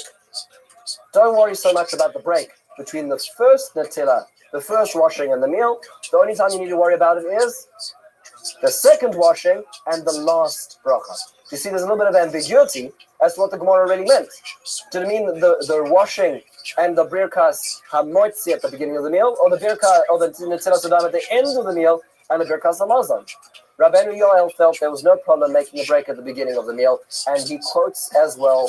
He says the following. He says, "V'chein pirush Rav Alfas," and so says Rav Alfazi. That's the Rif, Rambam Zal, and the Rambam as you saw it. However, va'adoni avi harosh, my father, my teacher, my master, the Rosh, Rabbeinu Asher, Zichron Livracha, quoting his father, Haya Rogil after Rishonim Shalom Lahafsik Shalom Ledaber.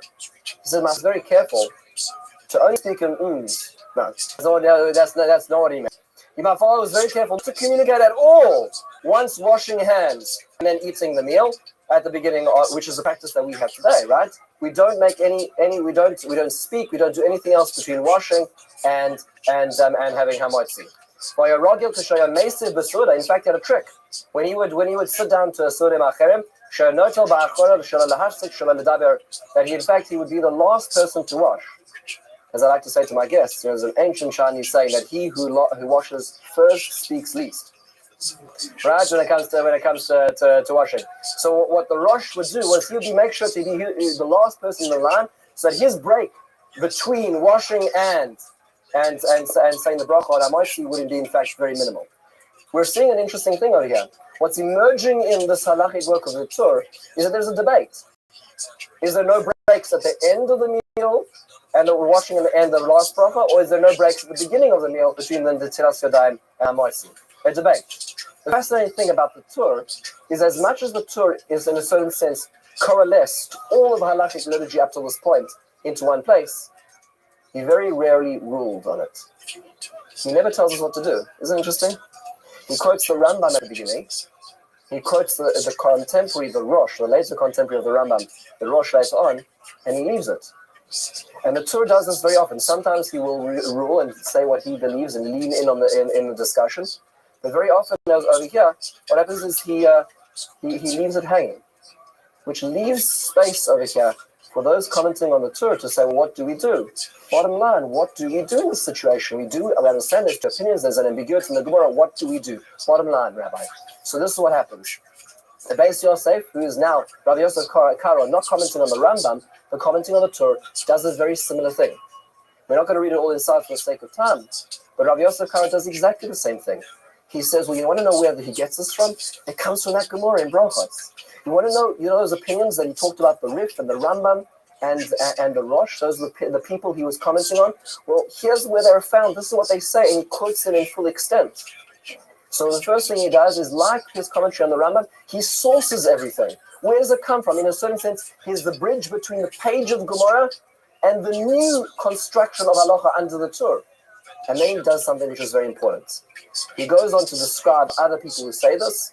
He quotes, in fact, a Yerushalmi, which seems to indicate that if a person doesn't speak between Tzilas Yadayim and saying Amotzi at the beginning of the meal, they're going to have a good meal, which seems to suggest, like one of the signs, and he says the following: V'chein nachon la'asos li'yizayir gam b'mayim rishonim.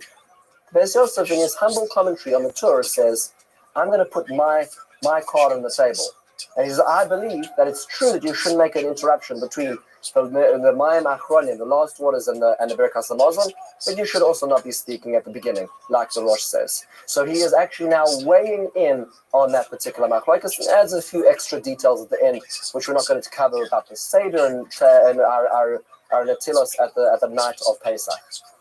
Which now leads us to the last and final stage, which is the Shulchan Aruch. To appreciate the Shulchan Aruch, we need to appreciate the journey along which the Rav Yosef Karo has moved. He has explained the sources of all the Ramban. He has contextualized the entire Torah, all 4 volumes of it, which now turns into the many, many volumes we have at the back of the shul right now, because of his commentary, which has expanded way beyond the short paragraphs that the Torah had. And finally, after all is said and done, the most remarkable sefer which has changed all of Jewish history is the Shulchan Aruch. What does he do in the Shulchan Aruch? Here's what he does. This is now Rabbi Yosef Karo talking in the same format, in the same schema as the Torah. He uses the same 4 books, the Orach Chaim, Ibn Ezer, Yoredeya, Ibn Ezer, B'Chosh and Mishpat, but now he shortens it to a statement which is the following. In this particular section, Yesh Omrim, there are those who say, She'enot tzorich li'yizayir min hafsik ben There are those who say that we don't have to be so concerned about making a break between our first Yadayim and a meal and saying Hamotzi. And there are those who say that one should be careful. In short sentence here summarized centuries of scholarship. And if we had read the Torah and the Rambam and the Beis Yosef and the Kesef Mishnah, we know exactly who he's talking about now, and we know exactly who he's referring to. And then he gives us the Torah of desire, and in 2 words, he tells us, you should be careful. What is commonplace in all of our meals today is as a function of the fact that he said the Torah of desire. This is the way to do things. Ladies and gentlemen, we've decided halacha is this way. The it takes to walk more than 22 necessarily. What the Shulchan Aruch here is he has distilled a history into a very simple, into a unified direction. This is a full example of that process of formation of halacha. To the Shulchan Aruch, we're going to have blossoming of scholarship, of centuries of scholarship, exploring the Shulchan Aruch himself. But nonetheless, this became the full. It's almost like this is the bottom of that funnel of halacha, which has been distilled throughout the centuries into one coherent psak, taking into consideration with deference both sides of the debate, but actually telling us what to do. That's where the Shulchan Aruch comes into. Simple example of what he did over the centuries. What a remarkable contribution to Jewish history. We're not going to focus on all of it. I want to just focus on one thing that Dr. Abramson mentioned, and that is the Magid. The Shulchan Aruch wrote other Sfarim as well, the numerous other Sfarim. One of them is what is called the Magid Meisharim. Right? The Magid literally means the teller. And he describes in this book, as Dr. Abramson had mentioned, that he had nightly encounters with some sort of specter, some sort of angel that he related to, which is again the unusualness of a person of such broad halachic scholarship, who doesn't mention that at all in his halachic work, has a completely different description when he talks about his nightly encounters. It's a very fascinating sefer. He writes it very personally. He talks about the personal wanderings that he has and the questions he broaches with this angel that he asks him on a nightly basis and the conversations they had. Very, very fascinating. It's actually written, it's formatted on 2 cycles of the Torah. So he talks about the Torah and various Sfarim in Tanakh by Rav Yosef Karo. In fact, if you go for a walking tour in Tzfat today, they can show you the house where he used to stay when he was visited by the Magid, and every step, every stone in Tzfat has a special history to it. And this is very much, in this milieu. What is fascinating is he describes at the beginning of the Sefer of how he merited to have this angel join him. And the angel sort of came and visited him and then stopped visiting him. And then when the angel came back to him, he said, well, how can I ensure that there's a continuity of this relationship? And the angel said, you're very involved in halacha. You're very involved in the codification process, the end result of halacha. Don't forget Mishnah. Don't forget to keep learning Mishnah, which means keep going back to the page. So coming back to the conversation. Don't lose track of the end result and thereby lose the context in the Torah Shabbat Peh from which that came. That's how you're going to ensure a relationship with me. So the angel, just a very fascinating reconnection over here.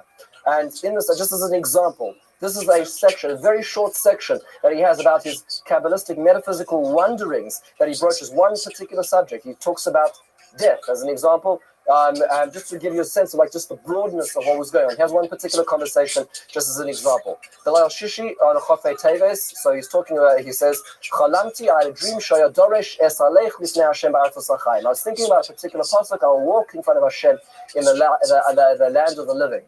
Yeah, and we say, as we say in Hallel, Yakar Beinei Hashem Amavsa L'Chasidov. It is precious, or it is hard for Hashem, it is weighty to Hashem, the death of those who are his chasidim, his pious. He says it is hard for Hashem when those who are righteous die. He says death is so difficult, it is sort of stripping two interconnected pieces of one entity. It's almost like trying to take skin off meat, because the two are really one entity. Therefore, he says, what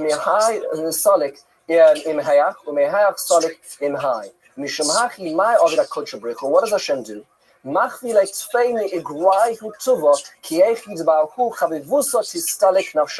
He sort of reveals even more of the schar that is going to be shown to them, that there's this automatic magnetic connection that the soul returns to HaKadosh Baruch Hu, that his dabek la'ela, and it automatically magnetically returns to its creator, that his pari megufa belit sa'ar.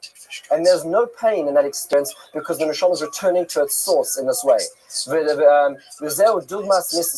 that's how Moshe Rabbeinu and Aaron in fact died. That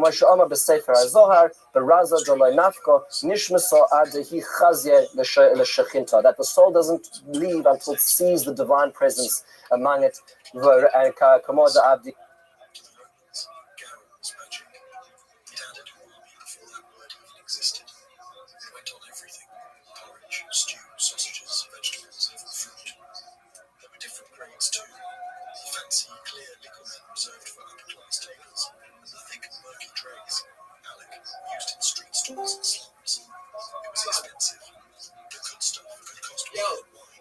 Yo, buddy. Yo, Rabbi. Get your fat ass up. Why am I getting fucking followed by you? Massive industrial centers, the clay and stacked high and fishing farms in the air. On the street, Gary was the great equalizer, slumped onto lanterns, stirred smeared. Yo, Pip.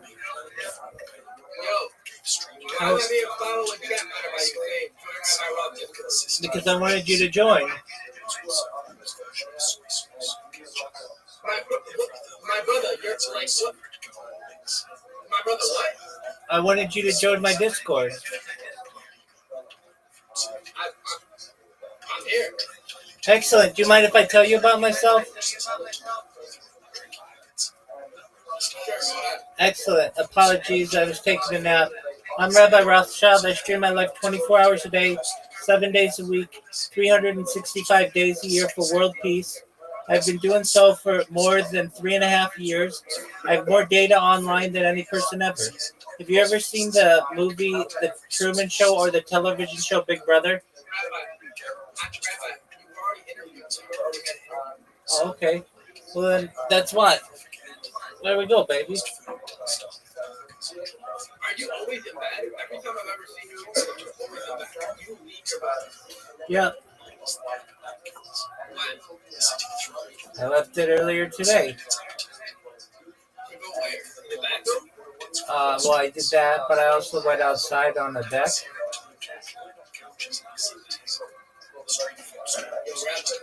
Yo, pants.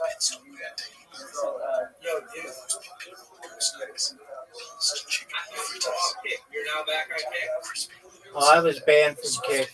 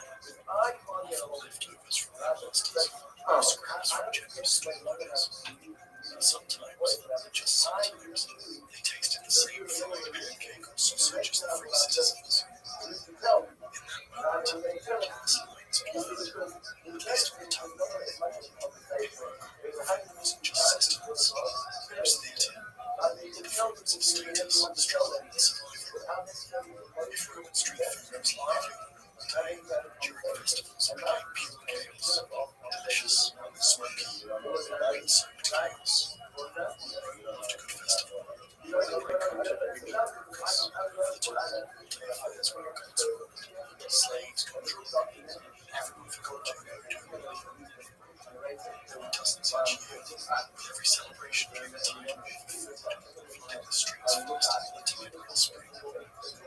During Saturnalia, the December Plurale made a Christmas opening and knitting sale. Slaves were allowed to eat at the same stalls as their masters. Social walls turned upside down. Vendors roasted entire pigs and spits in the open air, handed out frying pastries and sold spiced food. The streets smelled like a butcher's shop, the bakery had collided. No one complained. Earth came, the rowdy February fertility festival was young men ran half-naked through the streets. The food stalls catered accordingly. Party food like blood sausage, fatty cuts of meat, fried chickpeas, thick bread to soak up wine being spilled and consumed in moderation. Even religious festivals had a gluttonous side. After sacrifices were made at temples, parts of the animal, especially the animal bits, were sold to food vendors, handed out to crowds. Street stalls would take that fresh meat, stew it, fry it, or shove it into bread. It was sacred barbecue. Street vendors thrived during these events. It was big business. They got important, stacking their tortilla with stews, pastries, and fish honey cakes. Children begged for sweets. Men argued over olive fritters. Everyone drank way too much juice. The sweet wine that tasted like a headache in progress. Of course, with food came problems. Greedy vendors were watered down wine. Meat sometimes went off, but it was served anyway. Pickpockets treated crowded stalls like buffets of different kinds. Still, no one seemed to care, at least until the hangover hit. Festivals weren't just about eating the gods, they were a release valve for a city teetering on the edge of madness. Food was central to it all. Steaming, frying, drying food, served in clay bowls and held with greasy fingers under strings of lanterns. It wasn't just a feast, it was Rome. Street food might have kept bellies full in the city humming, but it was tall, savoury stews and sizzling sausages. Beneath the steam and the shouting, iron to look there. Food could kill you, cheat you, land you in serious trouble. Let's start with food. Rome had no health inspectors. If your lentil stew smelled off, that was your problem. Vendors frequently watered down wine, mixed chalk into flour, and used spoiled meat spice just enough to fool the nose. One common trick was to soak raw fish in garum to keep it fresh. You didn't question the cook. You prayed to Mercury. They would try thieves. Hope for the best. Prices. Good luck. Vendors rigged their scales, used crooked ladles, swapped out ingredients mid-stew. One day you got chickpeas, the next, beans, disappointment. Graffiti from Pompeii, even more shady food merchants by name, early Yelp reviews, with venom and smelling. Sometimes the stakes were higher than just indigestion. Street food vendors were notorious for bribing officials to secure the best corners and outbid their competitors. Fights broke out over store locations. A 10-man riot in the suburb started because of a food store dispute. Spoons were flung. The stew was spilled. Somebody lost a tooth over a olive fritter. Then there were the poisons. Yes, real, intentional poisoning. Rome had no shortage of enemies and food was an easy weapon. The one senator met his end by drinking wine laced with venom, or eating figs dusted with pounded walnuts. If you were rich, you travelled with a food taster. If you were poor, you just rolled the dice every time you took a bite. And we haven't even mentioned the rats, roaches, general filth. Most stalls operating next to open sewers. Leftovers were thrown in the street. Dogs, cats, and half-starved slaves fought with scraps like gladiators without swords. Hygiene wasn't just a problem, it was a myth. If you didn't devour a strong cut by age 10, you didn't make it to 50. But still, Romans returned every day. The food might be risky, but it was also irresistible. Because in the end, it's like a stopping trouble compared to any meatball drenched in garum. You might think Roman street food vanished in the empire, swept away like so much ash and alcohol. But the truth is, those smoky stools, olive burns, Easy snack left fingerprints all over the bones. You've probably tasted each one without even knowing it. Start with the basics. Bread, the flatbreads, stores. Concept your favorite pizza, maybe garlic, maybe a bit of fermented algae paste. Suddenly, you're a street vendor away from recreating a first century lunch. And chickpeas. Still a staple of Mediterranean diets. The mashed potatoes, baked into farinata, crisped into fried. Farmers barbecues echoes across time. Factories, isn't far off from plenty, or even savoury meals. Let's go. Japan is a nation with a reputation. Its descendants are thriving. Southeast Asian fish sauce, Worcestershire sauce, even some soy sauces carry the same punch. The idea of fermented flavour loops. Romans mastered it before it was cool. Even the concept of street food itself, fast food, handheld meals sold from tiny shops, owes something to them. Food cart, taco stand, kebab kiosk might look flashy, but the spirit is the same. Hot food, low prices, good flavour, no questions asked. Archaeological sites like Rabbi have given us astonishing glimpses into Roman food culture.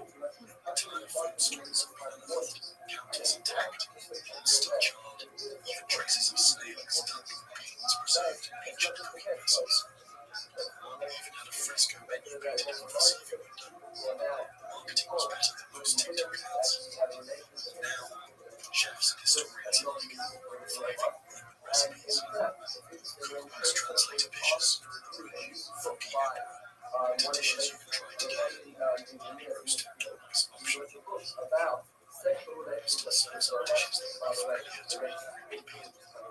Fried artichokes, infused cheese, flatbreads dripping with oil. The empire may have fallen. The emperor's turned to dust. The flavour has evolved. Because when you bite into something salty, crispy, and comforting too, you're doing what Romans did 2,000 years ago. You're eating history, a greasy handful at a time. On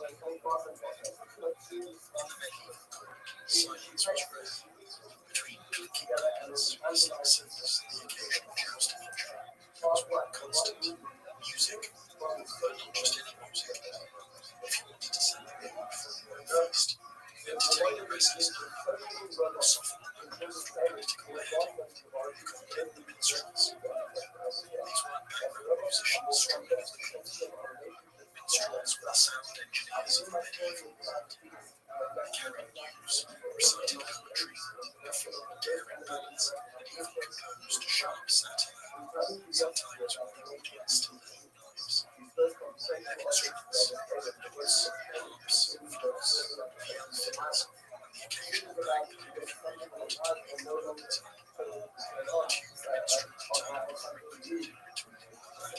The medieval court drama heard before this. Minstrels were violent both. They immortalized Greek kings, real or wildly exaggerated. If a knight slew a dragon, or nearly slipped off his horse while trying, they'd craft a song about it. The audience didn't care about truth, they cared about the mind. Minstrels were not just musical, they were former magicians. With sharp tongues and clever wordplay, they recited epic tales of true lovers, legendary warriors, and tragic betrayals. They combined laughter from a sermon, tears from a wild fight, and they knew how to read a room. If the baron were reasonably caught in this family, they gave out the broody satire they were. Their position in the social hierarchy was flexible. Some were beloved fixtures of court life, protected and pampered. Others were treated as glorified jesters, expected to sing for their supper and then sleep in the stables. Minstrels knew one thing: if you wanted to survive the modern court, music had to be pretty. It had to be useful, political flattery encoded cosmic stuff disguised in verse. Their power, immense, because not all history was written down, it was sung. The noble deeds, petty rivalries, and courtly romances, all passed from minstrel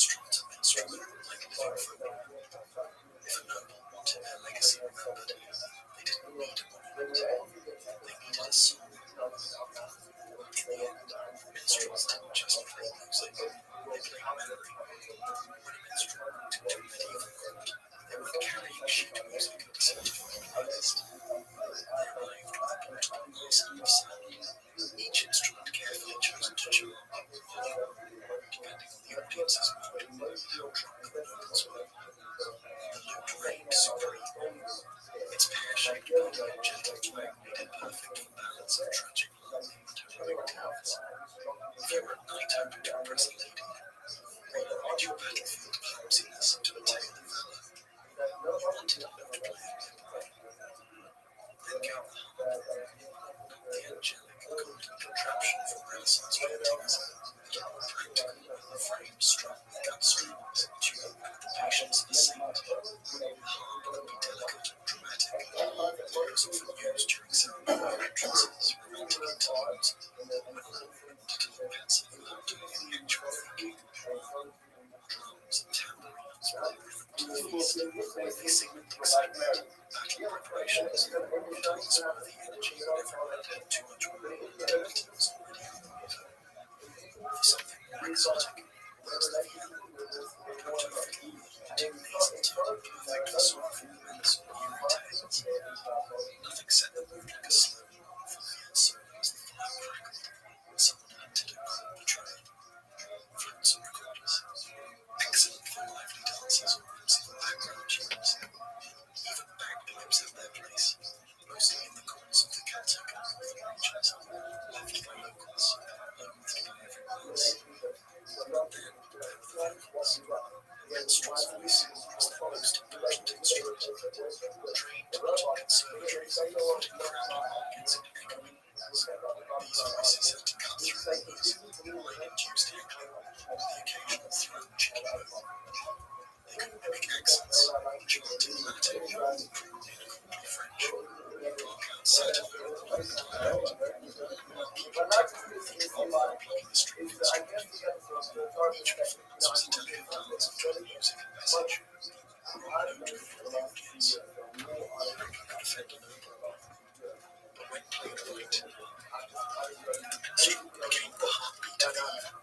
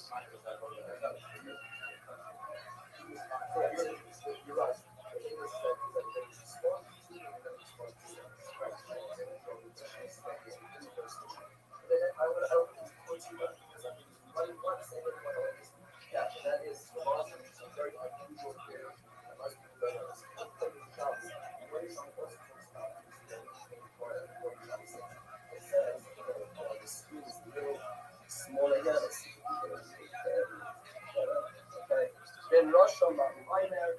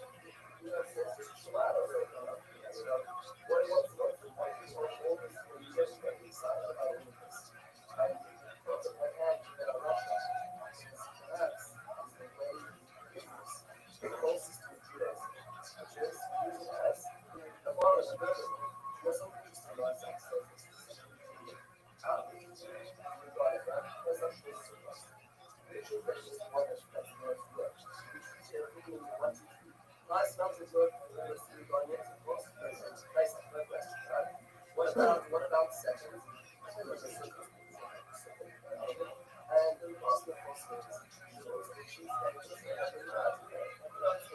It's not quite the same as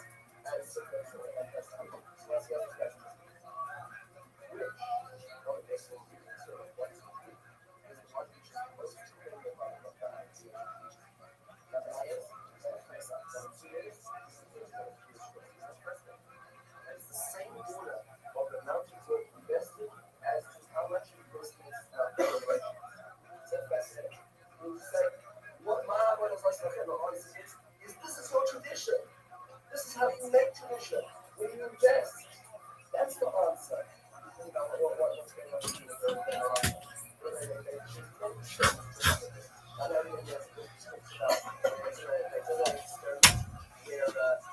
they had kids in college students projects and they would bring home the auction.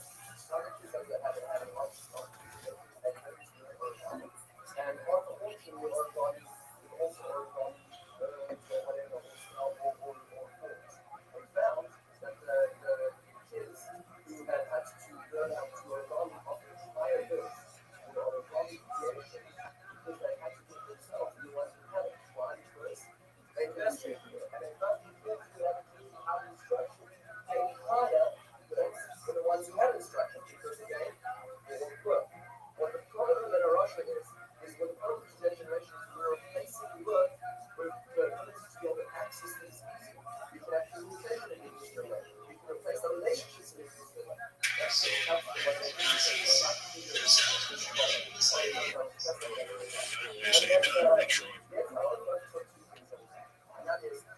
the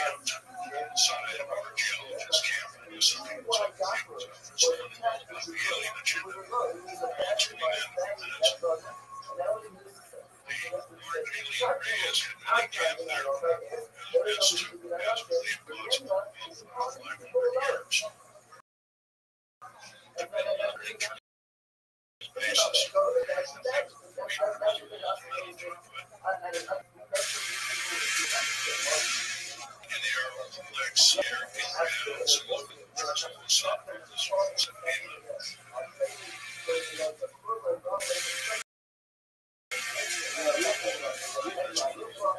Sorry. Anyway, basic goals. And when you build underground basic goals, you build cold stoves or velocity, black visual lasting equipment, special lasting equipment, the analyzation of blast out, flag rate,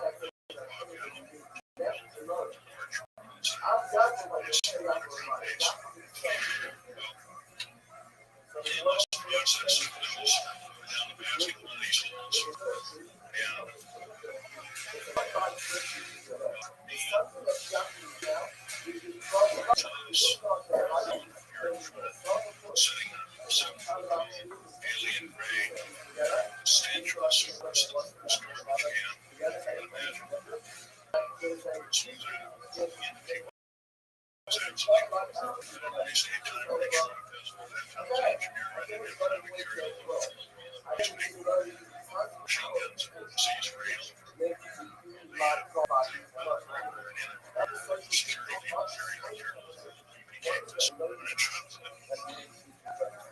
This is late August 1979.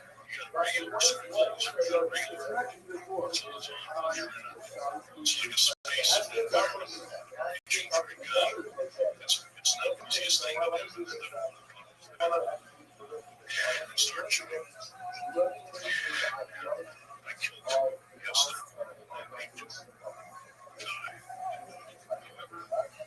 In the process,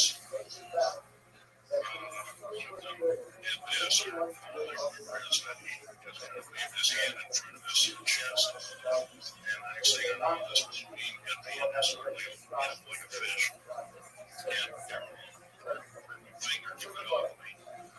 And so literally, because kind of like it hit my leg and makes the nails off of me. Sweet friend went up foot. Shoot right off me. This is smoking hands and leg still conscious with in and out. And there was a green grave was right behind me. This is alive, like he died. He risked his life. He shot me back in the past and took me up.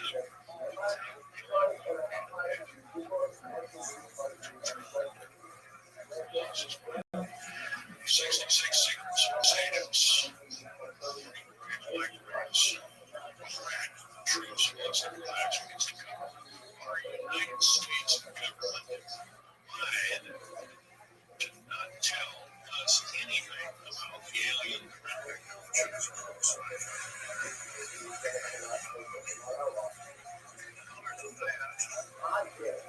I can also mention something about my father. My father was a evil captain in the English Navy. He got captured and taken over. I didn't find this out until 2 weeks before he died. As he was dead, he told everybody it was a shock. I tried to figure out leave my father's delirium or something like that. Of course, things have come since. So, anyway, he was captured and turned over for Army, the U.S. Army, and the U.S. Army turned over the Navy. And he was a master machinist. I'm not sure you know what a master means. They can take a book and make a gun. I'm not sure. So, and he was a master machinist, and I became an MD doctor in aerospace medicine. The United States Navy was instrumental in helping build the USS.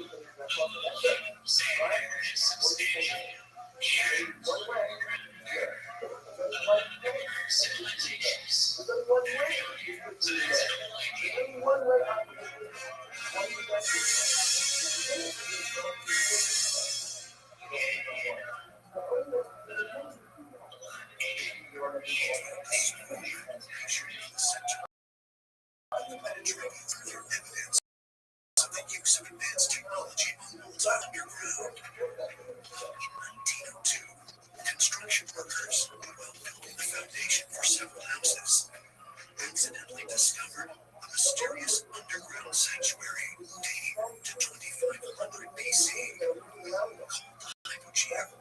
The subterranean structure was revealed to be 3 levels deep, hewn from solid stone. It's been estimated that they removed more than 2,000 tons of stone from these subterranean chambers to create a space that beautifully replicates the temples above ground. Perhaps one of the greatest mysteries concerning the Hypogeum involves the acoustical properties in what is called the Oracle Room. The acoustic properties within this are absolutely extraordinary, because what happens is that if a person is within the Oracle Room, the way that their voice is carried is heard within the whole of the complex.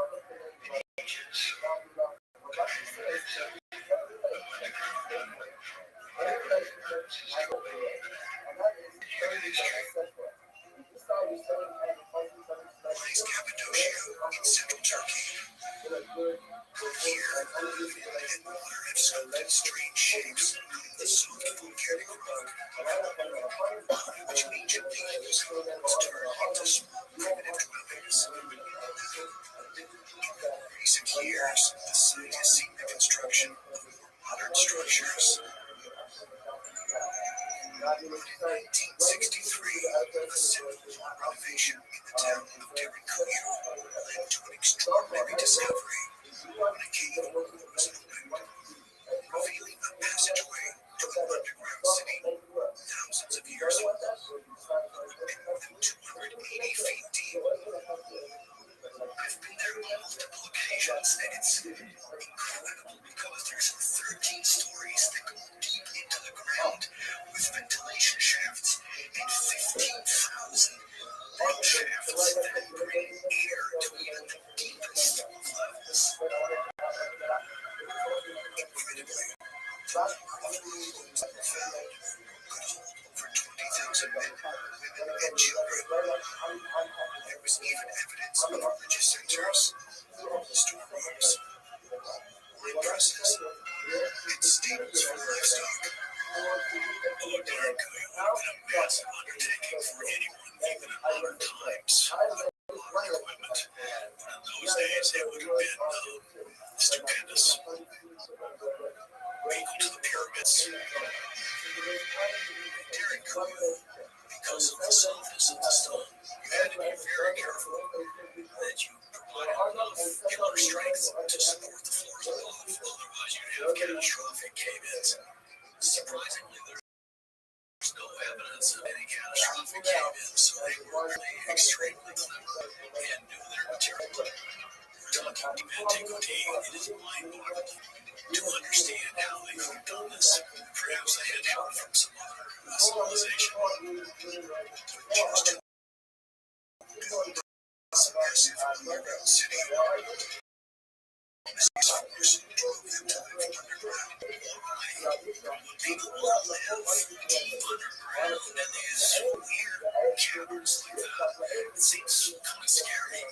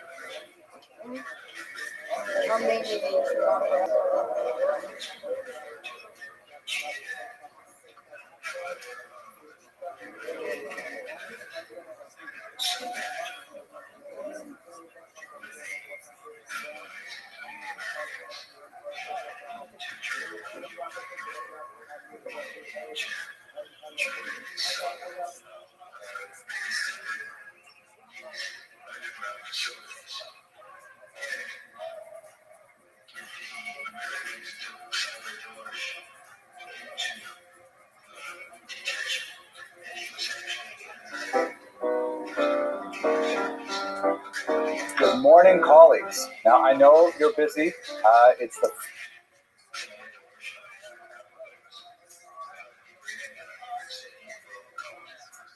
first day of classes for the year 2019 and happens to coincide with the penitential month of Elul for 5779. And you're really busy, I'm sure, with 1,000 different things. But walking onto campus this morning, a beautiful September morning here in Brooklyn, New York, in this holy city.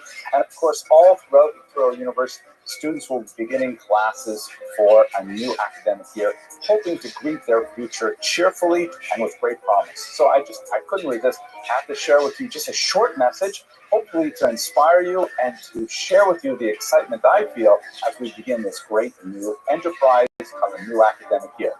It occurs to me as I reflect that I have actually never left school for any September since I've been 6 years old, with the exception of 1 year when I was kind of like trying to find myself in my college years. But otherwise, I have been in school in September every single year for my entire life since the age of 6. Now, why is that? You might say it is a failure to launch, and that's certainly quite possible.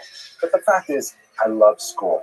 It's so amazing how privileged we are to be able to spend time with young people who are interested in ideas, who are interested in exploring their futures, and interested in so many things that we are passionate about. You know, we just have to give thanks to God for this possibility that we have to work with students in this manner. So in this regard, I just want to share 2 quick ideas, hopefully to give you your own jumpstart into this academic year. The first is something that I read in an interesting book on the scary topic of climate change. Here it is. It's in a book called Falter by Bill McGibbon. Quite an interesting read. I haven't finished it yet, but fascinated with one thing he says in the early chapter. He says, essentially, if we are in some kind of a game, if this is some kind of like a project that we're all engaged in trying to win something, trying to win, a livelihood, trying to win a spouse, trying to win a family, a future, who knows, all those things. What is the game? What is the object? And he posits that the object of this game that we are in is to maximize dignity for all its players. And I thought that was such a fascinating way of looking at life. We're trying to maximize dignity. And so that reflects on our role as instructors. We are trying to maximize the dignity of all of our students by giving them the tools they need to achieve their potential, to achieve a livelihood that will allow them to cover their needs and to provide for their families, God willing. What an amazing concept. So I think we should think of ourselves as basic dignity providers. That's what we want to do. We want to try and provide for their dignity. Secondly, what is our most valuable resource? What is the greatest tool that we have to affect this dignity in our students and in ourselves as well? It's not money, although that's a really valuable thing. It's not the beautiful physical location in which we teach. It's not the books. It's not the computers. It's not even our own health. It is our time. Time is the only resource which cannot be renewed. Once we lose it, it's gone. And I know because I'm a historian, right? I study something which actually doesn't exist anymore. Don't tell my bosses I want to keep my job. But we have only time to give them. So therefore, let me suggest to you that if we want to do both of these things, if we want to maximize dignity for our students, and we want to use our resources most effectively, then perhaps the most important thing we can do is to start on time. Now, I'll tell you that this has great pedagogic value. When you start your class right on the dot, you may lose a few students who are walking in late. But if you start late to accommodate for those students, you will always start late, and all the students lose. On the other hand, if you start right on time, as it has been my practice for many, many decades now, it means that all the students realize, hey, this class started on time, and if I'm not there, I'm going to lose out. So you actually maximize the amount of time you have to teach, and you maximize dignity thereby. Listen, I hope this wasn't too preachy, but it's such a beautiful day here in Brooklyn. I wanted to say something nice to all of you. Thank you so much for being involved in this larger project of extending dignity to all of our students, our staff, our faculty here at Touro College. I hope you have an absolutely transformative, fantastic, excellent academic year.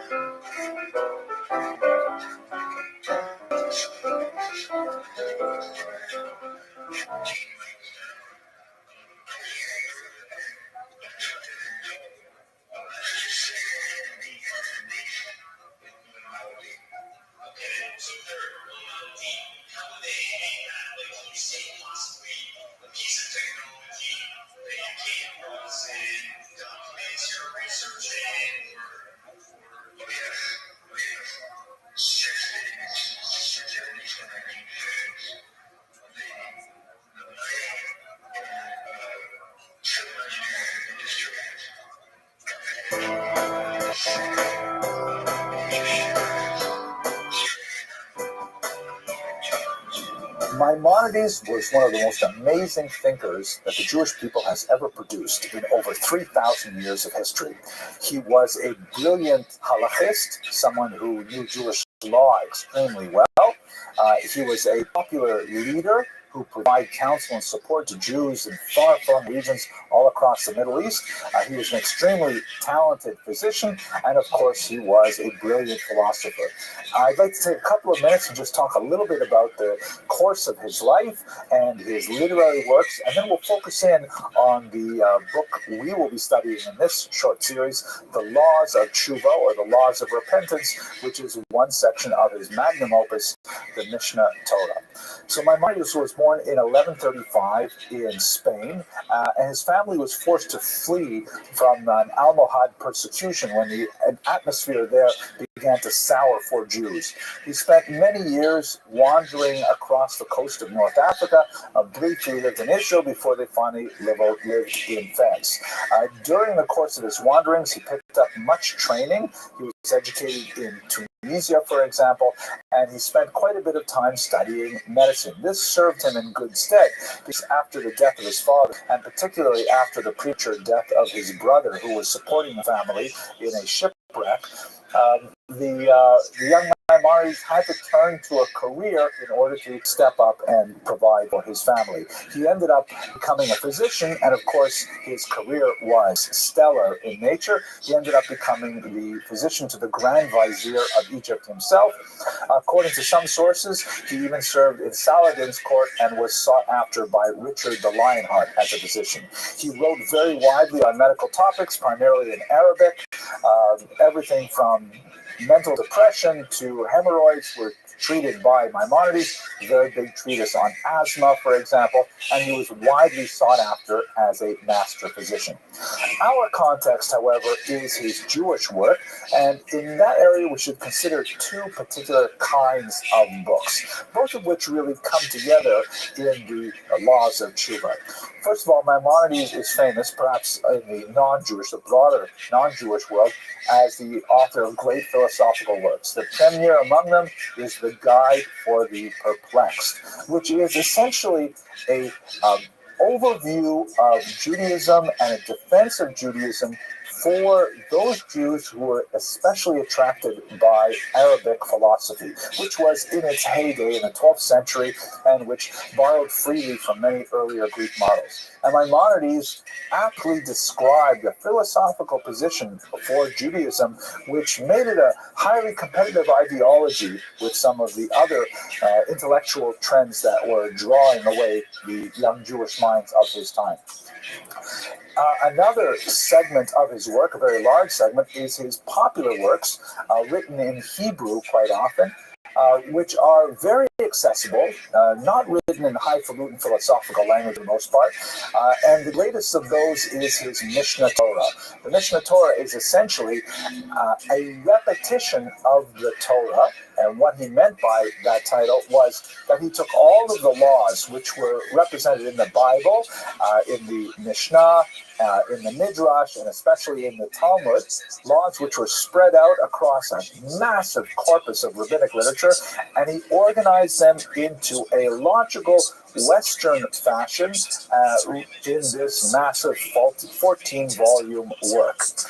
It was heavily criticized for reasons that we will mention shortly, but it was unprecedented in his day and has still not been equaled. Specifically, what the Mishnah Torah does is it covers all of Jewish law from the beginning of time. That is, it discusses aspects of Jewish law which are not observed. For example, now that the temple is not standing, certain laws of sacrifices and so on are not observed. Nevertheless, he wrote a complete compendium of those laws. He also wrote about the distant future, or perhaps the near future, when the Messiah is here. Jews, of course, believe the Messiah has not yet arrived. And he writes about the future, what it will be like in the Messianic period. So this huge work of Jewish law describes a tremendous scope of Jewish activity, everything from how one ties one's shoes in the morning to literally how one must sleep. Phenomenal book. The laws of tshuva are one section of one volume of the Yad HaChazakah, the strong hand, which is another name for the Mishnah Torah. His book met with tremendous criticism in certain quarters, particularly in southern France, where it was felt that Maimonides was excessively influenced by non-Jewish philosophical models, Aristotle in particular. And in the Mishnah Torah, there was a feeling that his a very simple Hebrew text, deceptively simple, because scholars of Maimonides know that his phraseology is anything but random. He's very, very particular about the exact phrases he uses.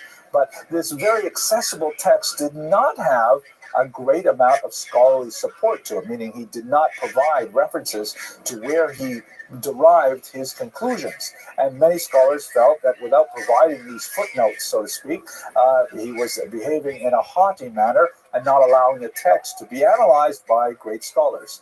Maimonides' approach, however, seems to have been that he was writing a popular manual of Jewish practice that was intentionally simplified without those footnotes. At any rate, sadly, in the 13th century, there were book burnings of Maimonides' work sponsored by Jews that were a tremendous shame for the Jewish people as a whole, as Maimonides' works were consigned to the flames in some quarters. Nevertheless, the great ego, as he is known, outlived this controversy, and of course his works went on to universal acclaim.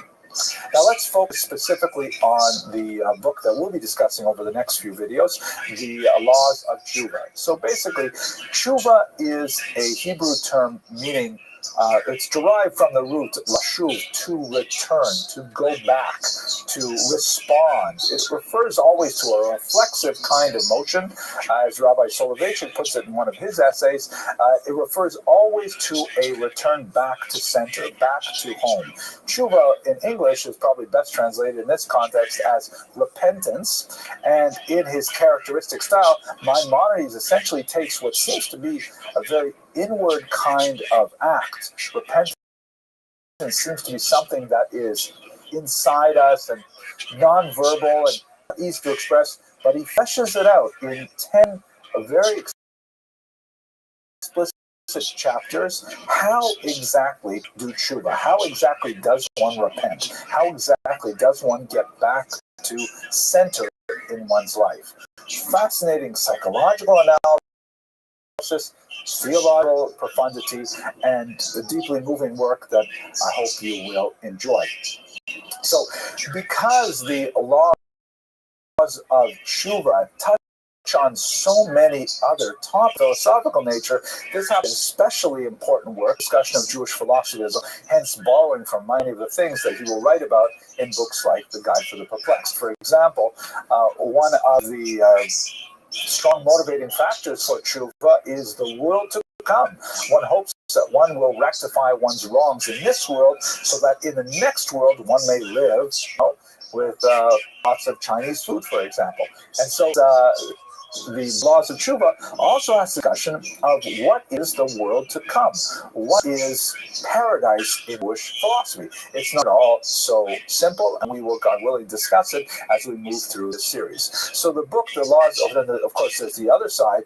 What is punishment in the next world and in this world? How does God mete out punishment? Perhaps the most difficult question in every monotheistic religion, Judaism included, is why do the righteous suffer? And that, of course, is addressed head-on in this book, The Laws of Tshuva, a fascinating response from one of the greatest minds the Jewish people has ever produced. Now, quickly, just one fast word on the first chapter. Maimonides begins with the laws of confession. Ironically, he will push off a discussion of what teshuva is until the second chapter, but in the first chapter, he concentrates almost exclusively on the idea of vidui, or confession. And, it's a fascinating question. Why start with confession? Why not, as he does in so many of his other works, talk about the general topic and then move into the specifics? Confession, one would think, is one of the specifics. And by the way, this confession, the Jewish confession, is a personal confession that is done privately. One will actually pronounce certain words that are often in a written text, usually written in the plural form, meaning we did this, we did that, and one is included in these long lists of transgressions. It is not done to another human being, with the exception of wrongs between human beings. There are wrongs bein adam l'chavero, between two people, and bein adam l'makom, between a person and God. Between people, there is a question we will see later about how one confesses how one has wronged another person, but between a person and God, only God hears those confessions in the Jewish practice. At any rate, what's so big a deal about confession that we should start with that even before we talk about tshuva? So many of the commentaries focus on the idea that vidui, confession, is kind of like opening up the floodgates. It is the very first step in order to make tshuva possible. Unless a person is prepared to admit to him or herself that he or she has done wrong, then one really can't make any progress in tshuva. One has to have a searing self-analysis. One has to look carefully at oneself to review one's actions from an objective perspective as possible, and if one finds those actions are wanting, then one must confess. And this, like opening up the taps, allows the cleansing waters to flow, allows tshuva as the process to begin, and will take us into the next chapters of the book. I hope you found this useful, and please try the second chapter.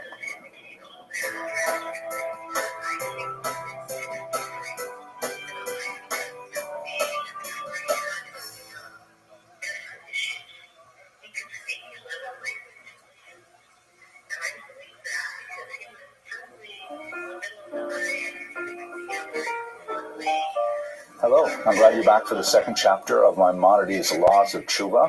I'm going to depart from the organization that Maimonides places on these laws in this chapter, because it's very hard, I think, to understand the sophistication of his thought in these short videos. I encourage you to get a copy of the book, which is available both in print and as an electronic download. And before the holiday of Yom Kippur, I'm offering it as a free download So please visit my website. I'll put the little URL on the bottom here so you can pick up a copy and follow along for yourself. But for the time being, let's concentrate on Chapter 2. Maimonides does not give chapter titles to the laws of tshuva, but just to try and encapsulate the main ideas into a single word, I found is kind of useful for my own thinking. There are several halachot in this chapter that deal specifically with how to ask forgiveness. But in many ways, I think the most profound element of forgiveness discussed here is how to forgive oneself. And that's really where we have to begin. Because Maimonides gives us in this second chapter a useful working definition of tshuva, and more significantly, a definition of who is a Baal tshuva, who is someone who has already mastered tshuva. So let's get right to it.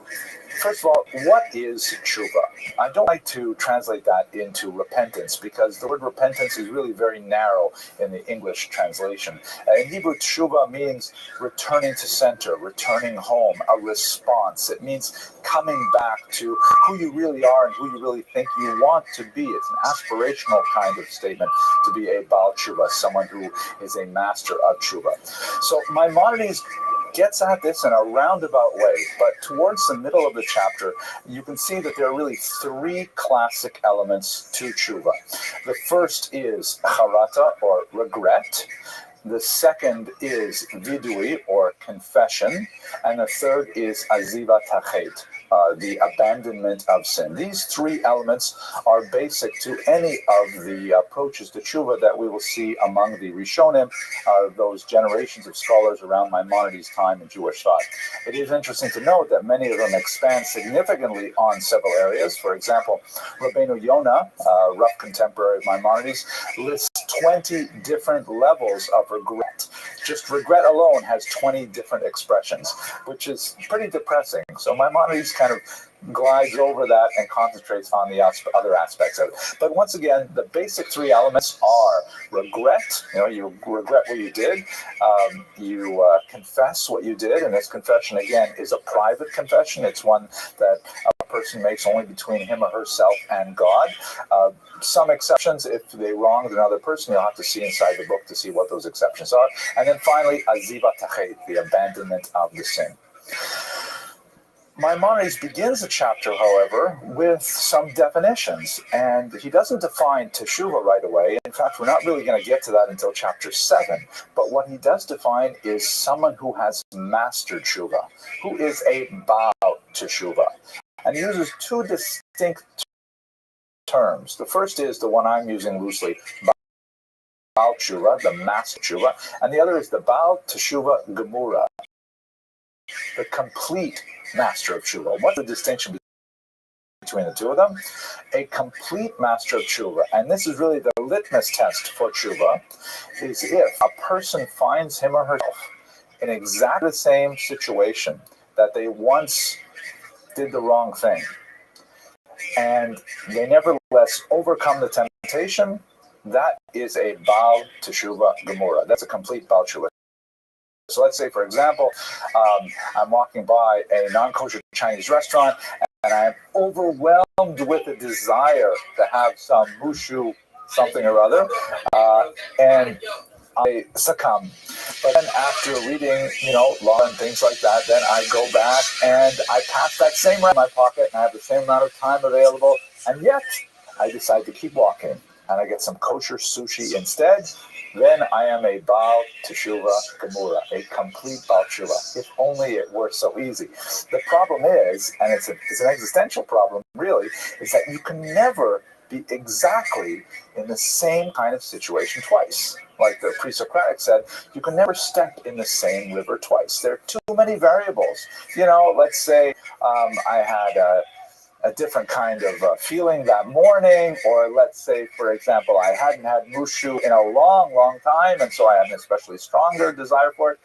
Or as the Sefer Hasidim, another rough contemporary of Maimonides, puts it, David was able to withstand the temptations of Abigail, but he was not able to withstand the situation with Bathsheba.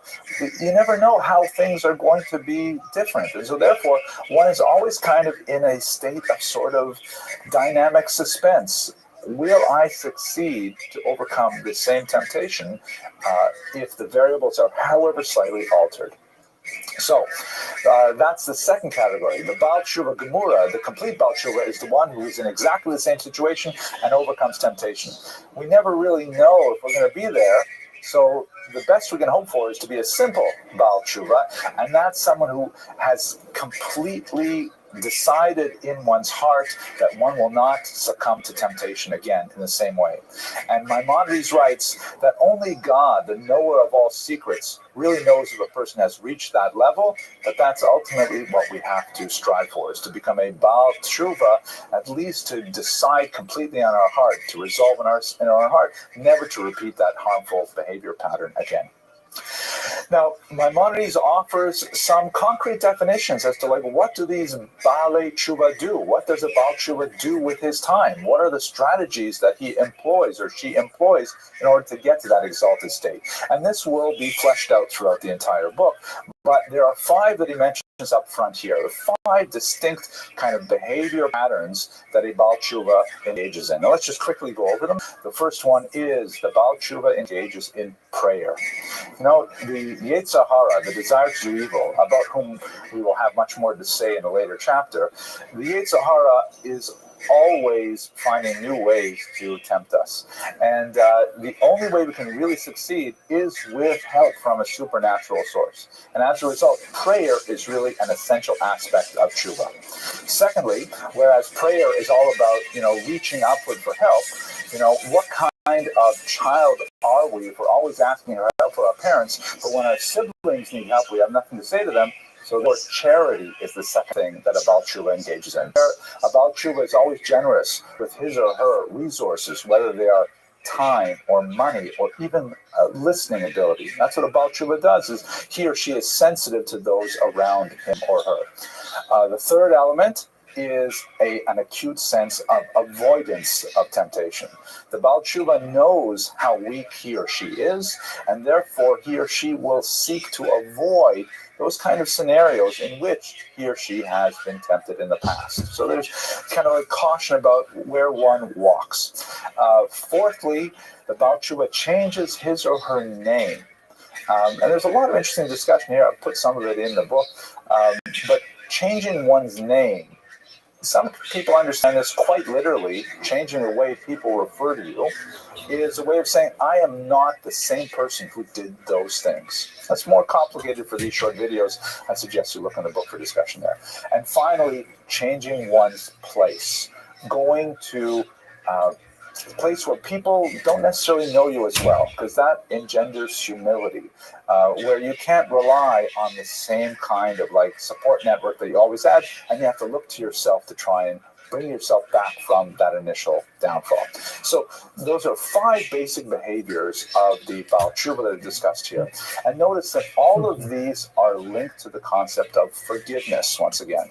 There's a lot of discussion here about how one goes about asking for forgiveness from another person, from God, of course, in prayer, and from oneself. That's the most significant element of forgiveness here.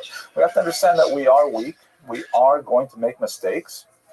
There is no one on this planet who has ever not made a mistake. So says the sources all the way back to Moses and beyond, in fact. But nevertheless, we have to deal with our weaknesses and strive to overcome them. The last thing I want to say in this very quick video is a beautiful metaphor that Maimonides borrows from the Talmud that goes back to step 1, which we discussed in the first chapter, and that is confession. He borrows this beautiful metaphor. A person who confesses without actually intending to change, without actually intending to go through the next step, which is azivat hachet, the abandon of sin, that is like someone who goes to purify him or herself in a ritual bath while holding a defiling creature like a dead lizard in his hand. So if you want to go into the mikveh and have the cleansing waters of the mikveh bring you to a new state, which is part of Jewish thought of what a mikvah does, ritual bath, then you really have to let go of the lizard first. You have to let go of your commitment to commit that transgression.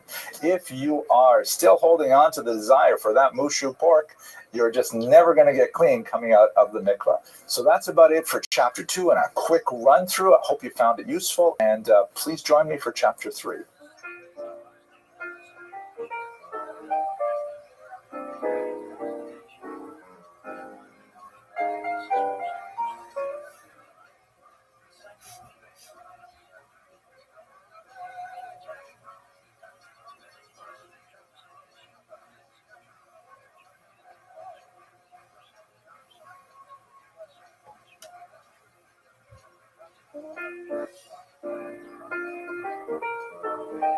The third chapter of Maimonides' Laws of Tshuva is perhaps the most significant, most well-known of all the chapters, because Maimonides sets up with a Talmudic image of the structure of a human being and the structure of the universe. Specifically, it says, basically, if you look at an individual human being,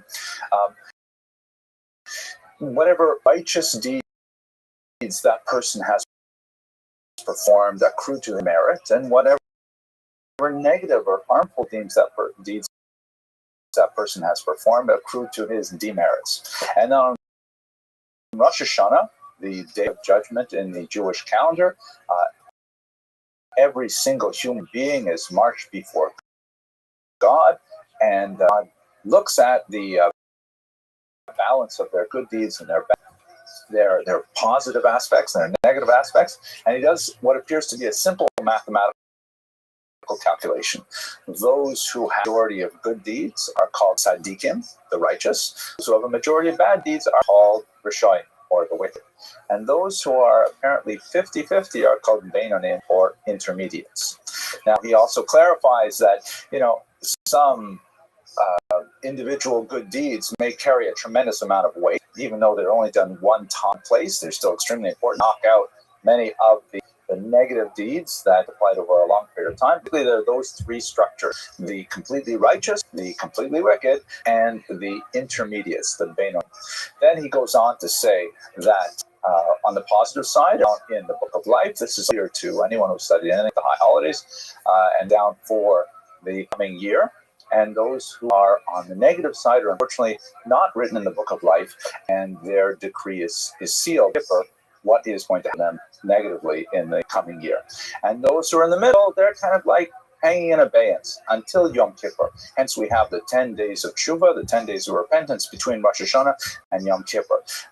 In an academic setting, I like to say that, Rosh Hashanah is the exam day, but if for whatever reason, you have a valid excuse, you didn't show up for the exam, you were in a car accident, whatever, so then you have makeup exam day 10 days later, where you can take the exam again. Now, and Maimonides says, however, that the way we're supposed to look at ourselves is as if we are all beinonim. We're all in the intermediate category, meaning don't look back on your year self-satisfied, saying, oh, I did all these good deeds, because perhaps some of those bad deeds that you inevitably did are of huge importance and tremendous consequence, and they would wipe out most of the good things you did. So therefore, he says your mental attitude should be that you yourself, all of us, are beinonim, are intermediates, hanging in the balance in that 10-day period between Rosh Hashanah and Yom Kippur. He goes on to say that this is the same for an entire community, an entire nation, an entire world, and in fact, the entire universe. And since the entire universe in those 10 days between Rosh Hashanah and Yom Kippur is hanging in the balance, every individual act a person does could conceivably tip the balance for the good or conceivably for something awful.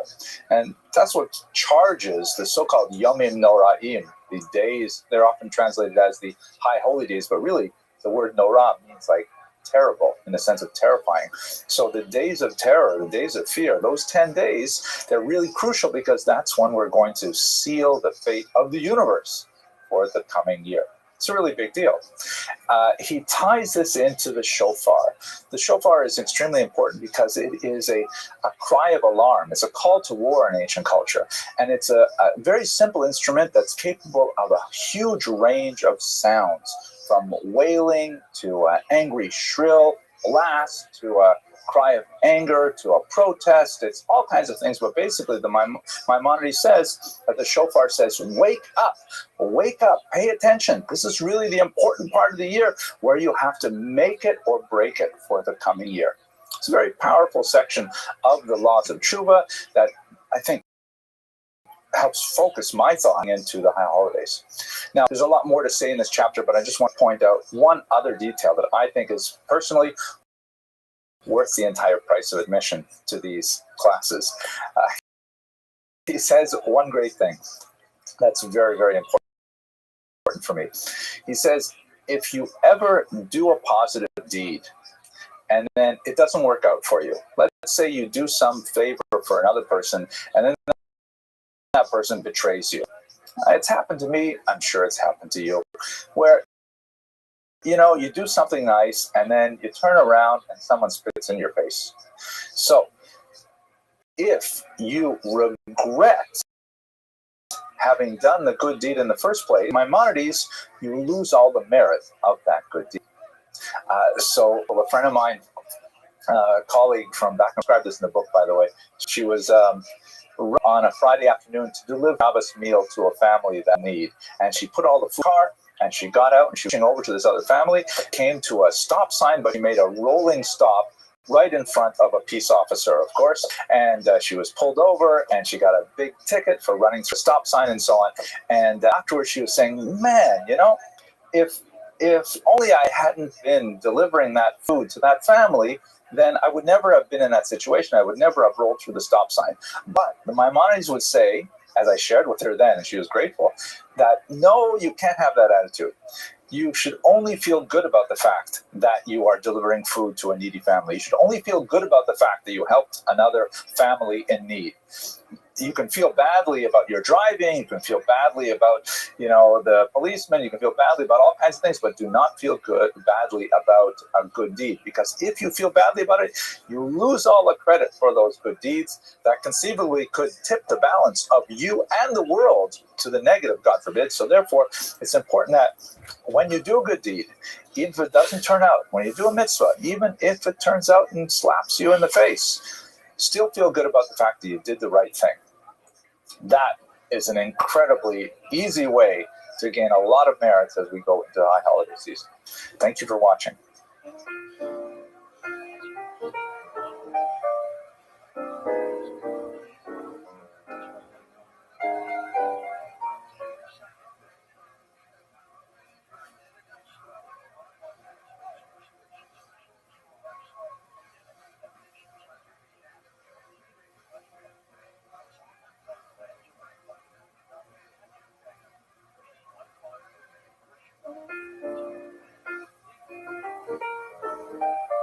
Chapter 4 of Maimonides' Laws of Tshuva is actually one of my favorites because here in Chapter 4, the Rambam really gets down into some solid details of exactly how we should behave when we want to do Tshuva. Not about the value of Tshuva and the metaphysical implications of Tshuva, but actually, how does one do this?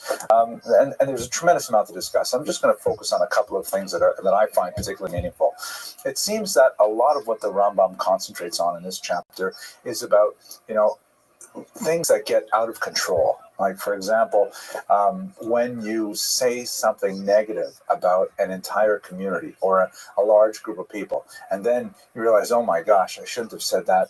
I really regret that. Now, how do you fix that? How do you go back to each individual person and say something, a word of apology to them? Like, for example, you say something bad about, the community of Los Angeles or of New York. How are you possibly going to go to all the people who live in Los Angeles and New York and apologize to them? You could make one great, massive apology, then hope that all of them hear it, but that's not very likely. Similarly, what if you are a judge and you judge incorrectly and someone is, incorrectly found guilty on a large scale, in a real court of law, or maybe even a simple scale in terms of human interrelationships? Who knows what implications that false accusation may have in the future, how it may play out in the future. And you have simply no way of knowing how the implications will, be realized. And you can't chase down all those things and apologize properly. So a lot of this fourth chapter is about, controlling the limits of one's sin such that you don't get into this situation where, oh my gosh, it's impossible to do tshuva on such a large scale. He also discusses the idea that, sometimes we get into this habit where we say, I will do an Avera, I will sin, and then I'll do tshuva later. I'll do an Avera, and then I'll do tshuva later.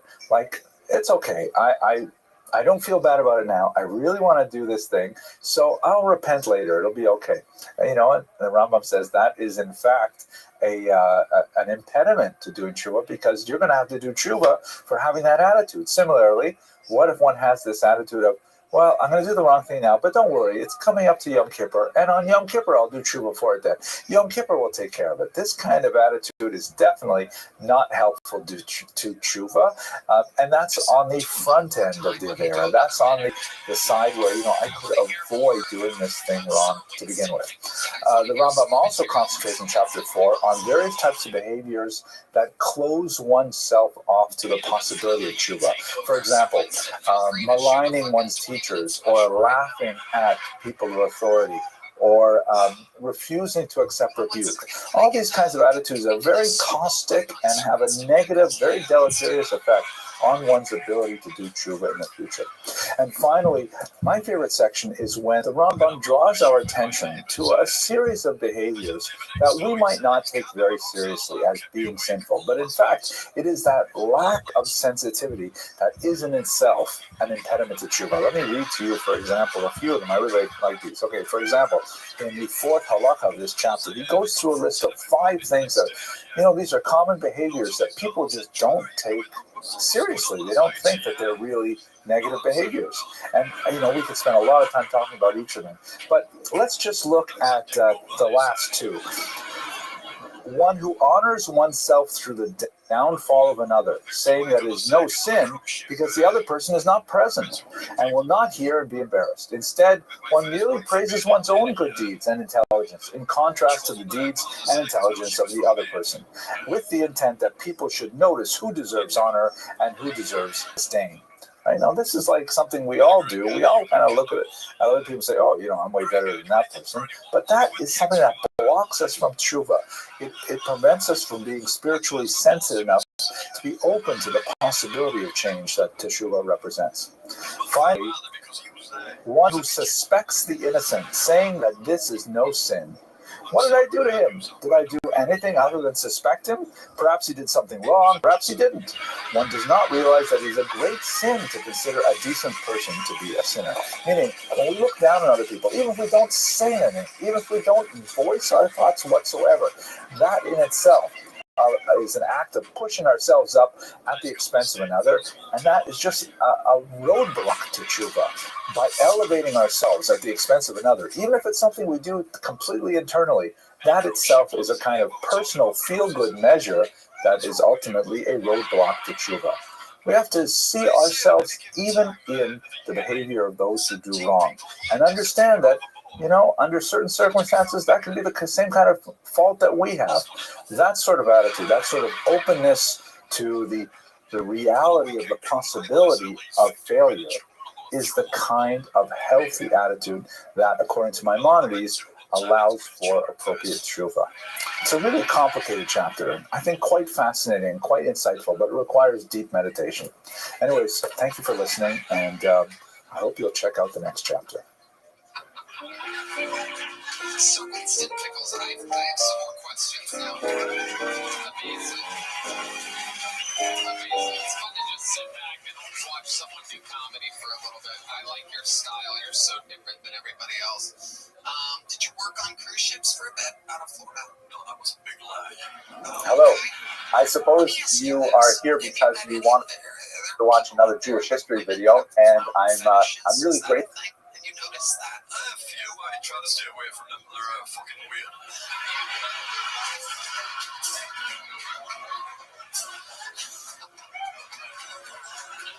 Like so many of you do enjoy these videos, and I think it's fantastic to have a relationship with you in the comment section and things like that.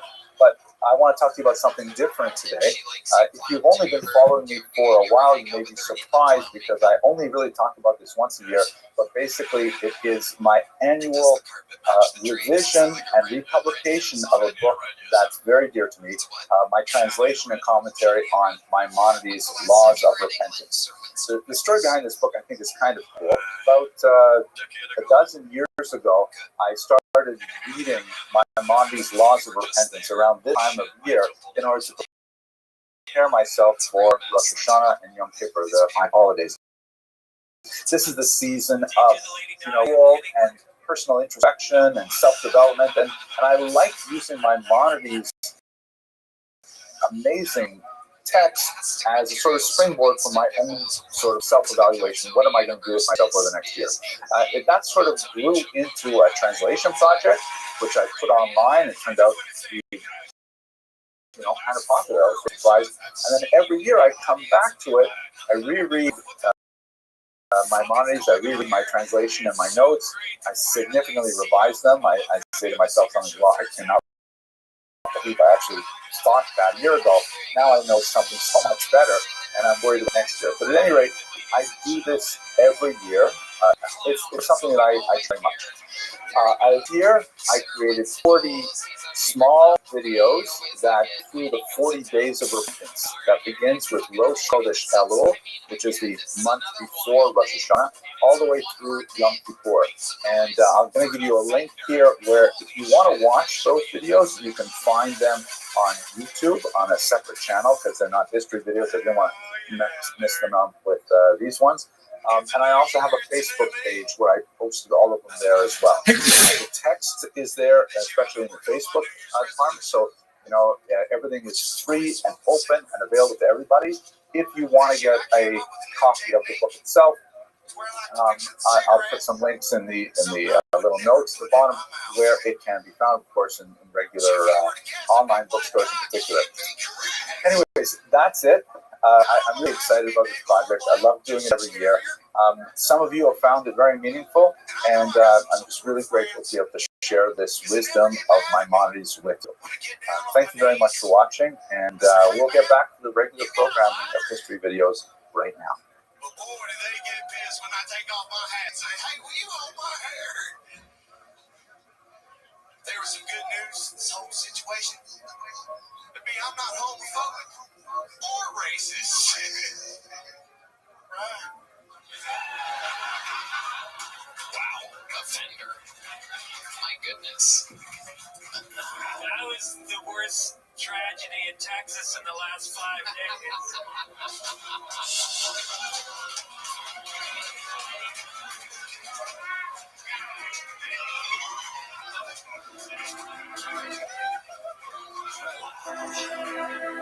Offender. My God. What's up, buddy? What the hell was that, dude? It's tough to follow certain images of homosexuality. I shared one of them there. So let's start with the Trump's wedding. I mean, this is a significant development. Okay. I'm here right now. All right. This is a win. Okay. Ready? All right. Offender. There you go. There's opportunity. Doesn't matter what you do, actually, you did get pulled out of the bucket. Tell us about you. What the fuck was that? Let's start there. You've been working on that? You've been writing open mics? Get slaps? Really? I don't want to sell it now. I mean, if it sucks, it sucks. I'll get better. Offender, what's going on in your actual life? Let's talk about it. Tell us about you.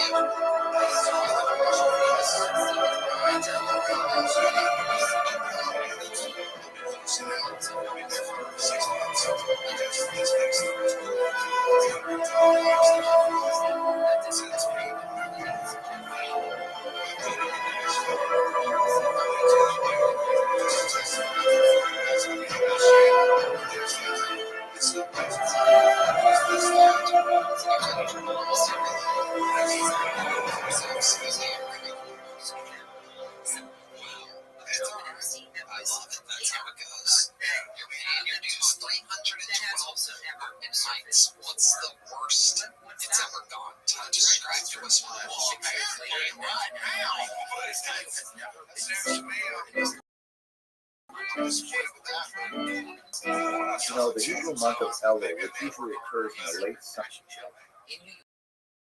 Okay, this is going nowhere. No, I mean, I just asked you what's the worst in November gone for you. This is open mic. Summer and early fall is a special time for Jews all over the world. It's a time when there is kind of a national taking stock of one's own personality, community, family, trying to determine how we can better improve ourselves and the world around us.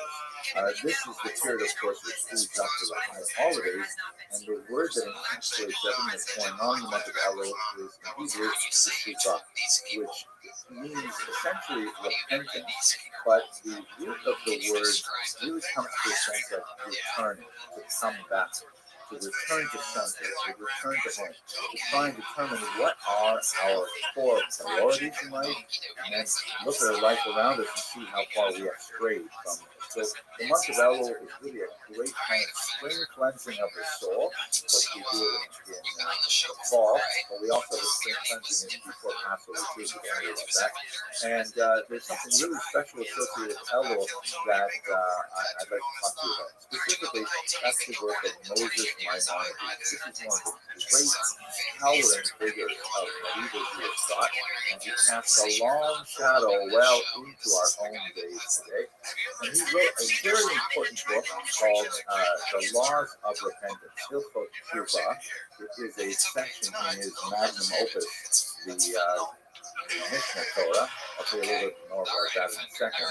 And this is a rather amazing and highly unusual book. It is literally a step-by-step guide to repentance.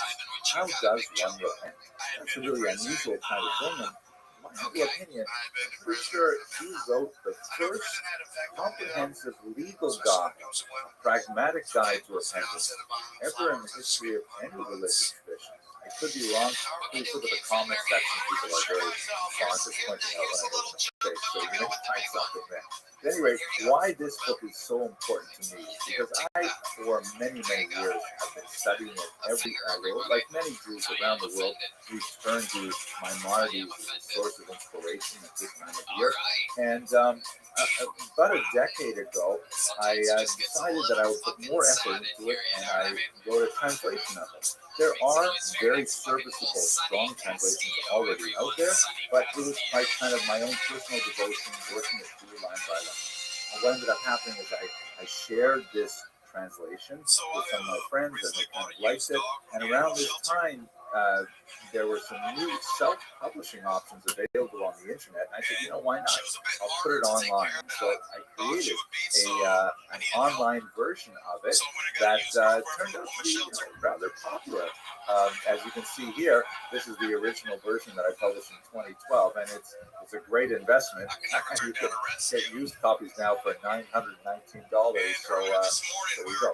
But anyway, every year since then, I have gone back to this book, and because self-publishing allows you to do these things, I have updated the translation and the commentary. And over the years, it's kind of taken an unusual role because as I go through my own tshuva process, the book does tshuva as well. And every year I try to cull those things that I really shouldn't have written last year, and I try to add new things, new insights that I've discovered over the current year. And the book is really a lot like how I do my own personal tshuva. Now, I don't share my deep and dark secrets, but I do kind of speak in generalities in a way that I'm pleased to say that a lot of people have found useful, and we've actually established kind of a learning community on Facebook and elsewhere, where in the month of Elul, we all get together and study this particular book.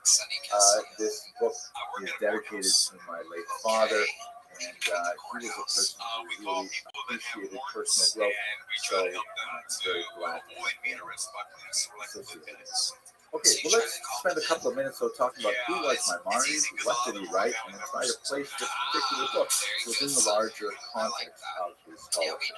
There is a very popular saying that from Moses to Moses, there was no one like Moses.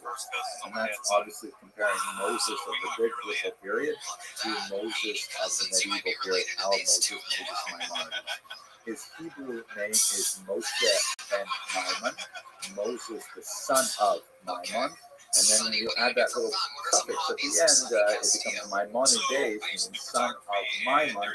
That's how he's generally known in secular literature. He was born either 1135 or 1138. He lived until 1204. His place of birth was southern Spain, which was just coming out of the amazing period known as the Convivencia, when there was a tremendous amount of unusual cooperation between Muslims, Jews, and Christians in kind of a triangular relationship here in Peninsula. But it began to fade around the time of Maimonides' childhood when the Almohads invaded and a new spirit of intolerance began to Maimonides' family decided to flee for generations. They came from a long, long line of Dayanim, or religious judges. Very unusual family in many ways. And they made their way across the coast of North Africa. Young Moses was a bit of a prodigy. He wrote some rather remarkable works, even as a teenager, that are still studied today, a commentary on Mishnah, for example. And as they are going from community to community across the coast of North Africa, which at the time was really a leading center of intellectual activity in the Arab world, he studied medicine, which was a fitting career for a young Jewish man back then, not so much nowadays. And he picked up quite a bit of medical knowledge. But his real love was definitely scholarship and Torah study, and he was really focused on that. However, the premature death of his father and then of his brother David, who had been supporting the family, his brother David tragically died in a seafaring accident, meant that Maimonides suddenly had to become his sole breadwinner. And so he decided to kind of put aside his rabbinic study and focus essentially on being a doctor. He actually became they eventually settled in Egypt, in Cairo, and there he became the chief physician to the royalty in Cairo. And he lived in a town called Fustat, and would make his way every day to the royal chambers, where he would treat the entire family, and come back at night, where he would deal with the rabbinic concerns. Somehow, in the midst of all of this, he managed to write a tremendous amount of material. Not only an extensive correspondence with Jewish communities and far-flung communities, he was regarded even then as a major community leader, and he provided guidance all over the world to Jewish communities in the far-flung diaspora. But he also wrote some really, really important books, and I'm going to focus on there's two basic kinds of work that Maimonides authored. For one, which is especially relevant to the project that we're doing right now, is his popular work. Most significant of which is the Mishnah Torah, from which the book that I work on is taken. This is written in a fairly accessible Hebrew. Basically, kids who get a day school education, by the time they're in middle school, they can decipher Maimonides without too much difficulty. And it was an amazing restatement of the entirety of Jewish law, an incredibly comprehensive document, massive document. It takes up about 20 volumes in the edition that I study, and it goes through every single detail of what it means to live a life as a Jew. What an amazing document. It covers even things like how to sleep. It covers things like how to think. It's really a tremendous document, and maybe we'll talk about it more later. The other type of work is much more arcane, much more designed for a specific audience. The most famous work of this nature is the so-called Guide for the Perplexed. which is written not in easily accessible Hebrew, but rather in Judeo-Arabic, and it was written really for an audience of people, one person in particular, who, is confused by how to justify traditional Jewish thought in the context of popular philosophical thought of the day. And it goes through something like that, philosophical writings, philosophical documents, and it is a fascinating work, which is, of course, what gave him such prominence in the outside world, even to this day. It is a philosophical classic, certainly among the greatest works of the Western canon. One more detail, which is typically overlooked, because this is an area of his writing which is perhaps not aged as well as his Jewish writings. He wrote quite a bit of medical treatises, typically in Arabic, on a whole host of topics, on asthma, on depression, on all kinds of things that he was composing medical treatises that were the cutting edge for the 12th century. Fascinating type of stuff. Now, even in his lifetime, however, he met with tremendous controversy. Particularly in Europe, there were circles that criticized his Guide for the Perplexed because it relied very heavily on much of the greatest thinkers of the world, in particular Aristotle. He referred to him as the philosopher. And many European Jews felt that Maimonides' thought had somehow been tainted by the introduction of non-Jewish ways of thinking. Another controversy was the fact that in his popular work, Mishnah Torah, he omitted all of the traditional scholarly apparatus like footnotes. And it seems like, in his defense, the Mishnah footnotes was designed to make it a much easier book to read. But given the Talmudic background of Mishnah Torah, then he said, hey, wait a minute, why did you pick the opinion of this rabbi over that rabbi? How do we know your thinking? How do we know your logic? And so on.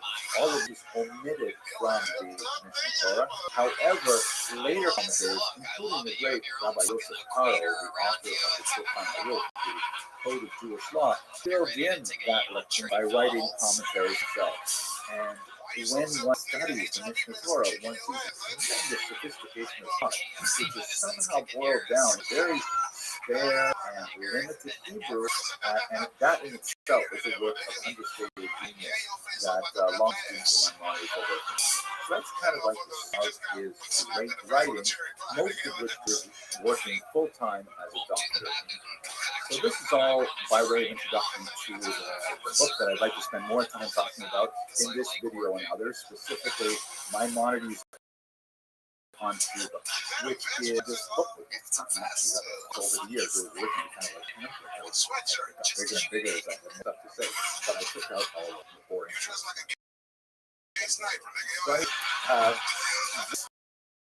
This is a section in the first volume in which he wrestles how does one look in? How does one look at one's own life? How does one identify those mistakes that one has made in life?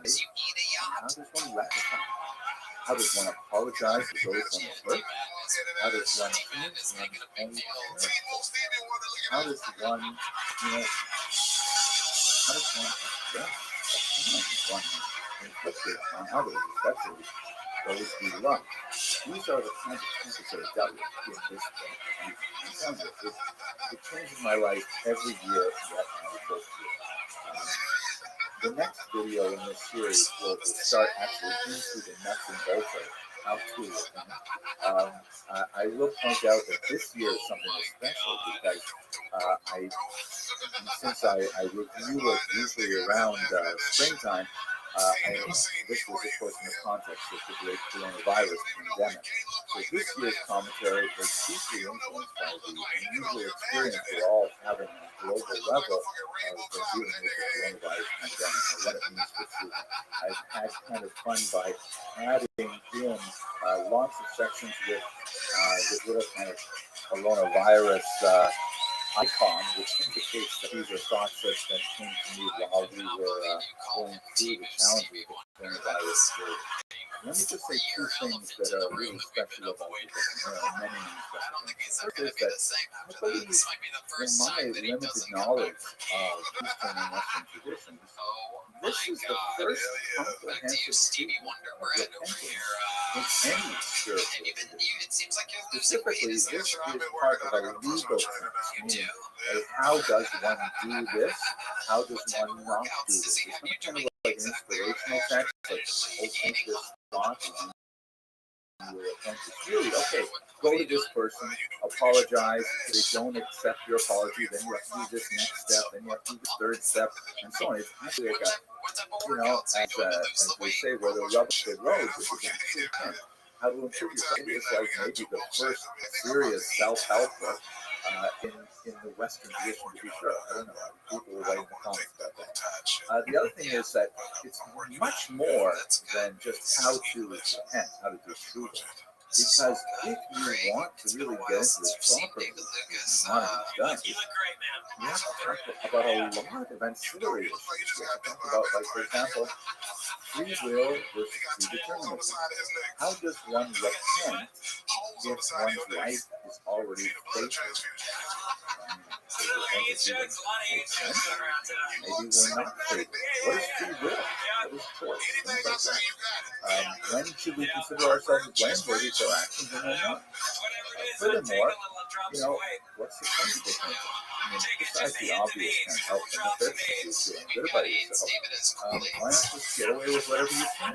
Obviously, to discuss that, we got to talk about reward and punishment, death, and the very theocracy, the justice of God. Very deep philosophical concepts come out in this particular book. And I really hope that you'll join this learning community. And there's translations of this text available in free versions online. And of course, it's my translation for whatever it's worth. I look forward to producing a few more videos that talk about the content of this book as we prepare ourselves for the amazing month of Elul and the holidays. Thank you very much for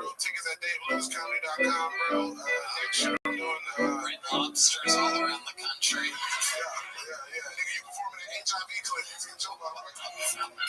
All the rainbow houses across the world. You know what's crazy? In the city. So when me and my family moved to Macon, Georgia, bro, there was this thing for gay niggas called the Rainbow House, and they would house gay niggas for HIV, bro.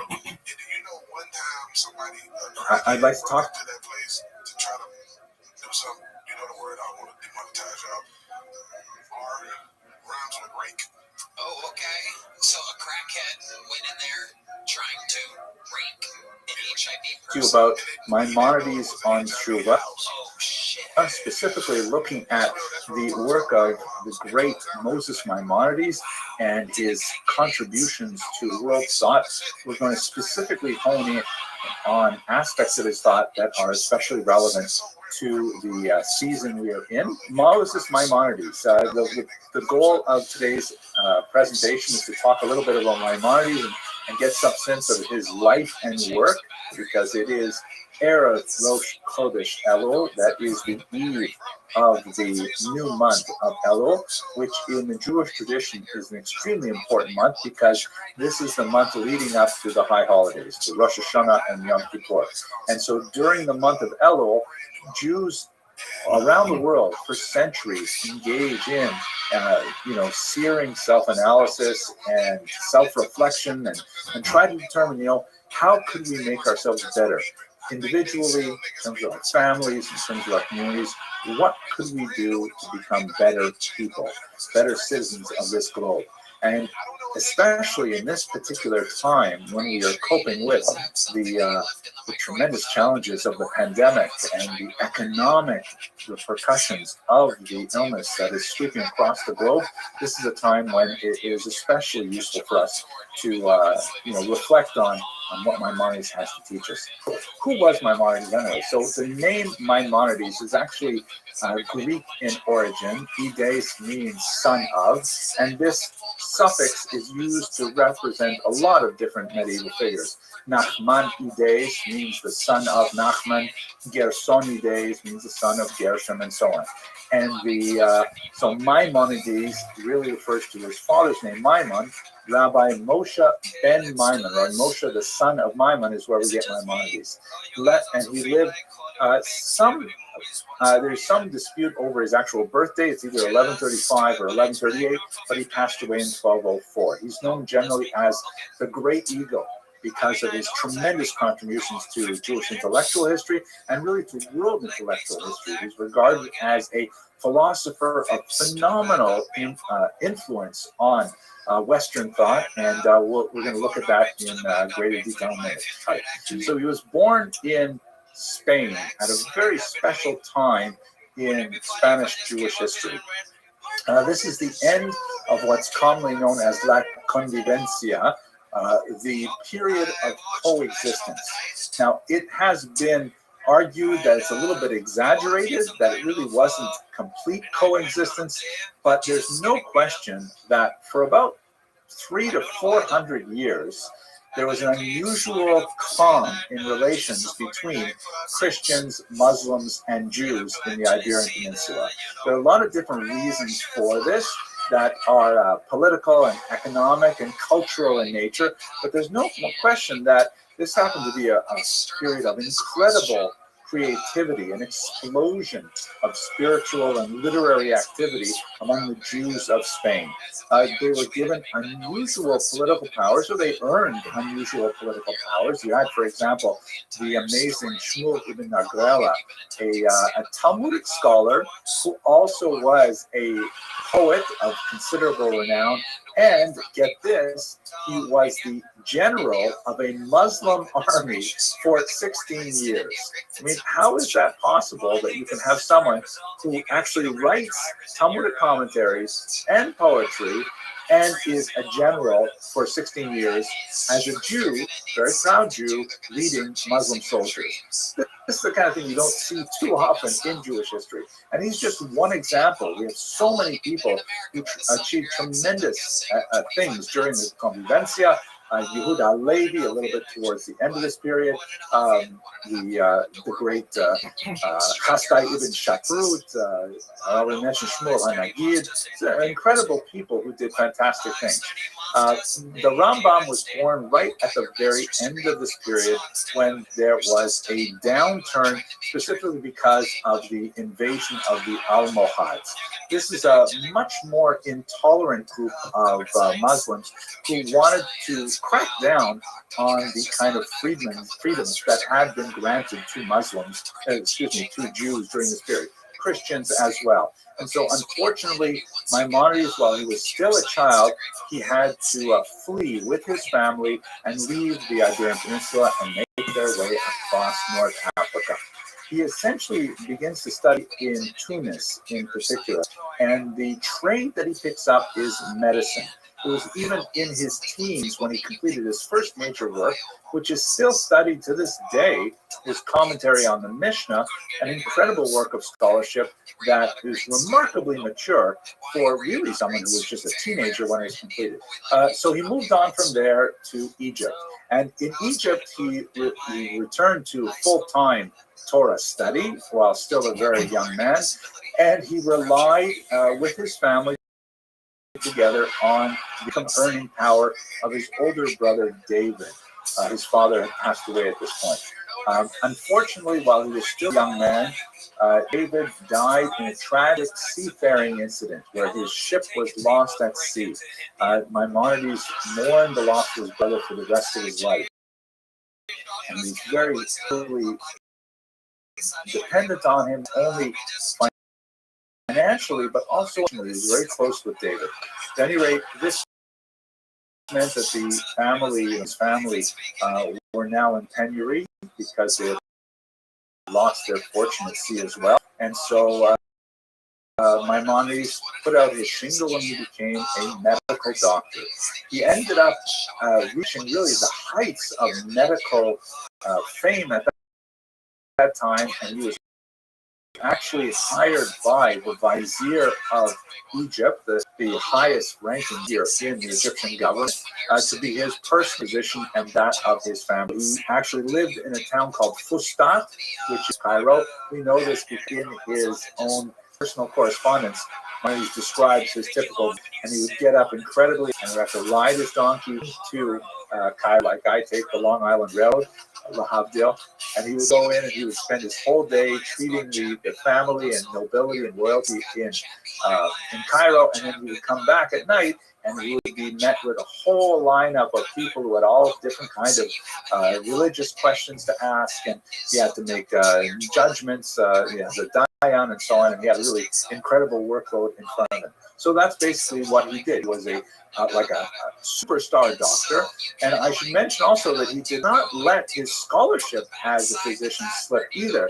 He actually published quite a few treatises on a whole range of topics, primarily in the Arabic language, dealing with things like asthma, with depression, with various medicines and herbs. That was one of the major tools of the trade of 12th century physicians, was knowing what concoctions should be prescribed for various conditions. And so he wrote quite a bit about pharmacology, 12th century level pharmacology, and those writings have been preserved because they had lasting value, and there have been many studies done of them. One of the things about Maimonides that is so amazing is that he really reached in his personal career the heights of achievement as a scholar of religious texts, and also in the secular world. He was like the #1 doctor, the Surgeon General of the Arab world at the time. There are even some interesting suppositions that he may have been sought after as a physician for the Christian world as well, who thought that, if you can treat Saladin's court, you can certainly treat Richard the Lionheart. So how is it possible you have a person who is really world class in both of these areas of activity? A lot like Shmuel ibn Agrela I mentioned earlier, who was like the head general of a Muslim army at the same time as he's writing Talmudic texts. So the question I'm going to ask you is, why don't we have any Maimonides-like figures in our world today? Why don't we have like the Rosh Yeshiva, a major rabbinical seminaries in America and in Israel, and they're like phenomenal, gedolim, amazing, but they're not running the Joint Chiefs of Staff. They are not necessarily, writing non-fiction works on nuclear fission at the same time. Why is it that we don't have people like this? It's 1,000 years later, and it's hard to find anyone in Jewish history who comes close to the achievements of Maimonides. Maimonides is just an amazing outlier. From Moses to Moses, there was no one like Moses. That's a statement that's applied to him. From Moses to biblical Moses, to Moses Maimonides, there's no one like him. Let's continue the presentation with his work. So, setting aside his Arabic works, primarily in the realm of medicine, major types of works proceeded in very different vectors and affected different audiences. The first area of his popular, he was a deep believer in making information accessible to the widest possible range of readers. And to the end, he completed not only the commentary on Mishnah, which I mentioned earlier, but a dramatic restatement of the entirety of Jewish law called the Mishnah Torah. This is actually a title page of one volume of that, a medieval print. The Mishnah Torah, as he describes in his preface, is an audacious project. He basically said, listen, the entirety of Jewish law, in particular, halakha, is scattered in so many different places. There is, of course, the core texts, which are like the Chumash, the 5 books of Moses.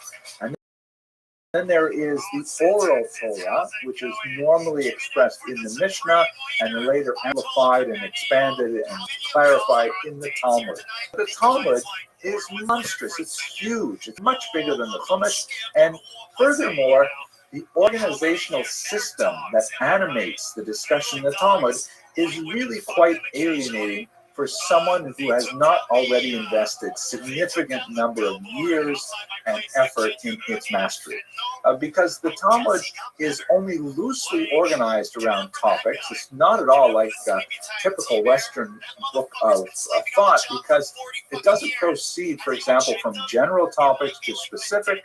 It doesn't have clear paragraph breaks. It's really based more on a kind of a stream of consciousness argumentation that spans literally centuries and literally thousands of speakers. Where a conversation, let's say you have Tractate Shabbat, which talks about the laws of Shabbat. That sounds pretty reasonable.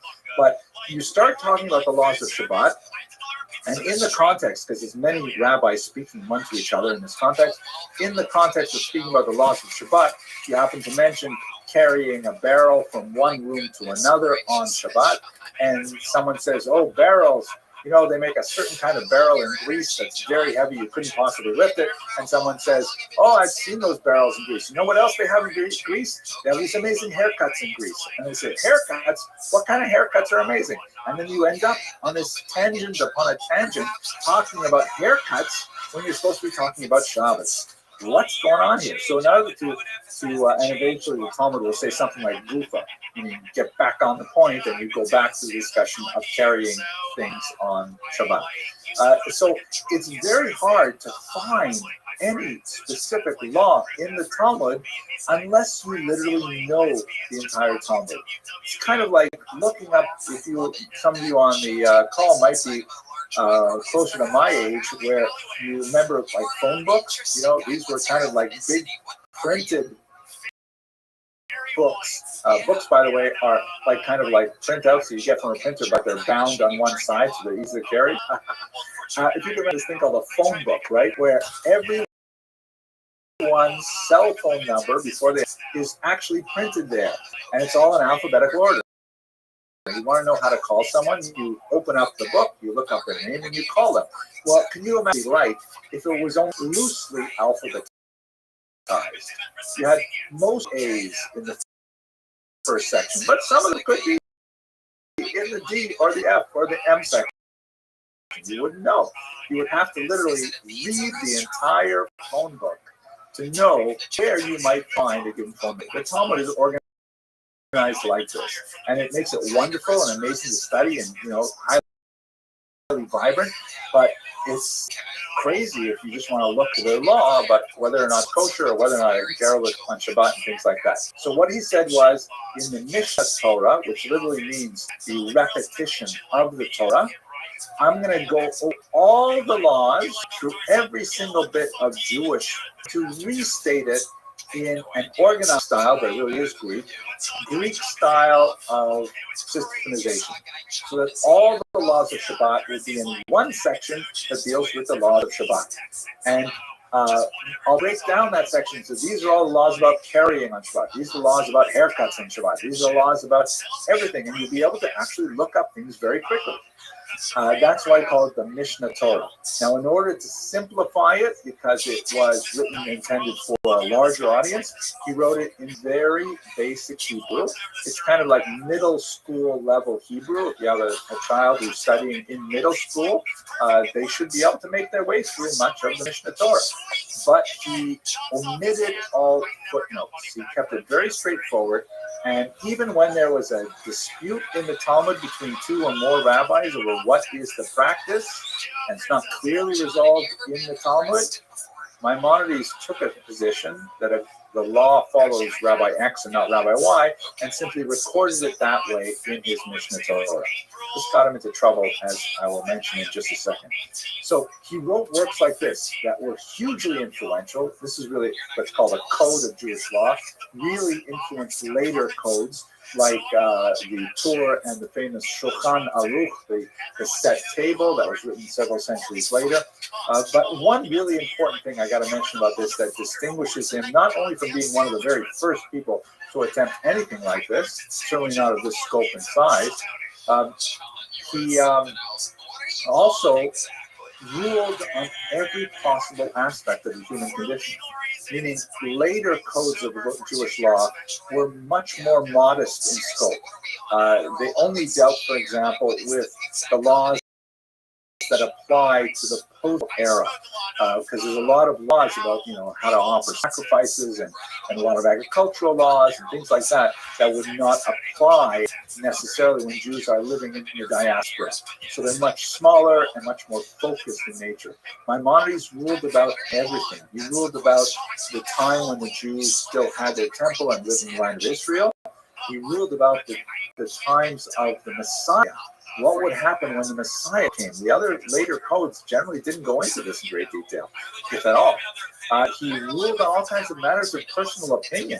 Like there's actually a whole book called Hilchot Deos, which literally translates as the laws of having an opinion. Right? And it talks not only about opinions like political opinions, it really focuses on, what is the right diet, what is the right attitude to other people, how do you focus your emotions, things like that. You don't normally see emotions legislated in a law code, but that happens in the Mishnah Torah because the Mishnah Torah and the Maimonides approach was, let's do the whole thing all at once. And that way, if you want to know the whole Torah, just start on page 1 of Mishnah Torah and go through the entire thing, which is, by the way, a revered Chabad practice in the 21st century. It started in the 20th century, where, they'll finish the entire Mishnah Torah either in a yearly or a triennial cycle, and it's an amazing achievement. So that's one area of his work, one category of his work. The other category, this, by the way, is you can see the entirety of it. It's a massive thing. This is like a 14-volume set, and these are big format volumes, right? These are huge things. The other area in which he made tremendous contributions, and this is perhaps felt more in the outside world with influence on the scholastic philosophers, Thomas Aquinas and others, is he wrote a few works, the most important of which is clearly this one, that are designed for a very different audience, designed specifically for those intellectuals who are looking for philosophical guidance in what is the meaning of Judaism, what is the meaning of life, what is the meaning of our existence as a whole. So this book is the Moreh Nevuchim, the guide for the perplexed, or the guide for the wandering, guide for the lost, the teacher of the lost, in which he addressed a specific individual, actually, in Judeo-Arabic, not in the more plebeian basic Hebrew that had a longer lasting impact on the Jewish community in many ways. The Moreh Nevuchim went through all kinds of very difficult philosophical conundrums that really take the inspiration from many of the rationalist ideas of Greeks, in particular Aristotle. Maimonides was very much enamored of Aristotle's thought. He only differed from him in certain key areas of philosophy. Otherwise, he felt that he was an incredibly enlightened individual, and in fact had a lot to offer the world. The Moreh Nevuchim was also quite popular among the reading public, but both of these works got him into trouble. So much so that in southern France in particular, there was a tremendous amount of controversy directed against Maimonides in his lifetime, lasting for several centuries. The lope of it actually resulted in the public burning of Maimonides' works by the Dominican friars at Jewish suggestion. Really? I can't believe that, but that's what it was. Paris in 1232, Maimonides' works were consigned to the flames because other Jews had denounced it as heretical to the church. And the church was actually invested in this, and so therefore they seized the opportunity to actually destroy works that they felt were heretical. 10 years later, they would do the same, by the way, to 24 wagon loads of very precious Talmudic manuscripts, a date that is still observed by some French Jews as a fast day to this day. And apparently the books were burned on exactly the same spot where 10 years earlier Maimonides' books had been burned. It was a very dark and tragic period in Jewish intellectual history to think of Jews denouncing the work of the great ego such that they would be destroyed. Now, what were the objections? There were two major objections that we'll focus on for the brief time we have. With the Mishnah Torah, Maimonides was accused of hubris, of excessive arrogance and pride, which if you actually read Maimonides, you know how far he distanced himself from arrogance and strove for humility and achieved tremendous humility in his own person. And they argue that the reason why we see this is because, first of all, he's taken on this massive task of restating the entire Talmud, the entire corpus of Jewish law, and he doesn't provide footnotes. He doesn't clearly indicate when he disagrees with a different Talmudic figure. We'll see a little later an example of this shortly, where he simply encounters rabbis arguing the Talmud, and he evidently chooses that one rabbi is correct, the other rabbi is not, because he only presents the correct opinion. Now, in Maimonides' defense, he wanted to write a simple book for more common readers, such that, he didn't want to burden the text with tons of arcane, essentially what will become footnotes. He simply said, this is the law, follow this law, do not other opinions, or he didn't actually say don't have other opinions. He only included the laws he felt should be followed. And that's not at all the nature of Talmudic debate. It has lots of back and forth.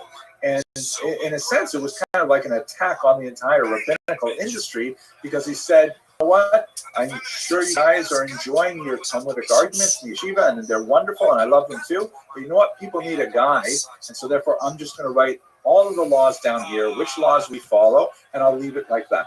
And other rabbis, particularly in southern France, said, hey, you can't do that. You're shutting out the entire debate that is endemic to the Jewish intellectual tradition. Now, ironically, the critics, in many ways, won, and Maimonides won. Maimonides won because we are still studying his work 1,000 years later, and the critics won because what ended up happening is there became another rabbinic industry of writing commentaries on Maimonides, some of which were composed by people like Rabbi Yosef Karo, who later went on to write the Code of Jewish Law. So there were even more commentaries available now on Maimonides himself. So ironically, both sides kind of came out ahead in the end, because we still have a long-standing body of questions about Maimonides' work. The criticism against his philosophical works, like the Guide to the Plex, were in some cases even sharper, however, because Maimonides does not make a secret of his devotion to the thought of Aristotle. He felt that Aristotle had a lot of really bright ideas. And by relying on Aristotle, it's kind of like saying, hey, the Greeks have wisdom too. And Greek, by the way, for much of the medieval period was considered synonymous with non-Jewish, right? Like Greek wisdom was the pinnacle of non-Jewish wisdom. And so here's Maimonides, who is accepting value from whatever source it derives from, and saying, yes, here, this is the way Aristotle sees the world. There's a lot that can be appreciated from a Jewish perspective in Aristotle. And so a lot of the more traditionalist views in southern France were saying, what? Oh my gosh, this is a rabbi who is quoting a pagan?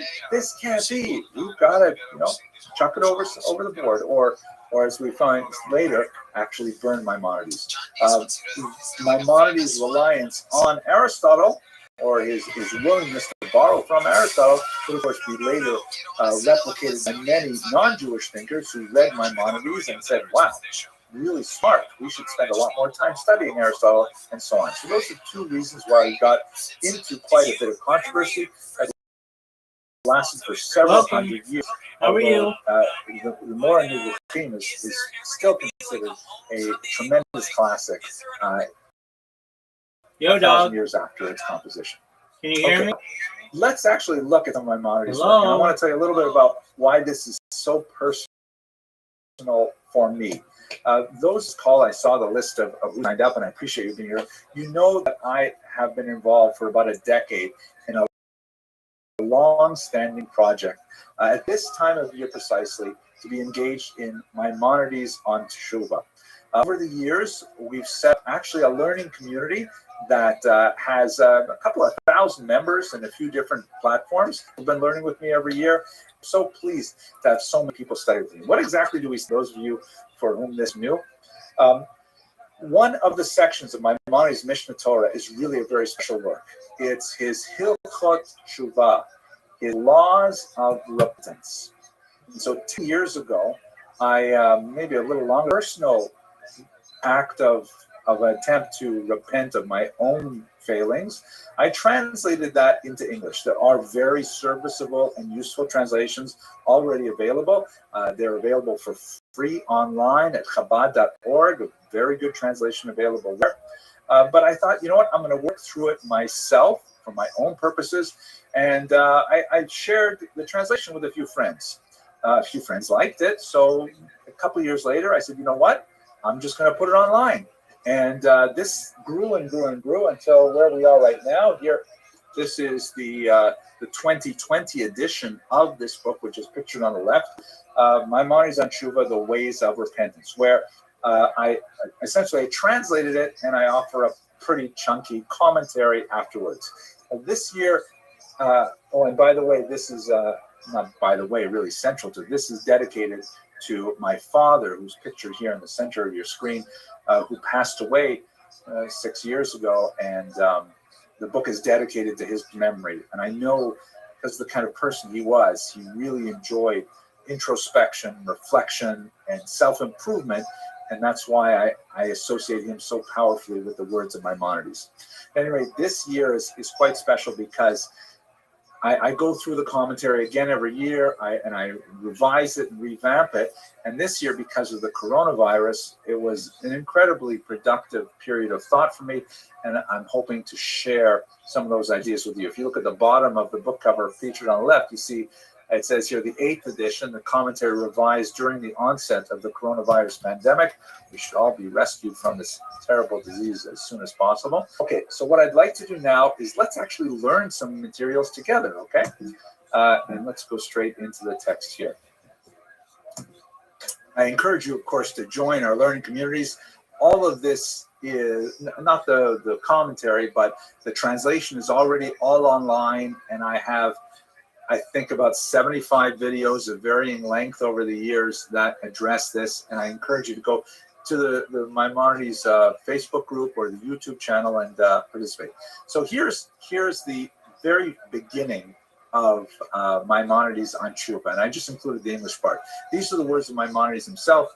My commentary is in a smaller font on the right, and I just showed you 2 pages here. So Maimonides says that every commandment in the Torah, whether it's a commandment to perform some act or a commandment to refrain from some act, if a person transgresses and fails to perform or actually performs a forbidden act, then they have to confess before God and they have to do teshuvah. Now, I've used this word teshuvah many times.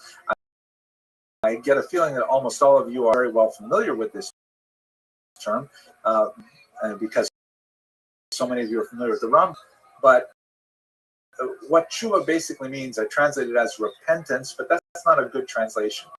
The word teshuvah really means to return, to come back, as a word to recenter, to get back to one's core priorities in life. That's what teshuvah is, to return to one's beloved, return to one's family, return to God, return to one's true self. That's really what the concept of teshuvah is. There are many mystical concepts as well, which we discuss in the book and elsewhere, but for now, that's a simple definition. That's definitely an improvement on repentance, which sounds more like a nasty thing. So if you look at the second paragraph, he says, how should a person confess? Well, a person should say, please God, I sinned. I have rebelled before, done such and such. That there are several different going on here, and in fact, later on, he will brown what does it mean to sin as opposed to wrong, as opposed to rebel. You know, like they say, I'm not sure it's true, that the Inuit have 20 different words for snow. Others have about 26 different words for sin. right? Different ratings of how bad the was. At any rate, the essence of confession is that it is reflecting on your own life, reflecting on the past year in particular as we go into Rosh Chodesh Elul and identifying what you did wrong. If we go to the last paragraph here, he says that